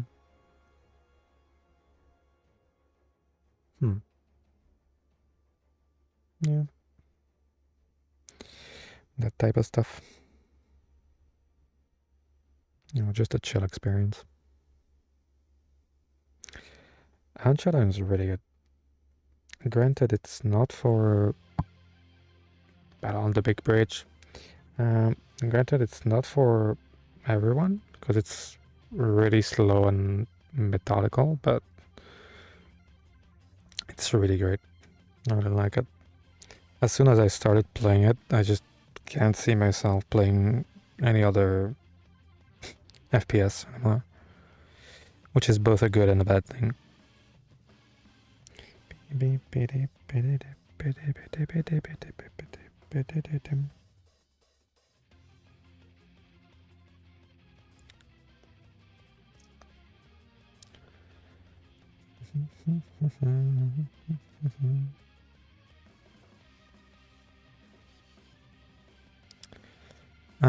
Basically, it is an FPS game. You can probably guess that. However, it is PvE VP. So the point of the game is to try to track down a boss and kill it. And that boss is going to give you a bounty, and then you need to extract with it. But you have other squads of 2 or 3 people that are gonna try to do the same thing, so it just ends up being like really hectic. It's really nice. I just love all the variation of the noted emote. It's really, probably one of my favorite emotes on Twitch.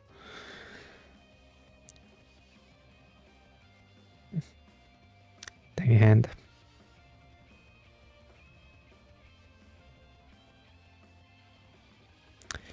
pretty much it turns into Fortnite as soon as there's one or two squads on the bus.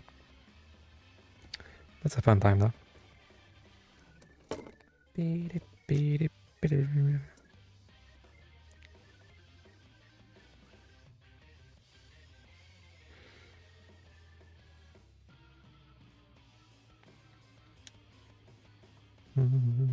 Oh, I've been playing Fortnite too.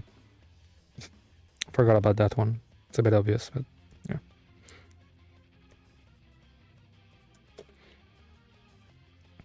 I've been emoting on some kids, I guess.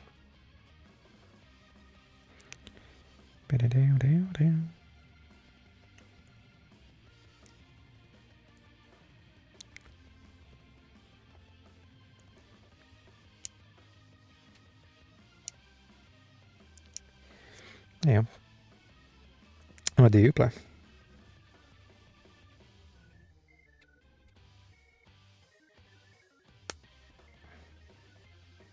Mm-hmm.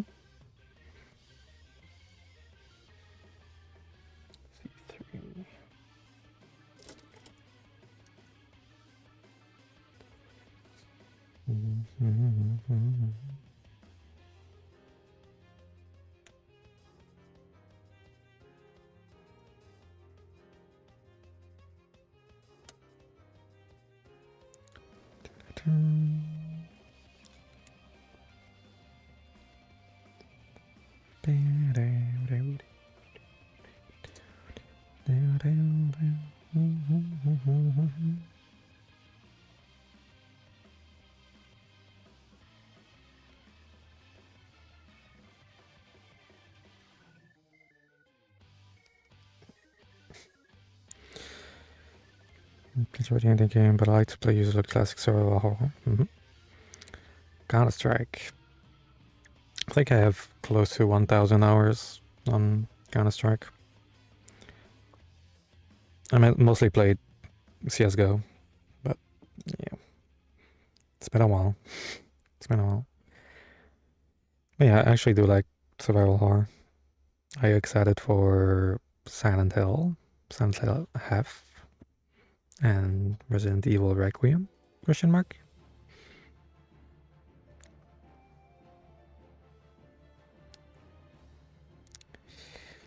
I sure am.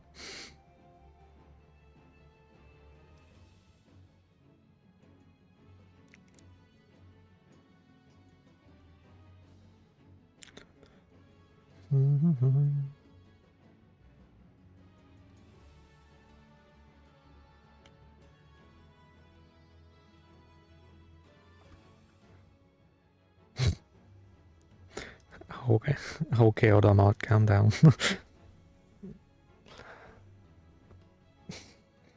It's telling me to blow you now. Phase 0.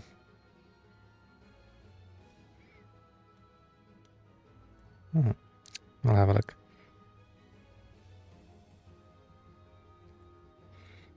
I saw quite a few horror games just pop out recently.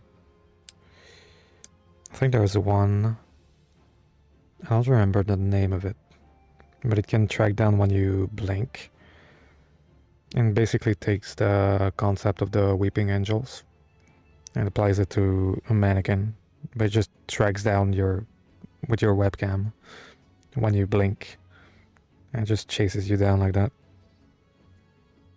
Seems pretty fun. I need to find which game it is. I forgot the name of it.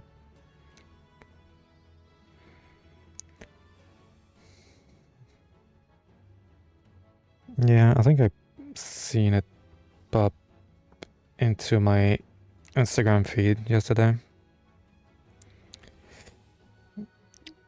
Seems fun. I might give it a go. One game I need to get back into is Voices from the Void, which isn't really a horror game per se, but it's a lot of fun.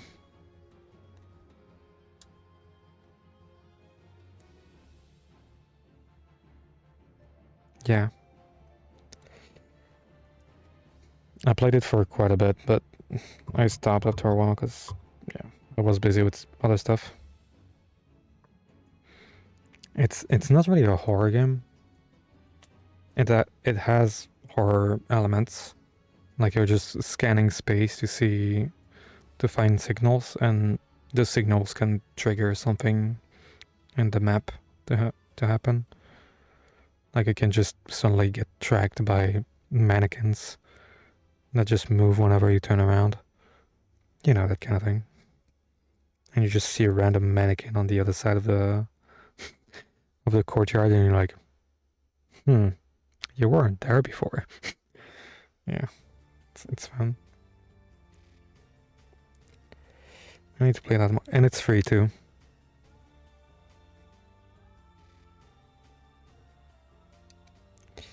If you wanna have fun, it's free and it's just really well made, especially for a small indie game.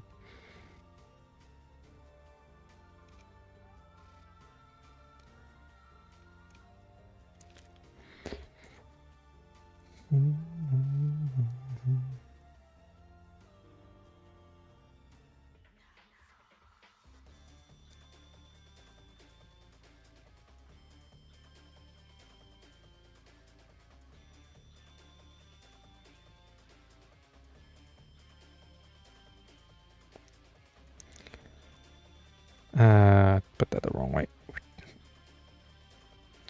There you go. Fun. I do like Kingfly. I didn't get the last one yet, because I heard it's not the best.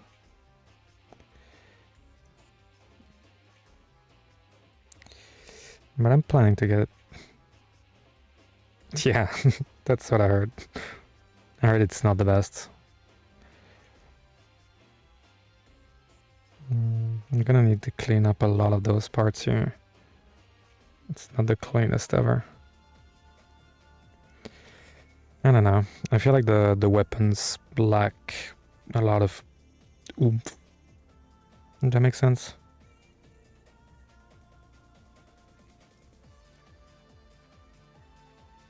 Like, I just want to have my fire breath shotgun. Or dragon's breath. Fire breath. My dragon breath shotgun and just, you know, wreak havoc as a firebug, but apparently it's crap.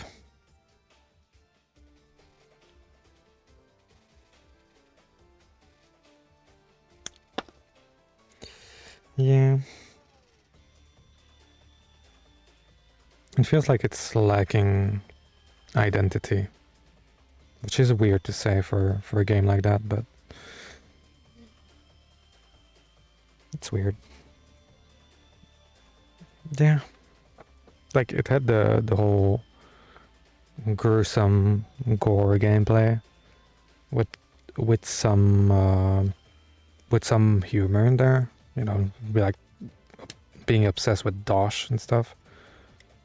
It's fun, and then you just have the new one, you're like, okay. Bryce so fat he's starting to press Q. Yeah, damn it.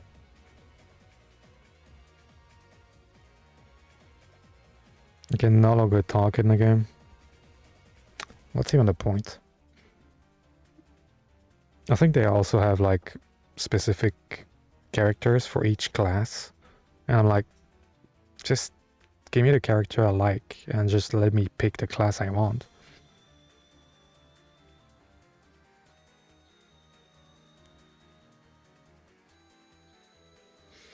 Yeah.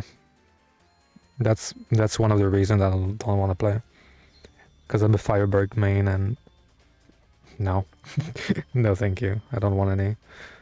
I'll be fine. Okay. Time to build the second one.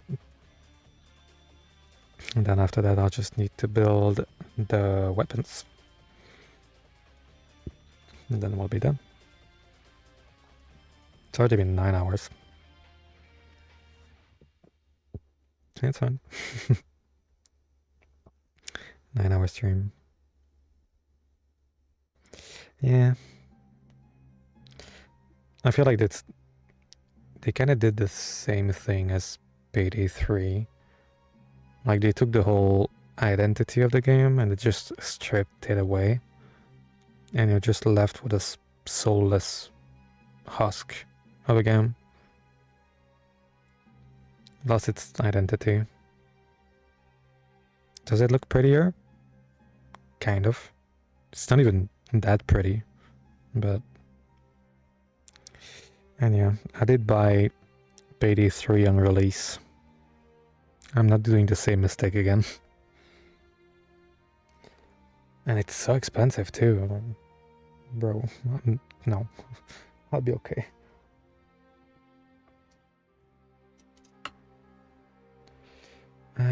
So last piece, and then the last piece is the base adapter. Gotcha. I mean, Payday 3 at least is fine. It was broken for a whole week and you couldn't play, but at the end of the day, the game is fun. Or it was fun. For the whole 6 missions you get to do, but that's another problem. Games nowadays are just stripped of content. It's crazy. Oh yeah, I've heard that it's not the greatest, to say the least. I'm always careful when it comes to anime games,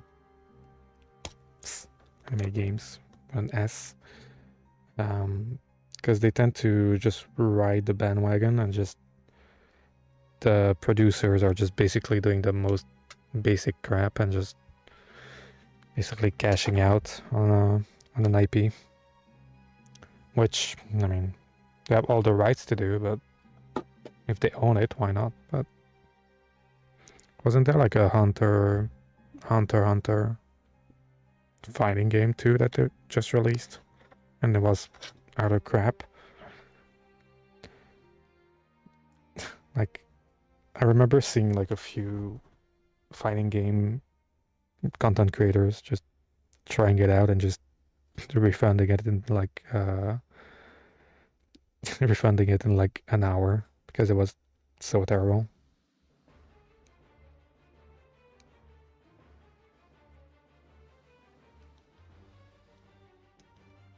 And refunding it on stream. They just didn't care enough to play.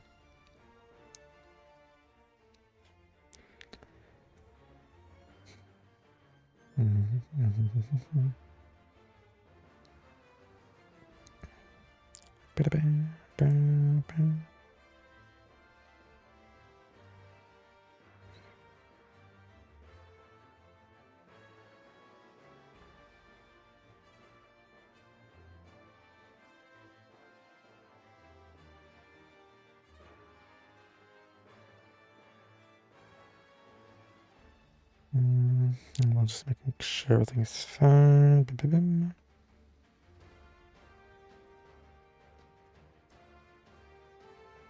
This goes here, this goes here. I don't know why I'm just looking. I can just do this. I don't know why I'm looking which way to put in. Okay. D489. Do I need D11? Okay, I'll just throw that away.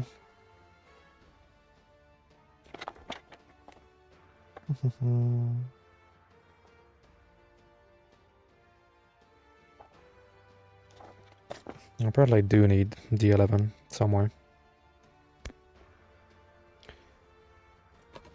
No clue where though.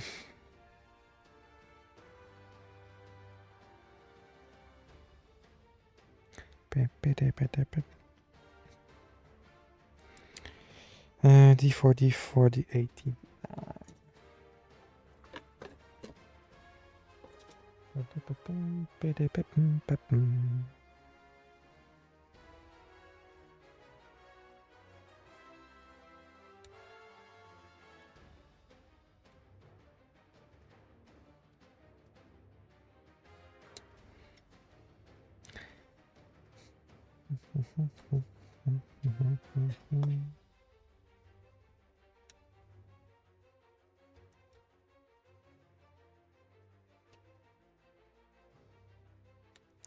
I wanted to re-download Killing Floor 2 not too long ago. But then I realized that the game is like 90 gigabytes or something. I'm like, maybe not.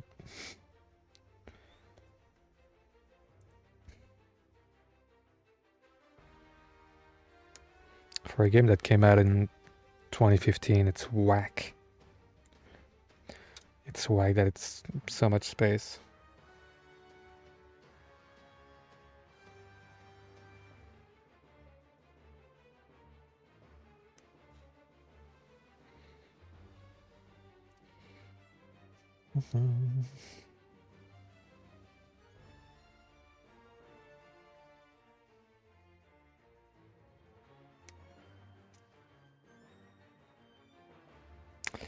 I mean, I feel like it's way more optimized.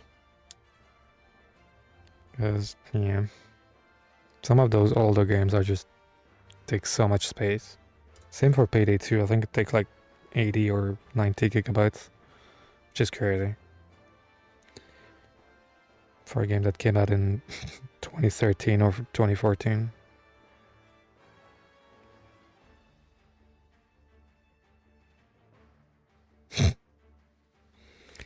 The space is optimized at least, I guess.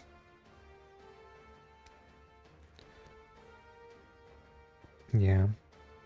I mean, I've had trouble with some drivers that had to roll back like last week because I was legit losing 20 FPS every 2 minutes. It just kept going down and down and down. It just dipped all the way down to like 25 FPS. At some point I was like,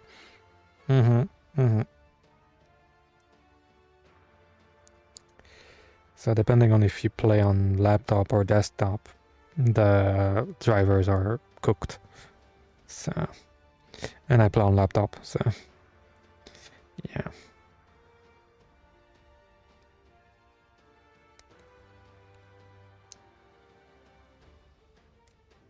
Beep, beep, beep, beep, beep.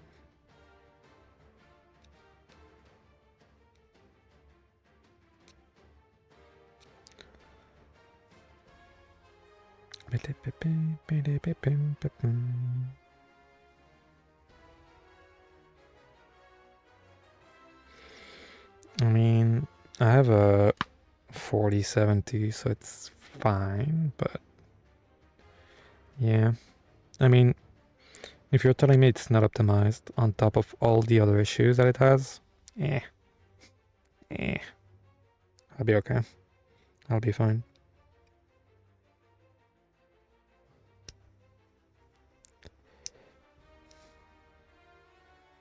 Hmm.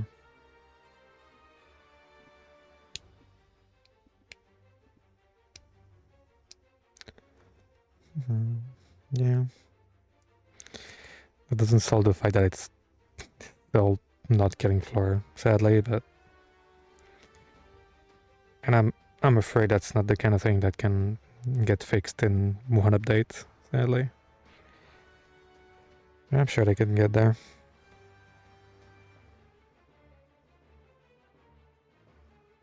Yeah. And no dash from me. Sorry, devs. I'm not gonna get my dash.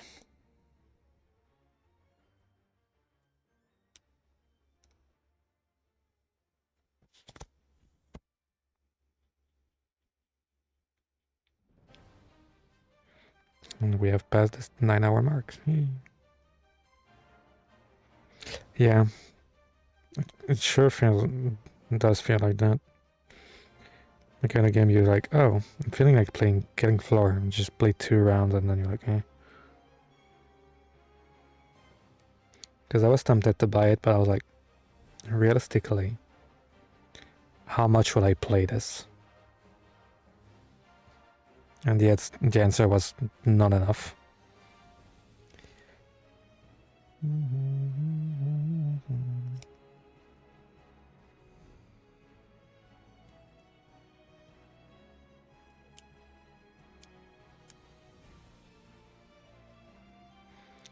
Yeah.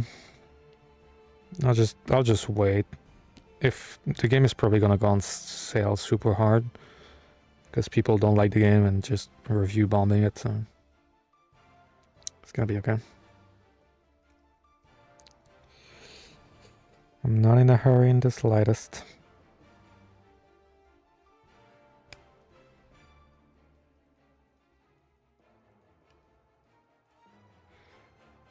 I have way too many other games to play anyhow, so.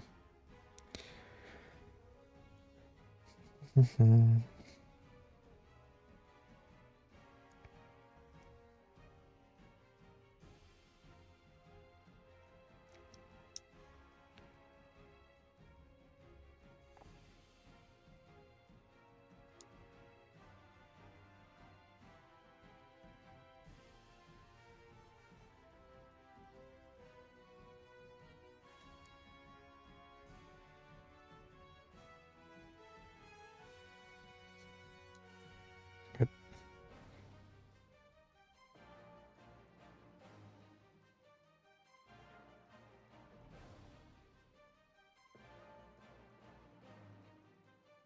Oh.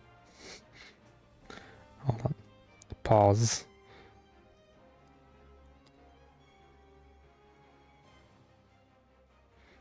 Oh yeah, you're fine. Take some rest. No worries, no worries.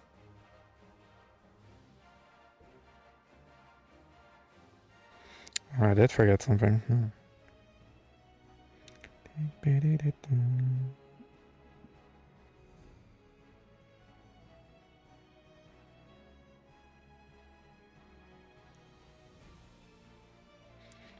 Six. Just chill a bit. Make sure to relax. Drink some water. Very important.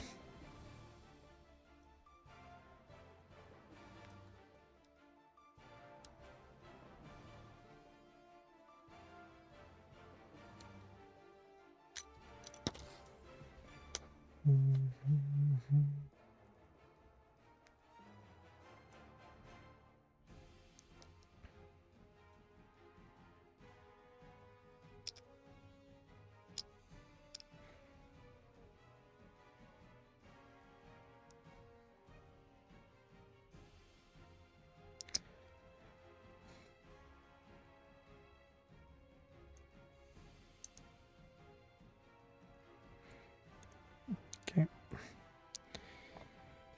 And now I can put that there.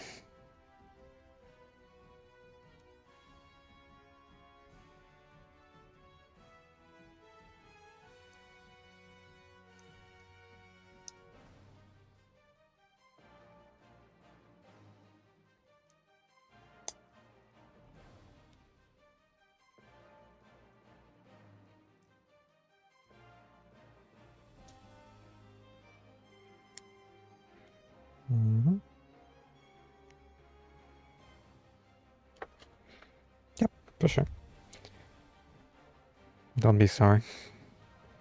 Just go get some rest, okay? I mean, you know where to find me. I'm here every week, so you can just come hang out whenever you feel like.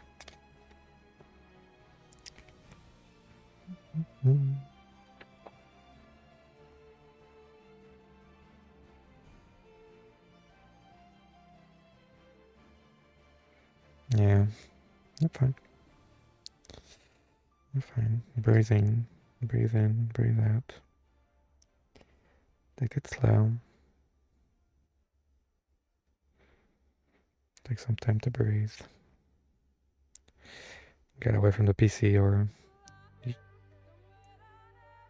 your phone and just, you know, take some time to calm down. You're fine. No need to be sorry.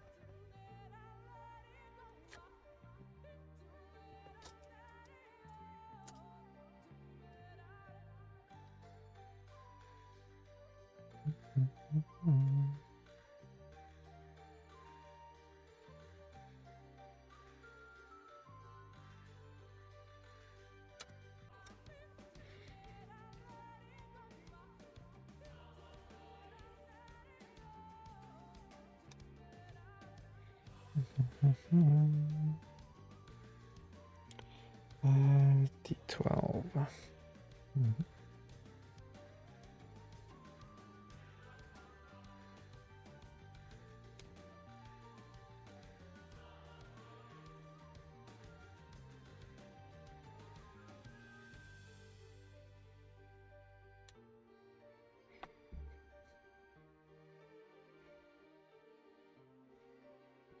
Mhm. Mm-hmm. Just having a look at the same time to see if people are streaming. Okay. Okay. I see. I see. Because I have to find some place to drop all those lovely people after I'm done. And I have spotted someone.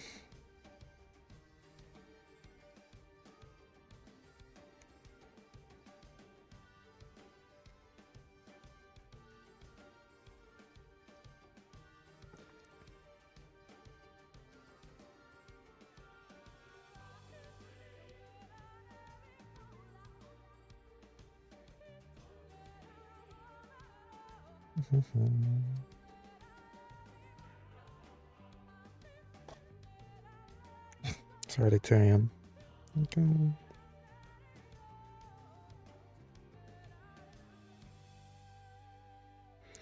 It's probably going to be a 10-hour stream.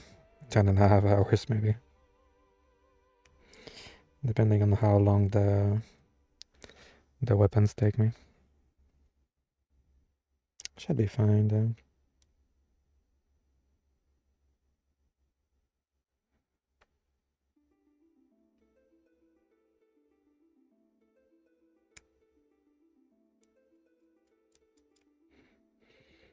Okay.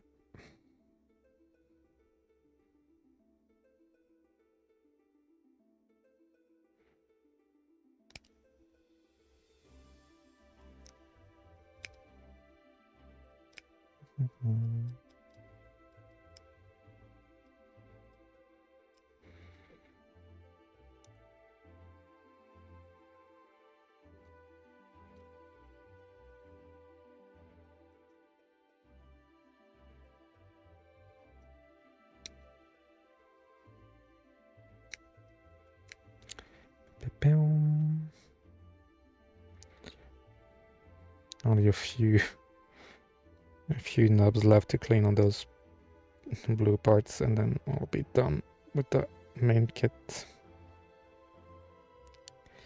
After that, just weapons.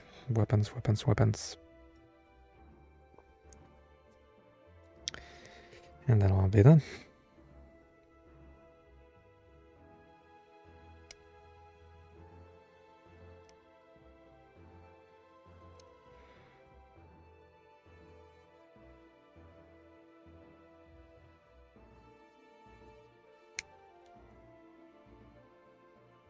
I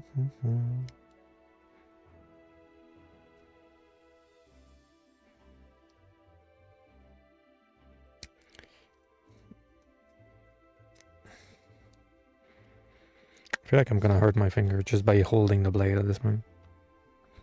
Not by cutting myself, but just holding it too tight, I guess.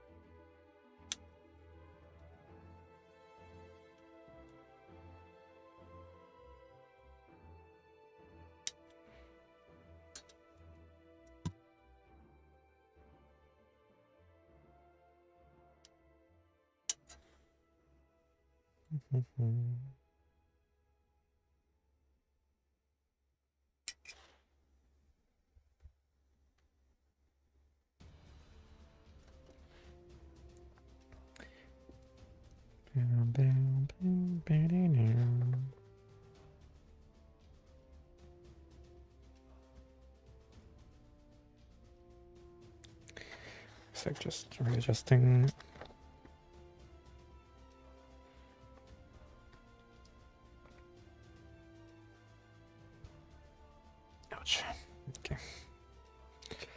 Might need to spin the wheel afterwards. I mean, I know which kit is next, but I have to spin to decide which kit comes after that.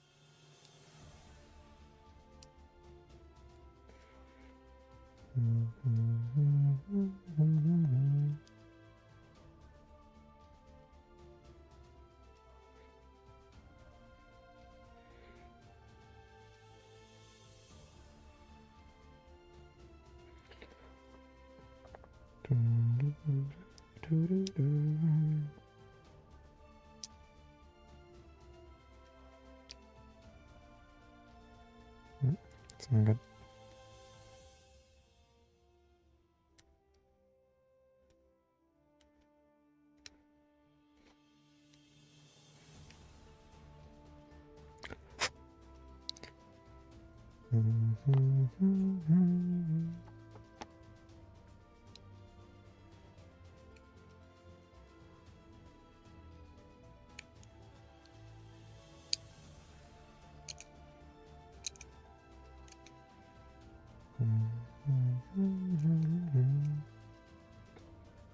I just need to open something real quick before it refreshes. There. And there.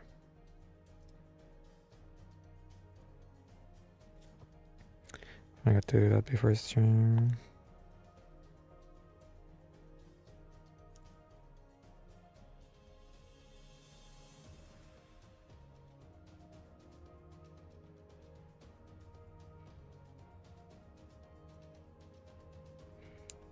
Come on. Okay. Stupid nub.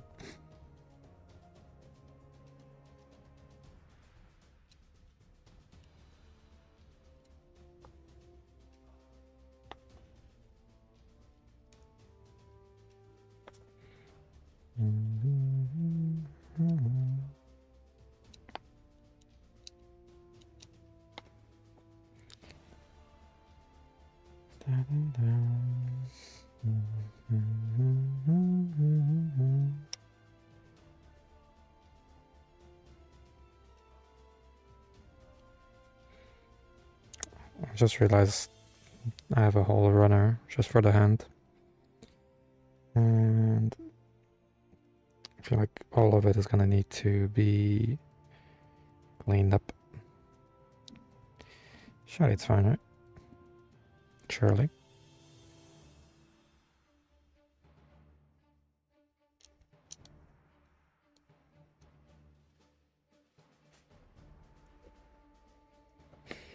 The 11 is used to close this up. Gotcha. Not really sure I'm gonna use the machine gun hand. I prefer the regular hand, to be honest.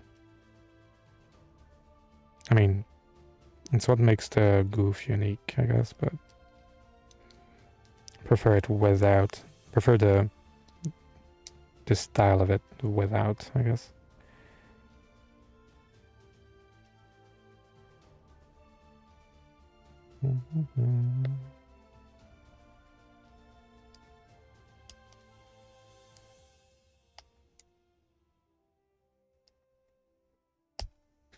Ow.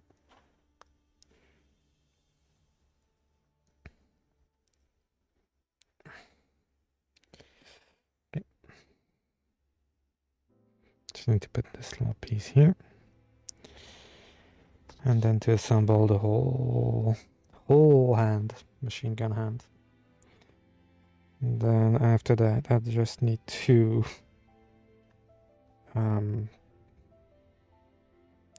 yeah, I just need to do the heat rod, which is quite a few pieces, but it's fine.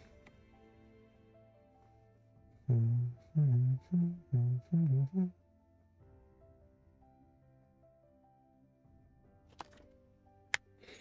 actually don't need to change the whole forearm now. If I want to change it up, which is nice.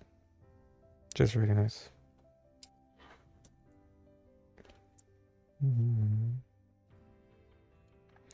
Because I feel like on the 1.0 you had to change the whole forearm if you wanted to just put a regular hand on there. But yeah. I like the machine gun gimmick, but yeah.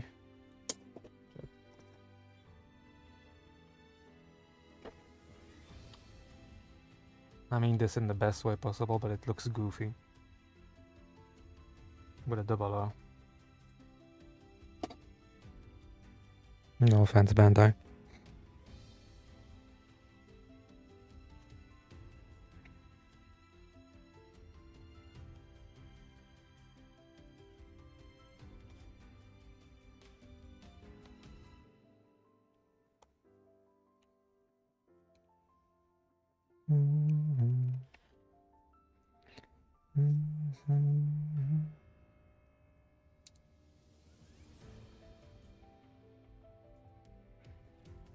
It's gonna fall out, isn't it?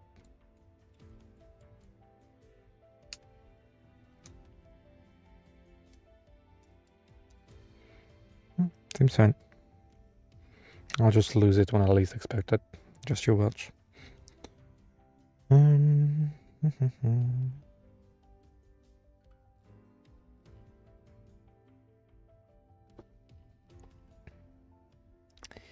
Okay, let's do the hand now. Machine gun hand, which is fun times. Wait, it's a regular hand. Ooh. Oh no, it's a plastic one. J.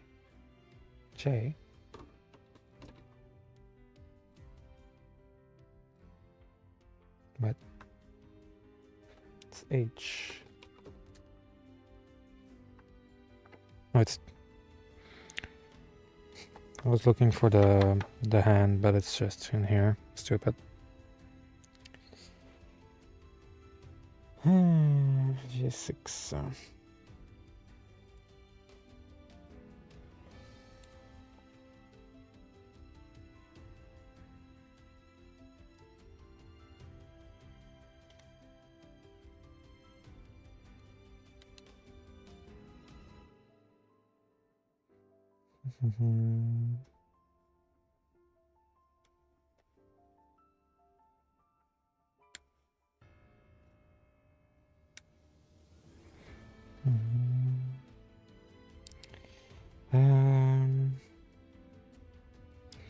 J2, J1.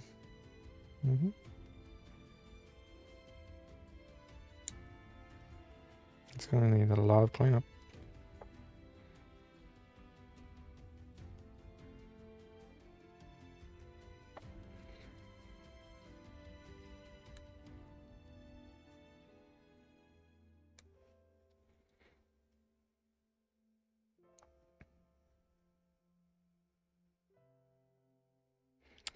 God damn it. Okay. So the rest is just J3, J4 every single time. Okay.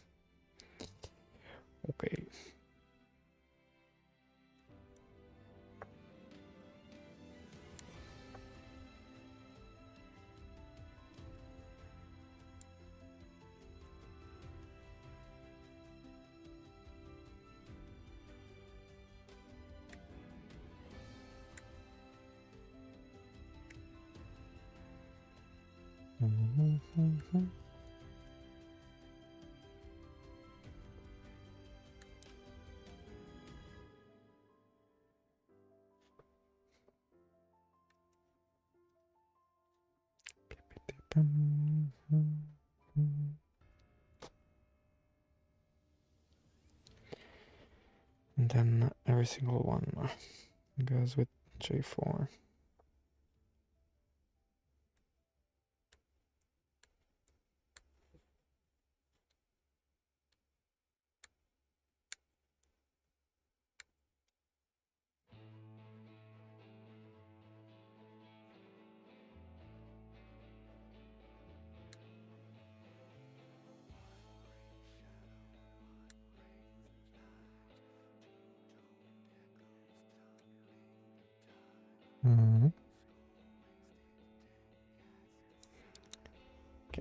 This runner is empty now. Those ones are terrible. I can't throw them. My camera's gonna it's like really not well balanced. I guess it's fine for now, but I'm almost done anyway, but yeah.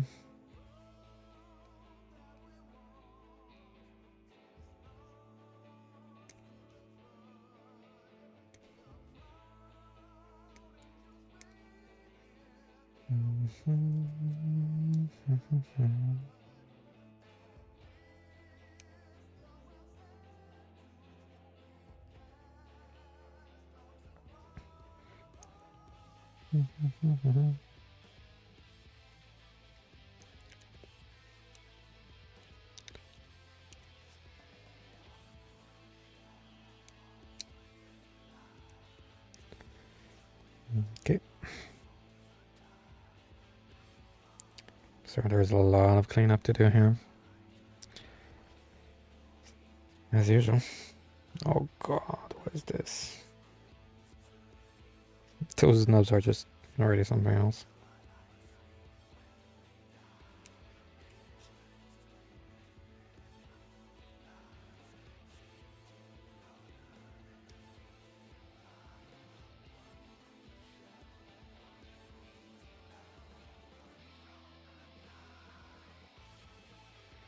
I don't think I'm filing is my finger, but it's fine.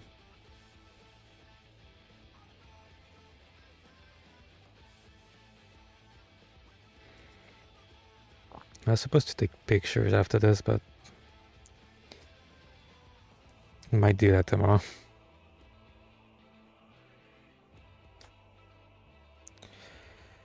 It's getting kinda late. Kinda. It's only 2 AM. I've only been streaming for 9.5 hours. No big deal.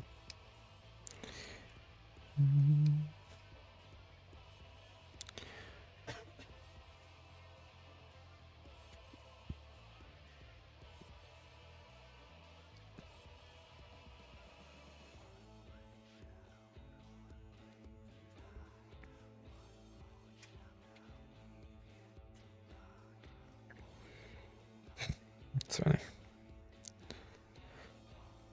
I just find the hand machine gun really funny. For no reason. Just it looks really goofy. It's not even a pun,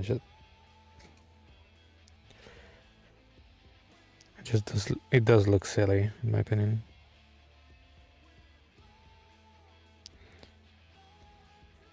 The best way possible.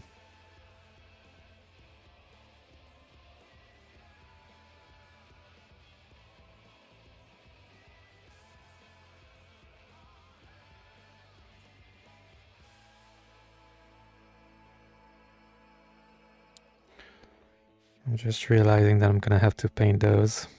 Great. Great. I need to technically have another hand, I think. So I should be able to make another normal hand.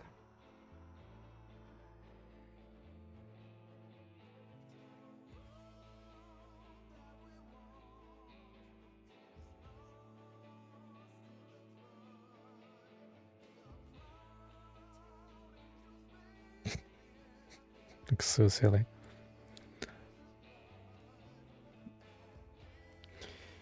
The only problem I have today is just that my back is cooked.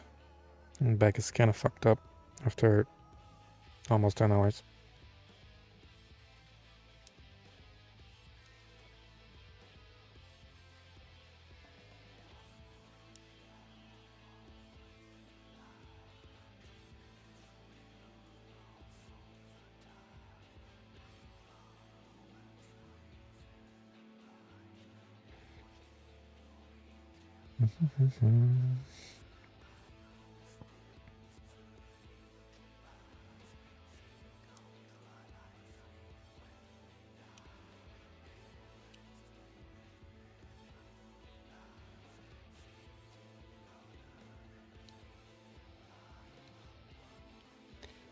I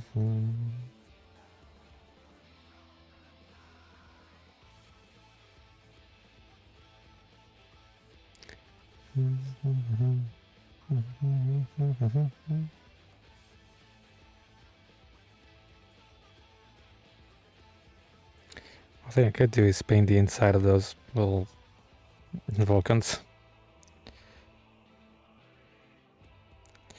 That could work. Okay, those are not gonna hold much, so I shouldn't worry too much about that.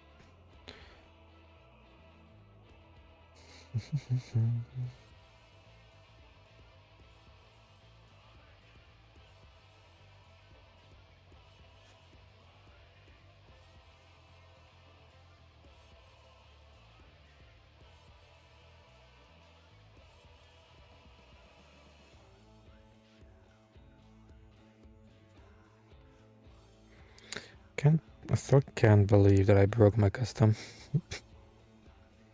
I can just extend the legs. Proceeds to explode the hand in half. Explode the leg in half. I'm like, well. If it isn't the consequence of my own actions.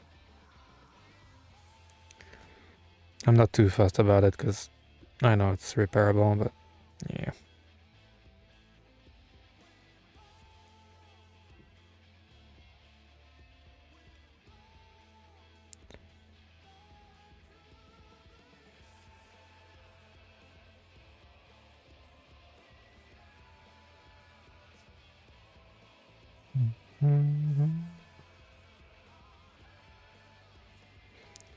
Okay, one more.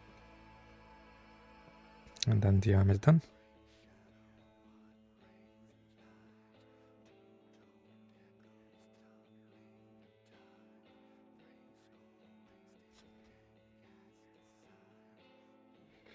I'm tempted to, when I do my custom,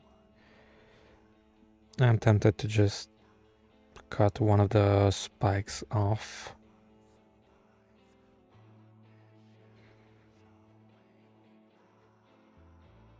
So it looks more like a stud than a big ass spike.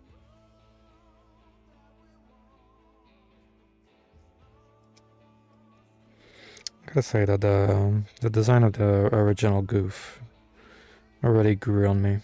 But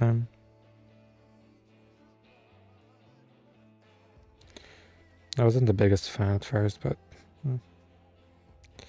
nowadays it's aight. It's alright. I think the problem I have is that I've seen I saw the Gouf custom first. And now, when I see a regular Gouf compared to the Gouf custom, it looks wrong in a way. Also, it doesn't help that I built it in that... damn it. I built them in that order too.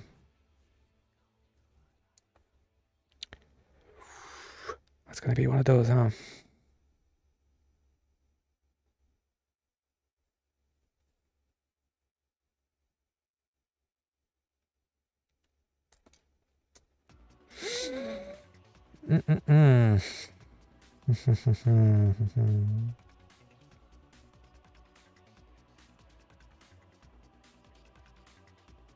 Stay. No. No. No. My brother in Christ.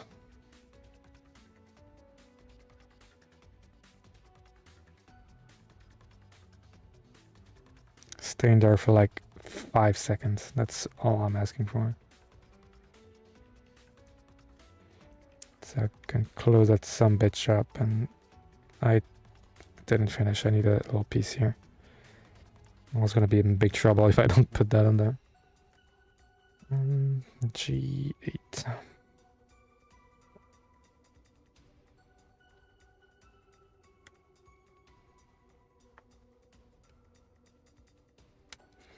I think I have enough for a regular hand, right? Yeah, I do. Okay. Good. Good. The thing I really dislike the most about this version of the Gouf is just this hand. This strange looking hand with the Vulcans inside.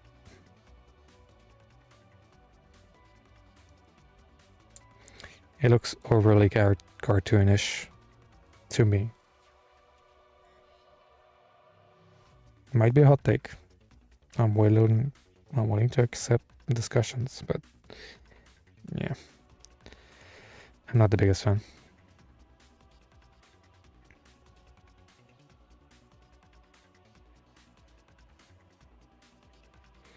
Yeah, it is a blue Zaku. Like, just a blue Zaku with bigger spikes. There's nothing to see here. I didn't get them. It's been a while. A long time to see.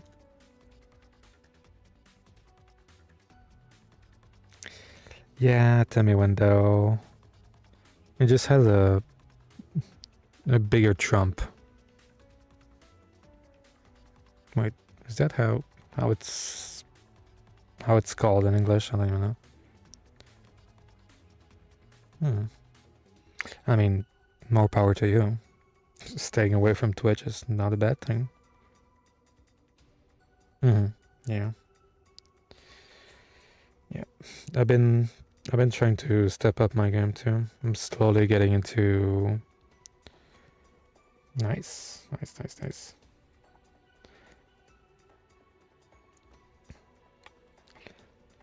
I've been slowly getting into customs and whatnot.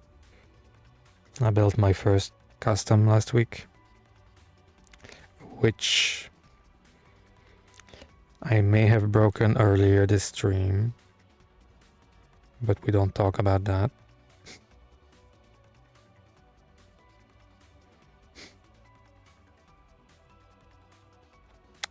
That's fine.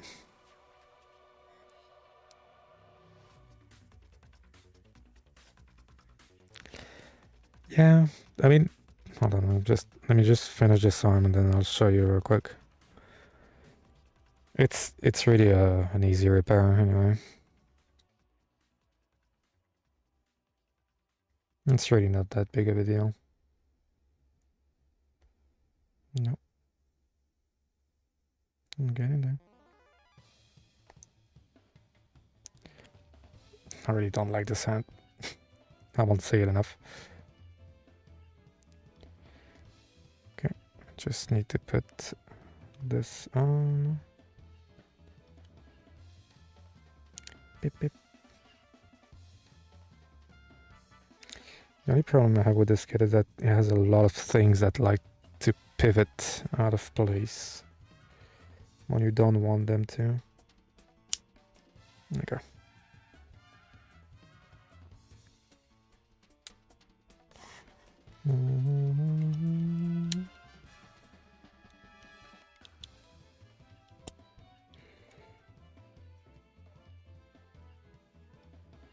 There he is. And the goofy boy. The tall Zaku.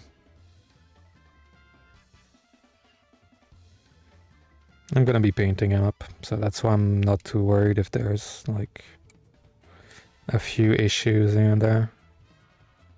It looks fine though. What doesn't look fine is it's about the third time I just show it because I'm still crossed about it. But basically,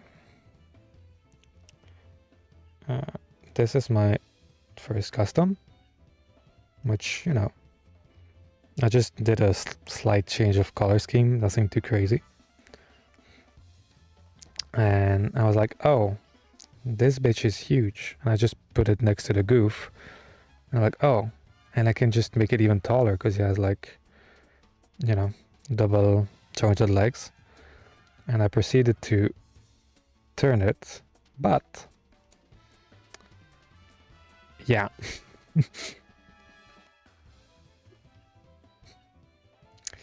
It's fine. Though to be fair, I had the brilliant idea to just paint the joint, which wasn't the brightest idea I've had. I've had some stupid ideas, but this one is really up there. So now what I'm gonna have to do is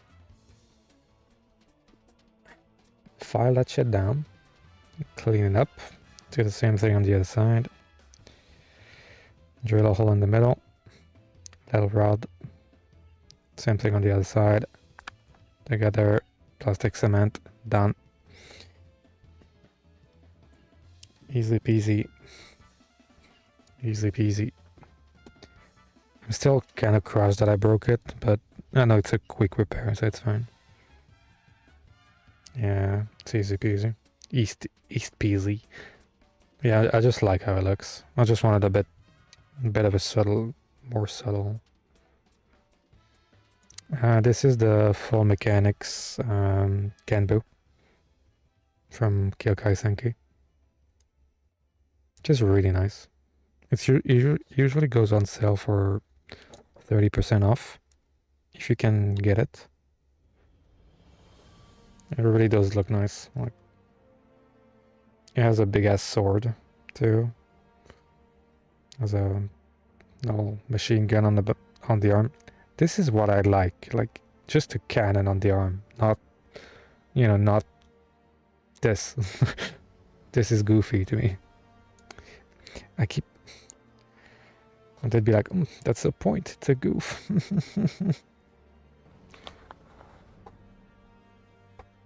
Fuck out of here. Okay.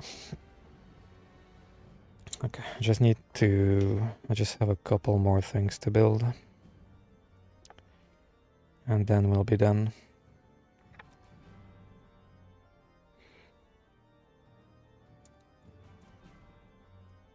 But yeah, if you can get it for on sale, it's a really good kit. Really easy to disassemble and custom too, if you like doing that.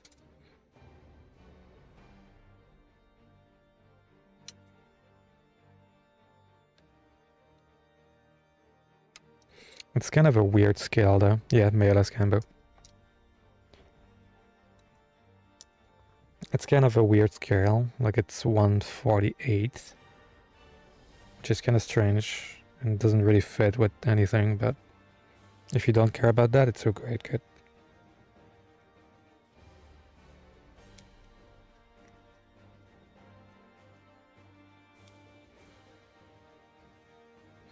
I think some stores may even have the first release version, which has a few parts of the armor that are...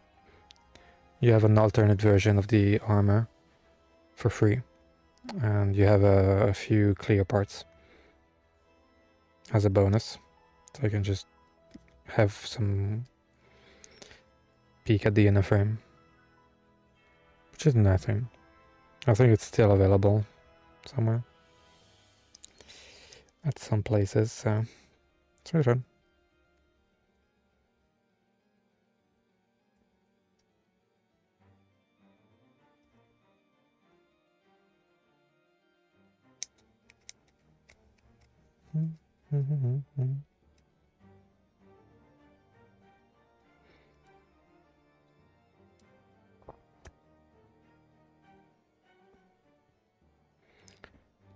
My version is the Kenbu Zan, which is just a second release version.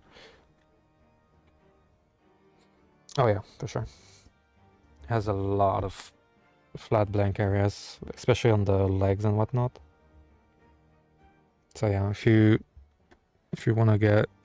really want to scribe them, there's a lot of space to do that.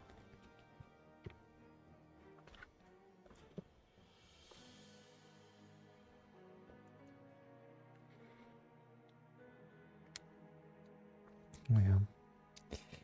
I've been starting to get into customs and whatnot.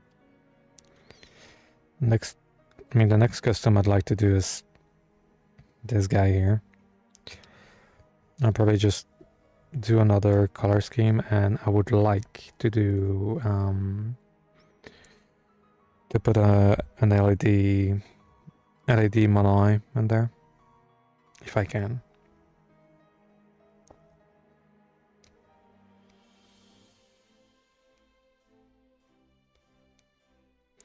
Which shouldn't be too hard. I just need to find a way to put the power bank in there, the power battery, but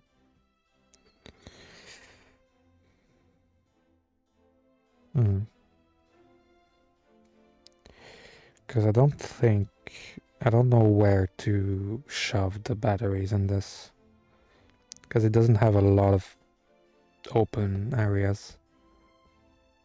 Like the backpack is full for some reason. I don't know why they made a whole inner frame for the backpack. I got the resin conversion kit for the... Oh, nice. I ordered all the metal detail pop parts. Yeah. I mean, what I would like to do to this kit is take this part off, the spikes off, so it's just a stud. I might make the other ones as studs too, I'm not sure. LED mono. And then yeah, just change the color scheme. I would have the second hand, which is in the package, because I'm really not a fan of this. And yeah, just change this color scheme a bit. Probably will go for a purple or candy magenta. I think I have some candy magenta color, which I think would look good. I don't know what to do with this part though. So again, what I might do is just take the normal color and just put some black on it on top, just to have a darker color. I might. I could just put it in black, which works too. But one thing I would like to do, because I'm gonna do the LED mono for sure, but what I would like to do, since it's already gonna have a battery, I would like to put an LED up there at the top of the cockpit, so it lights up this part as well. I feel like that would look good. It just lights up the cockpit, so you can see the pilot in there. I feel like that could be good. I'll try to see how that looks and see if it's possible. But I mean, I don't see why not. It shouldn't be too hard. As long as I can fit one battery in there, I can just put all the LEDs I want. Like, I could even put LEDs in the thrusters as well. I'm not so sure about that though. But we'll see. We'll see. And yeah, just change of color scheme a bit.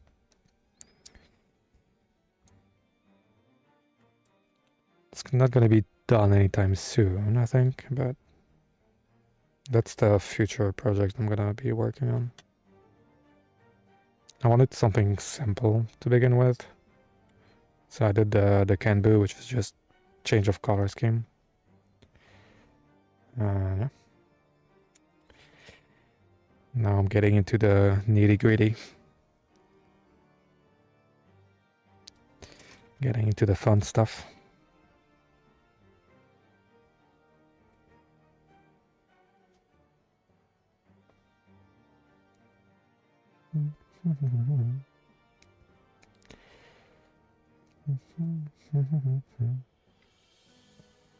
Ideally, I would do that before my midnight coding comes in.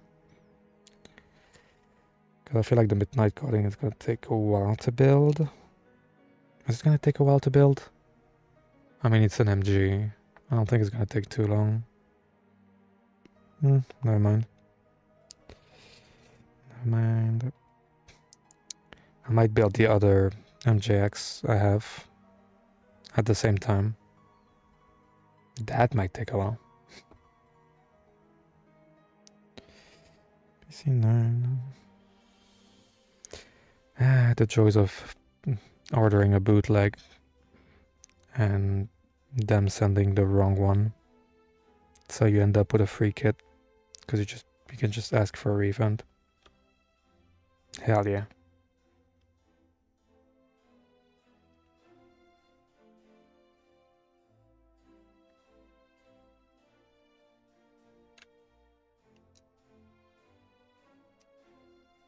Not really a fan of this shield either. Oh well.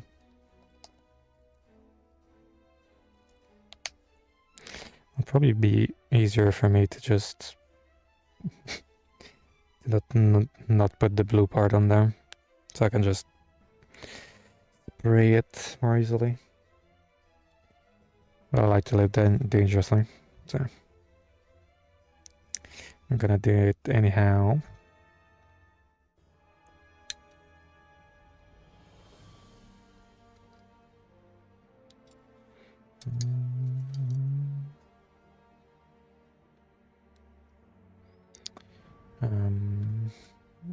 Might go on Saturday grabbing a soldering iron because I'm gonna need that for my LEDs.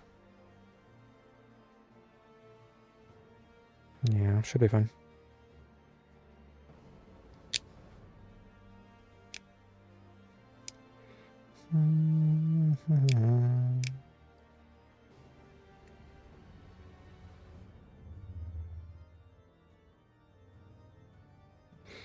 I'm not looking forward to painting the pipes though. That's one of the things I don't look forward to.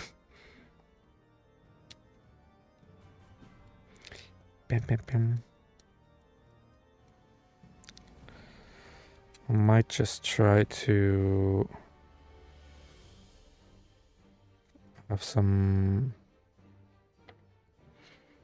have a silver primer under there.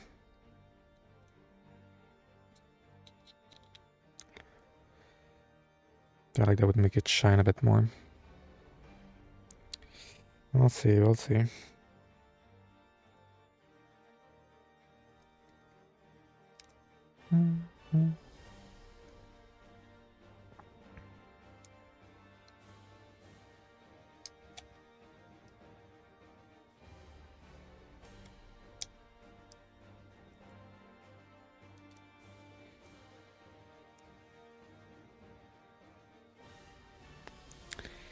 Okay, A9.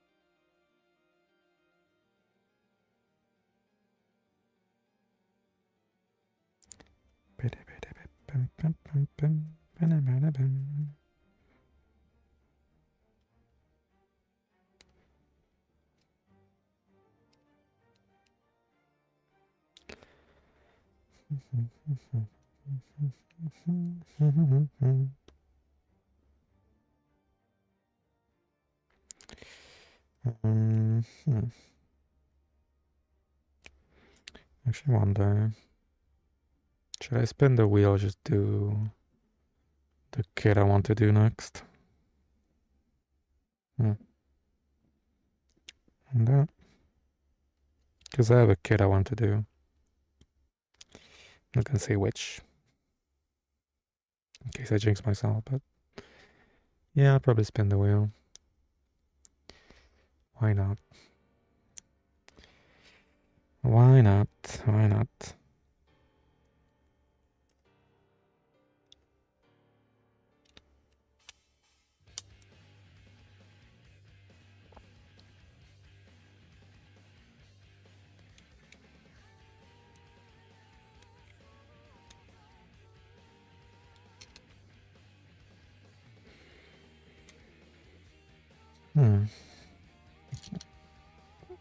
Good start.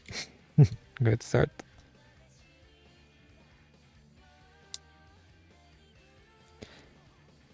Yeah, not so sure about that.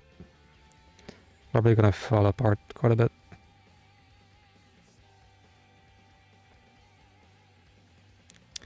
Oh well.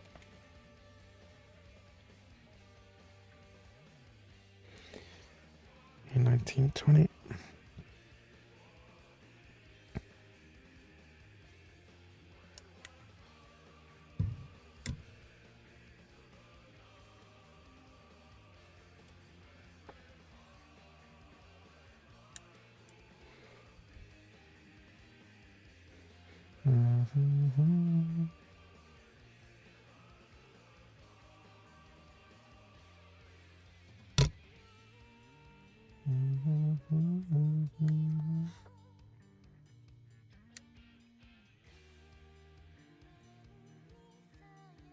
That's really the handle.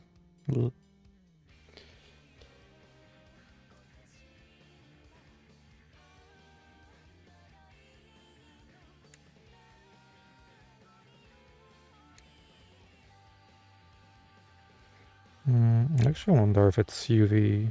It reacts to black light. Can't throw those things for shit.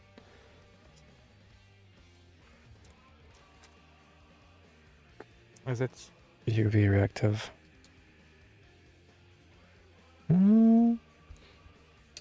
Kind of. Kind of is. Kind of is. I mean, I feel like it's more the light reflects into it since it's like you can see it's already bright, but this I don't know who thought that this was necessary, but the guy who decided to put 9 LEDs in there, he's a dumbass. Gonna have to buy another one. It does feel pretty shiny, isn't it? Doesn't it?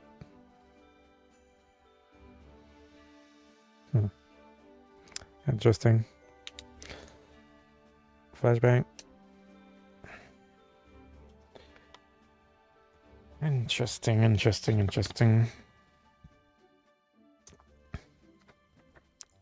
Oh. One thing.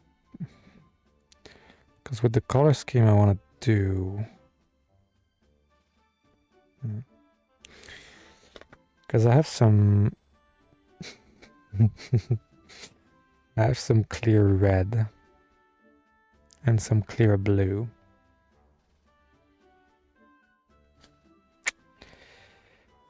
Is what I'm saying. I'll see though. I'll see.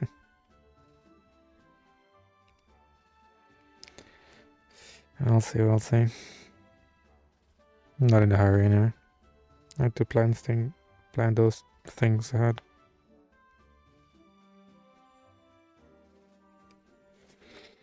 Can't even make a diorama, but yeah. I won't get too ahead of myself there. It's not gonna help.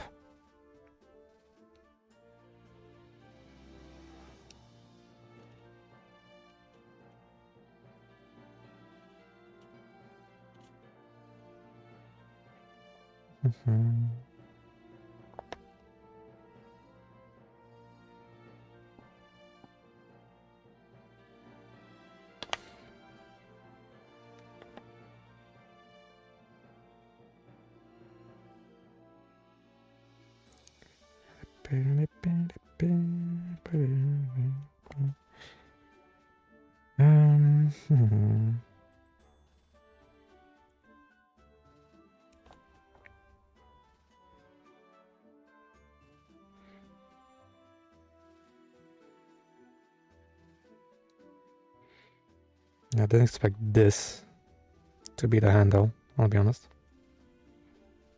Looks kind of scuffed, but it doesn't even have a peg or anything. Whatever, it's fine. So, Like this. Like this. Yeah, go on there.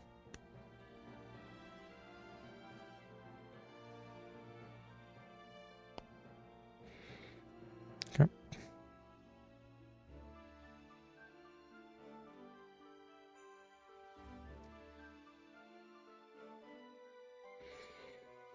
Pretty good. Okay. The real question, can he hold it without it falling? I wouldn't bet on that.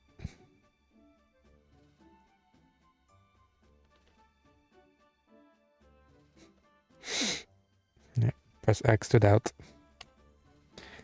Oh yeah. MG 2.0 hands, everybody.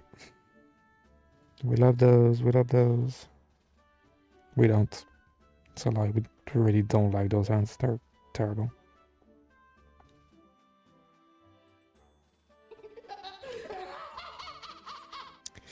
Thank you for the follow. Welcome, welcome.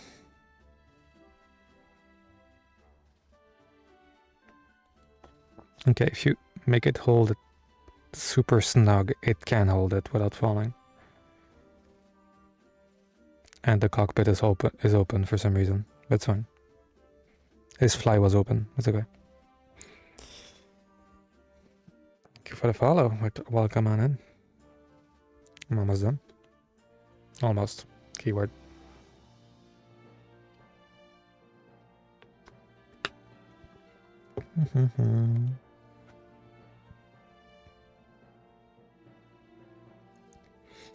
So wait.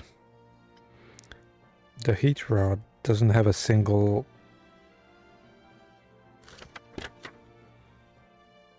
There's no cable. Huh. Interesting. It's really interesting, actually.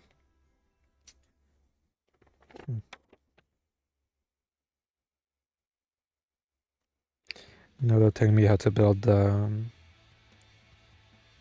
other arm. Is it actually different? 6.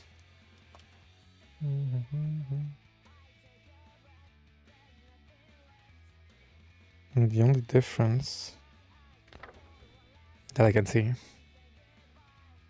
is that I need to put in this part to be able to get the heat rod. It doesn't even have the spot for the heat rod. It's basically just the same thing, but with a normal hand, which is fine. Which is fine. What's this doing over there? Is it okay? Yeah, just chilling.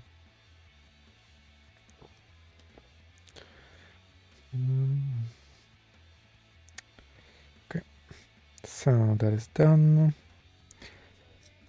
Well, heat rod time.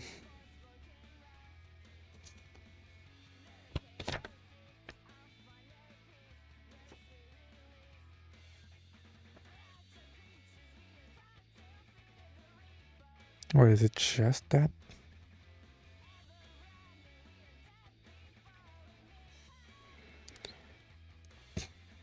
It's all the... Oh god.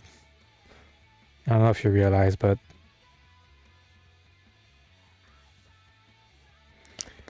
all of those little guys.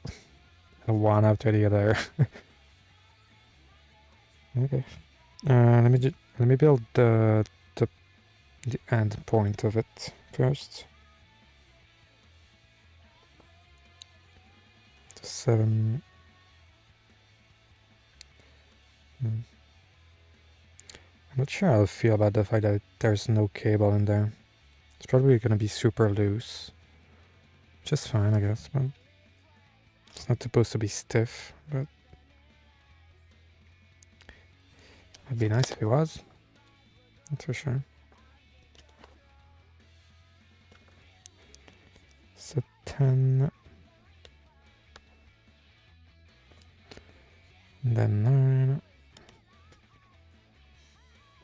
8.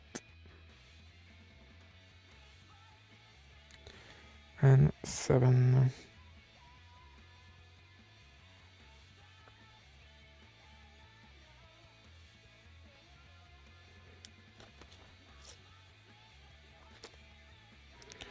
It's gonna be a pain to build this, I can already tell.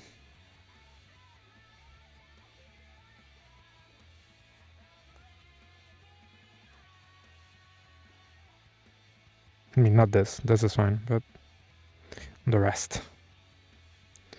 The rest of them.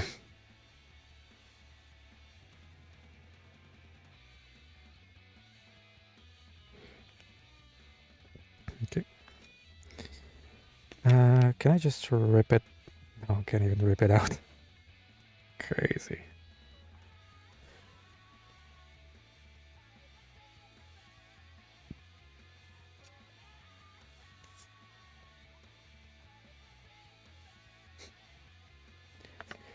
I'm gonna be here for a while.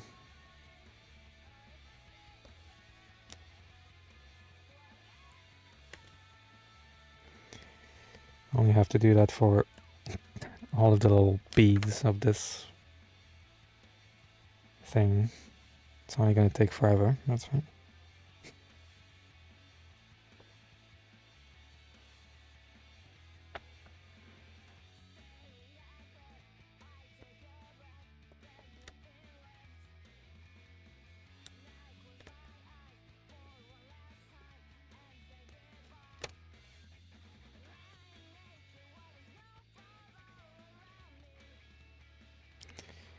Come on, it's the last thing we have to build.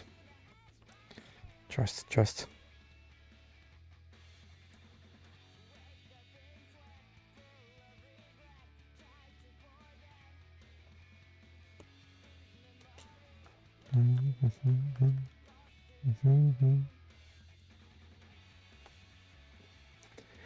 Oh god. I would love it if I could just snap them off the runner. Would be a lot simpler. But alas, it would be too simple.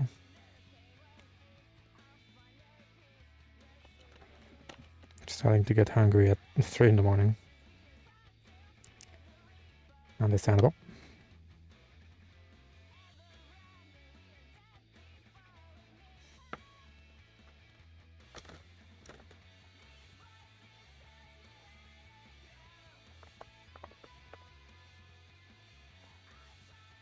At least they don't have any nub marks on them, which is nice.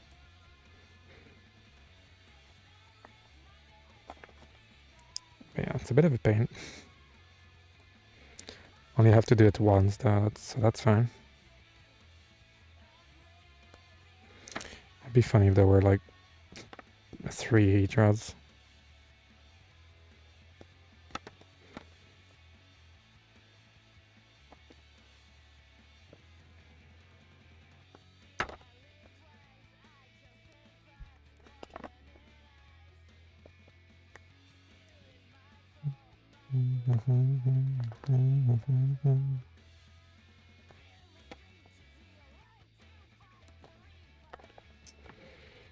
Oh god. Almost there. I'm lying. I'm not almost there. I'm only halfway there. No. It's not telling me how many I need, huh? Yeah.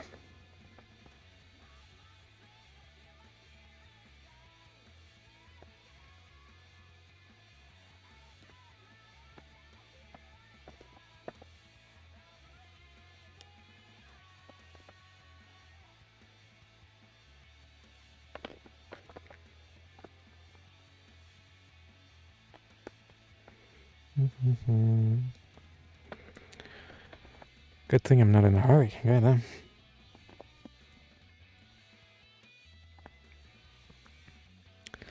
I am done with one side. Okay. Same thing on the other side now. Yay.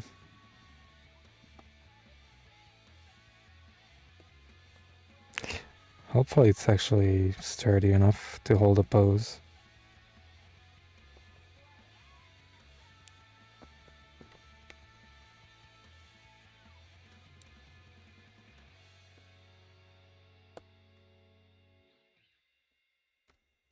Oh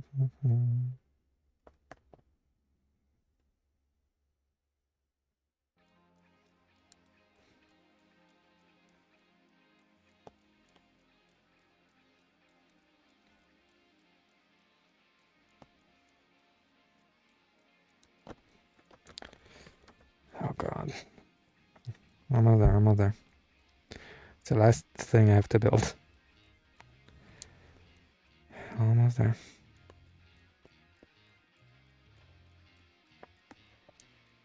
I mean, I just have to build the other hand after that, but that's not like necessary, I guess. I'm still gonna do it. I prefer it with a normal hand, but yeah.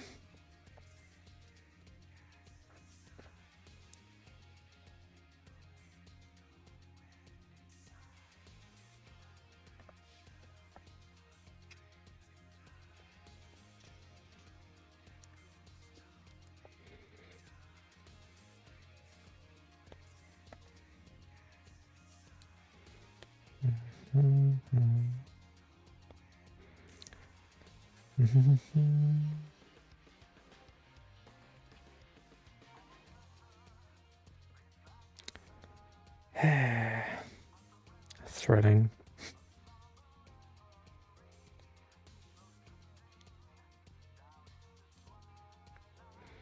That's how I remember the Gouf custom. It was just cutting beads after bead after beads. It was a pain in the ass. A real pain in the ass.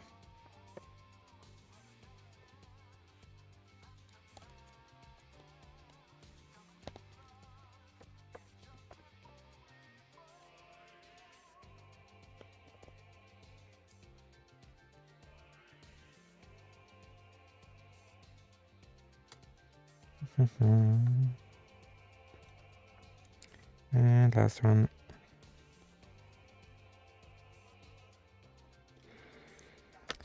There we go. Only took me 10 minutes. It's fine. I'm gonna have a squiggly piece of plastic, which I'm gonna put a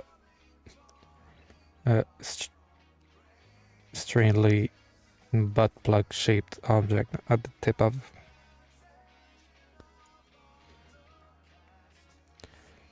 So yeah.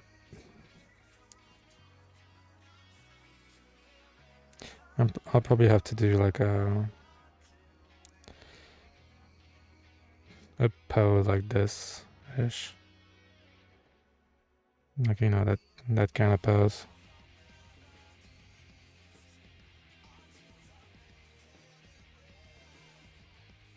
To make it hold, but yeah. I was gonna say, should I try to make him hold a pose? But I made him hold the sword. I just don't want to make it fall. So yeah. Just gonna be. The only thing I'm gonna do now before I end and before I forget is I'm just gonna build the hand, because there's just a tiny little piece that I need to build. I just need to build a second hand, pretty much.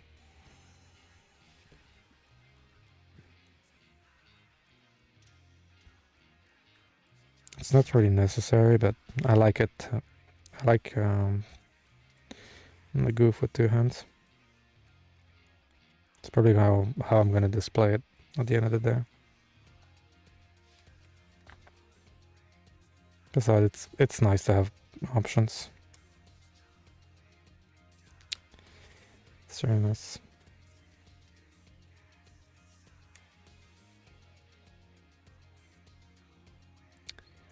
I'm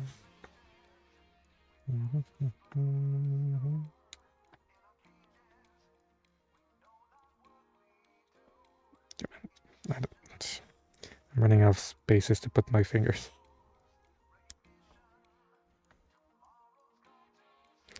Gaps are too small.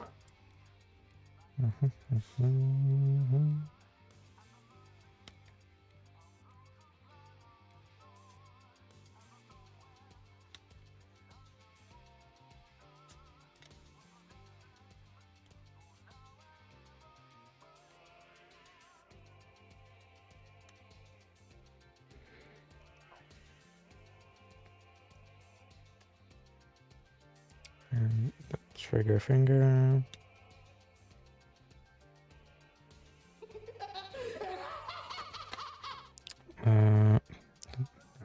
Welcome. Thanks for the follow. Which one's your favorite Gundam company? Anaheim or SNRI? I have no clue. I don't know if it's from the if you're asking in the show, because if it's in the show, I have no clue. I haven't watched any of the show.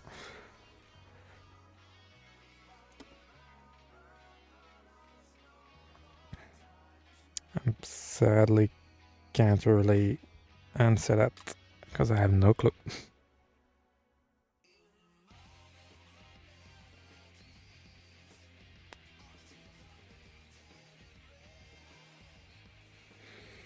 I'm guessing it's part of the show because at first I thought you meant which third-party company that makes Gundam.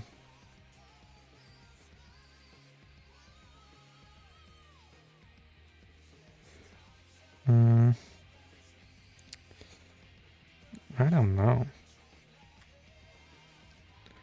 Because, I mean, the new Gundam looks nice. Yeah. But I'm not really a big Federation guy. I prefer the Xeon suits by far.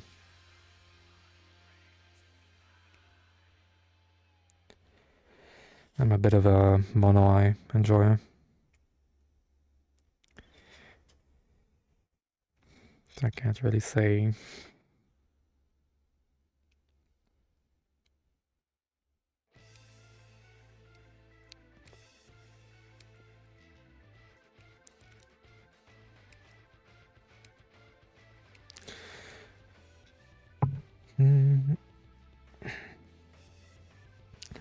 But yeah, I guess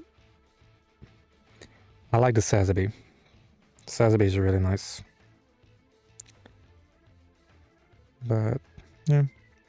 Otherwise I just really prefer Xeon kits.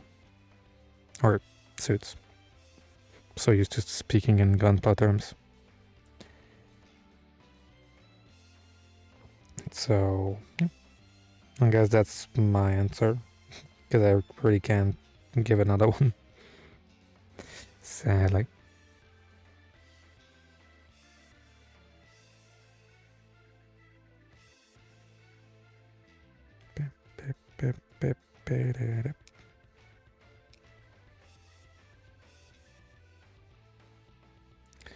I was thinking, where's the closed hand? But yeah, it's all built like from those little pieces. I forget about those MG 2.0 hands. They're really a pain. Very pausable. Oh yeah, sure. Already pausable. If you want to make it hold a pose though, good luck. Good luck.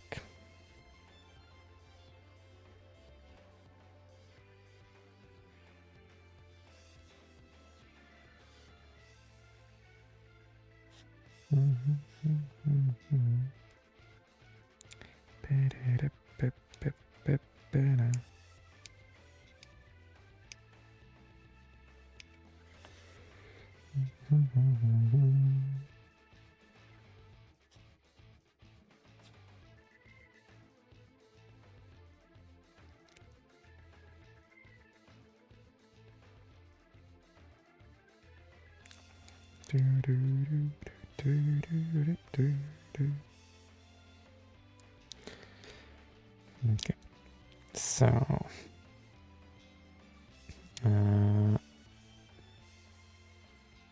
yes.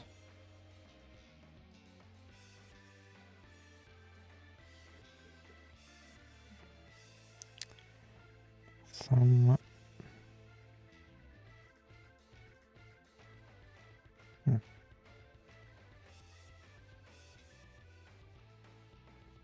some barely fits this, you know.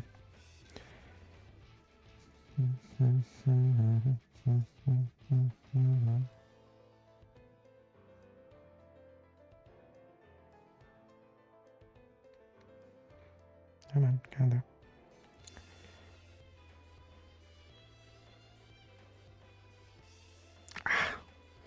It's no wonder those pieces are such losing hazards. Just fitting them together is a pain in the ass.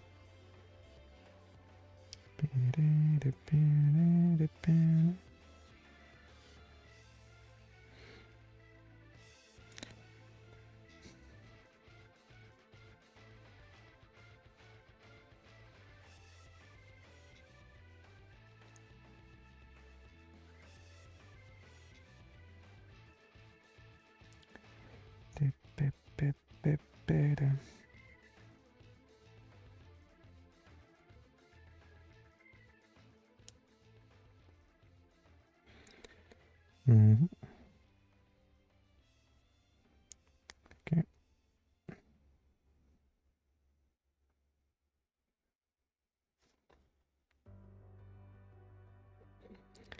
It's been a while since Endwalker.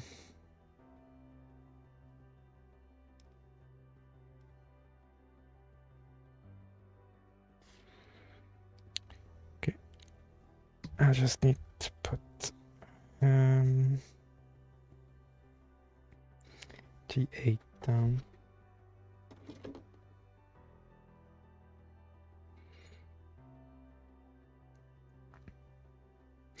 Oh, I cannot fully swap it. I do need the thing that snaps into the. Okay. I can just snap it out though, so that's fine. I just need to put this then.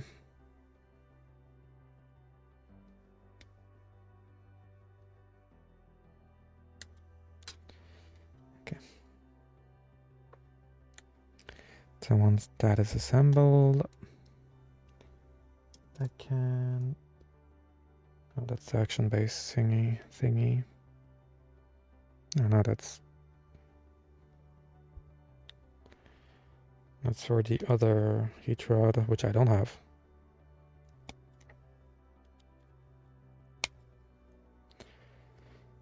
Which doesn't exist. I mean, I could snap the heat rod into and just separate it, but I don't have an end point.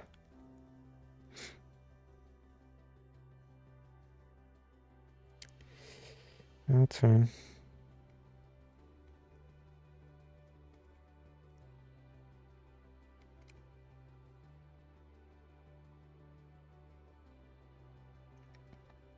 Mm-hmm. 10.5 hour stream. Called it. Starting to get hungry at 3 in the morning.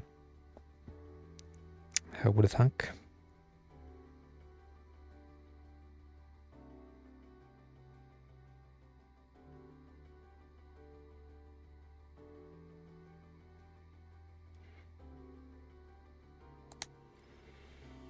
Okay. So I do need to swap it. I'll just need to grab the little thing that clips onto here and just shove that in the arm, and then it's pretty much done. Let me do some cleanup and then spin the wheel time, and then we're just gonna raid someone. Don't know who yet, but we'll figure it out.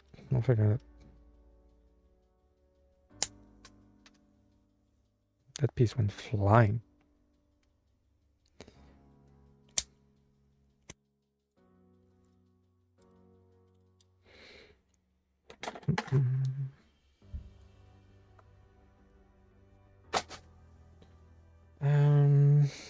I don't need to keep those parts because there are spares. What I can do, clack, clack. I'm just basically cutting the spares of the runners.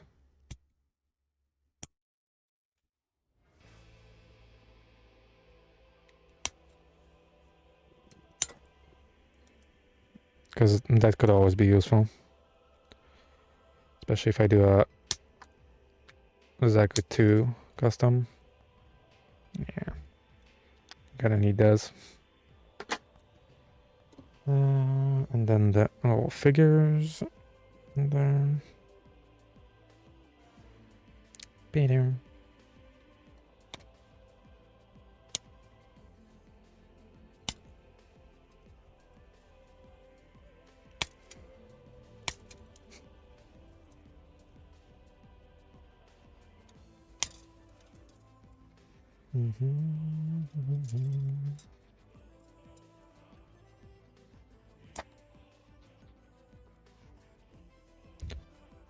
And then quite a few on these runners.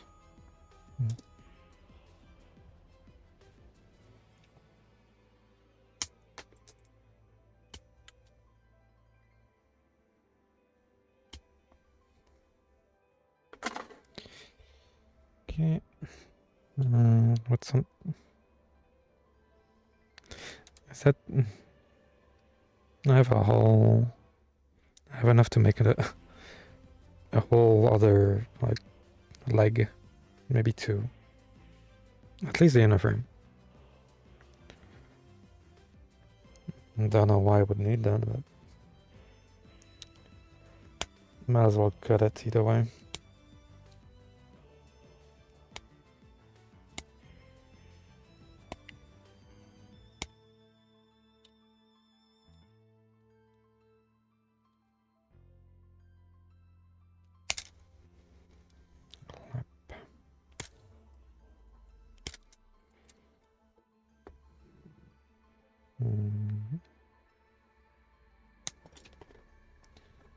Go away.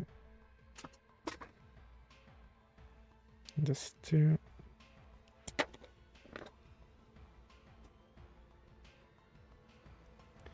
It's a bit of a mess, but it's fine. Surely it's fine.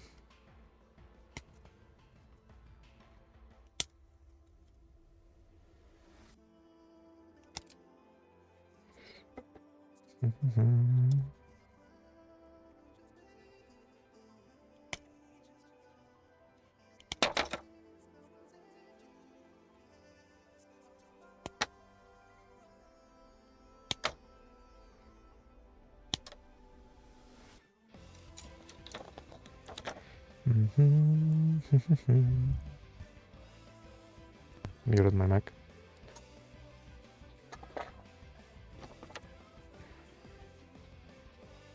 I have so many spare pieces in here. I mean, it's normal because it's like based on the Zaku 2.0, but it's quite a few pieces.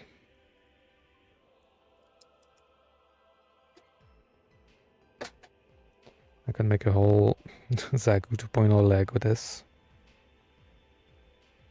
I also have those parts, which I... Oh, that's the old way they fit the shoulder pad on there, if I remember. It's been a while. It's been like, what, 3 months since I built the 2.0? Maybe. So,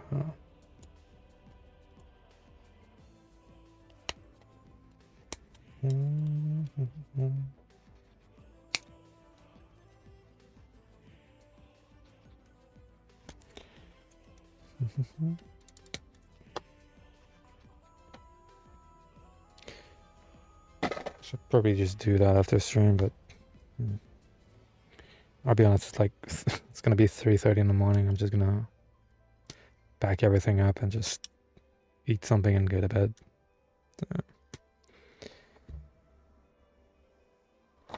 Don't want to worry about anything else, really.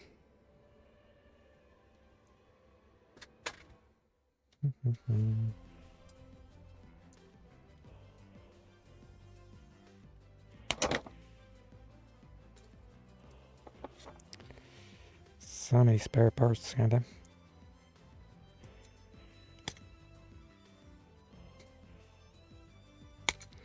I even have a spare shoulder pad. For whatever reason. Oh well. Yep. So that's done. Let me just put all of these in the box. So I can just put them away afterwards. This is just a little nub. Okay. So, is the kit worth it then? Considering that you have to pay, I think roughly, I think it's 41, 42 bucks at the moment. It's not too bad. It's not a bad kit at all. The only problem is just the 2.0 hands, which are just a pain in the ass, but it's always the case.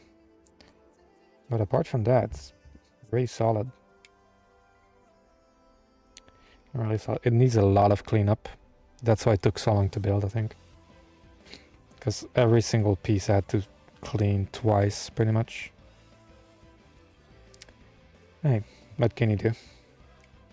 So, if I were to give it a review out of 10, I would probably give it a 8 out of 10. It would probably be a 9 if I didn't have to clean every single part twice, to be honest. That's fine. I also feel like a bit more weapons would have been nice. I'm not asking for much, like anything unique or anything. But since it's already using the runners for the Zaku 2.0, could have put one more runner in there with the machine gun, the bazooka. But those are compatible, so. Oh yeah. Anyway. Now.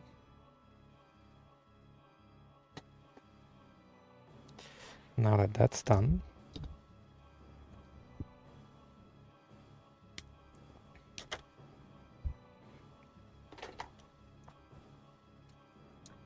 What we can do is spin the wheel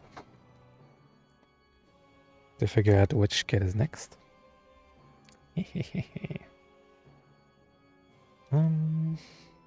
Actually, I have a lot of things in mind for this kit that I want to do. For the custom,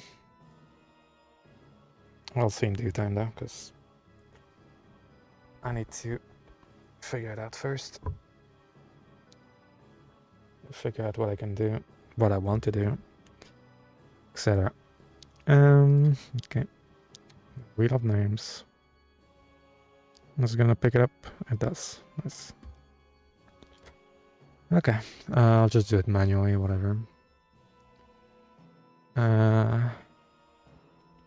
MG des scythe. Just gonna copy paste the MG because I'm lazy like that. Xia.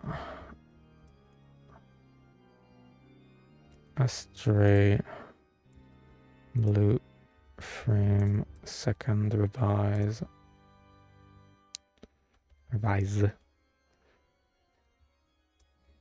MG. Woo. I can't think.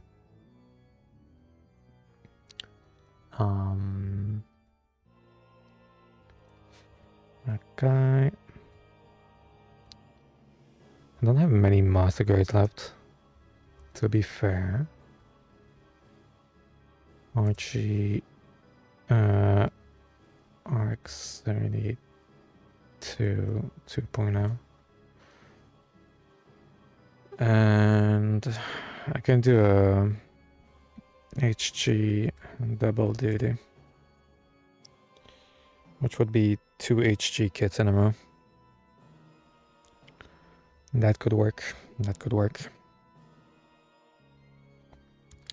Is that it? I mean, it is pretty much it. Unless I put the MGX in there. However, I'm gonna build the midnight coding as soon as it arrives, so probably not. So probably not. Okay. Just move my model. Yeah. I can take off the kit PNG. Okay.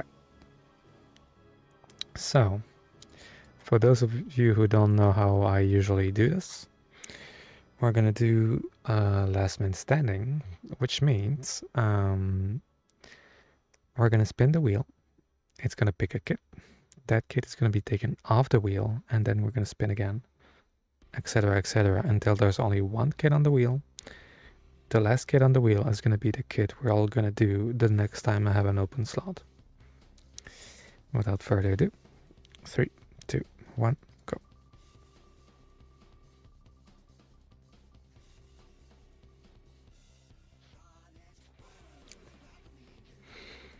Okay, if you wanted a fun fact, this is the kit I wanted to do. So if that's not a clear message, I don't know what is.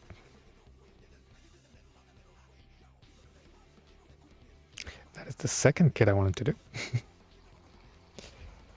Fine, just spin and just pick whatever, I don't care.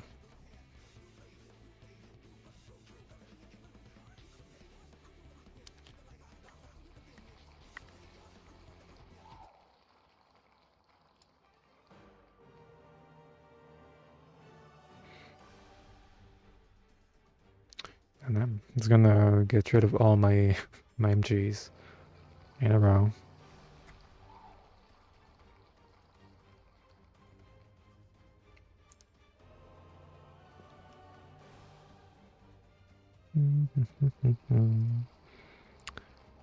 So basically it's 3 different grades.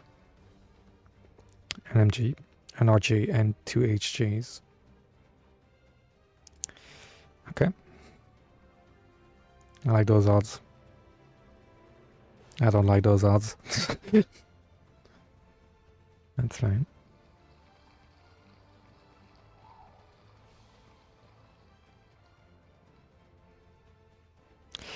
I guess we'll build 2 HGs in a row.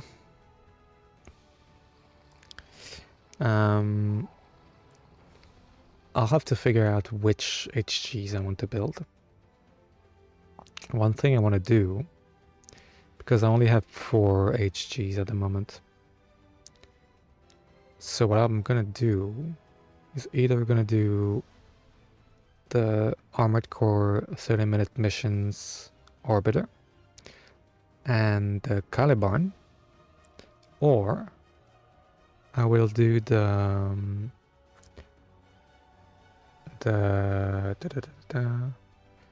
30-minute missions Armored Core Liger Tail and the Gundam EX.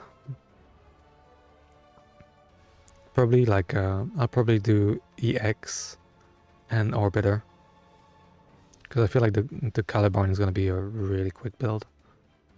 So probably not. So yeah, I'll just see what we do. Anyhow, it is time to see who's streaming. Who can I go bother?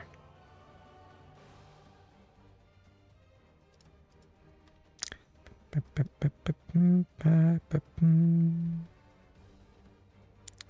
see. Battle Operations 2. Mm-hmm.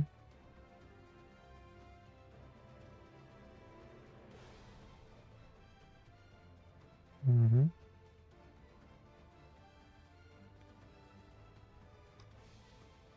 Hmm.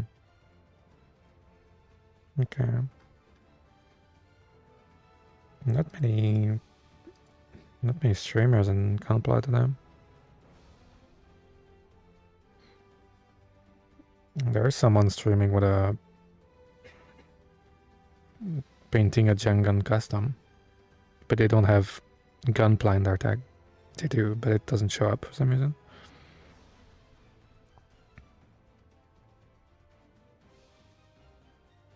Hmm. Oh, they're showing up because they're in a collab. Okay.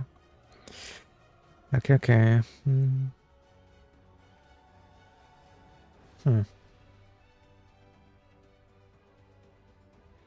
Not too many. Hey, that's me. Not too many Gunpla streamers. Clear HG Ariel. I really gotta go and finish Monster Hunter proper. I'm like so behind. 300 followers. Mm-hmm. Or we could do. Did my model crash? No. Okay. Okay. Or we could just do the classic, the usual. I'm gonna do the classic, the usual.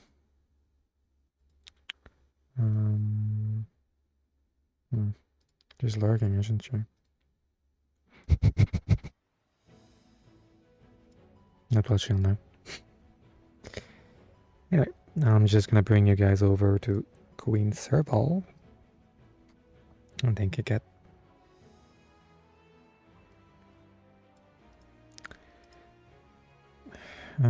She's been streaming for 2 hours. Yeah. Raid Queen Serval. Okay. Next stream is gonna be on Friday on my channel. I don't know what I'm gonna do yet. I'm just gonna play something ridiculous, most likely. You know, something you don't have to worry about too much. And then on Thursday, I'll be on Jinxie's channel, where we're gonna be playing Peak. Absolute Peak. Next Gunpla build is gonna be on next Friday, or next Tuesday, sorry, where I'll be building the 1/100 scale X-Shell from Mega Core. Basically a 1/100 scale Moon Gundam. Anyway, I'll see you guys in the next one. Bye guys. Bye.